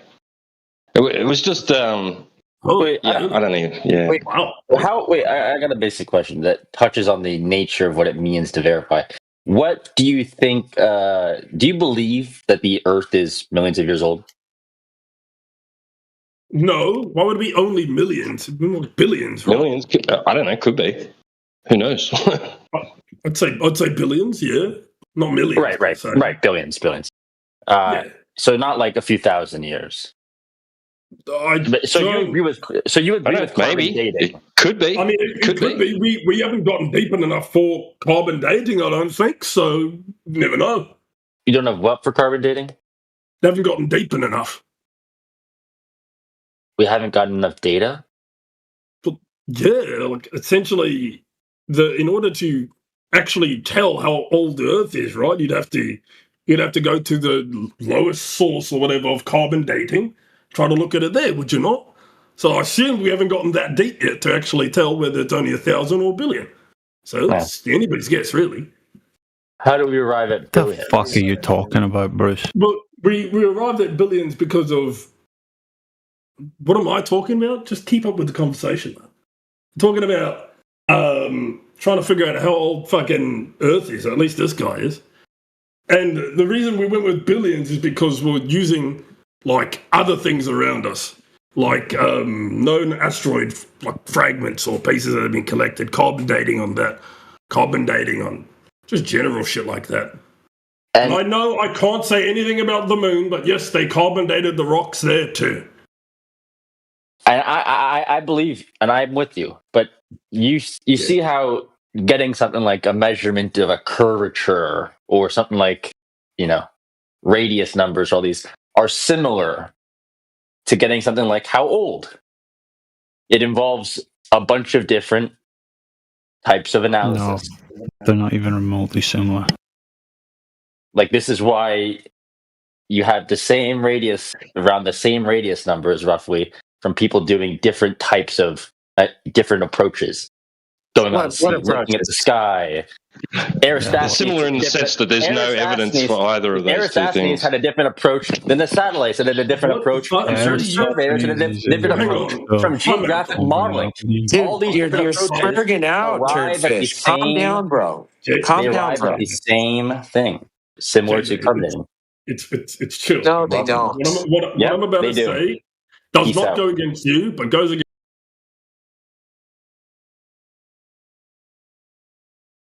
She just fucking... Hello? I was about to say, what did I deserve a mute for? The fuck was that? Anyways, whoever just said carbon dating wasn't real, I don't know about that one. Have you got proof for why that wouldn't be real? The British folk, the British guy that was talking just a few minutes ago. Nothing? Yeah, I wasn't talking about carbon dating. You were speaking of ice. Oh, okay. Well, no, that's you're who I'm talking about. If it was a joke, my bad. I was just double checking. I was going to say I was a little bit taken aback. In a server like this one, I can't tell if people are joking or not on what they say. So had to double check. What leads you to the conclusion that you're on this space rock blasting through the cosmos? What else is there to believe in? I don't know. When I go outside, I don't feel myself going 1,000,000 miles an hour through a vacuum. I mean, if that was true, I would be able to breathe. If you put an ant on a tennis ball or bee on a tennis ball and fire it relatively to the same speed, it'd cling on. No, it would not. Dude, if I put an ant on a tennis ball and threw that tennis ball, that ant's falling right off. Prove me wrong then. Unless it's caught up in the hairs and the fibers on the tennis ball. Let's do like a pool ball. Let's put a bee on a pool ball. I feel like throw it. They're not going to stick to it. You're right. My bad. Let me use a correct example. The microscopic organisms located on a pool ball would not fall off. That's the exact same size as we are to the Earth. That's all. I don't know that they would or wouldn't. I mean, I don't know. I'm not convinced by that. They might fall off. I don't know. I'm not saying that it would or wouldn't, but that's what I'm basing this off of. Us flying through a rock in the middle of space and fucking whatever it might be. I'm just going to point at other things I see IRL, like germs not falling off a cue ball. I'm going to say, hey, if I can throw the cue ball really hard and they don't fall off, well, I don't see why that's not possible for even bigger cue ball. Hey? Wouldn't that also work for the example of like a plane moving through the air at like 300 miles per hour? What, you mean like standing out on the wing? Is that what you mean? Or no, you don't mean inside the enclosed sealed system, do you? Yeah, you but think gravity, the Earth has a roof like... Hold on, bro. Yeah, you think the Earth has a sealed roof like inside of an airplane? We have an atmosphere, we have gravity. That's basically... Atmosphere is not a sealed roof like an airplane. You're right, but gravity doesn't adhere to atmosphere, and it still applied the exact same way that we're saying this. Even if there is an atmosphere inside or outside, cabin pressure, who gives a fuck about that? What's still being applied here is the gravity and us not falling off. It's not equivalent. That's the point. It's not equivalent. No. Take the plane, sit in your passenger seat, strip the roof off. Now you got something more similar. And even if you didn't want to worry about like fucking... Yeah, no, you do actually. Yeah, I'll just re-listen to what you said. Yeah, that is pretty similar if you strip the roof off. You need more distance from your seat to the roof, though. You need at least. Well, no shit. You're not going to find some cunt. You're not going to find some cunt that's like 12 kilometers tall. Just take the passenger seat, strap some engines on it, and fucking fly. Like, forget the fuselage entirely. Now let's see what you feel or not. This is my most favorite convo out of this entire hour or 2 hours I've been in here. This was a good one. Yeah, I hope it is. I'm the one talking it. Silly's better than us calling each other fucking spastics or something, right? So fuck it, I'll take it. So the mainstream claim is that the Earth is blasting around the sun at like 66,617 miles per hour, something like that, like 1,000 times faster than a car on the freeway. Do you guys have, what makes you believe that's true? Well, if I look at a plane moving around, if you look at the plane flying above you, that's going hundreds of miles per hour, it doesn't really look like it's going that fast, no? No, I would disagree. They look going pretty damn fast. They cross the sky from one end to the other in a couple of minutes. That's a long ways. But it doesn't look fast. Like, relatively to where you are, yeah. Like, if I had a car next to me speeding, that looks fast. But from so far away, the thing looks slower. Yeah, generally how it goes. So what if that plane was going 66,000 miles an hour? Well, generally, how this goes is, first off, you wouldn't see it. So, now I'm trolling. If the plane was going 66, I don't fucking know, at the same speed of the Earth, then chances are it'd tear apart before anything of relative worth would happen. Yeah, I agree. I mean, it's just to think we're on a rock going 66,000 miles through a vacuum. It's like, how come that the space void hasn't equalized with the pressurized Earth system? That's one I can't get my head around. Because we got this funny little thing called the atmosphere. It's like a barrier between us and that. It's not a barrier. It gets thinner as you go higher. True. But then what happens if you just outright remove it? It's not a barrier at all. No, but answer the question, right? What would happen if we removed the atmosphere? Go ahead and give me the rundown. The space vacuum void would equalize with the air in your lungs and you would die. So, what you're telling me is that thanks to that atmosphere, said void isn't reaching us, i.e. my lungs, which is what a barrier does. But the globe has no barrier. A barrier doesn't have to be physical, mate. So what's the barrier? I mean, so when NASA shoots rockets up in the sky, is there a little door they're going through or something? You can see during some rocket launches, you can see it break through the atmosphere. Yeah, I hate to tell you this, mate, but like if you flew up there, we don't live in a snow globe, right? You can't tap the fucking glass dome. At least I don't see them doing that whenever there's shit going through the sky. So you ever see like a jet break the sound barrier? It's not a physical barrier, but you can see it break. I don't see anything. That's not a barrier. Yes, it is. That's literally a barrier. And he broke through the barrier. Look at this jet. This jet is traveling over at 900 miles per hour. which is almost 200 miles higher than the sound barrier, and doesn't even look like it's yeah, I was going to say, definitionally, he is right. It's literally called a sound barrier. It is a barrier by definition. Yeah. Doesn't even look that fast either in that video. Hell, and that's not even one barrier. The Earth has like 8. Don't forget about the ozone, cunt. That one also protects us from radiation. Yeah, the ozone's measurable. In fact, we just got it to the lowest gap in history, or modern. But the atmosphere is also measurable. We've literally done it. Yeah. What's it called? A barometer. That's the one. Like, no, that's pressure, right? That is atmospheric, isn't it? A barometer? Or am I thinking? Yes, the barometer, it measures atmospheric pressure, if I'm not mistaken. Okay, thought so. For a second, I was like, "Fuck, it's not an altimeter," but no, that's just altitude. Shit, I need me a jet. I want to go. I'm gonna go that fast. Oh, it'd be fun. It'd be. Really I mean, the existence of the ozone layer is enough of a proof that there is an atmosphere. I mean, if even the ozone layer exists, I feel like where's the ozone layer start? Well, where does it start? Where does the sphere start? Let me ask you, Bruce. What? Yeah. So, how much are you aware of the globe's measurements, diameter, radius, etc.? Nope. The diameter is 14,792 square miles. I want to hear. Okay, Captain. The next question I'm going to ask Bruce, I want Bruce to answer. I'm not talking to you, all right? I'm sorry. I'm trying to help Bruce out, man. No, to be fair, all my Captain, I did answer. Bruce, do you need Captain to help you, or can I ask you a question? I don't mind him. We're in a public VC. There's no reason to be rude about. Yeah, I'm not going to limit myself if I'm in a public VC, so I am going to answer when I want to answer. Captain, I'm not talking to you. I'm talking to Bruce. Yeah, I really don't care who the fuck you're talking to. I'm going to answer when I want to answer. I didn't ask you. This isn't a discussion or a debate. I'm telling you what I'm going to do. Yeah, I don't know why you're trying. Well, then, okay, maybe another time, Bruce. I don't really. I'm not feeling this. Well, if he can't control himself, we'll control him. We'll control him.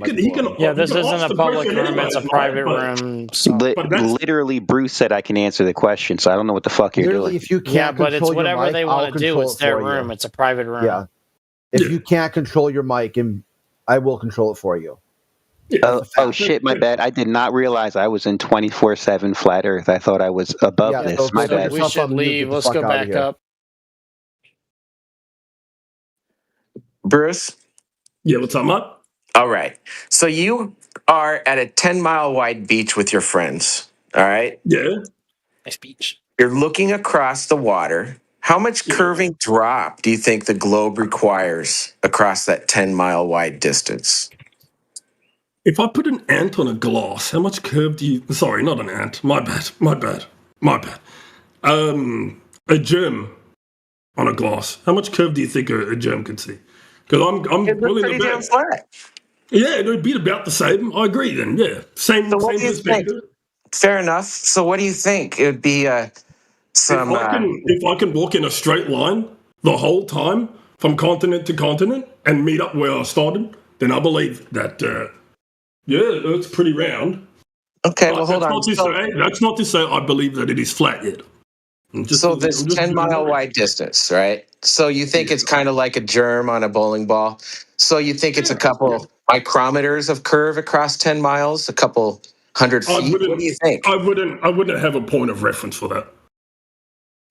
Take a guess. I can't say I've looked at enough to know the curvature shit, mate. I'm going to be real. I got a coworker who probably asked that question. This guy you're asking. So how big is the Earth that we've measured, Travis? So, Bruce, would it surprise you that across 10 miles of water, there should be almost a 7-story building's worth of curving drop across it? 66 feet? Yeah, that's if you don't understand how light... Ice turd, I'm not talking to you. Yeah, okay, you're right. But then I will now reiterate what he just said. What about the light stuff and all that? light I don't reflection. know. I'm just talking specifically about a measurement. Like the Earth, we're told there's a very specific radius, so that means there needs to be a very specific curvature amount. For 10 miles, it's 66 feet of curving drop. This is untrue. This is So untrue. what we The Earth want is not a perfect is- sphere. Hey, The Earth is Ice not a Turd, perfect please sphere, stop interrupting me, bro. I'm not and it is talking not- to you. Okay, whatever. ISIS, let him do it. ISIS, let him do Problem. it.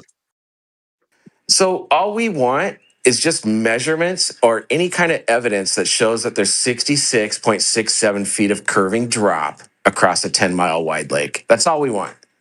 I just want to say one thing here, Bruce. When you answer this question, you cannot go look up the radius of the Earth because he doesn't believe that the data used to get that measurement is accurate. I'm not going to, but I was going to answer it with, why do you need me to tell you these numbers? I'm not trying to prove that the Earth is flat or round. I'm just trying to get smarter. I'm just curious if you knew. That's why I politely asked you if I could ask you a question, and you said yes. Yeah, I sadly, like I've tried saying, I'm really, really bad with measurements and stuff. So I've said it like thrice before. I really don't know what to do here, man.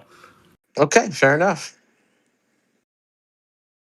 I only call it as I see it. Nothing more, nothing less.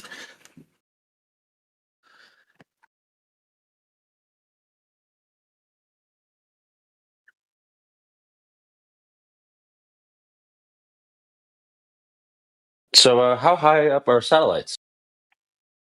I'd imagine past the point at which gravity starts pulling them down. I agree with you, but As for, once again, the number, I don't know, probably more than 8 kilometers, surely. no, I wasn't even talking to you. Travis guy. I mean, basically. Well, you didn't really say who you were talking to, but my bad. Yeah, fair enough. I wasn't clear. The speed at which we see satellites going through. Fuck satellites. The speed at which we see planets or stars going through the sky would suggest, if they're not that far away, because we live in a snow globe or there is a container ceiling. What's snow globe? Hold on. What's snow globe? Okay, hold on. What's snow globe? Dude, you just made a claim of a snow globe. What are you talking about? No, the snow globe represents the idea that we live in a contained sort of, vague. You haven't given a shape, so it's the kind of to represent close. It's kind of a straw man claim, I guess. When you say snow globe, that's called a straw man fallacy, right? And then I said, and when you say there should be a perfect 8 centimeter, 8-inch drop over, that's called a straw man too. When did I say that? Hold on. When did I mention 8 inches? You were saying there should be measurements that you should expect this. So you said you made a claim of the snow globe, and you made a claim. Dude, shut the fuck up, dude. Okay. You made a claim of a snow globe and 8 inches per mile squared.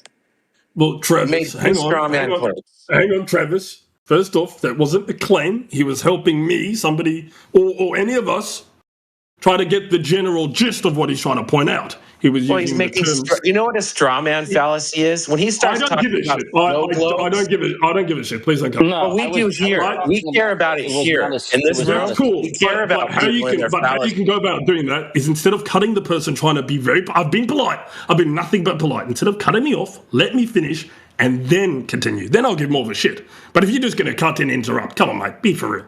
Be fair. I've been nothing but polite here. Mr. Bruce, go right ahead, my friend. Thank you very much. That's all I ask. All right. In the regard, I think Old Mate was just using it as an example to help us get the point across and to get the actual the imagination of what's being said in terms of it being a snow globe. Now, what were you saying about said snow globe? Even if that is not what we're directly saying? No, we don't claim to know what those things are. That's exactly why the next words that came out of my mouth was, or any type of sealed container. Yep. So if you just listened, you would have maybe heard that part. The snow globe was a kind of representation, abstract, of the idea that it is a sealed container. You are so slow. Okay, just listen. So get to the point. If you believe in that, the idea that No, I don't. I don't believe there's a snow globe overhead. Travis. So, okay, but you also, shut up, if this clown keeps talking about snow globes, I'm going to call him out on it every single time. I didn't say it's a physical snow globe. I said any sort of sealed container. So you don't believe in that. Good. We're not making you don't believe we live in any sort of sealed physical container. That's what I heard you say. You said, I don't believe in that. after I said those words exactly. Did I mishear that? No.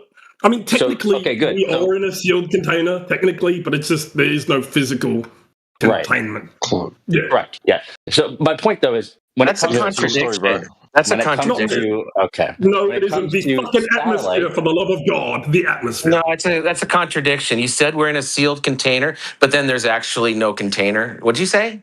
That's ridiculous. When it comes if I fill a room with air, what do you think? Do you think it's sealed or unsealed? If I fill a room that can't have air escape or get in, if I filled it with air, is it sealed or unsealed? Well, why don't I ask you? What do you think Earth is? Is Earth a closed system or an open system? It's a bit half and half with the ozone layer, Mark. Bro, it's not half and half, right? Okay, that was obviously a piss take. Come on. What is it? Is it closed? Do you know in physics, what is? I'd say closed in the matter of thanks to the atmosphere and said ozone barrier. So that means if it's a closed system, that means that matter can't enter or leave. Okay. It's an open system with regards to energy. But that's why I specifically said... No, it's either one or the other. It can't be both. But no, you're not going to make exceptions to the rules for certain states of matter and energy, okay? Whoever was speaking before, go ahead.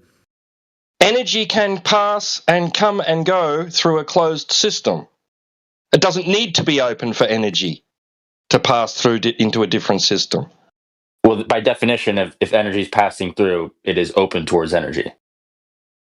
It's a closed system. Closed system in physics is defined as a system where which matter cannot traverse freely from that system to another system, but energy can. Yeah, I'm just pointing out that energy can clearly go back and forth. Right. An open system would be one where matter and energy is free to come and go. Both matter and energy is free to come and go. So what is Earth? What is Earth? Is it an open or a closed system? Well, it's semi. Its climate is a closed system. It's semi. I mean, like what? Like this guy doesn't understand. This is because you have a narrative you want to stick to, which has to contradict one or the other at some point. You're right, but you're not really giving both sides here. Can I hear why it wouldn't be for you? Like clearly we're sending things upwards like satellites, and they're moving across the sky at speeds that would entail if they were at low altitude. Cool story, bro. Speeds that are unimaginable. But we see, cool story, bro. Given that we can see them at far. Cool story. You can look up and literally see them. So the fact that you can't even see lights. you can't acknowledge what you can see with your own eyes, like our actual experience. You have to pretend like it doesn't exist. I've seen lights in the sky. Yeah, I've seen lights in the sky. Yeah, just don't look closely. Yeah, I've seen lights in the sky, don't look bro. closely at what those lights are. What do you think? What do you think creates lights? Oh my god! So if you zoom in on it and you see an object. Yeah. What about it? Have you ever done that? It disproves. Have you ever done that? It shows. Have you ever done that? Away, then have you ever done that? Container would allow. Have you ever done that? Ice JJ. Have you ever done that? Ice JJ? I've looked at. Yeah. You've zoomed in on them. You've zoomed in on the lights. Yeah, I've looked at cameras that zoom in on the light. Yeah, the liar. I've seen satellites in the sky. Yes, you can look up. Look it up. You can tell still just look like a light. There's about like 1 million live streams right now from anywhere in the world. You can look up at the sky, and there's satellites that orbit us. You can't tell what those lights are. Yes, you can. No. And they orbit us. Well, hang on. Can I use my you own? can literally live stream the takeoff from the ground. Tesla did this like 2 weeks. SpaceX did this like 2 weeks ago. They put a camera on it and it took off from ground into orbit. Yeah, like cool video game graphics. The graphics are great. Astronomers take see these things. They see excellent video game graphics crossing every day, and at the speed that you're saying, or the speed that we see them, the altitude that you're saying, they cannot go ostensibly higher than. I don't know what that is. You can't prove how fast they're going or how high they are. You're simply believing video games graphics, and you think it's reality. But the fact that they appear to be going slowly when we look at them, but they transverse our entire sky, and then they see them in the next country in a matter of like that would entail they are traveling. You can't prove that light isn't 10 miles high and only going 200 miles an hour. Dude, you can't prove that. How do you Shut think the we fuck know? up, Fish. I mean, dude, you're just monologuing. You're totally monologuing. Well, Trevor. Satellites disprove your worldview, and you can't deal with observations that happen above You can't prove their speed. Like, you can't prove their height. Handle the truth, and I think that's sad. Fish.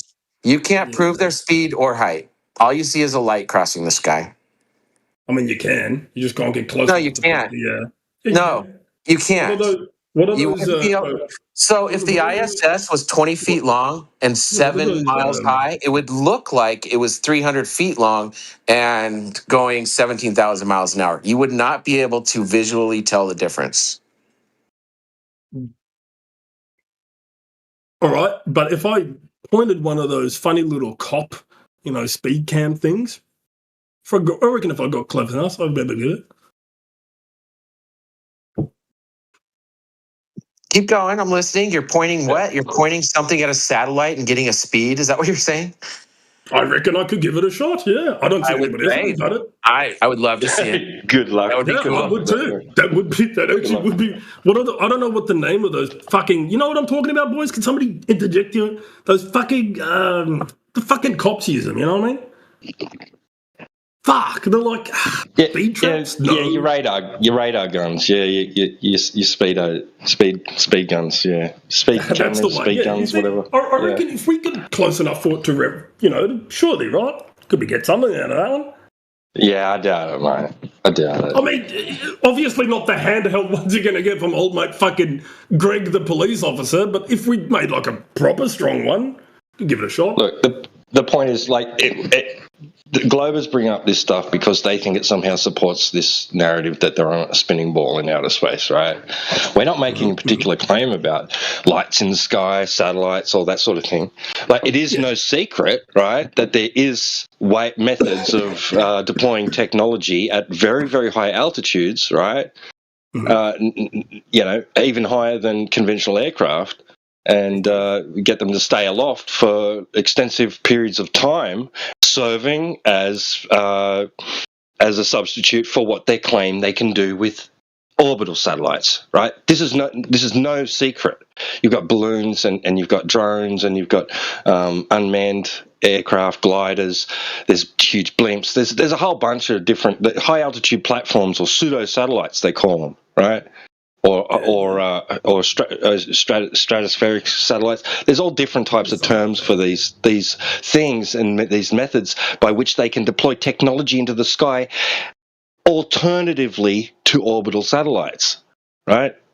Mm-hmm. We know this, right? So why should I think that there's anything orbiting a sphere when we go out into reality and we don't observe and don't measure and don't use the surface of the Earth as anything close to it being a spinning ball in outer space? I'm not making any particular claims about the lights in the sky that proves this or that about the ground I'm standing on. These Globers are the ones that do that, right? Yeah. So IceJJ likes to think that, you can't explain satellites. He doesn't know what those things are.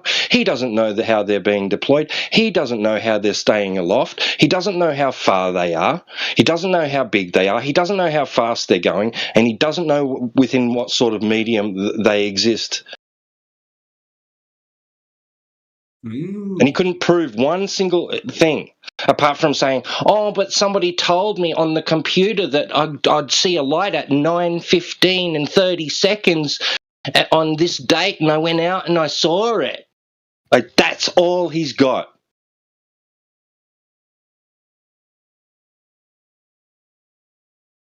Yeah. I mean, you're right. That is thus far as it's been said. Yeah. Essentially.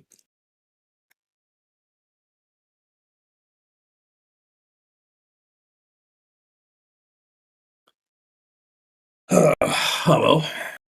Anyways, what's you boys? How was your Thanksgiving? Oh yeah, that's a big thing over there. Hey, how was that?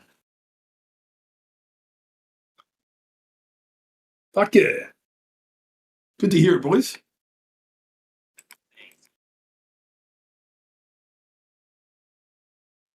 Mine was great, Bruce. How was yours? Nah, we sadly don't celebrate that over here. Where's over here? Australia. I'm not gonna lie, I didn't know that. You guys don't have a Thanksgiving? Nah, that's full on American. Same with fucking Halloween. Well, Halloween's more global, but it's super. It's not just American. They celebrated it in Canada also. I just didn't know that it wasn't like Sorry. Actually, can somebody quit? Is there a name for the landmass that is both South, Central, and Northern America, like including Canada? Is there like a name for that whole landmass, or is it just America? Like, anybody know? Yes, North America, Central America, and South America. That's just the whole board. Otherwise, fuck, they can't shorten it down to like Australia or something. Oh, the Americas. The Americas. Central America isn't considered a continent, so but you've got the two continents of North and South America. Yeah. But no. I had a feeling that it'd be around that general area. I assume over in South America they celebrate it? Question mark. If not, somebody prove me. Somebody give me a heads up on that one. If it's yeah or no, but no. Sadly, that's America. We celebrate shit like maybe fucking Halloween, but not that crazy. You know, we're not into it as crazy as you guys. Christmas, we celebrate. And fucking Australia Day, you guys celebrate that one? You should. Good.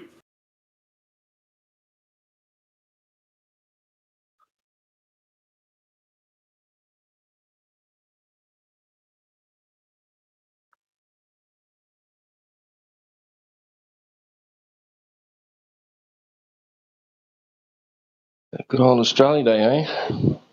Bit of controversy involved with that, isn't there? I do have, no offense, I have a myriad of questions. So, like, do you guys have Christmas or New Year's, or like, what holidays do we have in similar? What's that?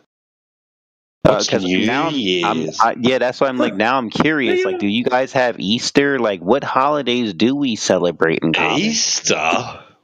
Right? Oh, Easter Bunny? No, we don't know him. We don't know that cunt. Tell me you at least have Valentine's Day. You know what I mean? Yeah, we've got all those. Yeah. Like, jokes aside, yeah, the only ones we don't have are more American stuff, like Independence Day and then all that mainly generally American stuff. Although you guys have Independence Day. True.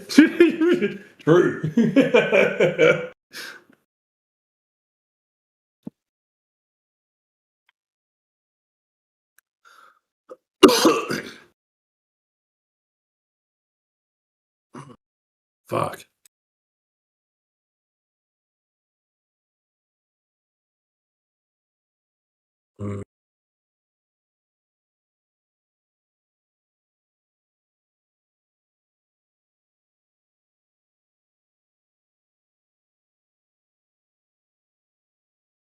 You're not fucking with me, right? Like, you guys really don't have New Year's? No, we do. That was, like I said, most of that was just a fucking piss take. We were just shooting the shit, mate. It was a joke, but the only ones we don't have are like Independence Day, 4th of July. We don't really celebrate that. We don't celebrate Thanksgiving. I think those are the only ones we don't celebrate. I mean, we obviously have our own holidays that you guys don't celebrate, but that goes without saying. That makes sense. Yeah, I know. America doesn't revolve, or everybody doesn't revolve around America. I know. It's not necessarily that. It's that we don't always educate ourselves on other countries besides our own. That's why I like to ask questions. Well, it's good that you're asking questions. Fuck yeah. And in a Discord like this, you fucking should. And really, they don't educate you guys on like other countries and broaden your worldview type shit. That's fine. I don't want to be negative, but normally they call Americans ignorant on purpose. We don't really know a whole lot outside of our country, man. A greater majority of us, anyway. I'm not going to say everybody. But is that a result of your education system or the lack thereof of care of anything outside of America? I'm going to be honest with you. I think it's both. Yeah, I was just about to say, as I'm saying that out loud, I'm thinking, nah, the answer's both, surely. Fuck, yeah.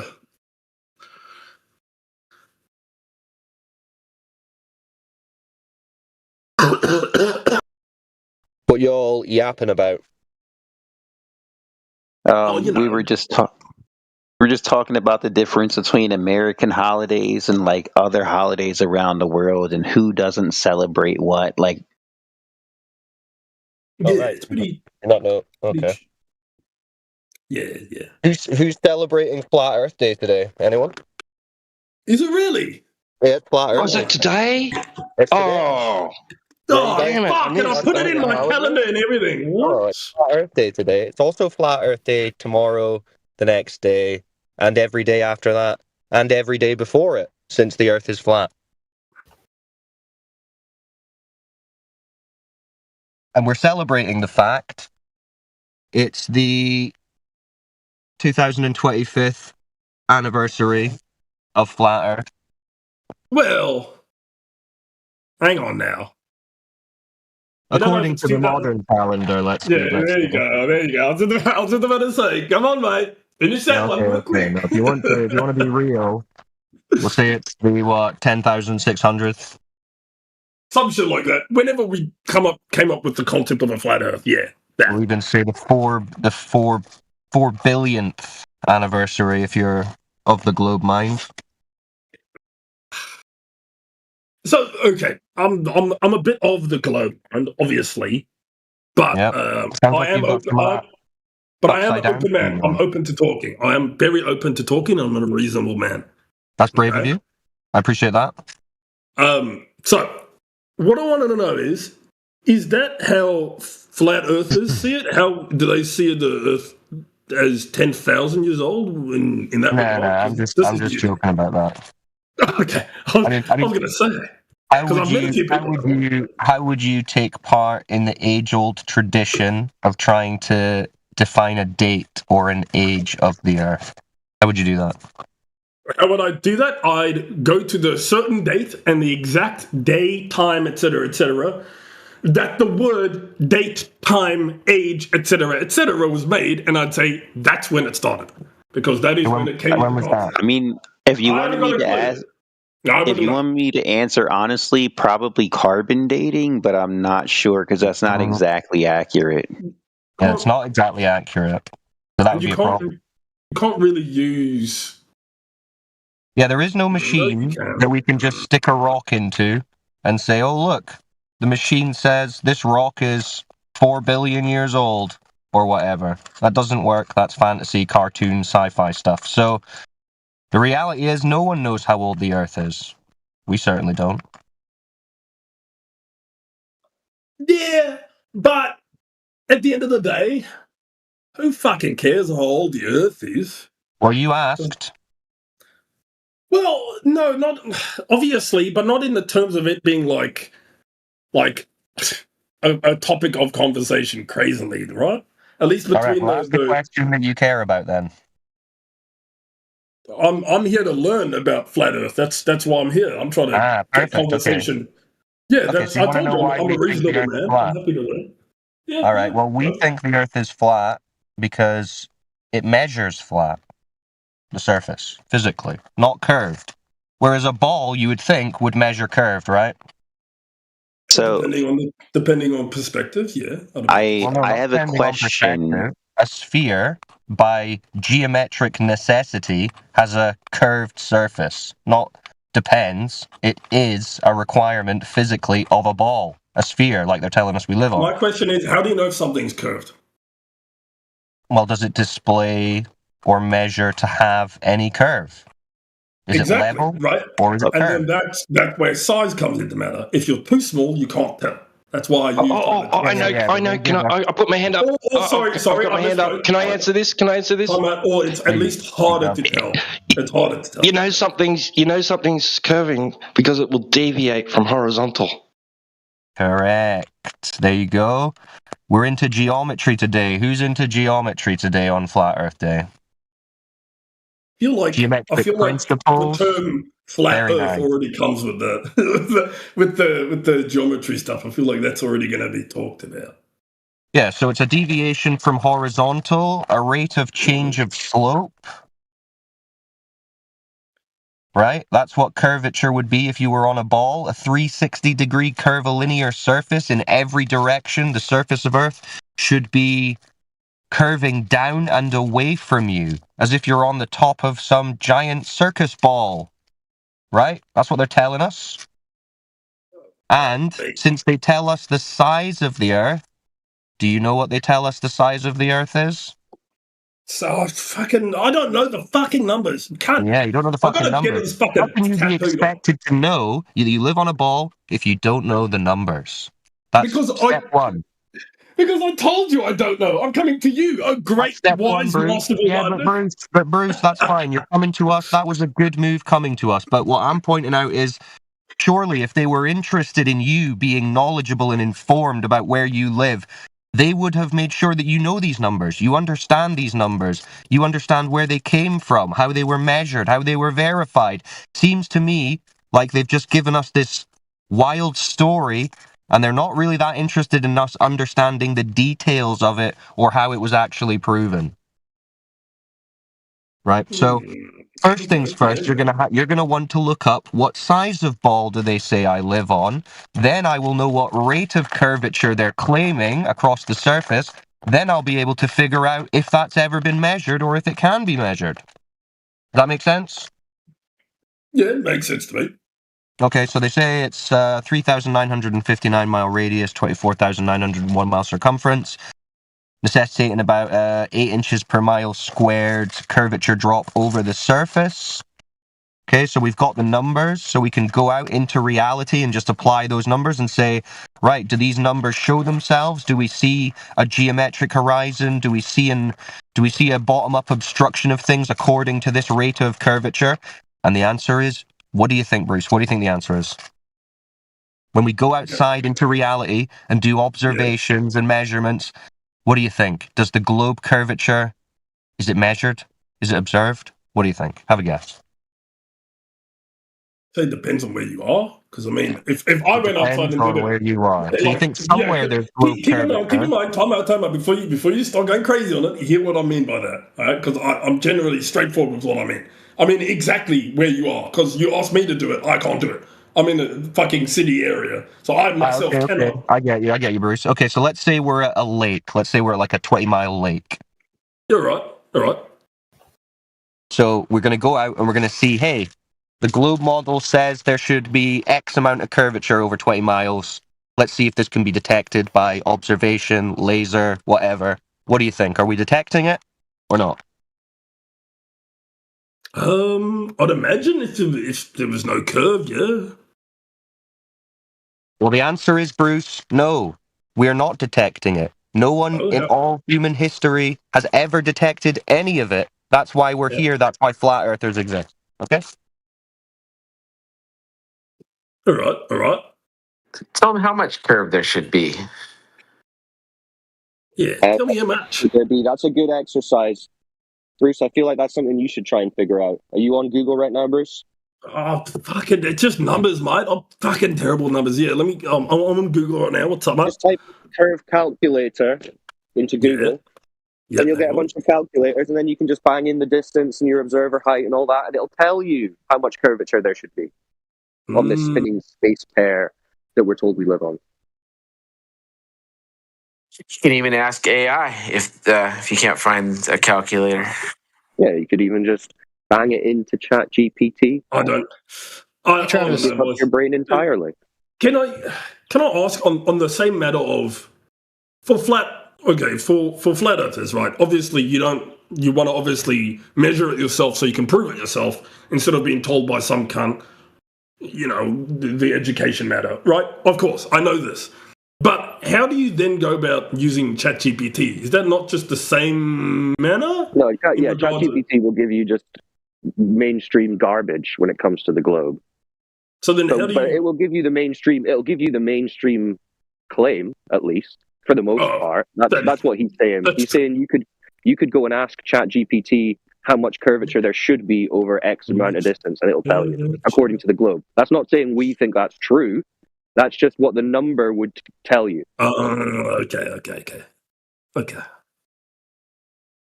So Travis, about the astronaut video you sent, do you have like a certain agreement on? Okay, never mind. You answered my own question for me. That's right. Shut up. What? So what do you think, Bruce? Has it told you how much curvature there should be over 20 miles? Fuck. Sorry, I get distracted very easily. Over 20 miles. Let's have a look. How much do you think? Have a guess first. Bad with numbers. I'm going to say a few inches of general notice. I don't know. A few inches. Okay. I love it. Listen, mate, I'm going blind. Okay, if I kind of looked at it and closed one eye and kind of you might be surprised. You might be surprised to hear what they actually claim then, Bruce.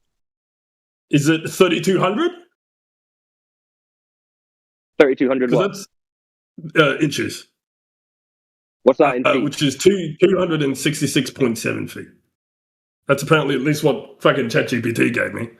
Hold on, say that again. I didn't hear you. 266.7 feet. There you go. So not a couple of inches, over 260 feet. That's like a 20-odd story building, Bruce, that they're telling us should be dropping over that lake. Yeah? But, okay, yeah, no, that's fair. That's fair. Okay, so if you're standing on one side of the lake, so if you're standing on one side of the lake and your friend is standing on the other side of the lake, would you ever be able to, like, say, see him through a telescope or shoot a laser at him and he sees the laser if he's 260 feet below a curve? I mean, as said before, you'd expect yes, but in regards to a laser, I don't really know with all that light refraction. Well, no, you'd expect no, right? because you're supposed to be over 200 feet. You're supposed to be over 200 feet below a hill of water, essentially. You're on the other side of the curve of this ball. By over 200 feet.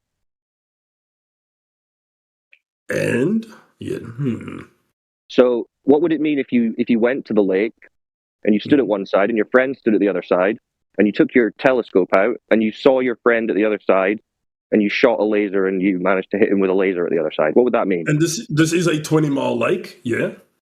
Yeah. Well, I mean, if we already know about the curvature, it's just going to strike the fucking earth, ain't it? Yeah, so I'm saying, what would it mean if it hits your friend and if you can see your friend?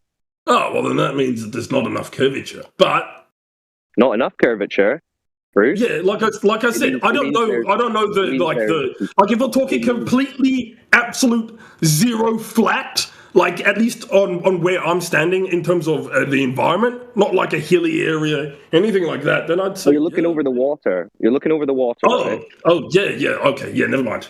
Never mind. Off the lake. And you can see your friend. So that would mean that there's no 260 odd feet of curvature. Yeah. Obstructing your friend, wouldn't it? I'd have to try it myself to confirm that, but yes, Bruce, you would. Good point. This is what we would recommend, because we can show you videos and demonstrations all day of people performing tests like this and showing that there is no curvature, there's no obstruction. But we would still say, go and do it yourself. Right? You don't just listen to us. Go and test this yourself. And this is how you can know. This is how you can know that it's Flat Earth Day every day. You understand? No, that's fair. But what about Australia? Does it get rid of, when it comes Flat Earth Day every day, does it count as a holiday or yeah or nah? Because if it does, then I'll take it. No, it's just reality every single day. I mean, you can think of it as a holiday if you like. It's a holiday from the globe delusion. That is true. Can I ask you a question? Like, actually, a serious question, 100%. When did you first realize that you didn't really believe what people thought about how Earth was a globe? Oh God, about 7-8 years ago now. Damn. All right, that's cool. I was just curious. Yeah, that is. What made you? And it was from this, right? It was from this same thing. Someone pointing out to me, like, "Hey, they say the surface is curved, so all the bodies of water must be curving, correct? What size is the Earth? I don't actually know exactly off the top of my head. How much curvature does that necessitate over that distance? I don't actually know. So you go and look into it, and then you go and look at who's testing this. And the only people testing it, guess who are the only people testing it? Flat earthers. Flat earthers. People like they're calling, people that they then call flat earthers. These are just people who have gone out and tested the claim that the surface is dropping down and away from us at hundreds of feet over 20 miles, right? And finding that it's not there. And then they're putting their hand up and saying, hey guys, there's no curvature blocking the buildings over there, or the island, or the people, or the shoreline. We can see it all.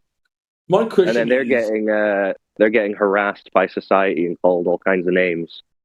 Well, that's sadly how society goes. Generally, we're very ignorant. It is sad, isn't it? It's sad that society is getting upset when people are pointing out observable reality. That is sad. If people, people that don't have popular opinions gets targeted for it. Yep. Yeah. Well, if you go again, because. Oh, go ahead. Sorry, go on. No, go ahead. I said it's interesting because this is the same complaint atheists has said for years, that they're sick of being targeted by all of society. And society was like, tough. You want to be a fringe minority group of people who say everybody's in on some conspiracy theory? Society will mock you and ridicule you until you're just non-factor anymore. I mean, you're not wrong. You're not, and I'm definitely not trying to say that you're not wrong here, boys. But I feel like in some cases, there are a couple radicals. Okay, I think that's in every topic. Generally, there's a couple radical people, and they're pretty out there with the claims or whatever it might be. And as a result, said claims could just be taken in a negative light from somebody who, if they heard not such a grandiose claim or whatever the fuck might be the case, I don't know, right? If they didn't hear it in such a grandiose fashion and instead heard it in the same regard as me and you guys talking right now, then they'd probably understand it better. But I feel like exactly it. That's exactly it, Bruce. So what they're doing is, in the media and in the education system, in the mainstream, when they talk about flat Earth, they're telling people that we think there's like a disc Earth flying around in space, and there's water falling off the sides and all this crazy stuff. They're not pointing out that, hey, we're just saying there's no curvature of these lakes, these shorelines, these bodies of water, which in itself demonstrates that we don't have the globe that they're telling us. But they don't, they'll misrepresent us. They'll strawman the argument to make it sound ridiculous. You're correct. Yeah, I think some people... Yes, no, I'm sorry, Travis. Oh, well, they're going to say, the mainstream will say, flat earthers believe Australia doesn't exist. Don't believe that shit. None of us think that. We deal with people. Like, don't get me wrong, the entire time I was hearing shit like this, I'm thinking, that's not right. We speak to people with upside down syndrome all the time, so we know Australia exists.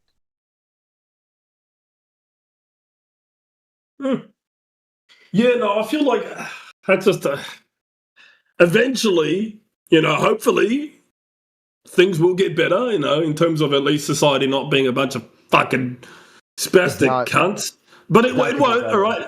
But it's good to have wishful and hopeful thinking, all right? That helps. Dude, it's not going to get better. This is a human condition, tribalistic mindset. I know. That's it. No one's going to change. No one's going to become an age of enlightenment. There's not going to be like a renaissance or a giant leap forward. This is what you got. This is humanity. I mean, regardless of what the case is in regards to society's future, I'd say what we're doing here is we're pushing forward and we're putting out what is observably and measurably true. What we're focusing on is what is true. Doesn't matter if it's popular. It's about what is true. And that's what we're interested in. What can we evidence to be true? What's the most logical position to be taking based on the evidence available? That's all we're interested in. If you're interested in seeking the truth, you might find that interesting. If you're more interested in conforming with the popular opinion, you might not like it. But that's what it is. Then not popular in this day and age to think for yourself. What is popular is systems of authority tell you what's so. Yep. And that is what has to change first. People are going to have to start questioning authority, which are scared to do. Because they can't question it, because they also get all their health care, their food, all their needs and wants are being met by these same systems of authority. So they can't question it. Because if they question it, it will start to bring into their worldview about how quickly can all these privileges be taken away without any appeal or notice. That's right. That's why they're trying to make people as dependent as they can on the authority, so that when it comes to them dispensing worldviews, you eat them up like candy. Which I'm glad a large majority of people aren't buying, at least generally, not in terms of flat earth stuff.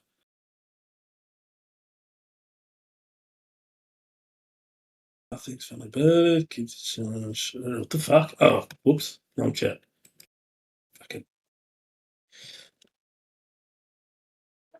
No, I think they it was the same thing with the war on drugs over in America, right? Like at least the war on terror. No, I don't. No. Look at that. The war on drugs, that's their science. They supposedly have science, 100 years of science, showing that these drugs, these dangerous street drugs, like undermine all of society. And to be people more exact, believed it. Well, I was gonna say, I actually, I know a lot of people in here. Gemzy, Cyclone, Lilaka, Crit from the 24/7 server. But this is a long time ago. I used to be Tap. I don't know if you guys remember. Like a picture of a cat with a tie on. With no, it was a picture of the tap, like the faucet, the silver tap. Oh, tap. Oh. There we go. Yeah. Oh, yeah, tap, yeah. tap. Yeah, I remember now. Yeah, tap. I thought you said top. No, yeah, I was tap. Yeah. What's up? Welcome back, dude. It's been a while. Yeah, what's up? I don't know. I mean, 24/7 sort of died, but I don't know. I wanted that server to be like revived again. You know. I think it was a server. Yeah, there was 24/7 Flat Earth Discord, and it's like we used to all have a good time in there, like chit chatting and debating and stuff. Some conversation, many trolls, but I was there at the VC verification like channels. I used to do that a lot. What is it not popping off anymore? It's not as much. No, we still do go over there. It's like it's split. Yeah, we go all around. Yeah, there's sometimes when it's active and I get some pings and I see, but yeah, I should pop around more. There's not many people that there used to be though. I actually spoke to Dagaz again though. Him and I used to be pretty tight like back in the day. We used to talk all the time. It was great, but yeah, it's nice to be here. What's the conversation topic? Are we debating anything? I'm just trying to familiarize myself with this flat Earth stuff. You know, I like to generally try to make myself as much of a learned man as I can. So any perspective is a good perspective. Okay, well, what would you like to know about it? I mean, is there anything that these guys have already been helping me so much? I'm still trying to like form the questions because I've still got to go fucking find a lake and fucking grab a mate of mine and do the whole like everything thing. I have one more question. So earlier you mentioned about how some people like to make up like these false beliefs that you guys believe in, that the water is floating off the side of the earth, blah blah blah. Yeah. Do you guys get confused a lot between flat Earth disbelief or like the people that say the Earth is flat because of religion? Both. A lot of times, at least what I've encountered, a lot of the no one says the Earth is yeah. Hold on, no one says the Earth is flat because of religion. That doesn't exist. Yeah, I was going to say it's a globe a lot of religion. That's what the heliocentric model is 100% contained within the Catholic Church. All that space lore, that's all Catholic Church. The going to the moon, Nixon said God picked America to win the space race. They brought a Bible to the moon. They broke communion on the moon. Even contemporary, like modern day, they pray before every launch. When they landed the Perseverance on Mars, they asked, like, hey, who do you owe? Who made this happen? And the like NASA communicator said, we owe it to God of the Bible. The current director of NASA, Bill Nelson, asked why did he come out of retirement. He said God told him to come out of retirement because he's an astronaut and a statesman, and God told him that he's the one who can return America back to the moon. I mean, it's just dripping with God of the Bible. All of it is fake as well. All over the whole everything thing. Was fake. No one here in Flat Earth is going to tell you that their supernatural sky daddy told them the Earth is flat. That doesn't exist. I mean, two separate things. No. For a flat earther, the physical and natural world is adjudicated through the scientific method. The physical and natural world is outside the scope of science. Meanwhile, on the globe side, they tell you God did that. And they wrote a book about it. They wrote multiple books. The Principia by Newton. God did it. The Heavenly Bodies by Copernicus. God did it. So there's no one here telling you that God made a floating space disc. Well, I mean, I was going based on Christianity. Unless they're trolling. Yes, Christianity. There's a Bible on the moon put there by. I know, but that's not. But it contradicts the Bible. And the Bible basically says that you can't go to the moon. The Earth is within a dome. They brought the Bible on the moon. I know that. That doesn't make the Bible true, though. Yeah, a lot of the times Christians contradict their own Bible. What they said. These space wizards told you God of the Bible did all these things for you. They did it for you. Show you just how great God is. I don't think they would contradict the Bible to show how good God is. Yeah, they did. That's what, if from your point of view, your layman's read of the Bible is so bad that they had to bring a Bible to the moon and give the glory to God. What do you mean? This is why atheists of the 1960s sued the Apollo program in court. They took the Apollo program to court and said, prove your supernatural sky daddy. NASA did. NASA said, yeah, the Apollo program is the proof of the sky daddy. Can we get links for this, please? Because I don't want to sound like an arsehole, but you're starting to sound like a radical. You know what I mean? I'm just trying to stay grounded. Tyson had a full speech about how atheists need to shut the fuck up about NASA. What do I even search up? Bruce, let me put it in sort of like very simply terms. That if you go down that line of whose supernatural sky daddy is more powerful, you've got hundreds of years of state-sponsored religions pushing heliocentric. If you just go to a Catholic church, and just ask a priest, why should I be a Catholic? One of his first answers will be, they've got the skinny. They know all the science. They developed the heliocentric model. Their religion is superior to all other religions because they invented that shit. That's what they'll tell you. They'll tell you they got the largest space telescope that they've discovered. So no one here in Flat Earth is going to try to compete with a Catholic Church creation myth.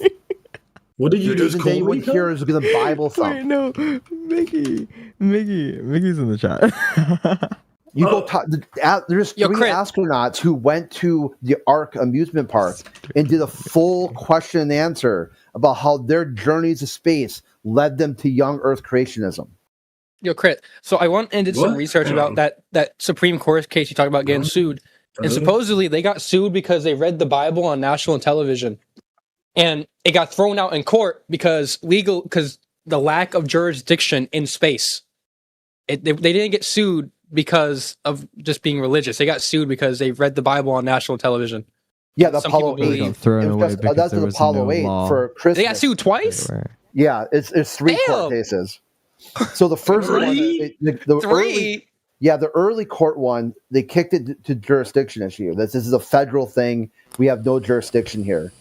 The next court, next time they went to court, they said that your human rights are enshrined to your body. Wherever you go, your right to free speech goes with you.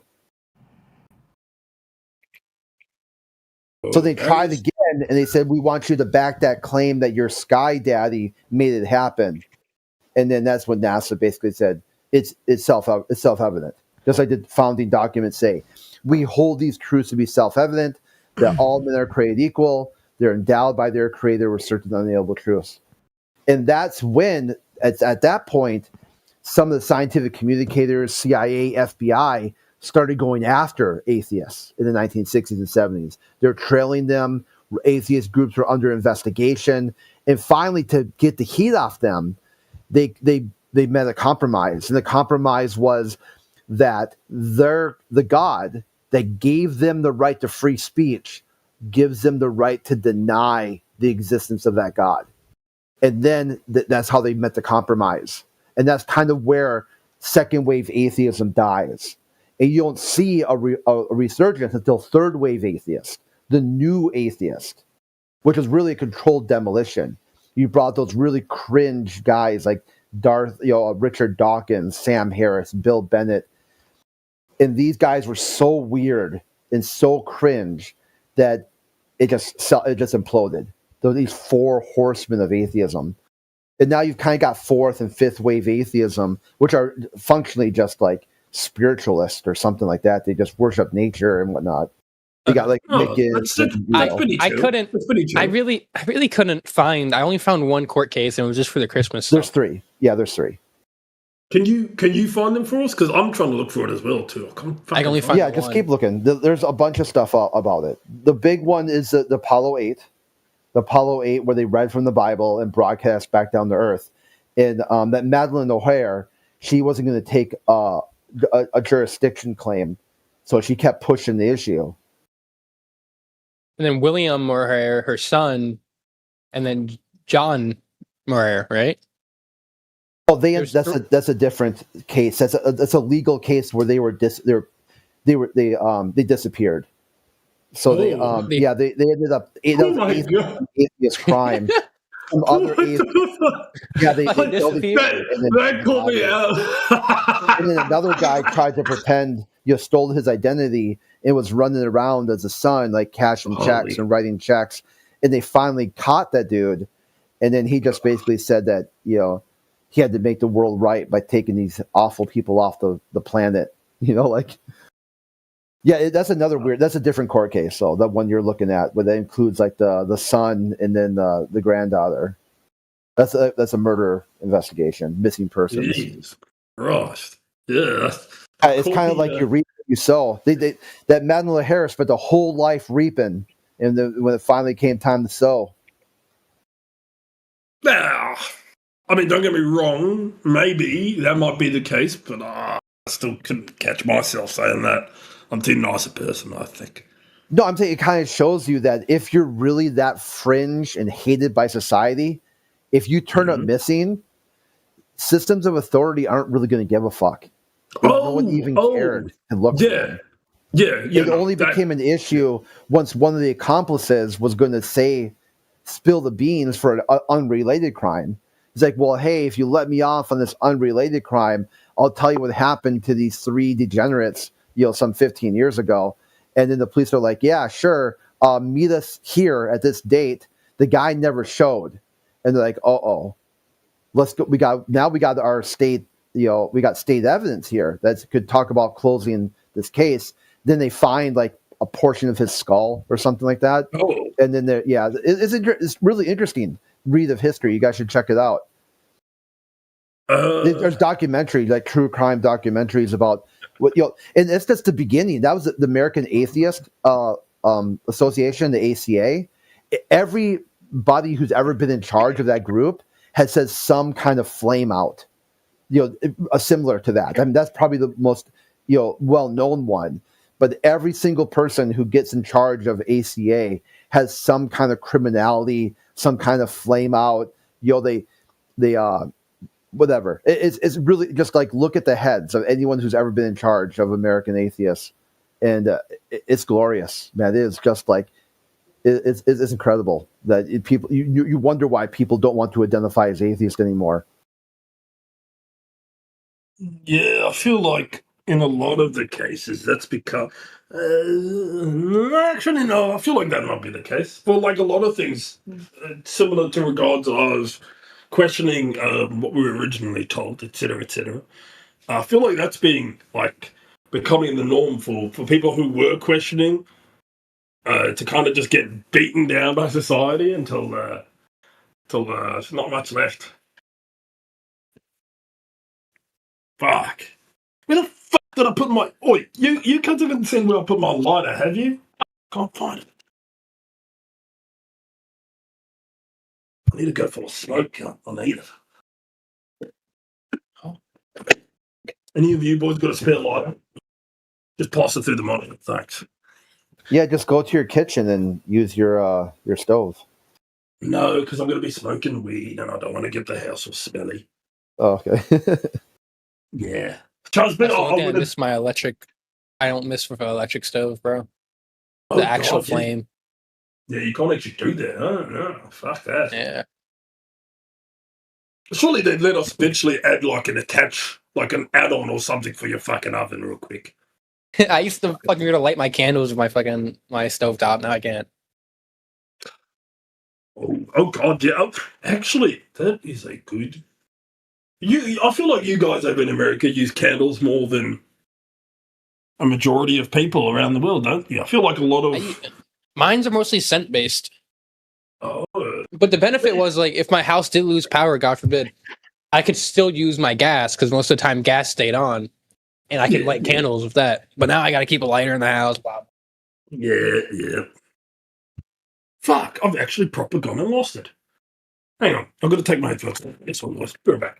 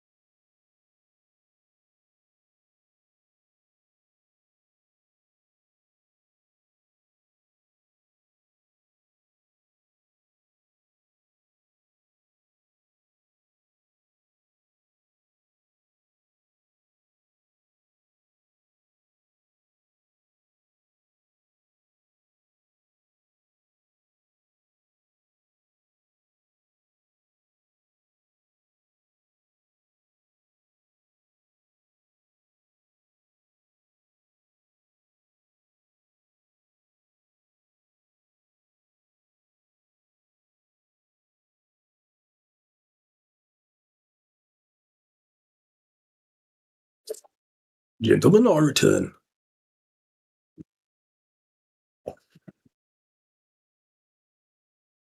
Oh.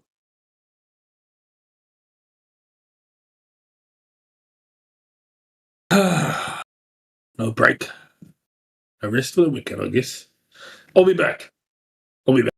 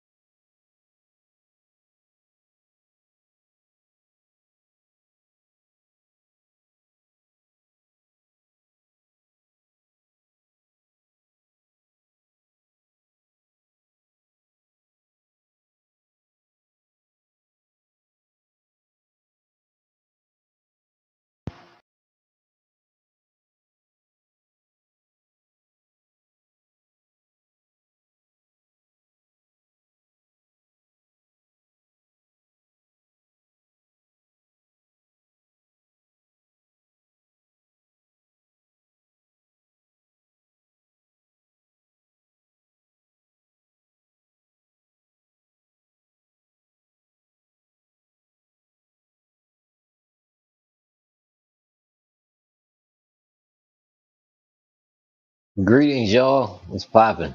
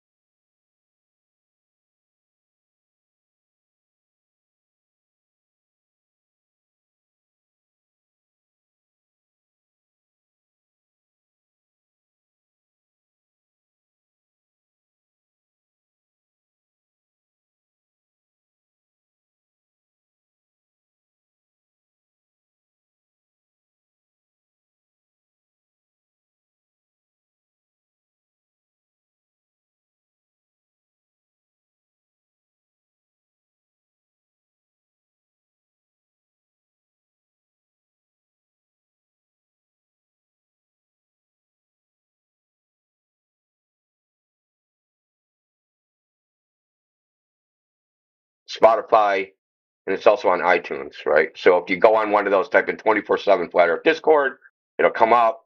You'll actually, if you want to hear us talk to a so-called someone that's working for Amazon's Kuiper satellite division, it's like a 2.5-hour conversation. You can listen to that, or there's other ones. We talked to all sorts of people, PhDs, freaking pilots, pseudo-intellectual nerds, you name it. Okay. Well, midwit. Having me. Danny Ryan got the midwit. Yes, less than a midwit. That you're being too generous, too generous. But even midwits deserve to have a conversation about the flat Earth. Yeah, Plex, we're so glad that you stopped by. Yeah, come by anytime. Good All right, talking to you. take Yeah. care, everyone. Fun. All right, peace.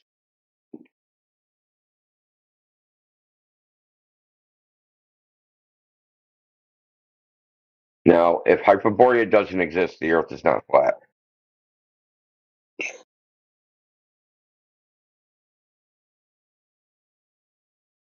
Don't forget about the moon map.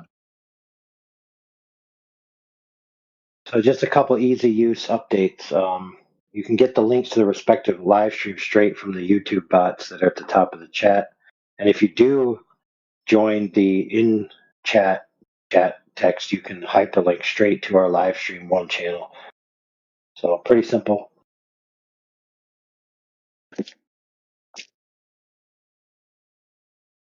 Especially if they can read, because if you go into the one text chat, it says, welcome, read the rules, join VC check-in to get voice verified. And then it says join hashtag live stream voice text to participate in the text chat. So once you press that with your finger, any one of those, it takes you right to where you need to go. Or click it with your mouse.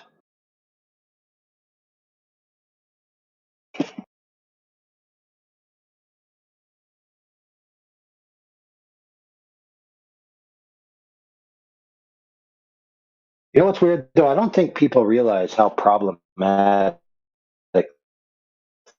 the boundary is for the heliocentric paradigm. The main expanding, in cosmology. Because they basically have they only have a sample size of the alleged visible universe, right? Because obviously everything beyond that can't be sensed, and so they have absolutely no idea what's out there whatsoever. So their reverse engineering of how things far away could be completely debunked by any new information that they get. So they're really making a bold claim that we know what the universe is now, when we have no idea where the boundary is and what's between us and the boundary whatsoever. It's a pretty bold claim.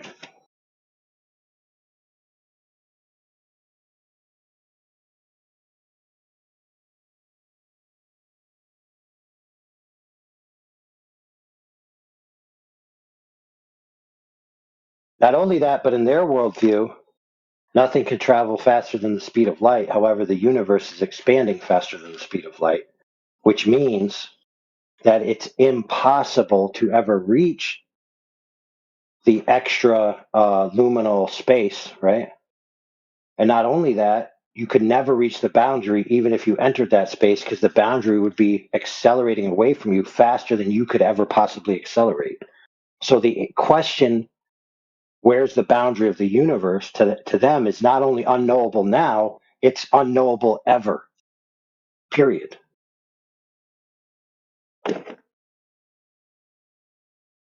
Yet they want to come in here and demand of us that, where's the boundary of our world?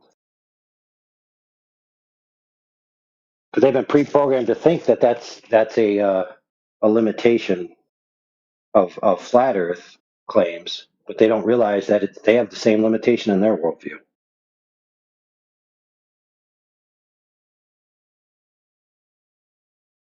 Well, they don't question their worldview. That's just a given. That's given all deference.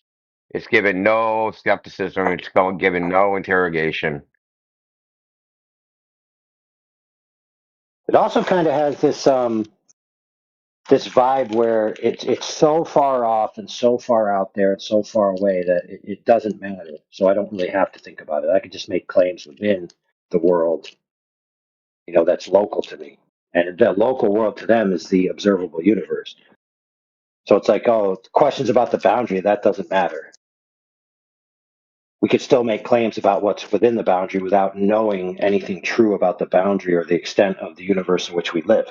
Yet somehow, when they say that out loud, they're not willing to give that concession that they just gave themselves to a flat earther. All of a sudden, a flat earther is demanded to have all of these questions already answered. It's really not a fair standard.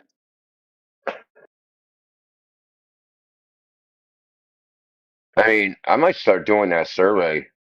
Just start asking every single Glober I interact with. Start the conversation with, have you ever been skeptical of the globe? And if so, what exactly were you skeptical about?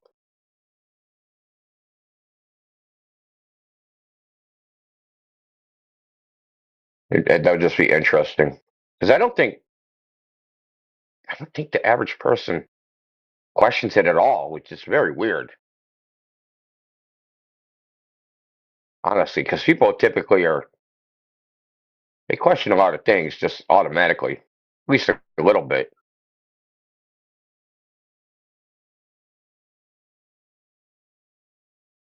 Well, that's what part of the mainstream education and the way and the mainstream in general, the way in which they phrase the question is, here's some questions people already had, it's already been answered.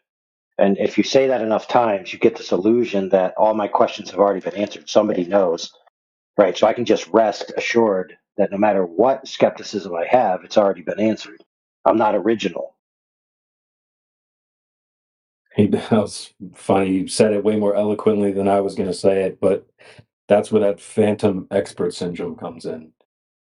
They just rely on feeling like there are people with the answers, so they don't have to question, like you said.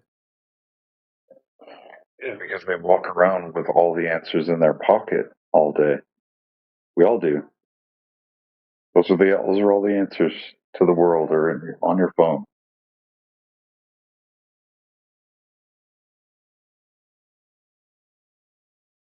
Yeah, instead, I have a red wagon with an encyclopedia set. I just carry that around everywhere. If anybody asks a question, I just get the appropriate volume. That's funny. That's the funniest joke you've hit all day. Good job. Thank you, Creation Code. I can hear the wagon wheels squeaking right now. Oh, Globe? Let me get out volume G. Just a minute. Man, I can see the film now. So I've been watching this show, Law and Order, and there's been these commercials coming up where it's the lady in the yard, and it says, "When the wind is so still, she comes to you like a chill." And obviously, it's a Halloween themed type thing. And then there's like maybe noises approaching, and it's Mary Mom with her wagon, because she's coming after you slowly but surely. That's right. It's the Flat Earth Encyclopedia. I got Josh in my sights. No, Josh, I'm sorry. You will never know the true nature of the sun in your lifetime. Volume S, Sun.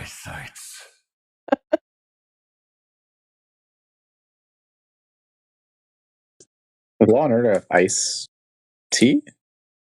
Black guy? No, Law and Order has a bunch of different shows. I was talking about the OG original Law and Order. Oh yeah, that's SVU. Never mind. So Ice Cube. Yeah, it's still going. Yeah, I was just gonna say about Josh. Like, I still can't believe how angry he got about me saying that we don't know what the sun actually its composition is. He got more mad about that than us saying that he drinks the Kool-Aid, which is crazy.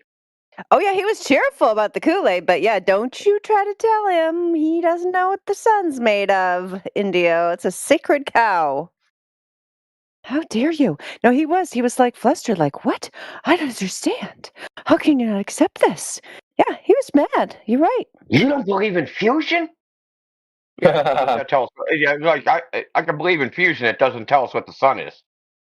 Fusion. Ha! Would he be interested in the guy that re-examined the spectra and said that the sun's actually liquid metal?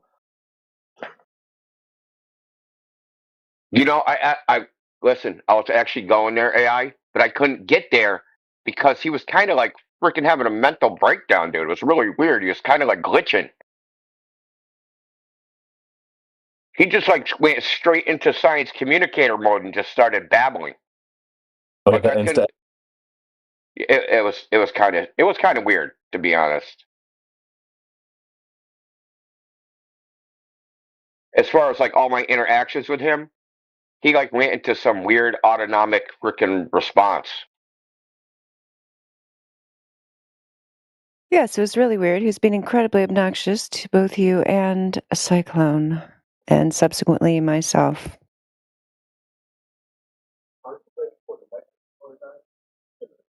You didn't like his programming, did you?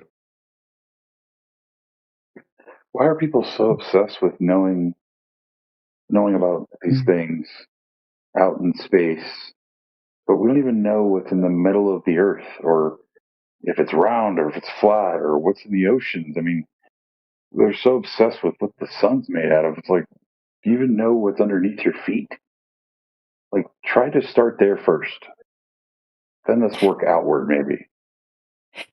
Yes, I'm right there with you, Dib. I've said that to the Globe Zealots many times. Yeah, like, how about, if we just explore more of the oceans, which are largely unexplored, new organisms being discovered, and so on, or, just learn more about the amazing natural world around us, or just, save up your money and travel to places around the world. Like, why these people are obsessed with space when for sure they haven't been to all the continents or, all the places you could possibly go on Earth. I don't know why there's such a lack of interest. It's very odd. Yeah, like try to go break the record and drill farther than 8 miles into the Earth, and then see what you find. See if you find some magma, like they say.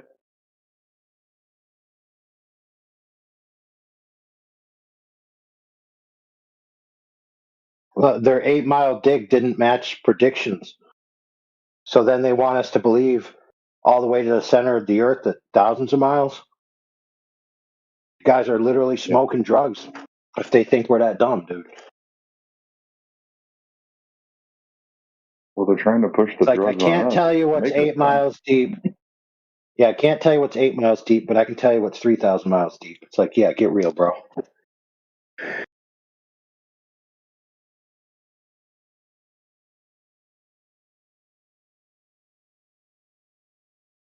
They always come up with different answers. They're like, oh yeah, we can use a LiDAR or infrared.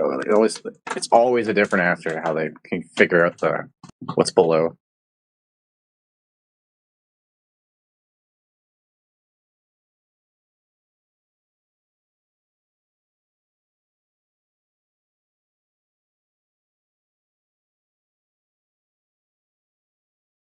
Well, we shoot P waves and S waves.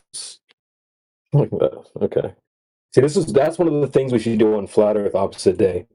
Well, how do you know, like, the Flat Earth is... Well, we shot P waves and S waves.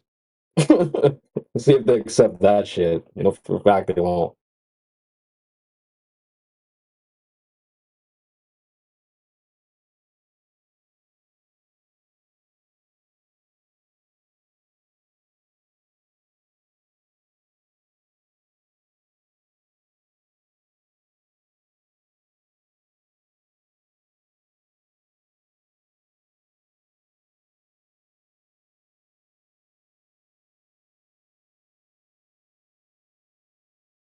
Got some new people piling in. Welcome, Drilla. Welcome, Raiden. Welcome, Zarkos. Let me unmute Zarkos. Hit him with the listening pass. We still have Nut here. No. And go ahead, Inline. Oh, I was just going to say, yeah, maybe Ned, went to sleep on his rowboat. Those rowboats can be real soothing when they rock back and forth. I'm still here. Oh, he's awake! Yay! Yes, baby, yes. Dude,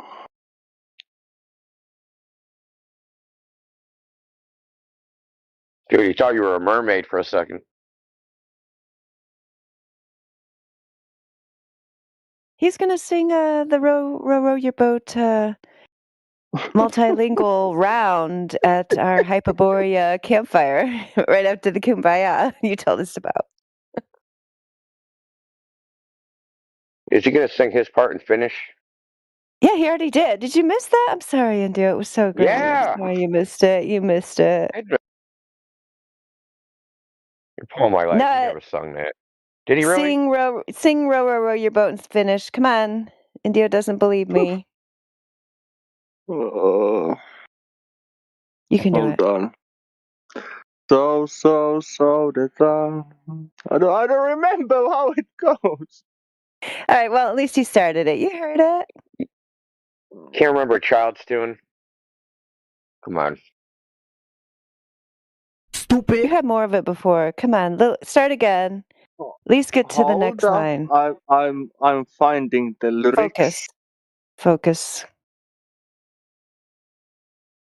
Are you smarter than a fifth grader? You know my favorite child song or whatever, the kids song, is "Twinkle Twinkle Little Star." You know why? It's a good one. Because it's like I feel like people forget that one. You know, they didn't say "Twinkle Twinkle Little Star, we know exactly what you are." It goes, "Twinkle Twinkle Little Star, how I wonder what you are." It doesn't say like a plasma in the sky. It says like a diamond. You know, so I don't know where these songs come from, but I think there's some truth to that one. And it's hard to make that as an argument when you're talking to Globers, like telling them you don't know what stars are. It's like, well, they have the kids song, bro. I mean, I have said it before, but I do think there's some truth in that one. Absolutely. Nobody knows what stars are. Nobody knows what the moon is. Nobody knows what the sun is. And I'll say it. I'll just stand on that one. I don't think anyone in human history has ever known what any of these things are. And no, I also don't think the sun is a star. They don't even look alike. So, yeah, well, for that guy to freak out when you said, we don't know what the sun is, I would just simply turn to him and say, well, tell me what it is. What is it? And if you're just going to repeat the lore, well, that's not very helpful because we know the lore. So it's like, what can you tell me beyond that? What is your knowledge that you acquired? Oh, you don't have any? You just have the lore DLC? Yeah, that's what I thought. Well, the question I asked him was, within your own paradigm, let's assume everything you think is true. Are we ever going to know what the composition of a star is? Since we'll never reach them. He was like, we know now. What do you mean? We know now. Like, how do we know? You don't believe in fusion? Like, dude, like you literally, the dude like glitched, man. I never, like Josh, he never did that with me at least, dude. He totally started glitching, man. Like his code freaking started being rewritten in real time. It's really, you know what's funny? When you say, what is the sun? They go, it's a star. It's like, okay, well, what's that? We scooped some favorite part. We have satellites roaming around and roaming around the sun, scooping up material. Yeah, so check this out. Ready for this logic? You need something the size of a star to have the mass to create the effect. I know this because I identically made the effect in my lab. One more time. You need something the mass of a star to create the effect. I know this because I created the effect in my lab. Figure that one out.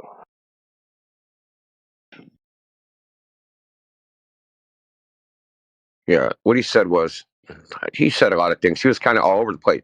Like, I've never heard him that jumbled up. It's very weird. Like, he's very on point. His rhetoric is like, he's very clear communicator. He got very. I mean, you'd have to go back and listen to it. It happened about this time last night. It was very jumbled and odd. He totally glitched, man. I mean, Dandelion can vouch for my estimation. Me and Cyclone were talking to him, and he kind of went off the rails.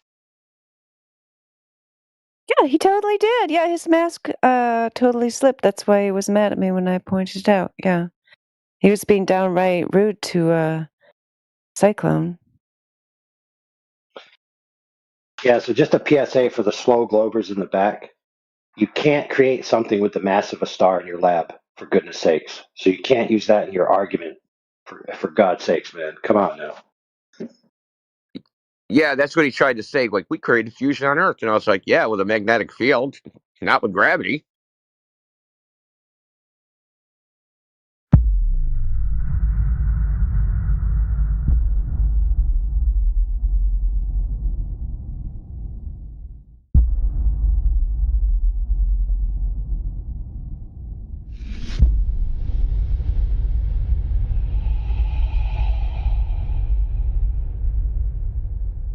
All right, I'm gonna unmute the guys who I muted so that just don't interrupt if we're having a one-for-one discussion.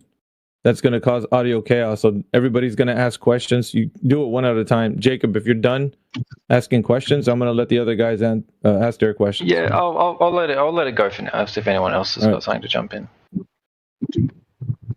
Bruce and Guns Blazing, you are unmuted. Yeah, you can ask sorry questions. About earlier, man. I don't have any questions at the moment. I'm just enjoying listening. Bruce, how about you? The questions I had previously were answered. So the most important part about our discussions in here is that we can't answer somebody if you guys interject with your questions. So we have to have control in our VC. That's the reason why you guys got muted, not because we're being, just want to dominate over your mic. Because the person who's answering and asking are not being able to be heard by your over talking. Sorry. You haven't muted me at all, so that's fair. You've been.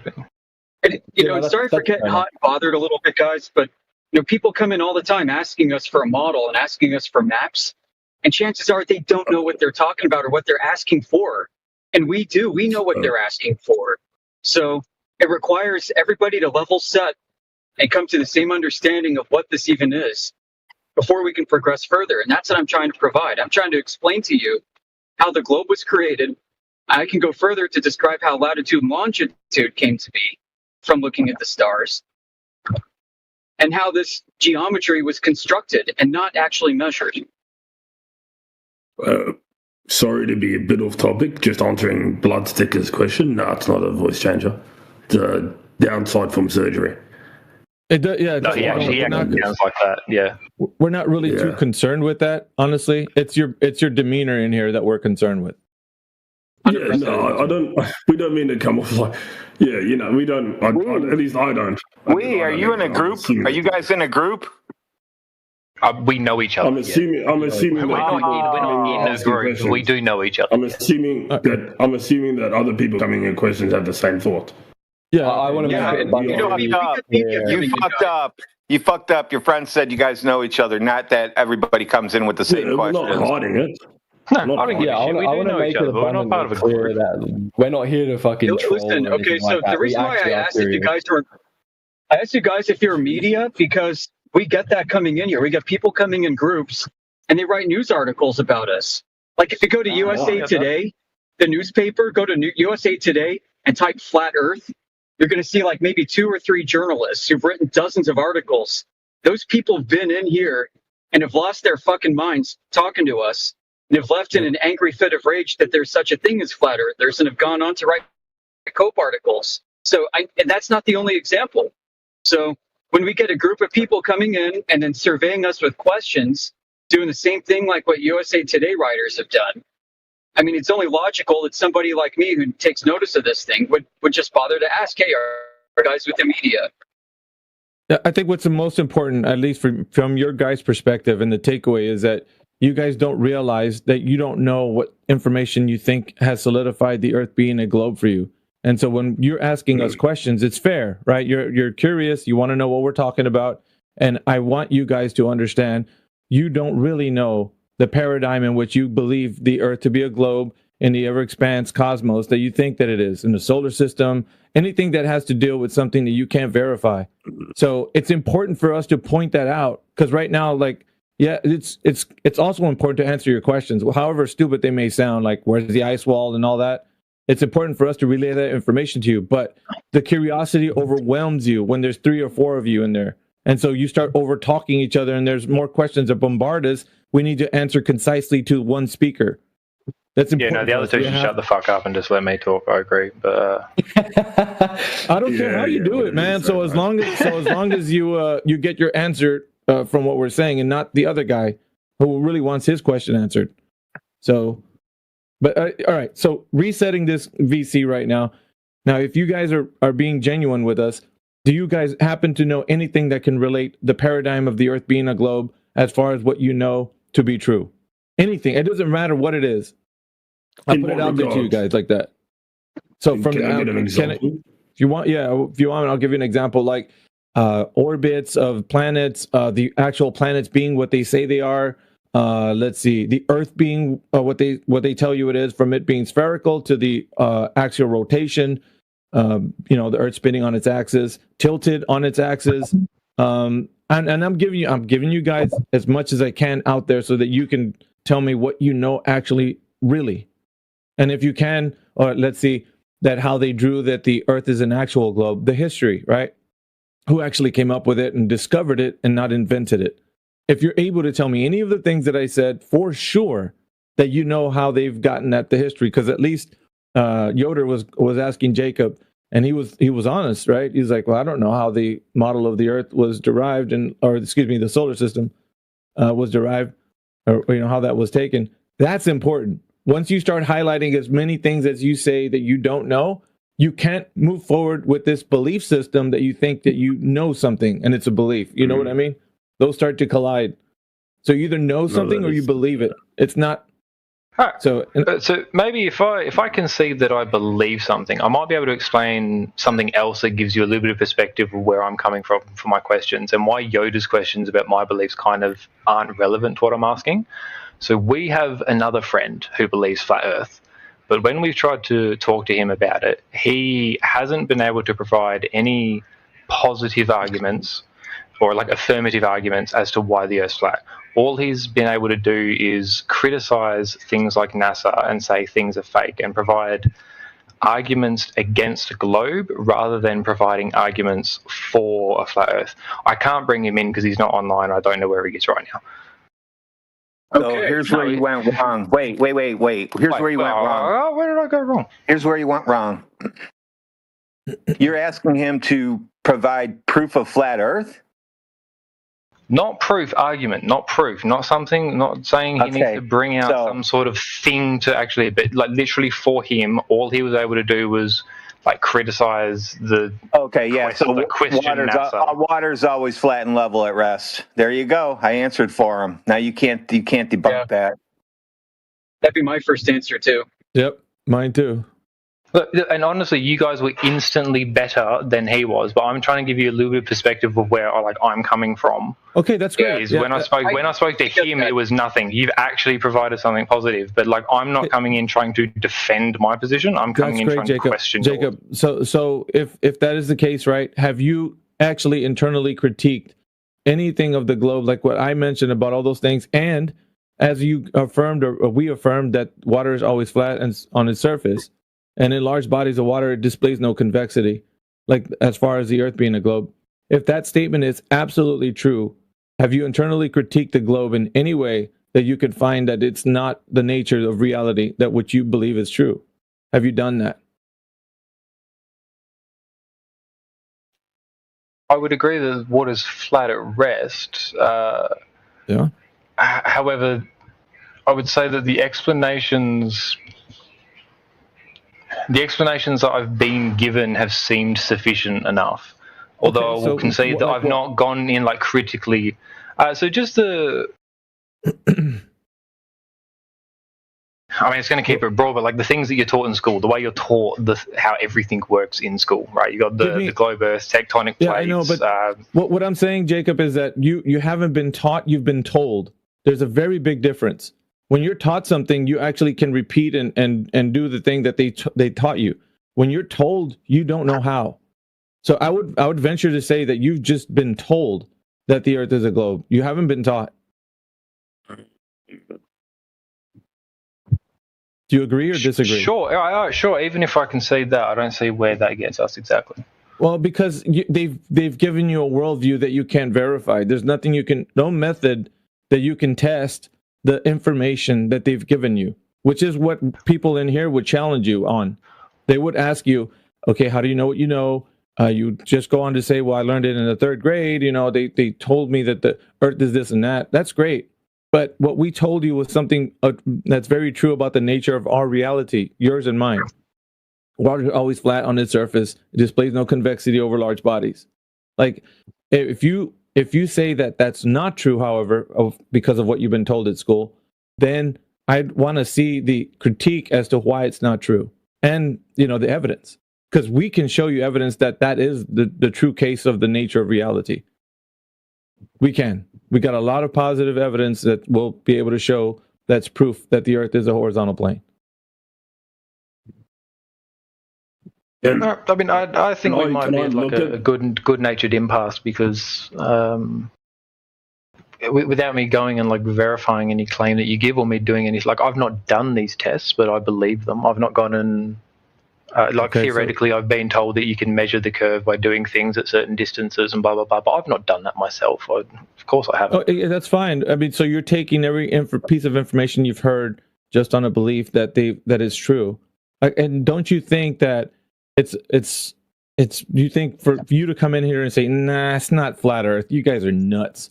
For you to have I don't think I ever said that, to be fair. No, I'm saying though, but like for you, the royal you, right? Anybody to say that we're crazy for saying that the Earth is a horizontal plane and it's flat because we don't have any curve like a globe. Like, why would that be so crazy? Like, why is that not the case that the Earth is a horizontal plane? Why? Like, I'm asking you because it seems like we're giving you enough reason to look into it. Why would you just stay on the belief system that the Earth still is a globe? I mean, like you guys might have sent me down a path of having a firm position. I wouldn't say I have like a solid position, just sort of generally believe that the Earth is a globe. Are you content with that position? I mean, you wouldn't want to investigate farther and maybe do research to see if that is the case or not? Any one of you, Bruce and Guns Blazing, like... Well, no, that's why I came in here and I originally asked where's a good place to start, because I am interested, but I just don't know where to start because of how I was taught previously. Right, but the starting point is the starting point is internally critiquing the things that I mentioned previously. Anything to do with the Earth being a globe, like the physics, right? If the Earth is spinning, that it's going to affect certain things, and finding out if that's true or not. Let's say the idea of gravity acting on a spherical Earth with the center of the Earth being a core, anything, it doesn't matter what it is.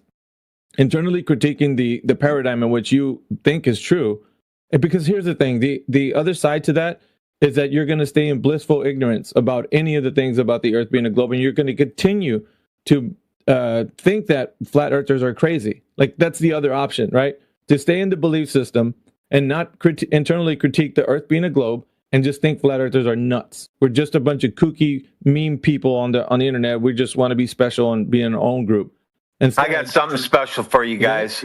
I got something special for you. If Earth is spinning, water can't be flat and level at rest. Why not, might I ask? Because the Earth would be moving. If you had a bowl and you were running down the street with a bowl of water, would water be flat and level? But wouldn't that also depend on how fast you're moving? No, 1,047 miles per hour. All right. But within the entire context of the globe, gravity holding the water to the Earth makes sense. So like that. How? Okay, he's giving you something to internally critique that part about gravity, right? Oh, so now we're going to get into now we're going to get into how you can defend that position. So how is it possible that you can have what he just said, and now you're going to be able to defend it? So we're going to listen to your defense for it. Go ahead. This is how you critique it, Jacob. He's giving you an example how. So now your position is to defend that from a position that you know this is the case. I wasn't stating that it was a position I know is the case. What I was saying is that from within the other side, within the other side against you, let's say like I'm neutral in this, their explanation is that.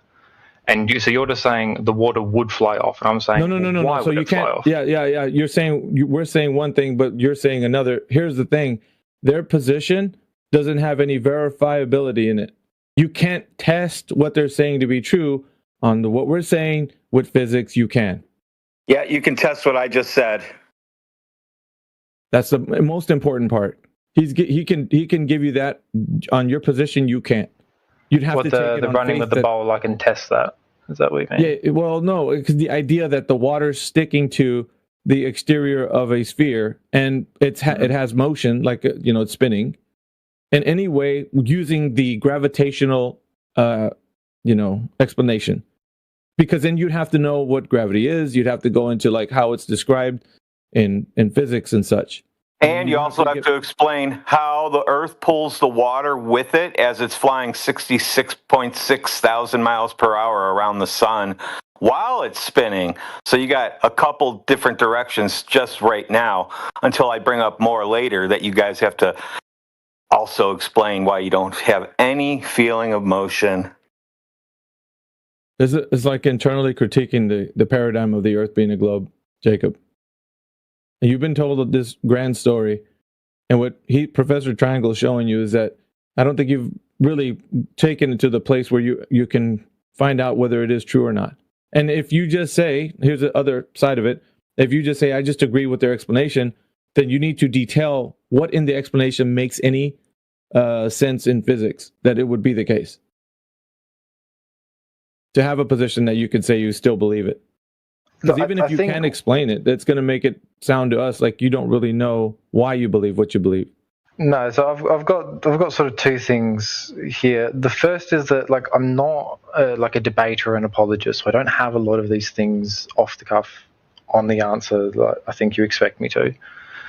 But the other thing is that some of these tests or these examples that you're giving me to like go and do would still be possible, plausible within the globe. No, we're saying that it's not, Jacob. There's the problem. We're saying it's not, but you have to present a position where you understand that it would be the case. In other words, if we say no, it can't. I can give you a vague understanding, but I feel like you're just going to criticize my vague understanding as the reason why. That's what an internal critique is, Jacob. An internal critique is finding out how to criticize what you believe to be true and facing the facts that you don't know if it's true or not. That's what it is. That's what we do. Of course, that's what we're going to do. Why wouldn't you want to do that? You're going to find out whether or not... So to go with the spinning ball... True. All right, so to go with the spinning ball with water, right? I can't test that. I can't replicate that because as objects get bigger, they have more gravitational pull. Right? The mass of the object is involved there. So I can't create a miniature example with a sphere and have like water stick to it. Like so no example can be presented, right? No example can be presented so that we can understand if that physics is working on the globe that you think you live on based on the explanation that they've given you. So we're now left with this imaginary, hypothetical example, and no real physics can be applied to a testable example. And on the other hand, Professor Triangle can do that. Now, this is a problem, right, for you. Now, you're basically in this belief system that's giving you an explanation without a way to test the validity of it. So this is a problem, right? At least for people believing this idea. If you can't test and verify this, what are you thinking is the truth of the nature of reality, Jacob? Are you just in a belief system? Because it sounds like it. What I'm saying is I can't test and verify off the specific examples that like Triangle brought up. Like he's saying, run with a bowl of water and you'll see. It's like you can't spin water off a sphere, you'll see. But those examples like I understand, or I would say that yes, you can't do you can. I don't know which way around I've got that. Yeah, I think those things work in the globe system, right? Yep. No. So it's like, what are the physics tests that I can do? No, I'm saying you're saying they can work, but we're asking how. You need to provide the how. How do they work?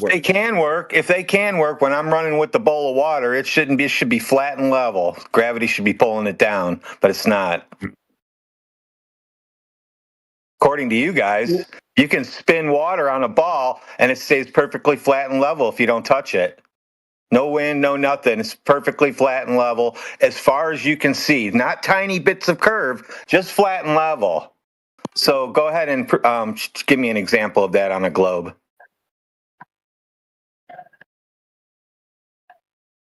I feel like that question's flawed because you're asking me to give you an example, or I can give you sort of an explanation. Oh, what's your explanation? I'm even asking for that. I can give you an example. I don't have to give you an explanation. I can just do things and show you, but you can't do that with the globe stuff. You can only just imagine.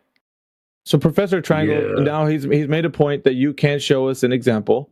What would you say be the explanation? Because at least you would have that. And the explanation would have the claim that it's possible, right? So how do you think it's possible? Because if you can't show us... he was talking about flat water. So flat water... Yeah. I want to keep it specific so we don't get derailed. Flat water at rest, it's not disturbed if nothing acts on it. Where you've got multiple things coming into play. So you've got gravity pulling evenly all around the globe, which pulls everything down equally. And then it's not acting unless something goes on it, because that's how... I don't want to fuck up this wording. That's how energy can only be transferred. So nothing is actually moved unless it is acted upon. So when you have the still conditions for water to allow to rest, you don't have wind or whatever agitating it. So you forgot the part where I said water is flat and level when it rests in all directions for as far as you can go. Not on a ball. I didn't say on a ball, because you can't have flat and level on a ball, can you? I'm saying yes, you can. Yeah. Oh, really? I'm gonna have to go take some Tylenol, I think, because it's gonna be a rough one today. It sounds like it. All right, so I don't know if I missed the fucking sentence in there, but you basically, it's a paradox of what you've given us, right? You can have flat spots on a ball, on a sphere, on a no-blade spheroid, or whatever the shape of the Earth. I would say observationally they're flat. Observationally. So could we? Okay, so at what length of distance do you think we can test for the sphericity? Is it going to be 21 miles? Oh no, I'm asking you. No, because I don't know. No, I don't know. I don't know the numbers off the top of my head. Okay, so do you think that would be pertinent to your argument to say that we locally see flat? What would be the distance at which we could understand there's a curvature that's induced? Because there would have to be, right? At some length of distance, there would be some sort of curve. Yeah, I would agree. Yes. That would give at a certain distance, things disappear over the horizon. Yes. So, sorry. Say again. At some point, things would disappear over the horizon. Sure. Okay. So, what distance, sir? I said I didn't know the numbers, but I'm saying yes at some point. Okay, so unless you want me to quickly Google or something and state a number. Here's the thing.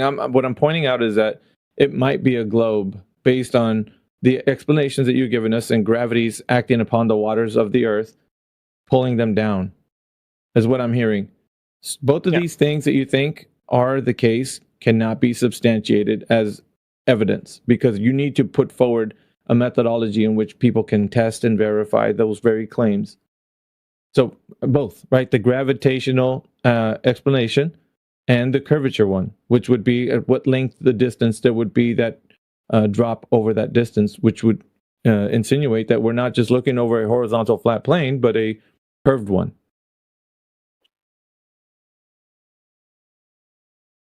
Can you do this, guys? Bruce, Guns Blazing, or Jacob? I'm opening it up to you guys. Pressure doesn't have to be always on Jacob. This is the internal critique of the. This is the internal critique of your. I'm going to be completely honest. I'm going to be completely honest, all right, mate? Here's a breakdown. I'm AG, super fucking high right now, so I'm currently lacking the ability to really do that. All I can do is nod along and agree at this point. Okay, that's good. We're getting somewhere, right? That's good. He's calm. He's chill. Well, I mean, I know Jacob's a little triggered, but that's fine. It's the nature of the beast. Guns blazing. Do you have a way to explain? I'm calm. Oh, I'm just listening, man. I can. How do I word this? I can care less. I can openly admit and agree with the saying that we are told, not taught, and yeah, I can't present facts, figures, etc. That's also, in a sense, why I'm here, because I'm open-minded to other possibilities. But I can't sit here and engage in a proper debate because I can't give maths or physics behind the argument. You know what I mean? So I'm just happy to listen. Guns blazing. I get the reason why, and I'm glad for the intellectual honesty, but this isn't a debate. It hasn't been for quite some time now. Now the reason why I'm saying that is because we're just critiquing what the globe has to offer, and none of you, not even Jacob, who feels a little bit slighted by what we're doing in here, none of you are to blame for any of this. All right, we're all in the same boat together, all of us. All right. So we all have received the same information that each one other has. So the only thing we can do is find out whether or not any of that information is true, to the extent of realizing that that's the nature of our reality. And so by critiquing it, we're going to find out together if it's true or not. So it's not us versus you guys. It's us versus the information. Yeah, sure. That's what it is. So we're finding out together whether or not something can be done to discover whether or not the nature of our reality is what they've always said it was. And we've always taken the position that we're happy to just go wherever the truth lies, wherever that is. We're not ones to be like, hey, we're in some special group over here of flat earthers and we just want the world to know we're hanging out over here on this niche part of the internet space. No, we want people to ask these questions, because for as long as people have been told that the earth is a globe, nobody's been able to present information that can solidify any of the points that the earth being a globe is. Like I said, whether it's on axial rotation, the spin of the earth, it doesn't, none of it. My question, and curiously, right, how would, if you hypothetically had the ability to prove it, how would you, prove it? Aside from obviously in the regards of, yes, when water's still, it's flat. Okay. I understand that. But I mean, like if you had billions of dollars and you had the ability to actually go into space, et cetera, or anything like that. Okay, so you build a swimming pool, you dummy. You don't go into space. Swimming pools. Yeah, okay, so there's a paradigm in which you believe that Earth, and I'm just saying it this way so you understand, the cosmology aspect of what you've been told right now in your mind, if you were to close your eyes, what kind of world do you believe in? You live in? You believe you live in like a blue marble with water spinning in the vacuum of space in a solar system? Do you think that's the case, right? If you close your eyes, you imagine yourself that way, right? I'd imagine that mainly because that's what I've been told, but I have nothing to actually prove it because I haven't seen it myself. I haven't had the ability to go up there and say, oh yeah, the pictures, etc., that I have seen and what I've been presented as knowledge in school is proof, because I don't have the capability or ability to do that, aside from observations in my real world, i.e. noticing that, water is flat in a swimming pool, as old mate said earlier, and in a glass of water, etc., etc. All right, and if it truly is a globe, I'm going to leave the other stuff out that you can't verify outside, like the paradigm in which you're in the solar system, but just down here on the Earth, what do you think you can test as far as the Earth being a globe? If you were to be just someone who's like, okay, I just want to know if the Earth is actually curving. What do you think we would do? Like my current one is, at least I would roll a fucking marble along the ground. I feel like if it were curved, it would keep fucking going, wouldn't it? No, okay. I'm trying here. I'm really trying. Honest, listen, if you're being honest, then it's too. Any glober would say it's too small of a scale. So what people want to know, what they want to know, is if the Earth over distance has any adherence to the geometric shape that they say that you're standing on. So if they say over distance, and then Jacob was saying that locally the water looks flat, So you need to actually go a lot farther than just the local area. So you'd have to actually see where there's an actual, drop over a distance or something that would show that the Earth is an actual globe with a curvature. So we would want to know, how can you test for that? What do you think can be done? And saying things like we'll use a ball of yarn or use a big ruler, that doesn't work. Or tape measure, that all those are just memes that in your mind you just think that those are quick answers to say to flat earthers. No, I'm talking about something that can actually be done with all the modern technology that we have. Lasers is the big one. That's a good, use laser answer. Point to point. That's a good answer. All right. So do you think that we have tested with lasers over distance to see if there's any drop over that distance from point of origin to target? I'd imagine that there has been tests, yes. That's correct. So in our server, before I get into, there's many tests have been done, but in our server, right, 24/7 Flat Earth, there is a bunch of information of PDFs and also the videos that have been shown, laser tests that can be provided to you in our text channel right now that you can look into. And now, so the idea that point of origin from the laser where they're setting it up to the target distance, if it hits its target over a specific distance, then we actually have a case for the Earth not being what they're telling us that it is in the specifics, right? Like there has to be an adherence to the 8-inch per mile squared parabola that the obstruction of the Earth's surface would cause from point of origin to target distance. I'd agree, yep. Okay, there's some being provided for you right now. There's this PDF. Thank you, Flat Lloyd. If you look at the text channel, there will be some things in there, some content material you can peruse at your own leisure. However, thank you very much. There's much more that we'd have to offer in the way of like giving a methodology, something that you can test, right? So lasers are one. There's something called a mirror flash, in which you need a line of sight to actually do. Let's say you and a friend are on opposite side of a, let's say, a pretty decent sized lake or something. I don't know, a large body of water would probably be preferable because you don't have any topography to get in the way. You'd be able to test and verify that there's line of sight, point of origin to target distance on any light that's being shined over a distance.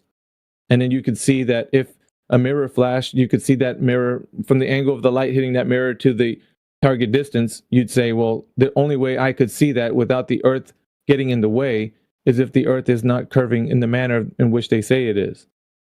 Otherwise, that mirror wouldn't be seen, that flash wouldn't be seen by the person receiving that light at the other end. So a mirror flash is another one. Let's see. Does anybody else here want to chime in with any more tests, any more videos for these gentlemen, if they're curious to know?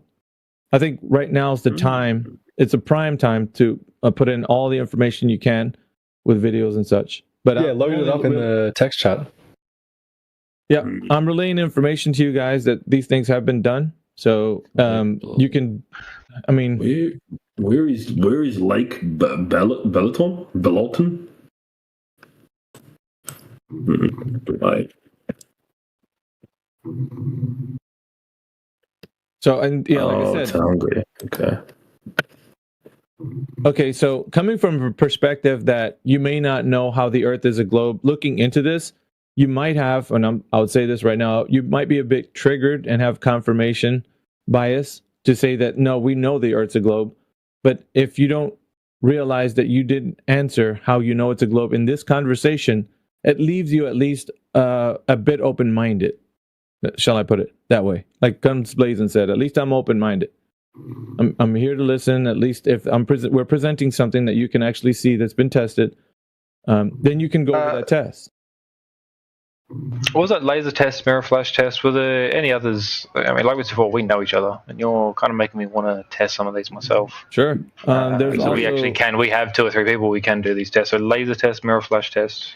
Yeah. Okay. I don't know. Do we know a good lake? That we could test that, by the way. One test you can do is shining a laser into a glass of water, and you'll find that the light bends. What? Who said that? So don't use air. Don't use air like you would normally shoot a laser, right? You put a big laser inside water. Put laser down in water. All right, what am I looking for there? Because the laser test and the mirror flash test, I understand the point of that. What am I looking for? No, don't listen to that guy. That guy is not what we're doing. He hasn't been here the whole time, so I'm not sure if I really should or not. He's on the. I hadn't heard old man. He's a pretender. He's on the globe side, you guys. He's a fake. We'll tell you right away. Industry plant. They do this, right? Every time somebody's curious about what you can do to test, we get like these guys throwing their bodies into the gears because they don't want you guys to know. Yeah, Matthew should be appearing soon. We'll just test that theory. Okay, let's put it this way. They're listening on the YouTube live stream. So once we start getting to this point of the conversation that it's at right now, they're going to come in and say things that are like just crazy. You'll see. Yeah, you'll see. It happens every time. Every time we get to this part. I believe you. I'm not so easily convinced. I don't think they have to worry about anything, but I'm sort of. That's good. That's good. At least you are. That, right? You already admitted water's flat and level in all directions when it rests. It's not curving. See, but you say that, but within my own, whether you want to say it was told or taught, within the own system I have in my head, that works, and there's no. You weren't taught that. You just imagined it. Told. Fuck me, dude. Yeah. No. You weren't told that either. You just imagined it because somebody put a globe on a desk and spun it around. Yeah, you just imagined it. You made that up. Well, I've got a genuine question. AV, do you not see how that kind of behavior comes across as like negative to your side when someone who's genuinely curious and you've got Professor Triangle doing that kind of shit? Agreed. Well, I mean, here's the thing, though. What he's elucidating, and I'm saying because I've always been on the defense of the flat Earth, right? And I'm only saying this, Jacob, so you realize the position we're in right now. What you think has been told to you, it's not something that someone explained how things work. They're just showing you something and told you how to imagine it works. So he's actually elucidating that fact. So he's making it very apparent to you that when they say that they even told you that the Earth is a globe and water sticks to it and stuff, they did exactly what he said they would do. They'll plop one of the classroom globes on there, and they're showing you, hey, look, they spin it around with their hand. This is how the Earth actually works. And then all of us, everyone in here, were told this information. It's like they just indoctrinated us with this, and they hadn't given us a methodology by which we could verify this is true. So it's that might be the case. Sorry to cut you off, but that might be the case. But you can still answer it in a less demeaning or less aggressive way. Yeah, we are trying our best. Like this has been the kind of. I have a feelings problem. I have a feelings problem where I don't care if I hurt people's feelings with the truth. So that might be my problem. I don't care if it hurts their feelings. Well, that's look, even though I kind of respect that, I'm not talking about feelings. I'm talking about like it's been the whole thing AV mentioned before that I'm triggered, and I apologize if I've said anything that makes me sound like that. I promise I haven't been. And fucking, well, yeah, that's what I'm saying, Jacob. And AG said before, like he's like, oh, here comes the crash out or whatever. Like that's not what happened. We've been way more like good faith than you think we have been. Take it. Let's reset. Let's take it from the place where you're being inquisitive on what to do. And I think going from that position will give the validity, at least, to you questioning more. Because I'm not going to say it's going to give you the position to say, like, oh, we did a mirror flash there at this flat. Like, no, it's going to give you an indication that it's not what you've been told, and you need to do more research. Because each and every one of us, we don't just, like, some people, it might have taken months to say that the Earth is flat. Like, and so others, they got it, like, in a week. So everybody, it takes a very different amount of time based on the type of belief that you've had. Like perhaps there's some people that believe that there's space out there and there's more planets. It might take those people a really, really long time for them to come to grips that that's not the paradigm. Because we didn't even get into how that's not even true. Like when you think about Earth being embedded in a space versus it is the space that everything's embedded in. Because there's two cosmological paradigms in which we talk about, like the Earth we live on, we would say it's just the floor of all of known reality. It's the floor of the universe, per se. right? If you're going to talk about the Earth in a very specific way, right? It's not embedded in a space like a floating planet in a vacuum of space, but rather it is the entire realm of all of existence. And there's nothing else outside of that except for what you see, you know, the twinkly lights. But there's nothing you can do to verify there's anything outside of the space that you're in, like, you know, outer space. So in your minds right now, you think we are embedded in a space. The cosmological paradigm in which we are like a globe inside of a vacuum, you know, all that stuff. There's nothing nobody can do to verify that's actually the case, except for more belief on like what astronauts do when they go up into the vacuum of space and low Earth orbit on the ISS. That's not to believe, bro. That's a fact. Well, okay. Yeah. So the opposite would say that if you say that that is true, in what way have you verified that to be the case? And it's not just like, I'm posing it to you guys, it's not just like being indoctrinated by videos and testimony of astronauts or anything like that. I want you guys to realize what position you have right now. It's either knowledge or belief. And so you could say that you've seen it, but it's only been like through a camera from like a rocket or something. But if you think that's actually true, then follow that all the way to the end to where you say, I know that there is a vacuum of space up there and the physics works in such a way that, you know, rockets can travel in a vacuum. There's a lot of stuff attached to that paradigm. But what I'm telling you guys is that it's based on belief, because if we were to follow the logic train on any one of those things as how you think that Earth is a planet embedded in a space, then I would say, how do you know that? Because there's so much that you really do not know, that you've been living you've been living a lie for this whole time, believing this information. And the reality is there isn't other planets, there isn't other galaxies, there isn't like any of the cosmological consequence of the Earth being embedded in the space. Nothing like that. We exist in this realm, and this realm that we exist in, there's nothing more than all of this. There's no more outside of this place. There's only being here and talking about what's happening here. This is like one of the hardest things for somebody who believes they're living on a globe in the vacuum of space, because they try to tell us, well, the Earth is flat, like it's a flat disk embedded in like outer space and stuff. No, it's not that. We don't lay a claim to shape. So that means that we're not telling you the shape of the Earth in like it's a flying pizza disk in the vacuum of space, because it's not embedded in a space.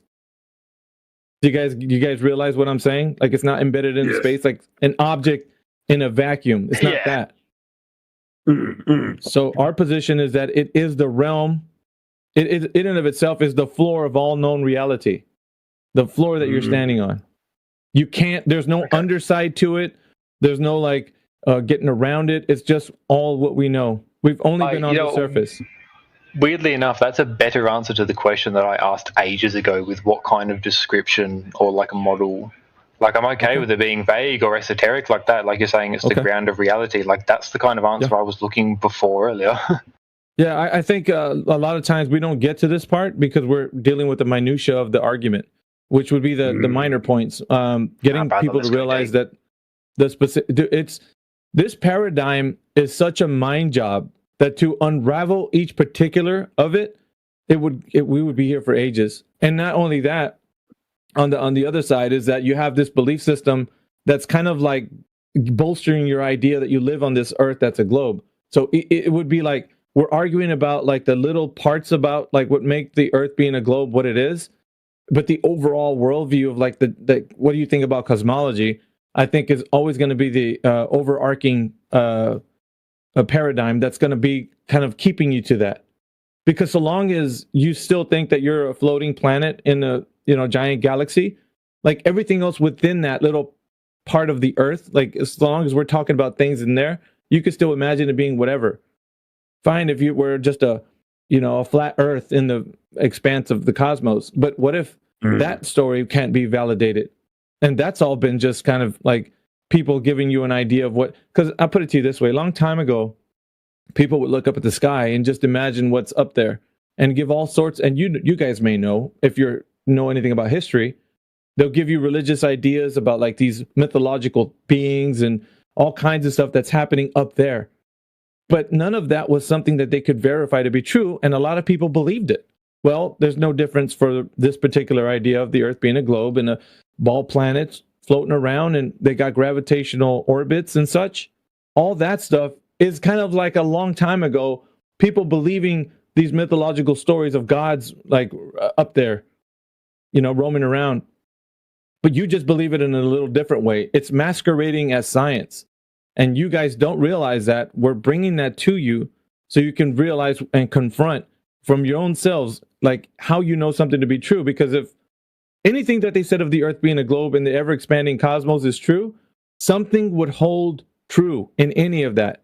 But if in any of that you just think it's a belief or you don't know how to explain, then all of that you should be like, dude, I'm in a freaking cultish belief system. I actually believe that the Earth's a ball planet spinning around, and I can't prove it. So whoever told me, I must be following them for whatever reason without any questioning. Because you would do that to anybody that's like in a cultish idea. You'd be like, dude, you just follow these people because you're just believing whatever they say. Well, you haven't looked in the mirror, pal, because you're doing the same. You get me? It's the same thing. So all we're doing in this channel is kind of elucidating that fact that we're all been believing since the time that we've been told that the Earth is a globe, that we are embedded in a space, we're, this little traveling speck of dust, and we're, in an infinite expanding cosmos. But we can't validate any of that, man. Like, that's the position we're taking. Not to mention the Earth being what it is. We can't validate anything on the Earth being what they say it is. So it's all been this grandiose story that we just accepted as fact. I hope this makes some sense to you to challenge the paradigm, because if you, at some point, something's going to tug at your brain to say, you just ask them what it is about, like, black holes or something. Like you go right back into this whole idea that, you think that space is real and like, up there. Who's actually verified, tested, and then given you a falsifiable way to, see all the cosmos in a particular way that you can say for sure that we're crazy? Anybody who's proposing what I'm saying to you, if I'm nuts, right, then you could debunk me in a nanosecond. You could say, yeah, you're wrong, because let me show you how you're wrong. This is the way cosmos really is, and I'm going to tell you how I know. Nobody can do that, bro.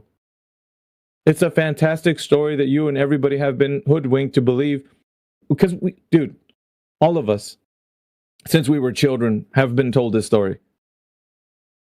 So if you can challenge me on it, I'd love to hear it, because there's nothing that I know over the 10 years I've been doing this that I've talked to everybody from PhDs to the layman. No one can tell me how they know that the cosmos is what it is and that Earth is embedded in that space. Guaranteed. I'm going to bet the farm on it, dude, because all it's going to end up being is someone saying, well, they got a different perspective of how they believe all that stuff is based on an idea. That's it. Yeah, no, that makes sense. I don't think we've got anything else. So you'll probably see me again either in hostility or friendship. Really, I've been trying to wrap my head around it. I've got a bit of a headache now trying to think on it. But you're right. It's not easy, bro. But we're all susceptible to this because we love, as humans, right? We love a good story, don't we? We love it. Like, it's the nature of who we are. But at the same time, things that about the nature of our reality, if we can't validate, test, or know them with empirical evidence, then they're regulated to just stories, fantasies, sci-fi. Like, you know what I mean? Like, it can't be the reality of the nature outside. Then can I ask a mildly personal question for you? Then, sure. When did you start questioning it? Well, my journey began in 2015. I was on the internet and I was just doing research on the Mandela effect. Just conspiracy stuff. I was real interested in that kind of stuff. And back then, the algorithm was a bit more pleasant. It wasn't like as regulated to like these things being conspiratorial and stuff. So as I was doing that, a video popped up in my recommendations and said Bruce Lee proves the Earth is flat, and it had like a thumbnail of Bruce Lee's face and a glass of water and a pizza disc Earth that I'm pretty sure you guys have seen for flat Earth. And I was like, this must be a pretty stupid video, so it'd be a good time to waste. So I clicked on it, and it was Eric DeBay's 200 Proofs, I believe it was. And throughout the video, it was starting to make some sense to me about water. Because it said water is horizontal on its surface locally, it's what we can see. But as you scale up and, the physics of water, that to me stuck. The physics of water is detailing to us that you can't have no curvature on the surface. And I think, not really sure on the verbatim on how the video was saying, but it was describing the nature of water. So I was like, that's something I can sink my teeth into, right? So I was like, there was many more points from the 200 proofs. It didn't give all 200, but it was going through a lot of them. And so that one stuck out to me. So I was like, okay, I put the video aside. I'm like, that's kind of interesting that they're saying water's flat locally, and as it scales up, there's no convexity. So I was thinking in my head, well, that's kind of weird because we have the oceans, and I mean, there has to be some curvature in between point A and point B, if we're saying over distance. So I was like, let me go see if I can verify any information in science or in some sort of physics that I can detail that water is actually curving on its surface at distances.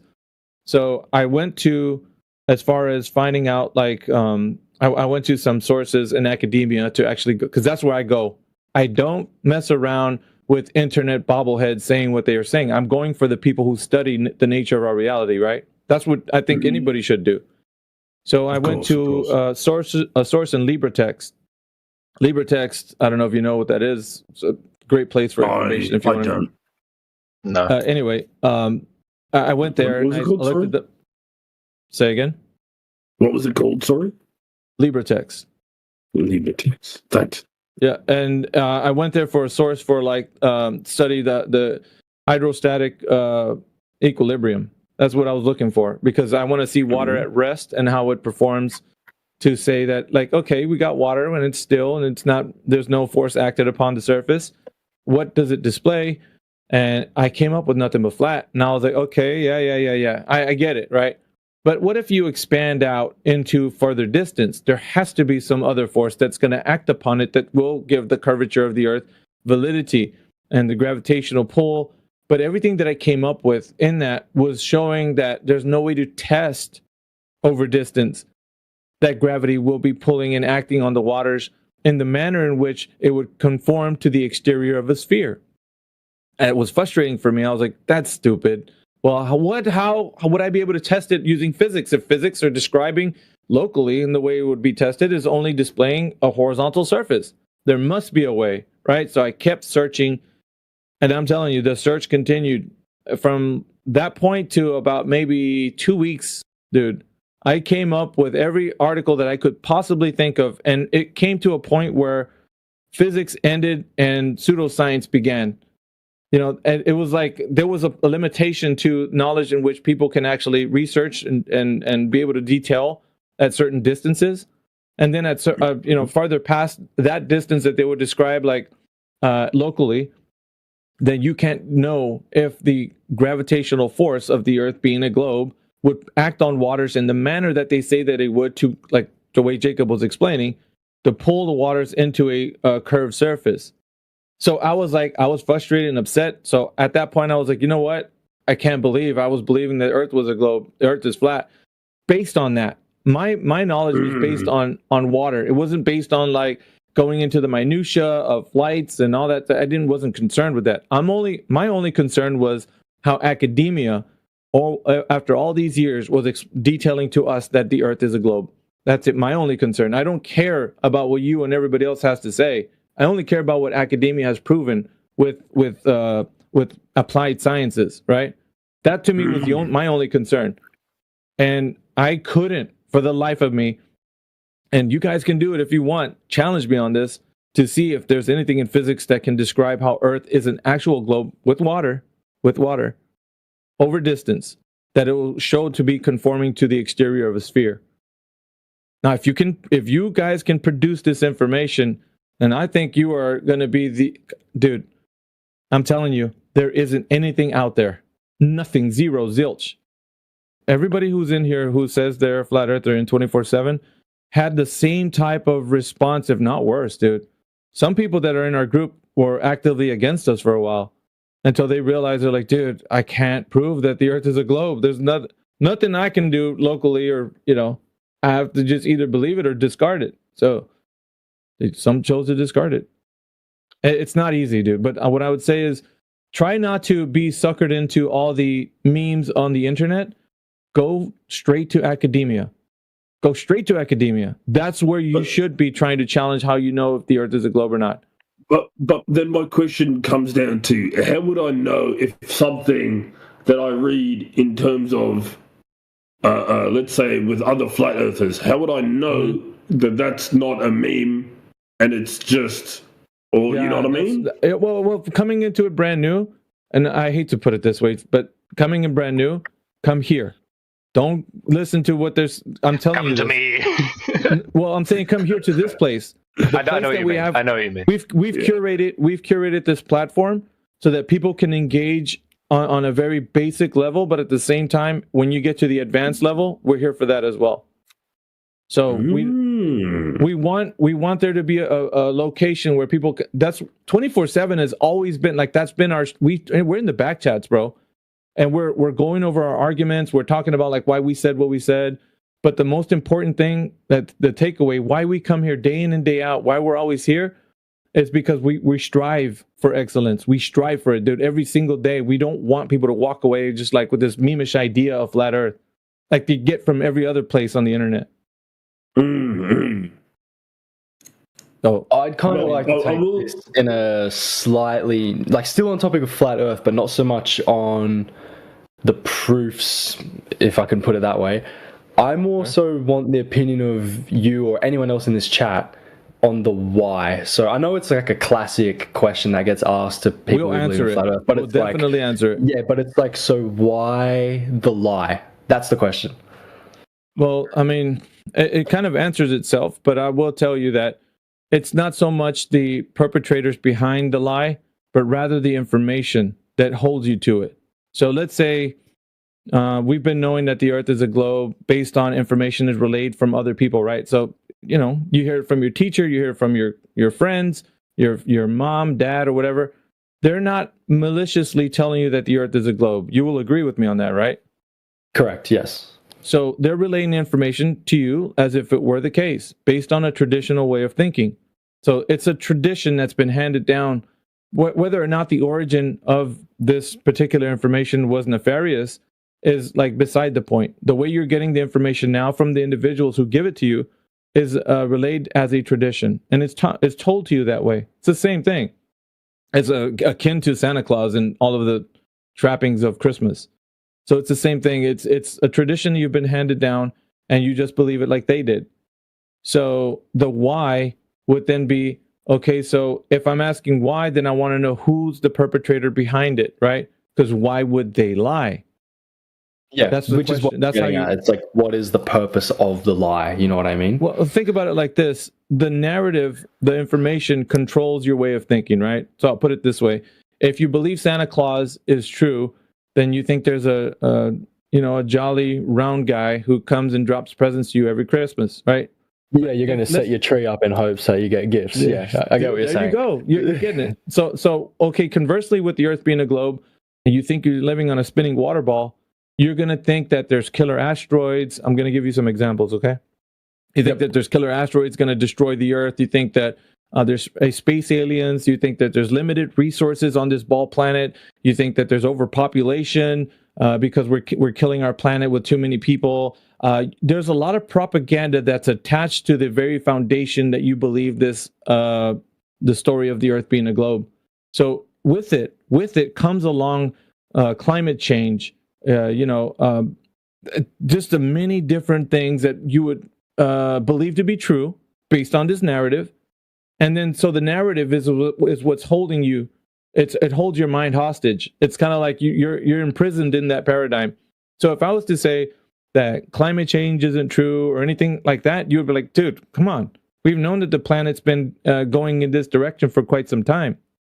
and you could give me some, quote unquote facts about climate change and stuff like that, but you couldn't take it to the degree of like actually knowing if that's true or not. You would say, well, I'm just going based on peer-reviewed, agreed-upon, information, based on some higher intellects being able to parse this out. But I myself don't know that, but I just believe it. So it always falls back to belief. So everything that holds your mind, it's the narrative. It's not so much the perpetrator behind the narrative, it's the narrative itself. Okay, so you don't have to accept that. It's a conscious choice you make to accept that narrative. So if somebody tells you that, that's because you think the Earth is a globe spinning in the vacuum of space, that you think there's climate change and overpopulation and all these other things. And we got to get off this rock. We got to go live on Mars. Okay, this planet is dying. In about 12 years, we're not going to have whatever, ozone layer, what have you. Alarmist bullshit, yeah. So you would say that it's almost like used in a way of control through fear or propaganda in a sense? Yes, dude. So wherever the mind goes, the body follows. You agree with that statement? Sure, yeah. So if you think that you don't have enough resources and Joe Schmo military guys like, dude, here's this gun. We need you to go fight this war because we need to get our resources from those guys. Those guys, we're running out, all right? So those guys got a lockdown on if your mind was free and you knew that the earth replenishes itself on everything that's natural, you wouldn't go and do everything that would control your mind to do those things. You wouldn't. Sure. You would resist. You'd be like, no, how would I? No, I'm not going to go. I know that oil is not something that just runs out, dude. We've been tapping into these things and, it's just one instance, right? And the mythos of like dinosaurs' bones being like the reason why we have fossil fuels, that's a huge mythos. But if you look into any specific narrative, you'll find out like that's not true, what they've been telling you. But because you believe the Earth is a giant spheroid spinning in the vacuum of space, it gives it credence. Do you understand? Yeah, I get where you're coming from. So yeah, it's the narrative that controls you. It's not so much, like I said, it could have had nefarious beginnings. But what we're telling you now with the state of affairs is the only reason why you're trusting that information is because you think you live on a ball. And all of this is true based on that information. So it's like a foundation. And everything else is fear-mongering, controlling your mind. And then of course, like this politics server is rooms full of people that believe these narratives. And every single narrative that they believe to be true, you can affirm this as well, controls their actions. They want to go and fight for the good fight, right? Whatever side they believe they think they are, because the narrative is controlling their mind, and wherever their mind is, their body will go. They'll take a sign and go protest in front of a highway, no matter the impending danger of cars coming. Like, I'm telling you. If you can convince somebody, it's like I think what you're trying to say is like they like the globalists or this cabal, whatever Davos is, it convinced us of a world of lack of resources and how inherently as a Western society we over consume what we're entitled to. However, in reality, it's just a fair amount of resources that. Yeah. Yep.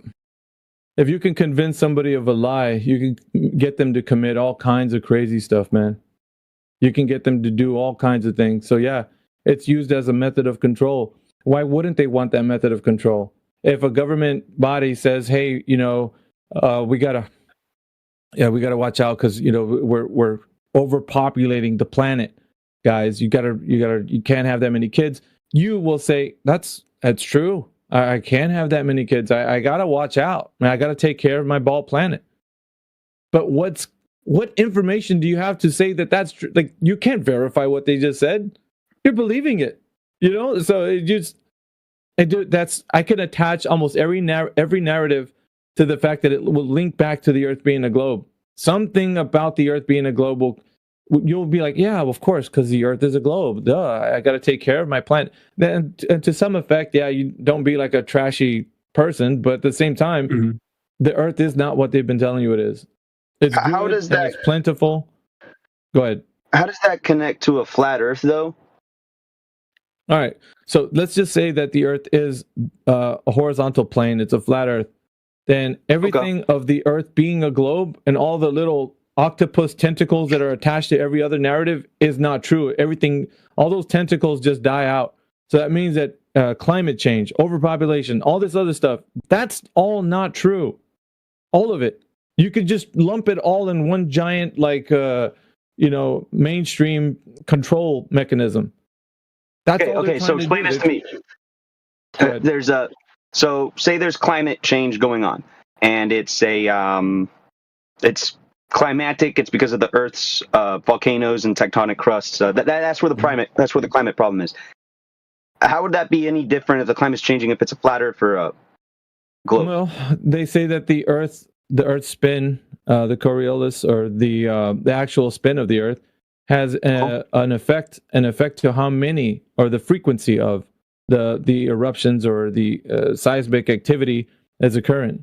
So because of that, there's a narrative that's being told to you, and I'm pretty sure everybody's heard it, that because either the Earth is spinning either faster or slower, and we don't want it to be, right, according to what they're saying, that we'll have the frequency of those will change, like either more, and it'll cause more havoc. So we need to do something about, there's a lot of stuff that's attached to it. So in effect, the Earth being a globe has its relative effects to, what you see in the frequency of these things.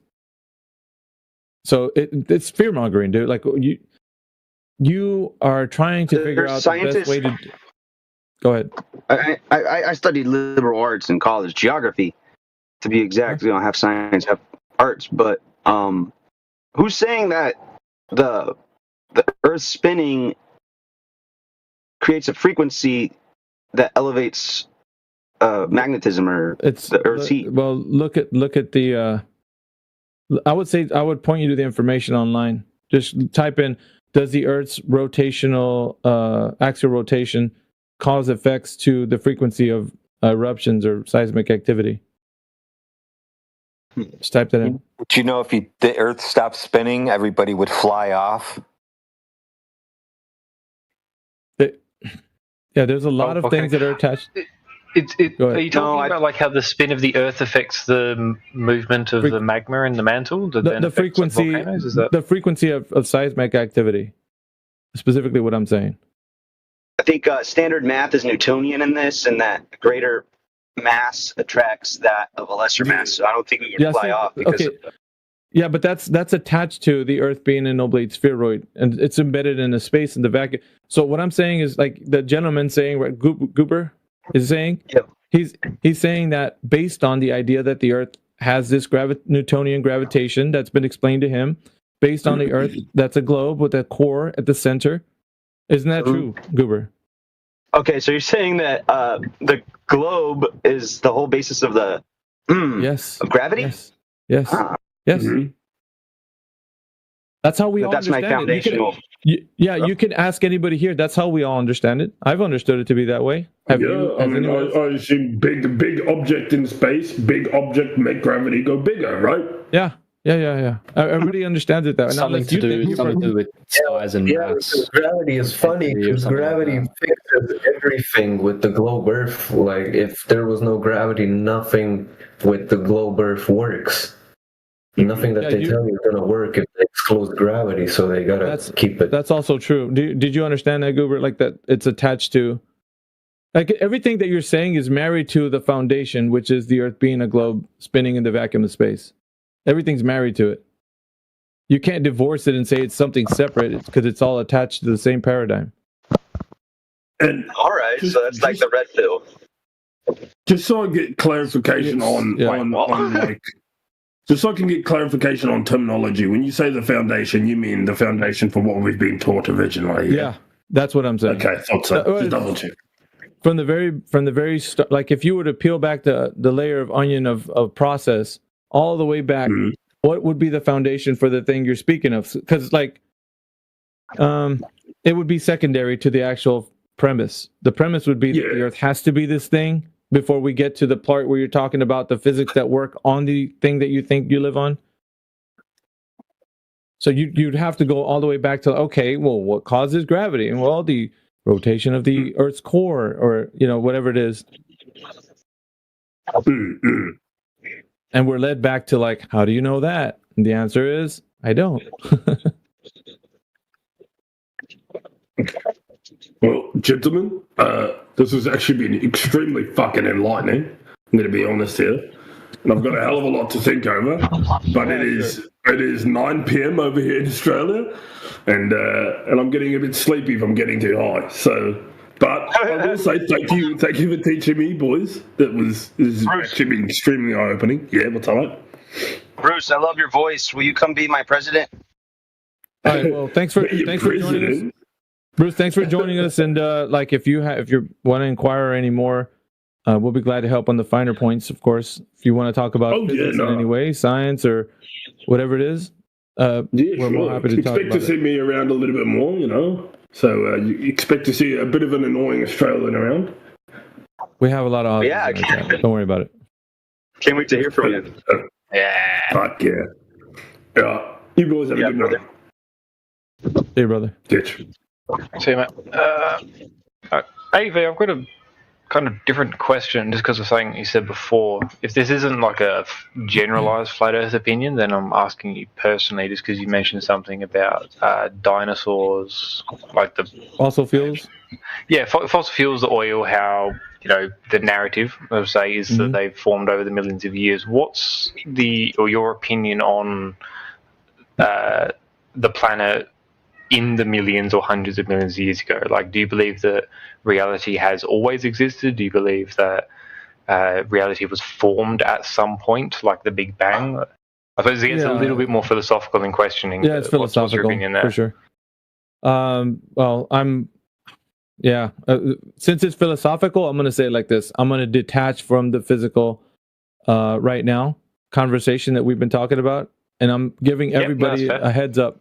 I'm speaking on a speculation on the fact that my understanding of foundation that I would say from a philosophical standpoint is a biblical perspective. So I would take it more from the Bible stance of how all things began was from a creator.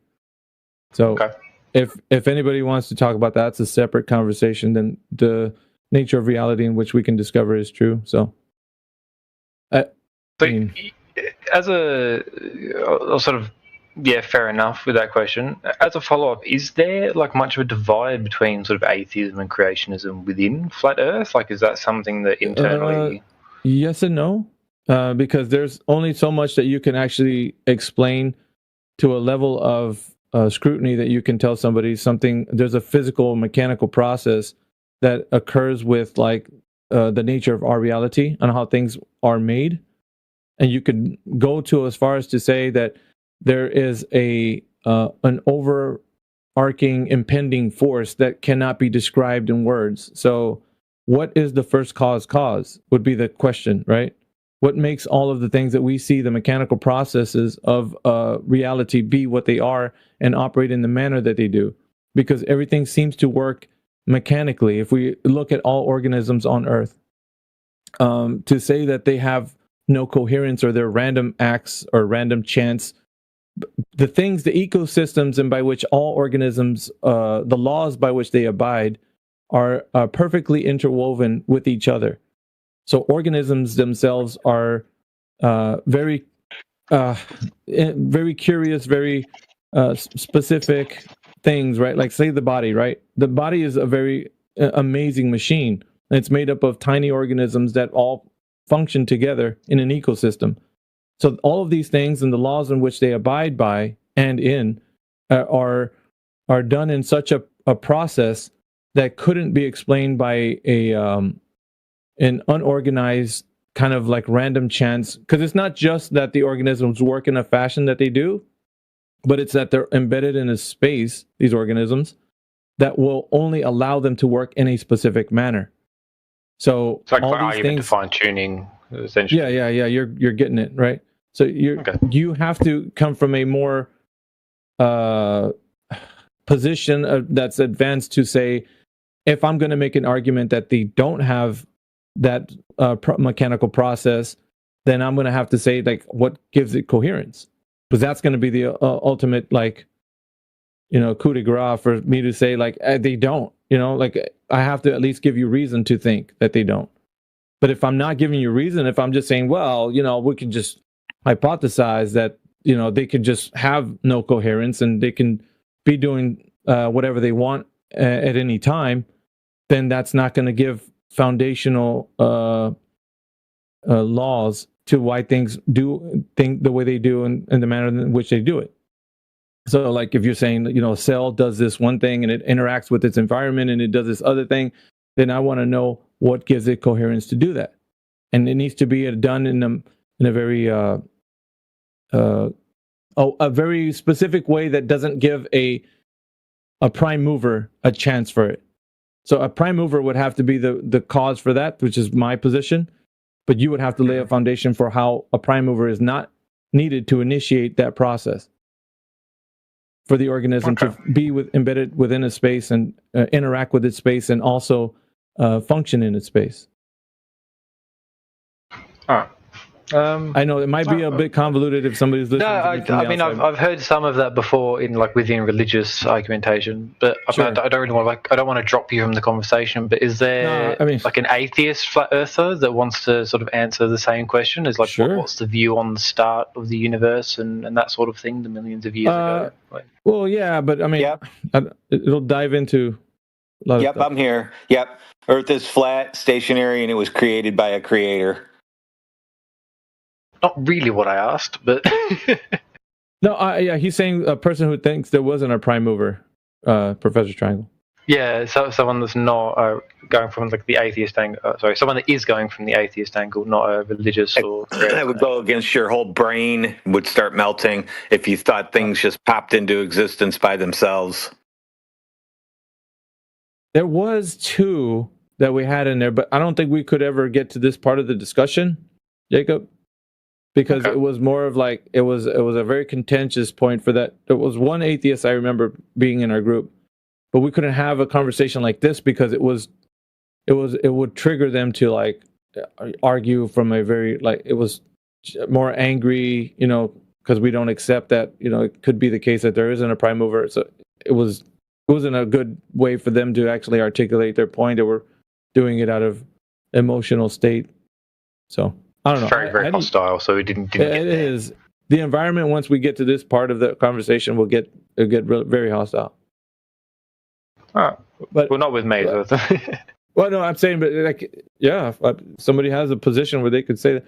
But like I say too, I would just caveat out of this because we're getting out of the realm of the physical and into the metaphysical. So that's fair too. That was a bit of a tangent on my part. So if you just want to take it back, I think I'm pretty much done here for the night. So all right, man. No, thank you for your time and appreciate you, man. If you want to come back and discuss with us, like I said, every other place that you go out there is going to be more of like a meme. You'd find a bit more. It's a better conversation in here when it regards to that. It also depends what time you jump in here because there could be some crazy stuff happening when you jump in. So. Bear in mind. Yeah, I mean, look, I will be back with questions or arguments or something at some point. That's just a thing. But I look forward to talking to you then. Excellent. All right, man. Good stuff. Hope to see you next.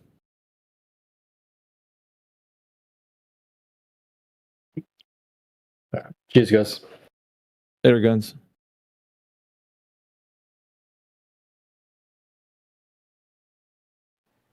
Pretty good conversation. Really good.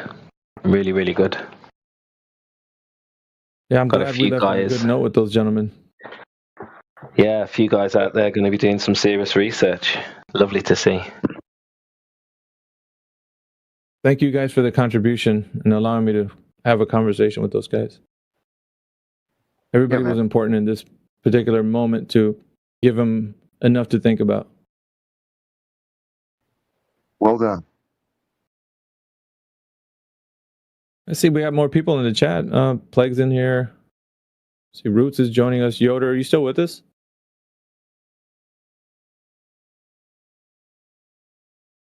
He's probably at work.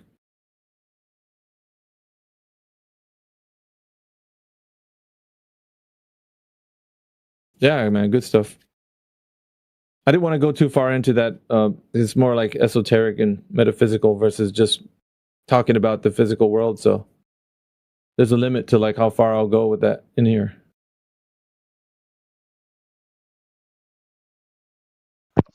No, I love these conversations when they go down the whole context route, because I'm a big believer until the people understand the context of the situation, how deep this can go. They don't listen to the facts, so we can give them as many measurements and observations as we want until you address the gravity of the situation. They just can't grasp it. So yeah, good job. I think the good part is that they had the Lake Balaton test that Flatloyd posted. We're talking about lasers, a point of origin to target. They had something to look at there, which is good. I mean, they could start with examining, and we got to the place where he didn't want to actually critique the worldview of the Earth being a globe, and then actually open up to that. That was great. I thought it was a defining moment in the conversation where he allowed it for it to happen, because he didn't really realize what the importance of that was at the beginning.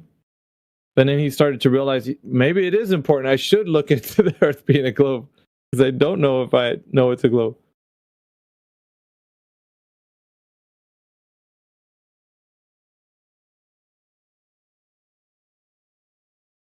Good to see you. Right, here. Context is key. Sub-globalists, anti-globalists. Yeah, at the beginning, DJ, your mic was kind of cutting in and out. It was like scratchy, so I don't know. It wasn't later in the conversation, but I don't know if maybe we're moving around.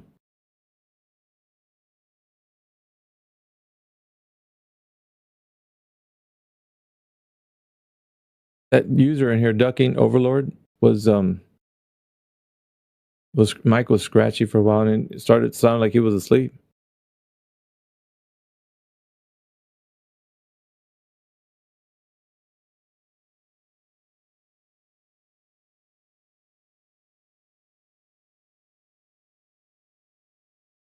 And you knocked another one out of the park there, Professor Triangle. You got him to. They didn't like when you started getting like serious with them about like how they can. They were like, "You're being mean." I'm just mean. I'm just mean because I told the truth. It's like it was the obvious truth, man. Because like, isn't that what happens when they're telling you about the Earth being a globe? They just put the globe down and spin it, and they're like, "That's what you live on."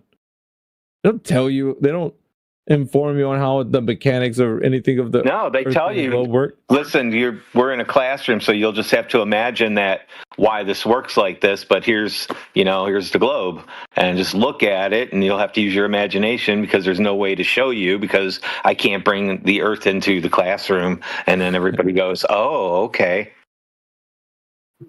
That was good. Yeah, someone paged me earlier. No, just did you hear those guys? Those you're listening to? Yeah.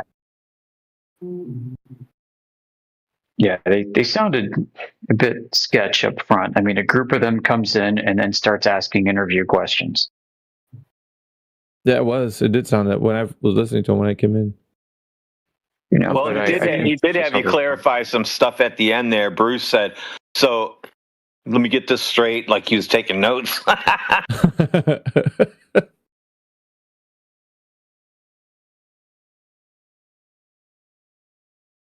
Most of the time, I think they think they're dealing with like just the meme of flat Earth on the internet, like the way the other people respond to them. Yeah, in this case, they have been. Yeah. We'll order some clothes, babe. Someone's hot micing. Yeah, they haven't had an experience talking to genuine people like us before, so it was. I didn't know if we were going to be able to get that reaction, so it was kind of. Like I said, there was a defining moment in the conversation where they actually were just like listening instead of trying to get their point. Because at first they were just over talking each other, trying to ask their questions, and it was just a bit chaotic.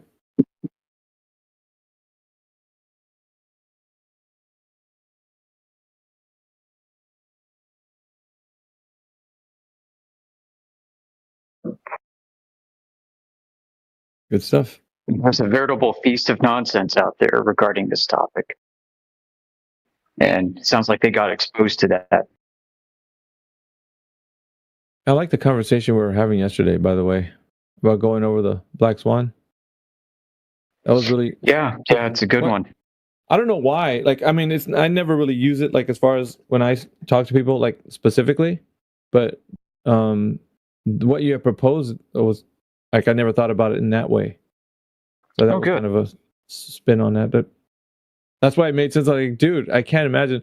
Yeah, because when you're saying it's a black swan, that means that the swans were white.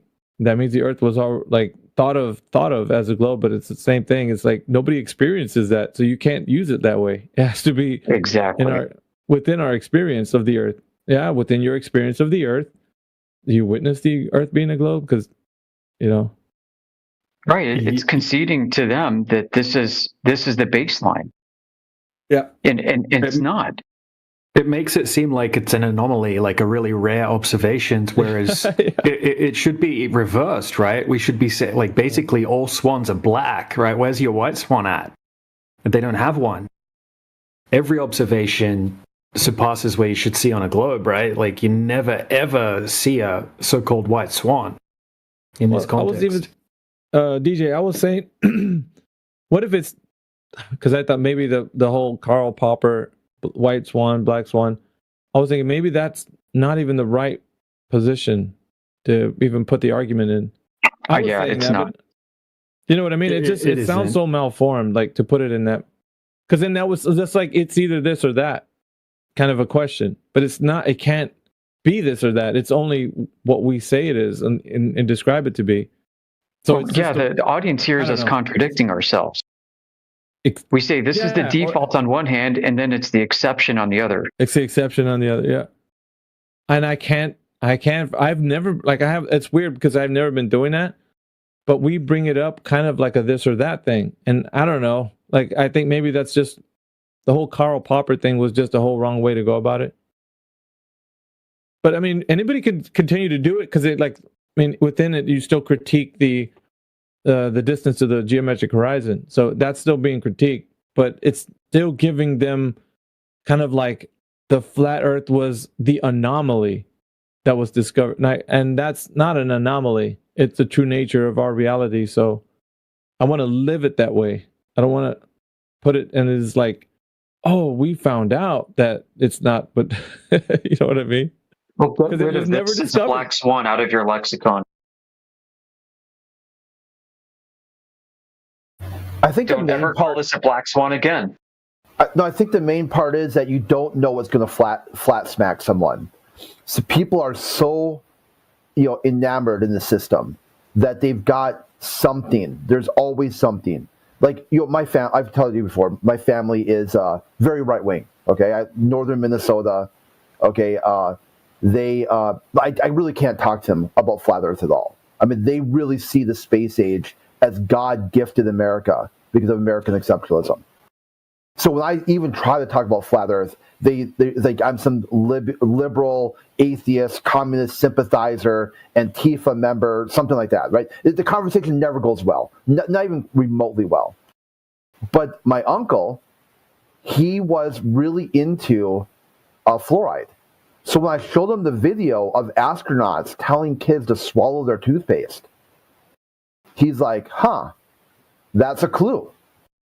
It really had nothing to do with the topic whatsoever, but it's able to peel that crack in the shell where he was like, I know fluoride's bad, and I know astronauts don't lie. Astronauts just told kids to swallow their toothpaste. Yeah, so okay, I was going to just double down real quick. Okay. So this could be something where someone is so entwined in the system that they know Christopher Colombo saw boats disappear bottom up. And he used that observation to discover the new world. Then you show him, look, it's an optical effect. It's not a physical effect. That could be just enough to get them to start thinking about their challenging the globe or challenging what they thought was true. Yeah, it wasn't the conclusion, Crit, that I was saying that is incorrect. It's the formulation of the argument. that I think is using Karl Popper's example of white swan, black swan, using the modus tollens as if this, then, if P, then therefore Q, that sort of thing. I think because it's not, you can't put it as in, it could be put as a if this or that statement. It's just what it is. It's what we see it as and what it's known to be. So it can't be put into me. That's the way I'm looking at it. It can't be put into that. You can if you want to, but all you're going to do is give them something to think about. If the Earth was such and such, and they have a lot of escapism, like a lot of back doors that they can wiggle out of. Okay, you just don't understand the globe. It doesn't work that way. We can, and so on and so forth. But if you give them a position where you don't start with a if this or that, then they can only produce evidence. You know what I mean? Their only option is to put it forward that it is what they're saying it is. So here's another reason. Just listening to you guys just made me think of why it's a false equivalence. Is most ones that are observed are white. Most observations of the Earth are not that it's a globe. So it's kind of a false equivalence to use Popper's example as our example, because it's the exact opposite. Yep. Right before they discovered black swans in Australia, you know what I mean? The vast, all swans were white, and even now, most swans are white. See what I'm saying? Yeah. Yeah, I think that it came, the lore, because people that you get mixed up in the lore there, because wasn't it the Rumpus who called it the black swan, of his new theory of superlooming, where the curve of the Earth can be loomed over the curve of the Earth. It just kind of developed a life of its own, and it maybe has like an internal, like in this community, it has an internal jargon that gets lost out of context. No, QE constructed it this way. It was intentionally constructed this way. Oh, I thought that if I remember right, the term black swan came up with Rumpus is the one who presented this first. Well, oh, really? Yeah, if I got the lore right. Presented on January, as far as I can tell, the first episode was on Nathan's. It's January 20th of 2022. Or maybe 2020. I'd have to go back and look. It's one of those 2 years. I know it's odd. Yeah, I think it's 2020. Prior to that, Rumpus had been talking about a new type of refraction called superlooming. And he was going to get published, to get a peer-reviewed paper, and all this crap. Like he was just like a whole character. Like he said, like the curve of the Earth, the object of the surface of the Earth, can be loomed up over a different object, which is also the surface of the Earth. Yeah, he might have said black swan in some way, Crit. But I'm saying the formulation of the argument. That's what. It's like that's where the money is, right there. The formulation. Yeah, that's all QE. So that's the thing that I'm pointing to. Is like if we went a different direction with that and said maybe don't use Karl Popper's example because we're saying if this, then if P, then therefore Q, right? There's like a modus tollens that's with it. So what if we didn't give them a way to think about the Earth being that? Because I can't like sit here and believe with the baller. So I'm not just going to say that's, you get what I mean? Like I have to, their presentation should be, they're the ones that need to tell me that they have a black swan, which is the Earth actually being what they're saying it is, which is what nobody experiences. So I don't know if the black and white swan is apparent for this particular argument. You guys might see validity in it. I'd like to hear it, but I think that it's only the nature of reality will always be described as a horizontal plane and understood that way. So they would have to be a black swan, being that they show that the Earth is an actual sphere in some way. Yeah, I think black swan is a proper noun. Like it's being, like you could call it the gargle blaster or something like that. I don't know. You just come up with a phrase where it matches. Like, this isn't like lowercase black swan, white swan. It's like this event has been enshrined with like a moniker, if you will. Yeah, and it's not to say like the end result was that the geometric horizon, also in that example using that still can't be proven. But like what I'm saying is just a formulation of it, because even if you use it, you could still come up with the fact that they can't prove that the Earth is where they say the predicted geometric horizon should be. You know what I mean? It's effective in that way, but it's not. To me, I think when you start talking about like how you're proposing this or that. Yeah, it actually flips the reality on its head, because actually a glober has said this before. If the Earth is flat, then all the observations like this should be a white. We have the white swans. Yeah. You know what I mean? Which I think actually is the case.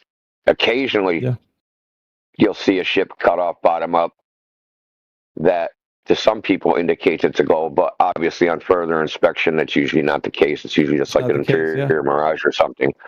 Yeah. So, we have the high ground, and that's what DJ was like when we go into like what that observation was or what it could be, you know. And a lot of the globalists will then be upset about that and say, no, it's this. Well, it confuses the new people. If the new people take that at face value, they'll think, oh, you have one flat Earth observation. They've even said that, right? It's like, yeah, but there's all the other ones. They're like, all you guys is one. You know, they've said that a bunch of times. I'm sure you've heard it. All you have is one. Not what it normally looks like. It's funny, right? There's an idea. Yeah, again. This is like all you have is one. As if like all you have is this one incontrovertible proof that the Earth is not a spinning ball. Like somehow you need 3 or 6 or 7. I believe you. That's true. But then, how can you? We have way more than one. You'd have to beyond a shadow of a doubt be able to bring evidence that's going to convince somebody that it is a spherical Earth and the surface conforms to that, and like you'd have to come with as much information to verify and solidify that point. That's just a thing that's not happening in any of our discussions. It gets too into belief systems, and they want to explain something to you, and in those explanations, they're saying very topical information that they don't know the minutia to. When you start asking them, how do you know what you know, bro? They just tell me like the specifics of it. They don't know. Like I've heard DJ go through this a lot with these globers. They don't know anything about the refraction argument or what it is happening off in the distance. And the same with Indio. Like every time he gets into like these guys, when they go through it, they don't ever explain. You're just a bunch of like, oh, it's got to be happening, and it's, you know, that's how we know. We see observations of ships disappearing from the bottom up, and yeah. So I don't get into it with them anymore. I just go. They'll go. You didn't account for refraction. I don't even get into it. I just ask them, how do I do that, and that ends it right there. Because they can't tell me how I would even do that in the first place. I noticed you doing that recently. Yeah, I think it's important where I'm like, okay, sure, if I account for refraction, I kind of give it to them. What would be the maximum distance you would be able to see? Where's the goalpost? Ooh. And at that point, they're like, either they have to say, well, it makes the globe unfalsifiable. You could see the back of your head. Or they give you a distance, you can drop that distance and watch them squirm again. I mean, what's up? I mean, I have to look it up again, but the hundreds of miles that they have observations. Well, yeah, that goes to like DJ's point, where like the refraction slider on Walter Bisland's Earth Curve calculator, like that thing you'd break it because you slide it all the way across, and you wouldn't be able to get enough refraction to make that observation possible on the globe. This doesn't work. So it's orders of magnitude outside of the range that he set the slider for. I think they use the standard refraction, DJ. Well, they use they have it between 0 and 1, right? A refraction coefficient, whereas 0 would be like exactly how the Earth would look in a vacuum with no atmospheric conditions, and then as you slide it up, it goes up to a value of 1. Which would be so much refraction that the Earth would essentially look flat for that observation. So most of the ones that I've put into the calculator, I have to slide it up to 0.99 or 1, like maximum, for it to work. So you basically have to slide it up to the setting of flat. So much refraction that would be flat. And then once you start digging into what meteorological conditions would have to be present to be able to have those kind of conditions, right? You find out that it's extremely rare, and the optical distortions that would come along with that would be extremely obvious and notable. You would have crazy miraging effects and things like that. It wouldn't be consistent. It wouldn't be nice quality imagery or anything like that, and it would be extremely rare. So we're extremely lucky when we go out and take these observations to get these essentially impossible conditions on a globe.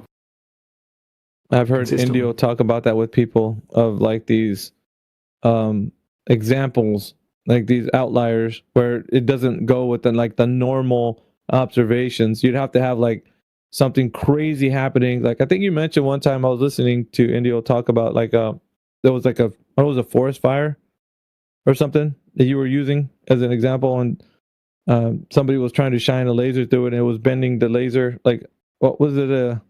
Do you remember that example, Indio, when you brought it up? It was something like it was real, like the atmosphere was real smoky.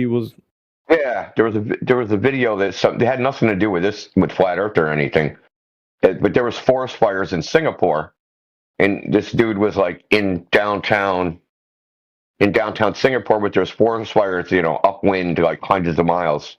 It's rainforest burning or whatever, and the video was just like, watch this. He took his laser and just like shined it out his window, like off his balcony. He was probably up like 20 stories or whatever.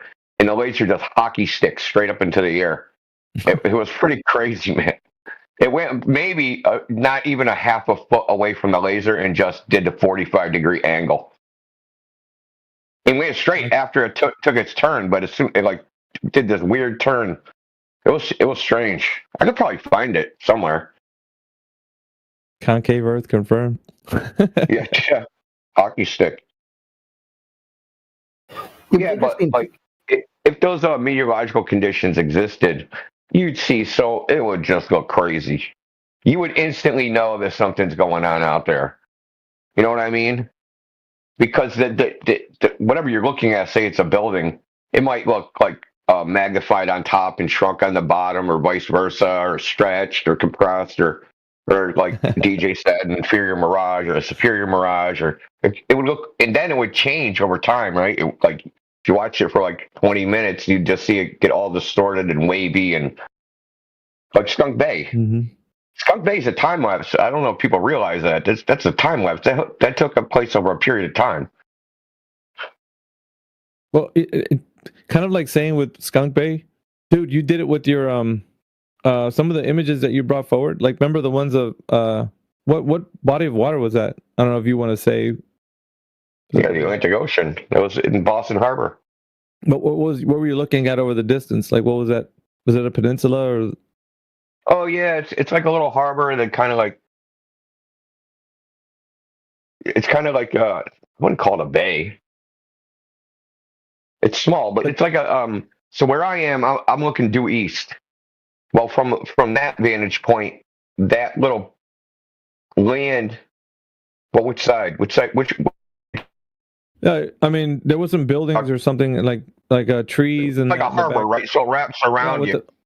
With the windmill. And yeah. That was either Winthrop or Hull, which is like that's looking southeast. Yeah, it's just looking across the bay. That's it.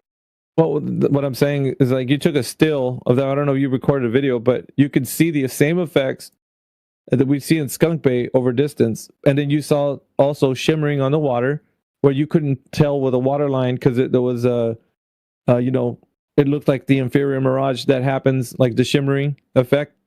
You can't see the water beneath it. Yeah, so it gives like a false horizon. Not a horizon, but a water line, false water line. Well, I also got more video, right? There's buoys out there, and the buoys are right at the edge of like where you can see, and they kind of like stretch and disappear and like reappear and then mirror and like do all these weird things because they're like bouncing on the waves, right? So as they're like bouncing on the waves, they're getting a little bit closer, a little bit further away. Now they're probably only moving like 10 feet in either direction, right? In any direction. But just even that slight motion, it was that like kind of like the boundary of like where the air disturbance was. So it was going like in and out of it. It was really strange looking. I got some video of that. I'll post it in a minute. Yeah, I'm just getting to that. How is anyone gonna say that they can see the distance to the horizon if the water line is like cutting off what you can't, like, it's, showing that infrared mirage effect, the shimmering, the heat haze on the water is not going to let you see the water beneath it. So, giving the impression of the water line not being where in the, you know what I'm saying? Like, if you were to see a horizon where you could tell me where the horizon is, I don't know. In your video, it kind of shows that the water line is not where we think it should be. Well, it's impossible to tell where the true horizon is because it's like, well, I should say where the actual limit is because there's a big inferior mirage in the way. Yeah.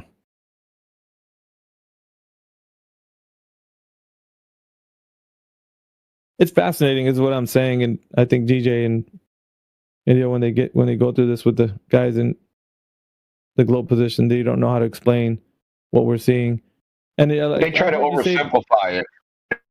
You said it before. There's no way to quantify this. There's only quality. You said qualia or something was a word.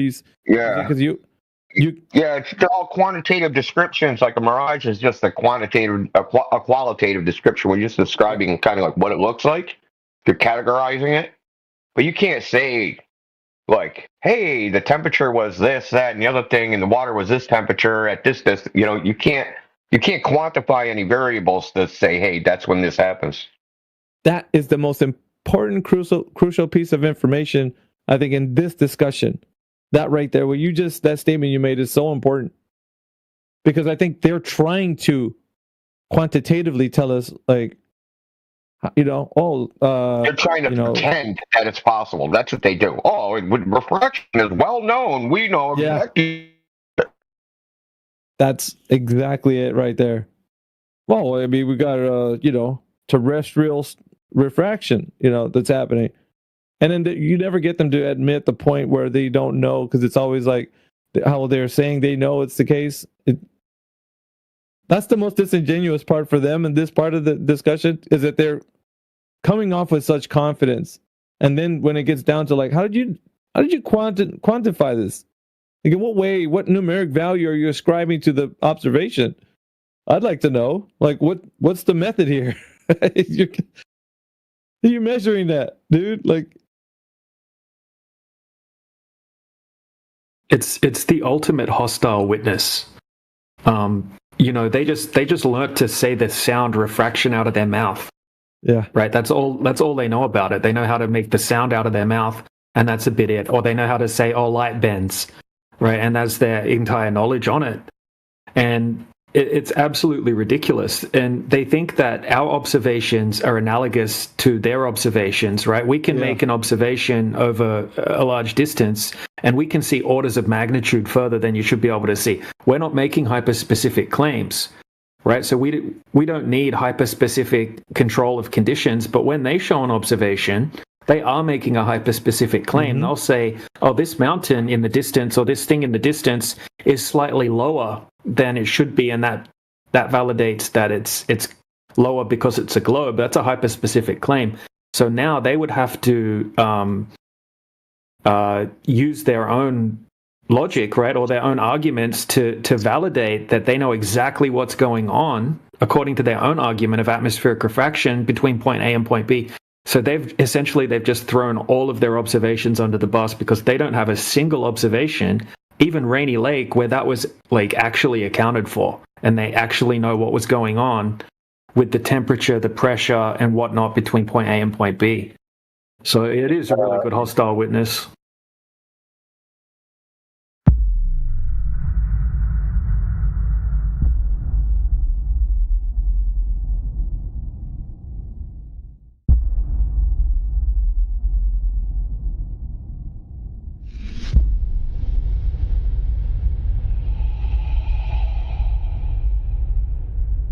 Do you believe the Earth is flat? Oh, we know it's flat, my friend. Oh, crazy. I can ask the same thing for you. Do you believe it's a ball? I don't know, man.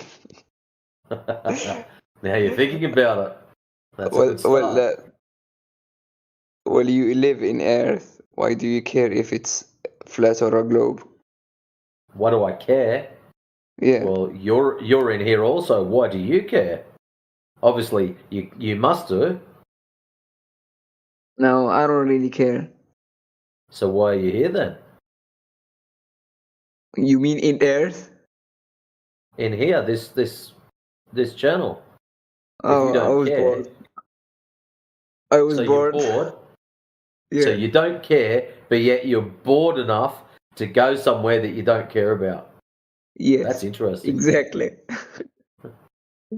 Very interesting. Look, man, I am in a college dorm and I have nothing to do. It's morning, so I got on Discord. I saw the room with too many people. I was like, what are they doing?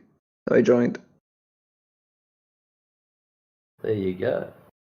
So you think you live on a ball? Why do you think that? Why do you think it's a sphere? What makes it a sphere for you? I was on a flight, and I think the Earth is a globe. Maybe. I've been on flights before, and that doesn't give you any reason to think it's a globe. You just fly from point A to point B. I was once in a taxi. Therefore, the Earth is flat. I thought you were going to go somewhere else with that. Well, I have another argument. Well, I live in a city with a beach, and when you look out the beach, you don't see a mountain.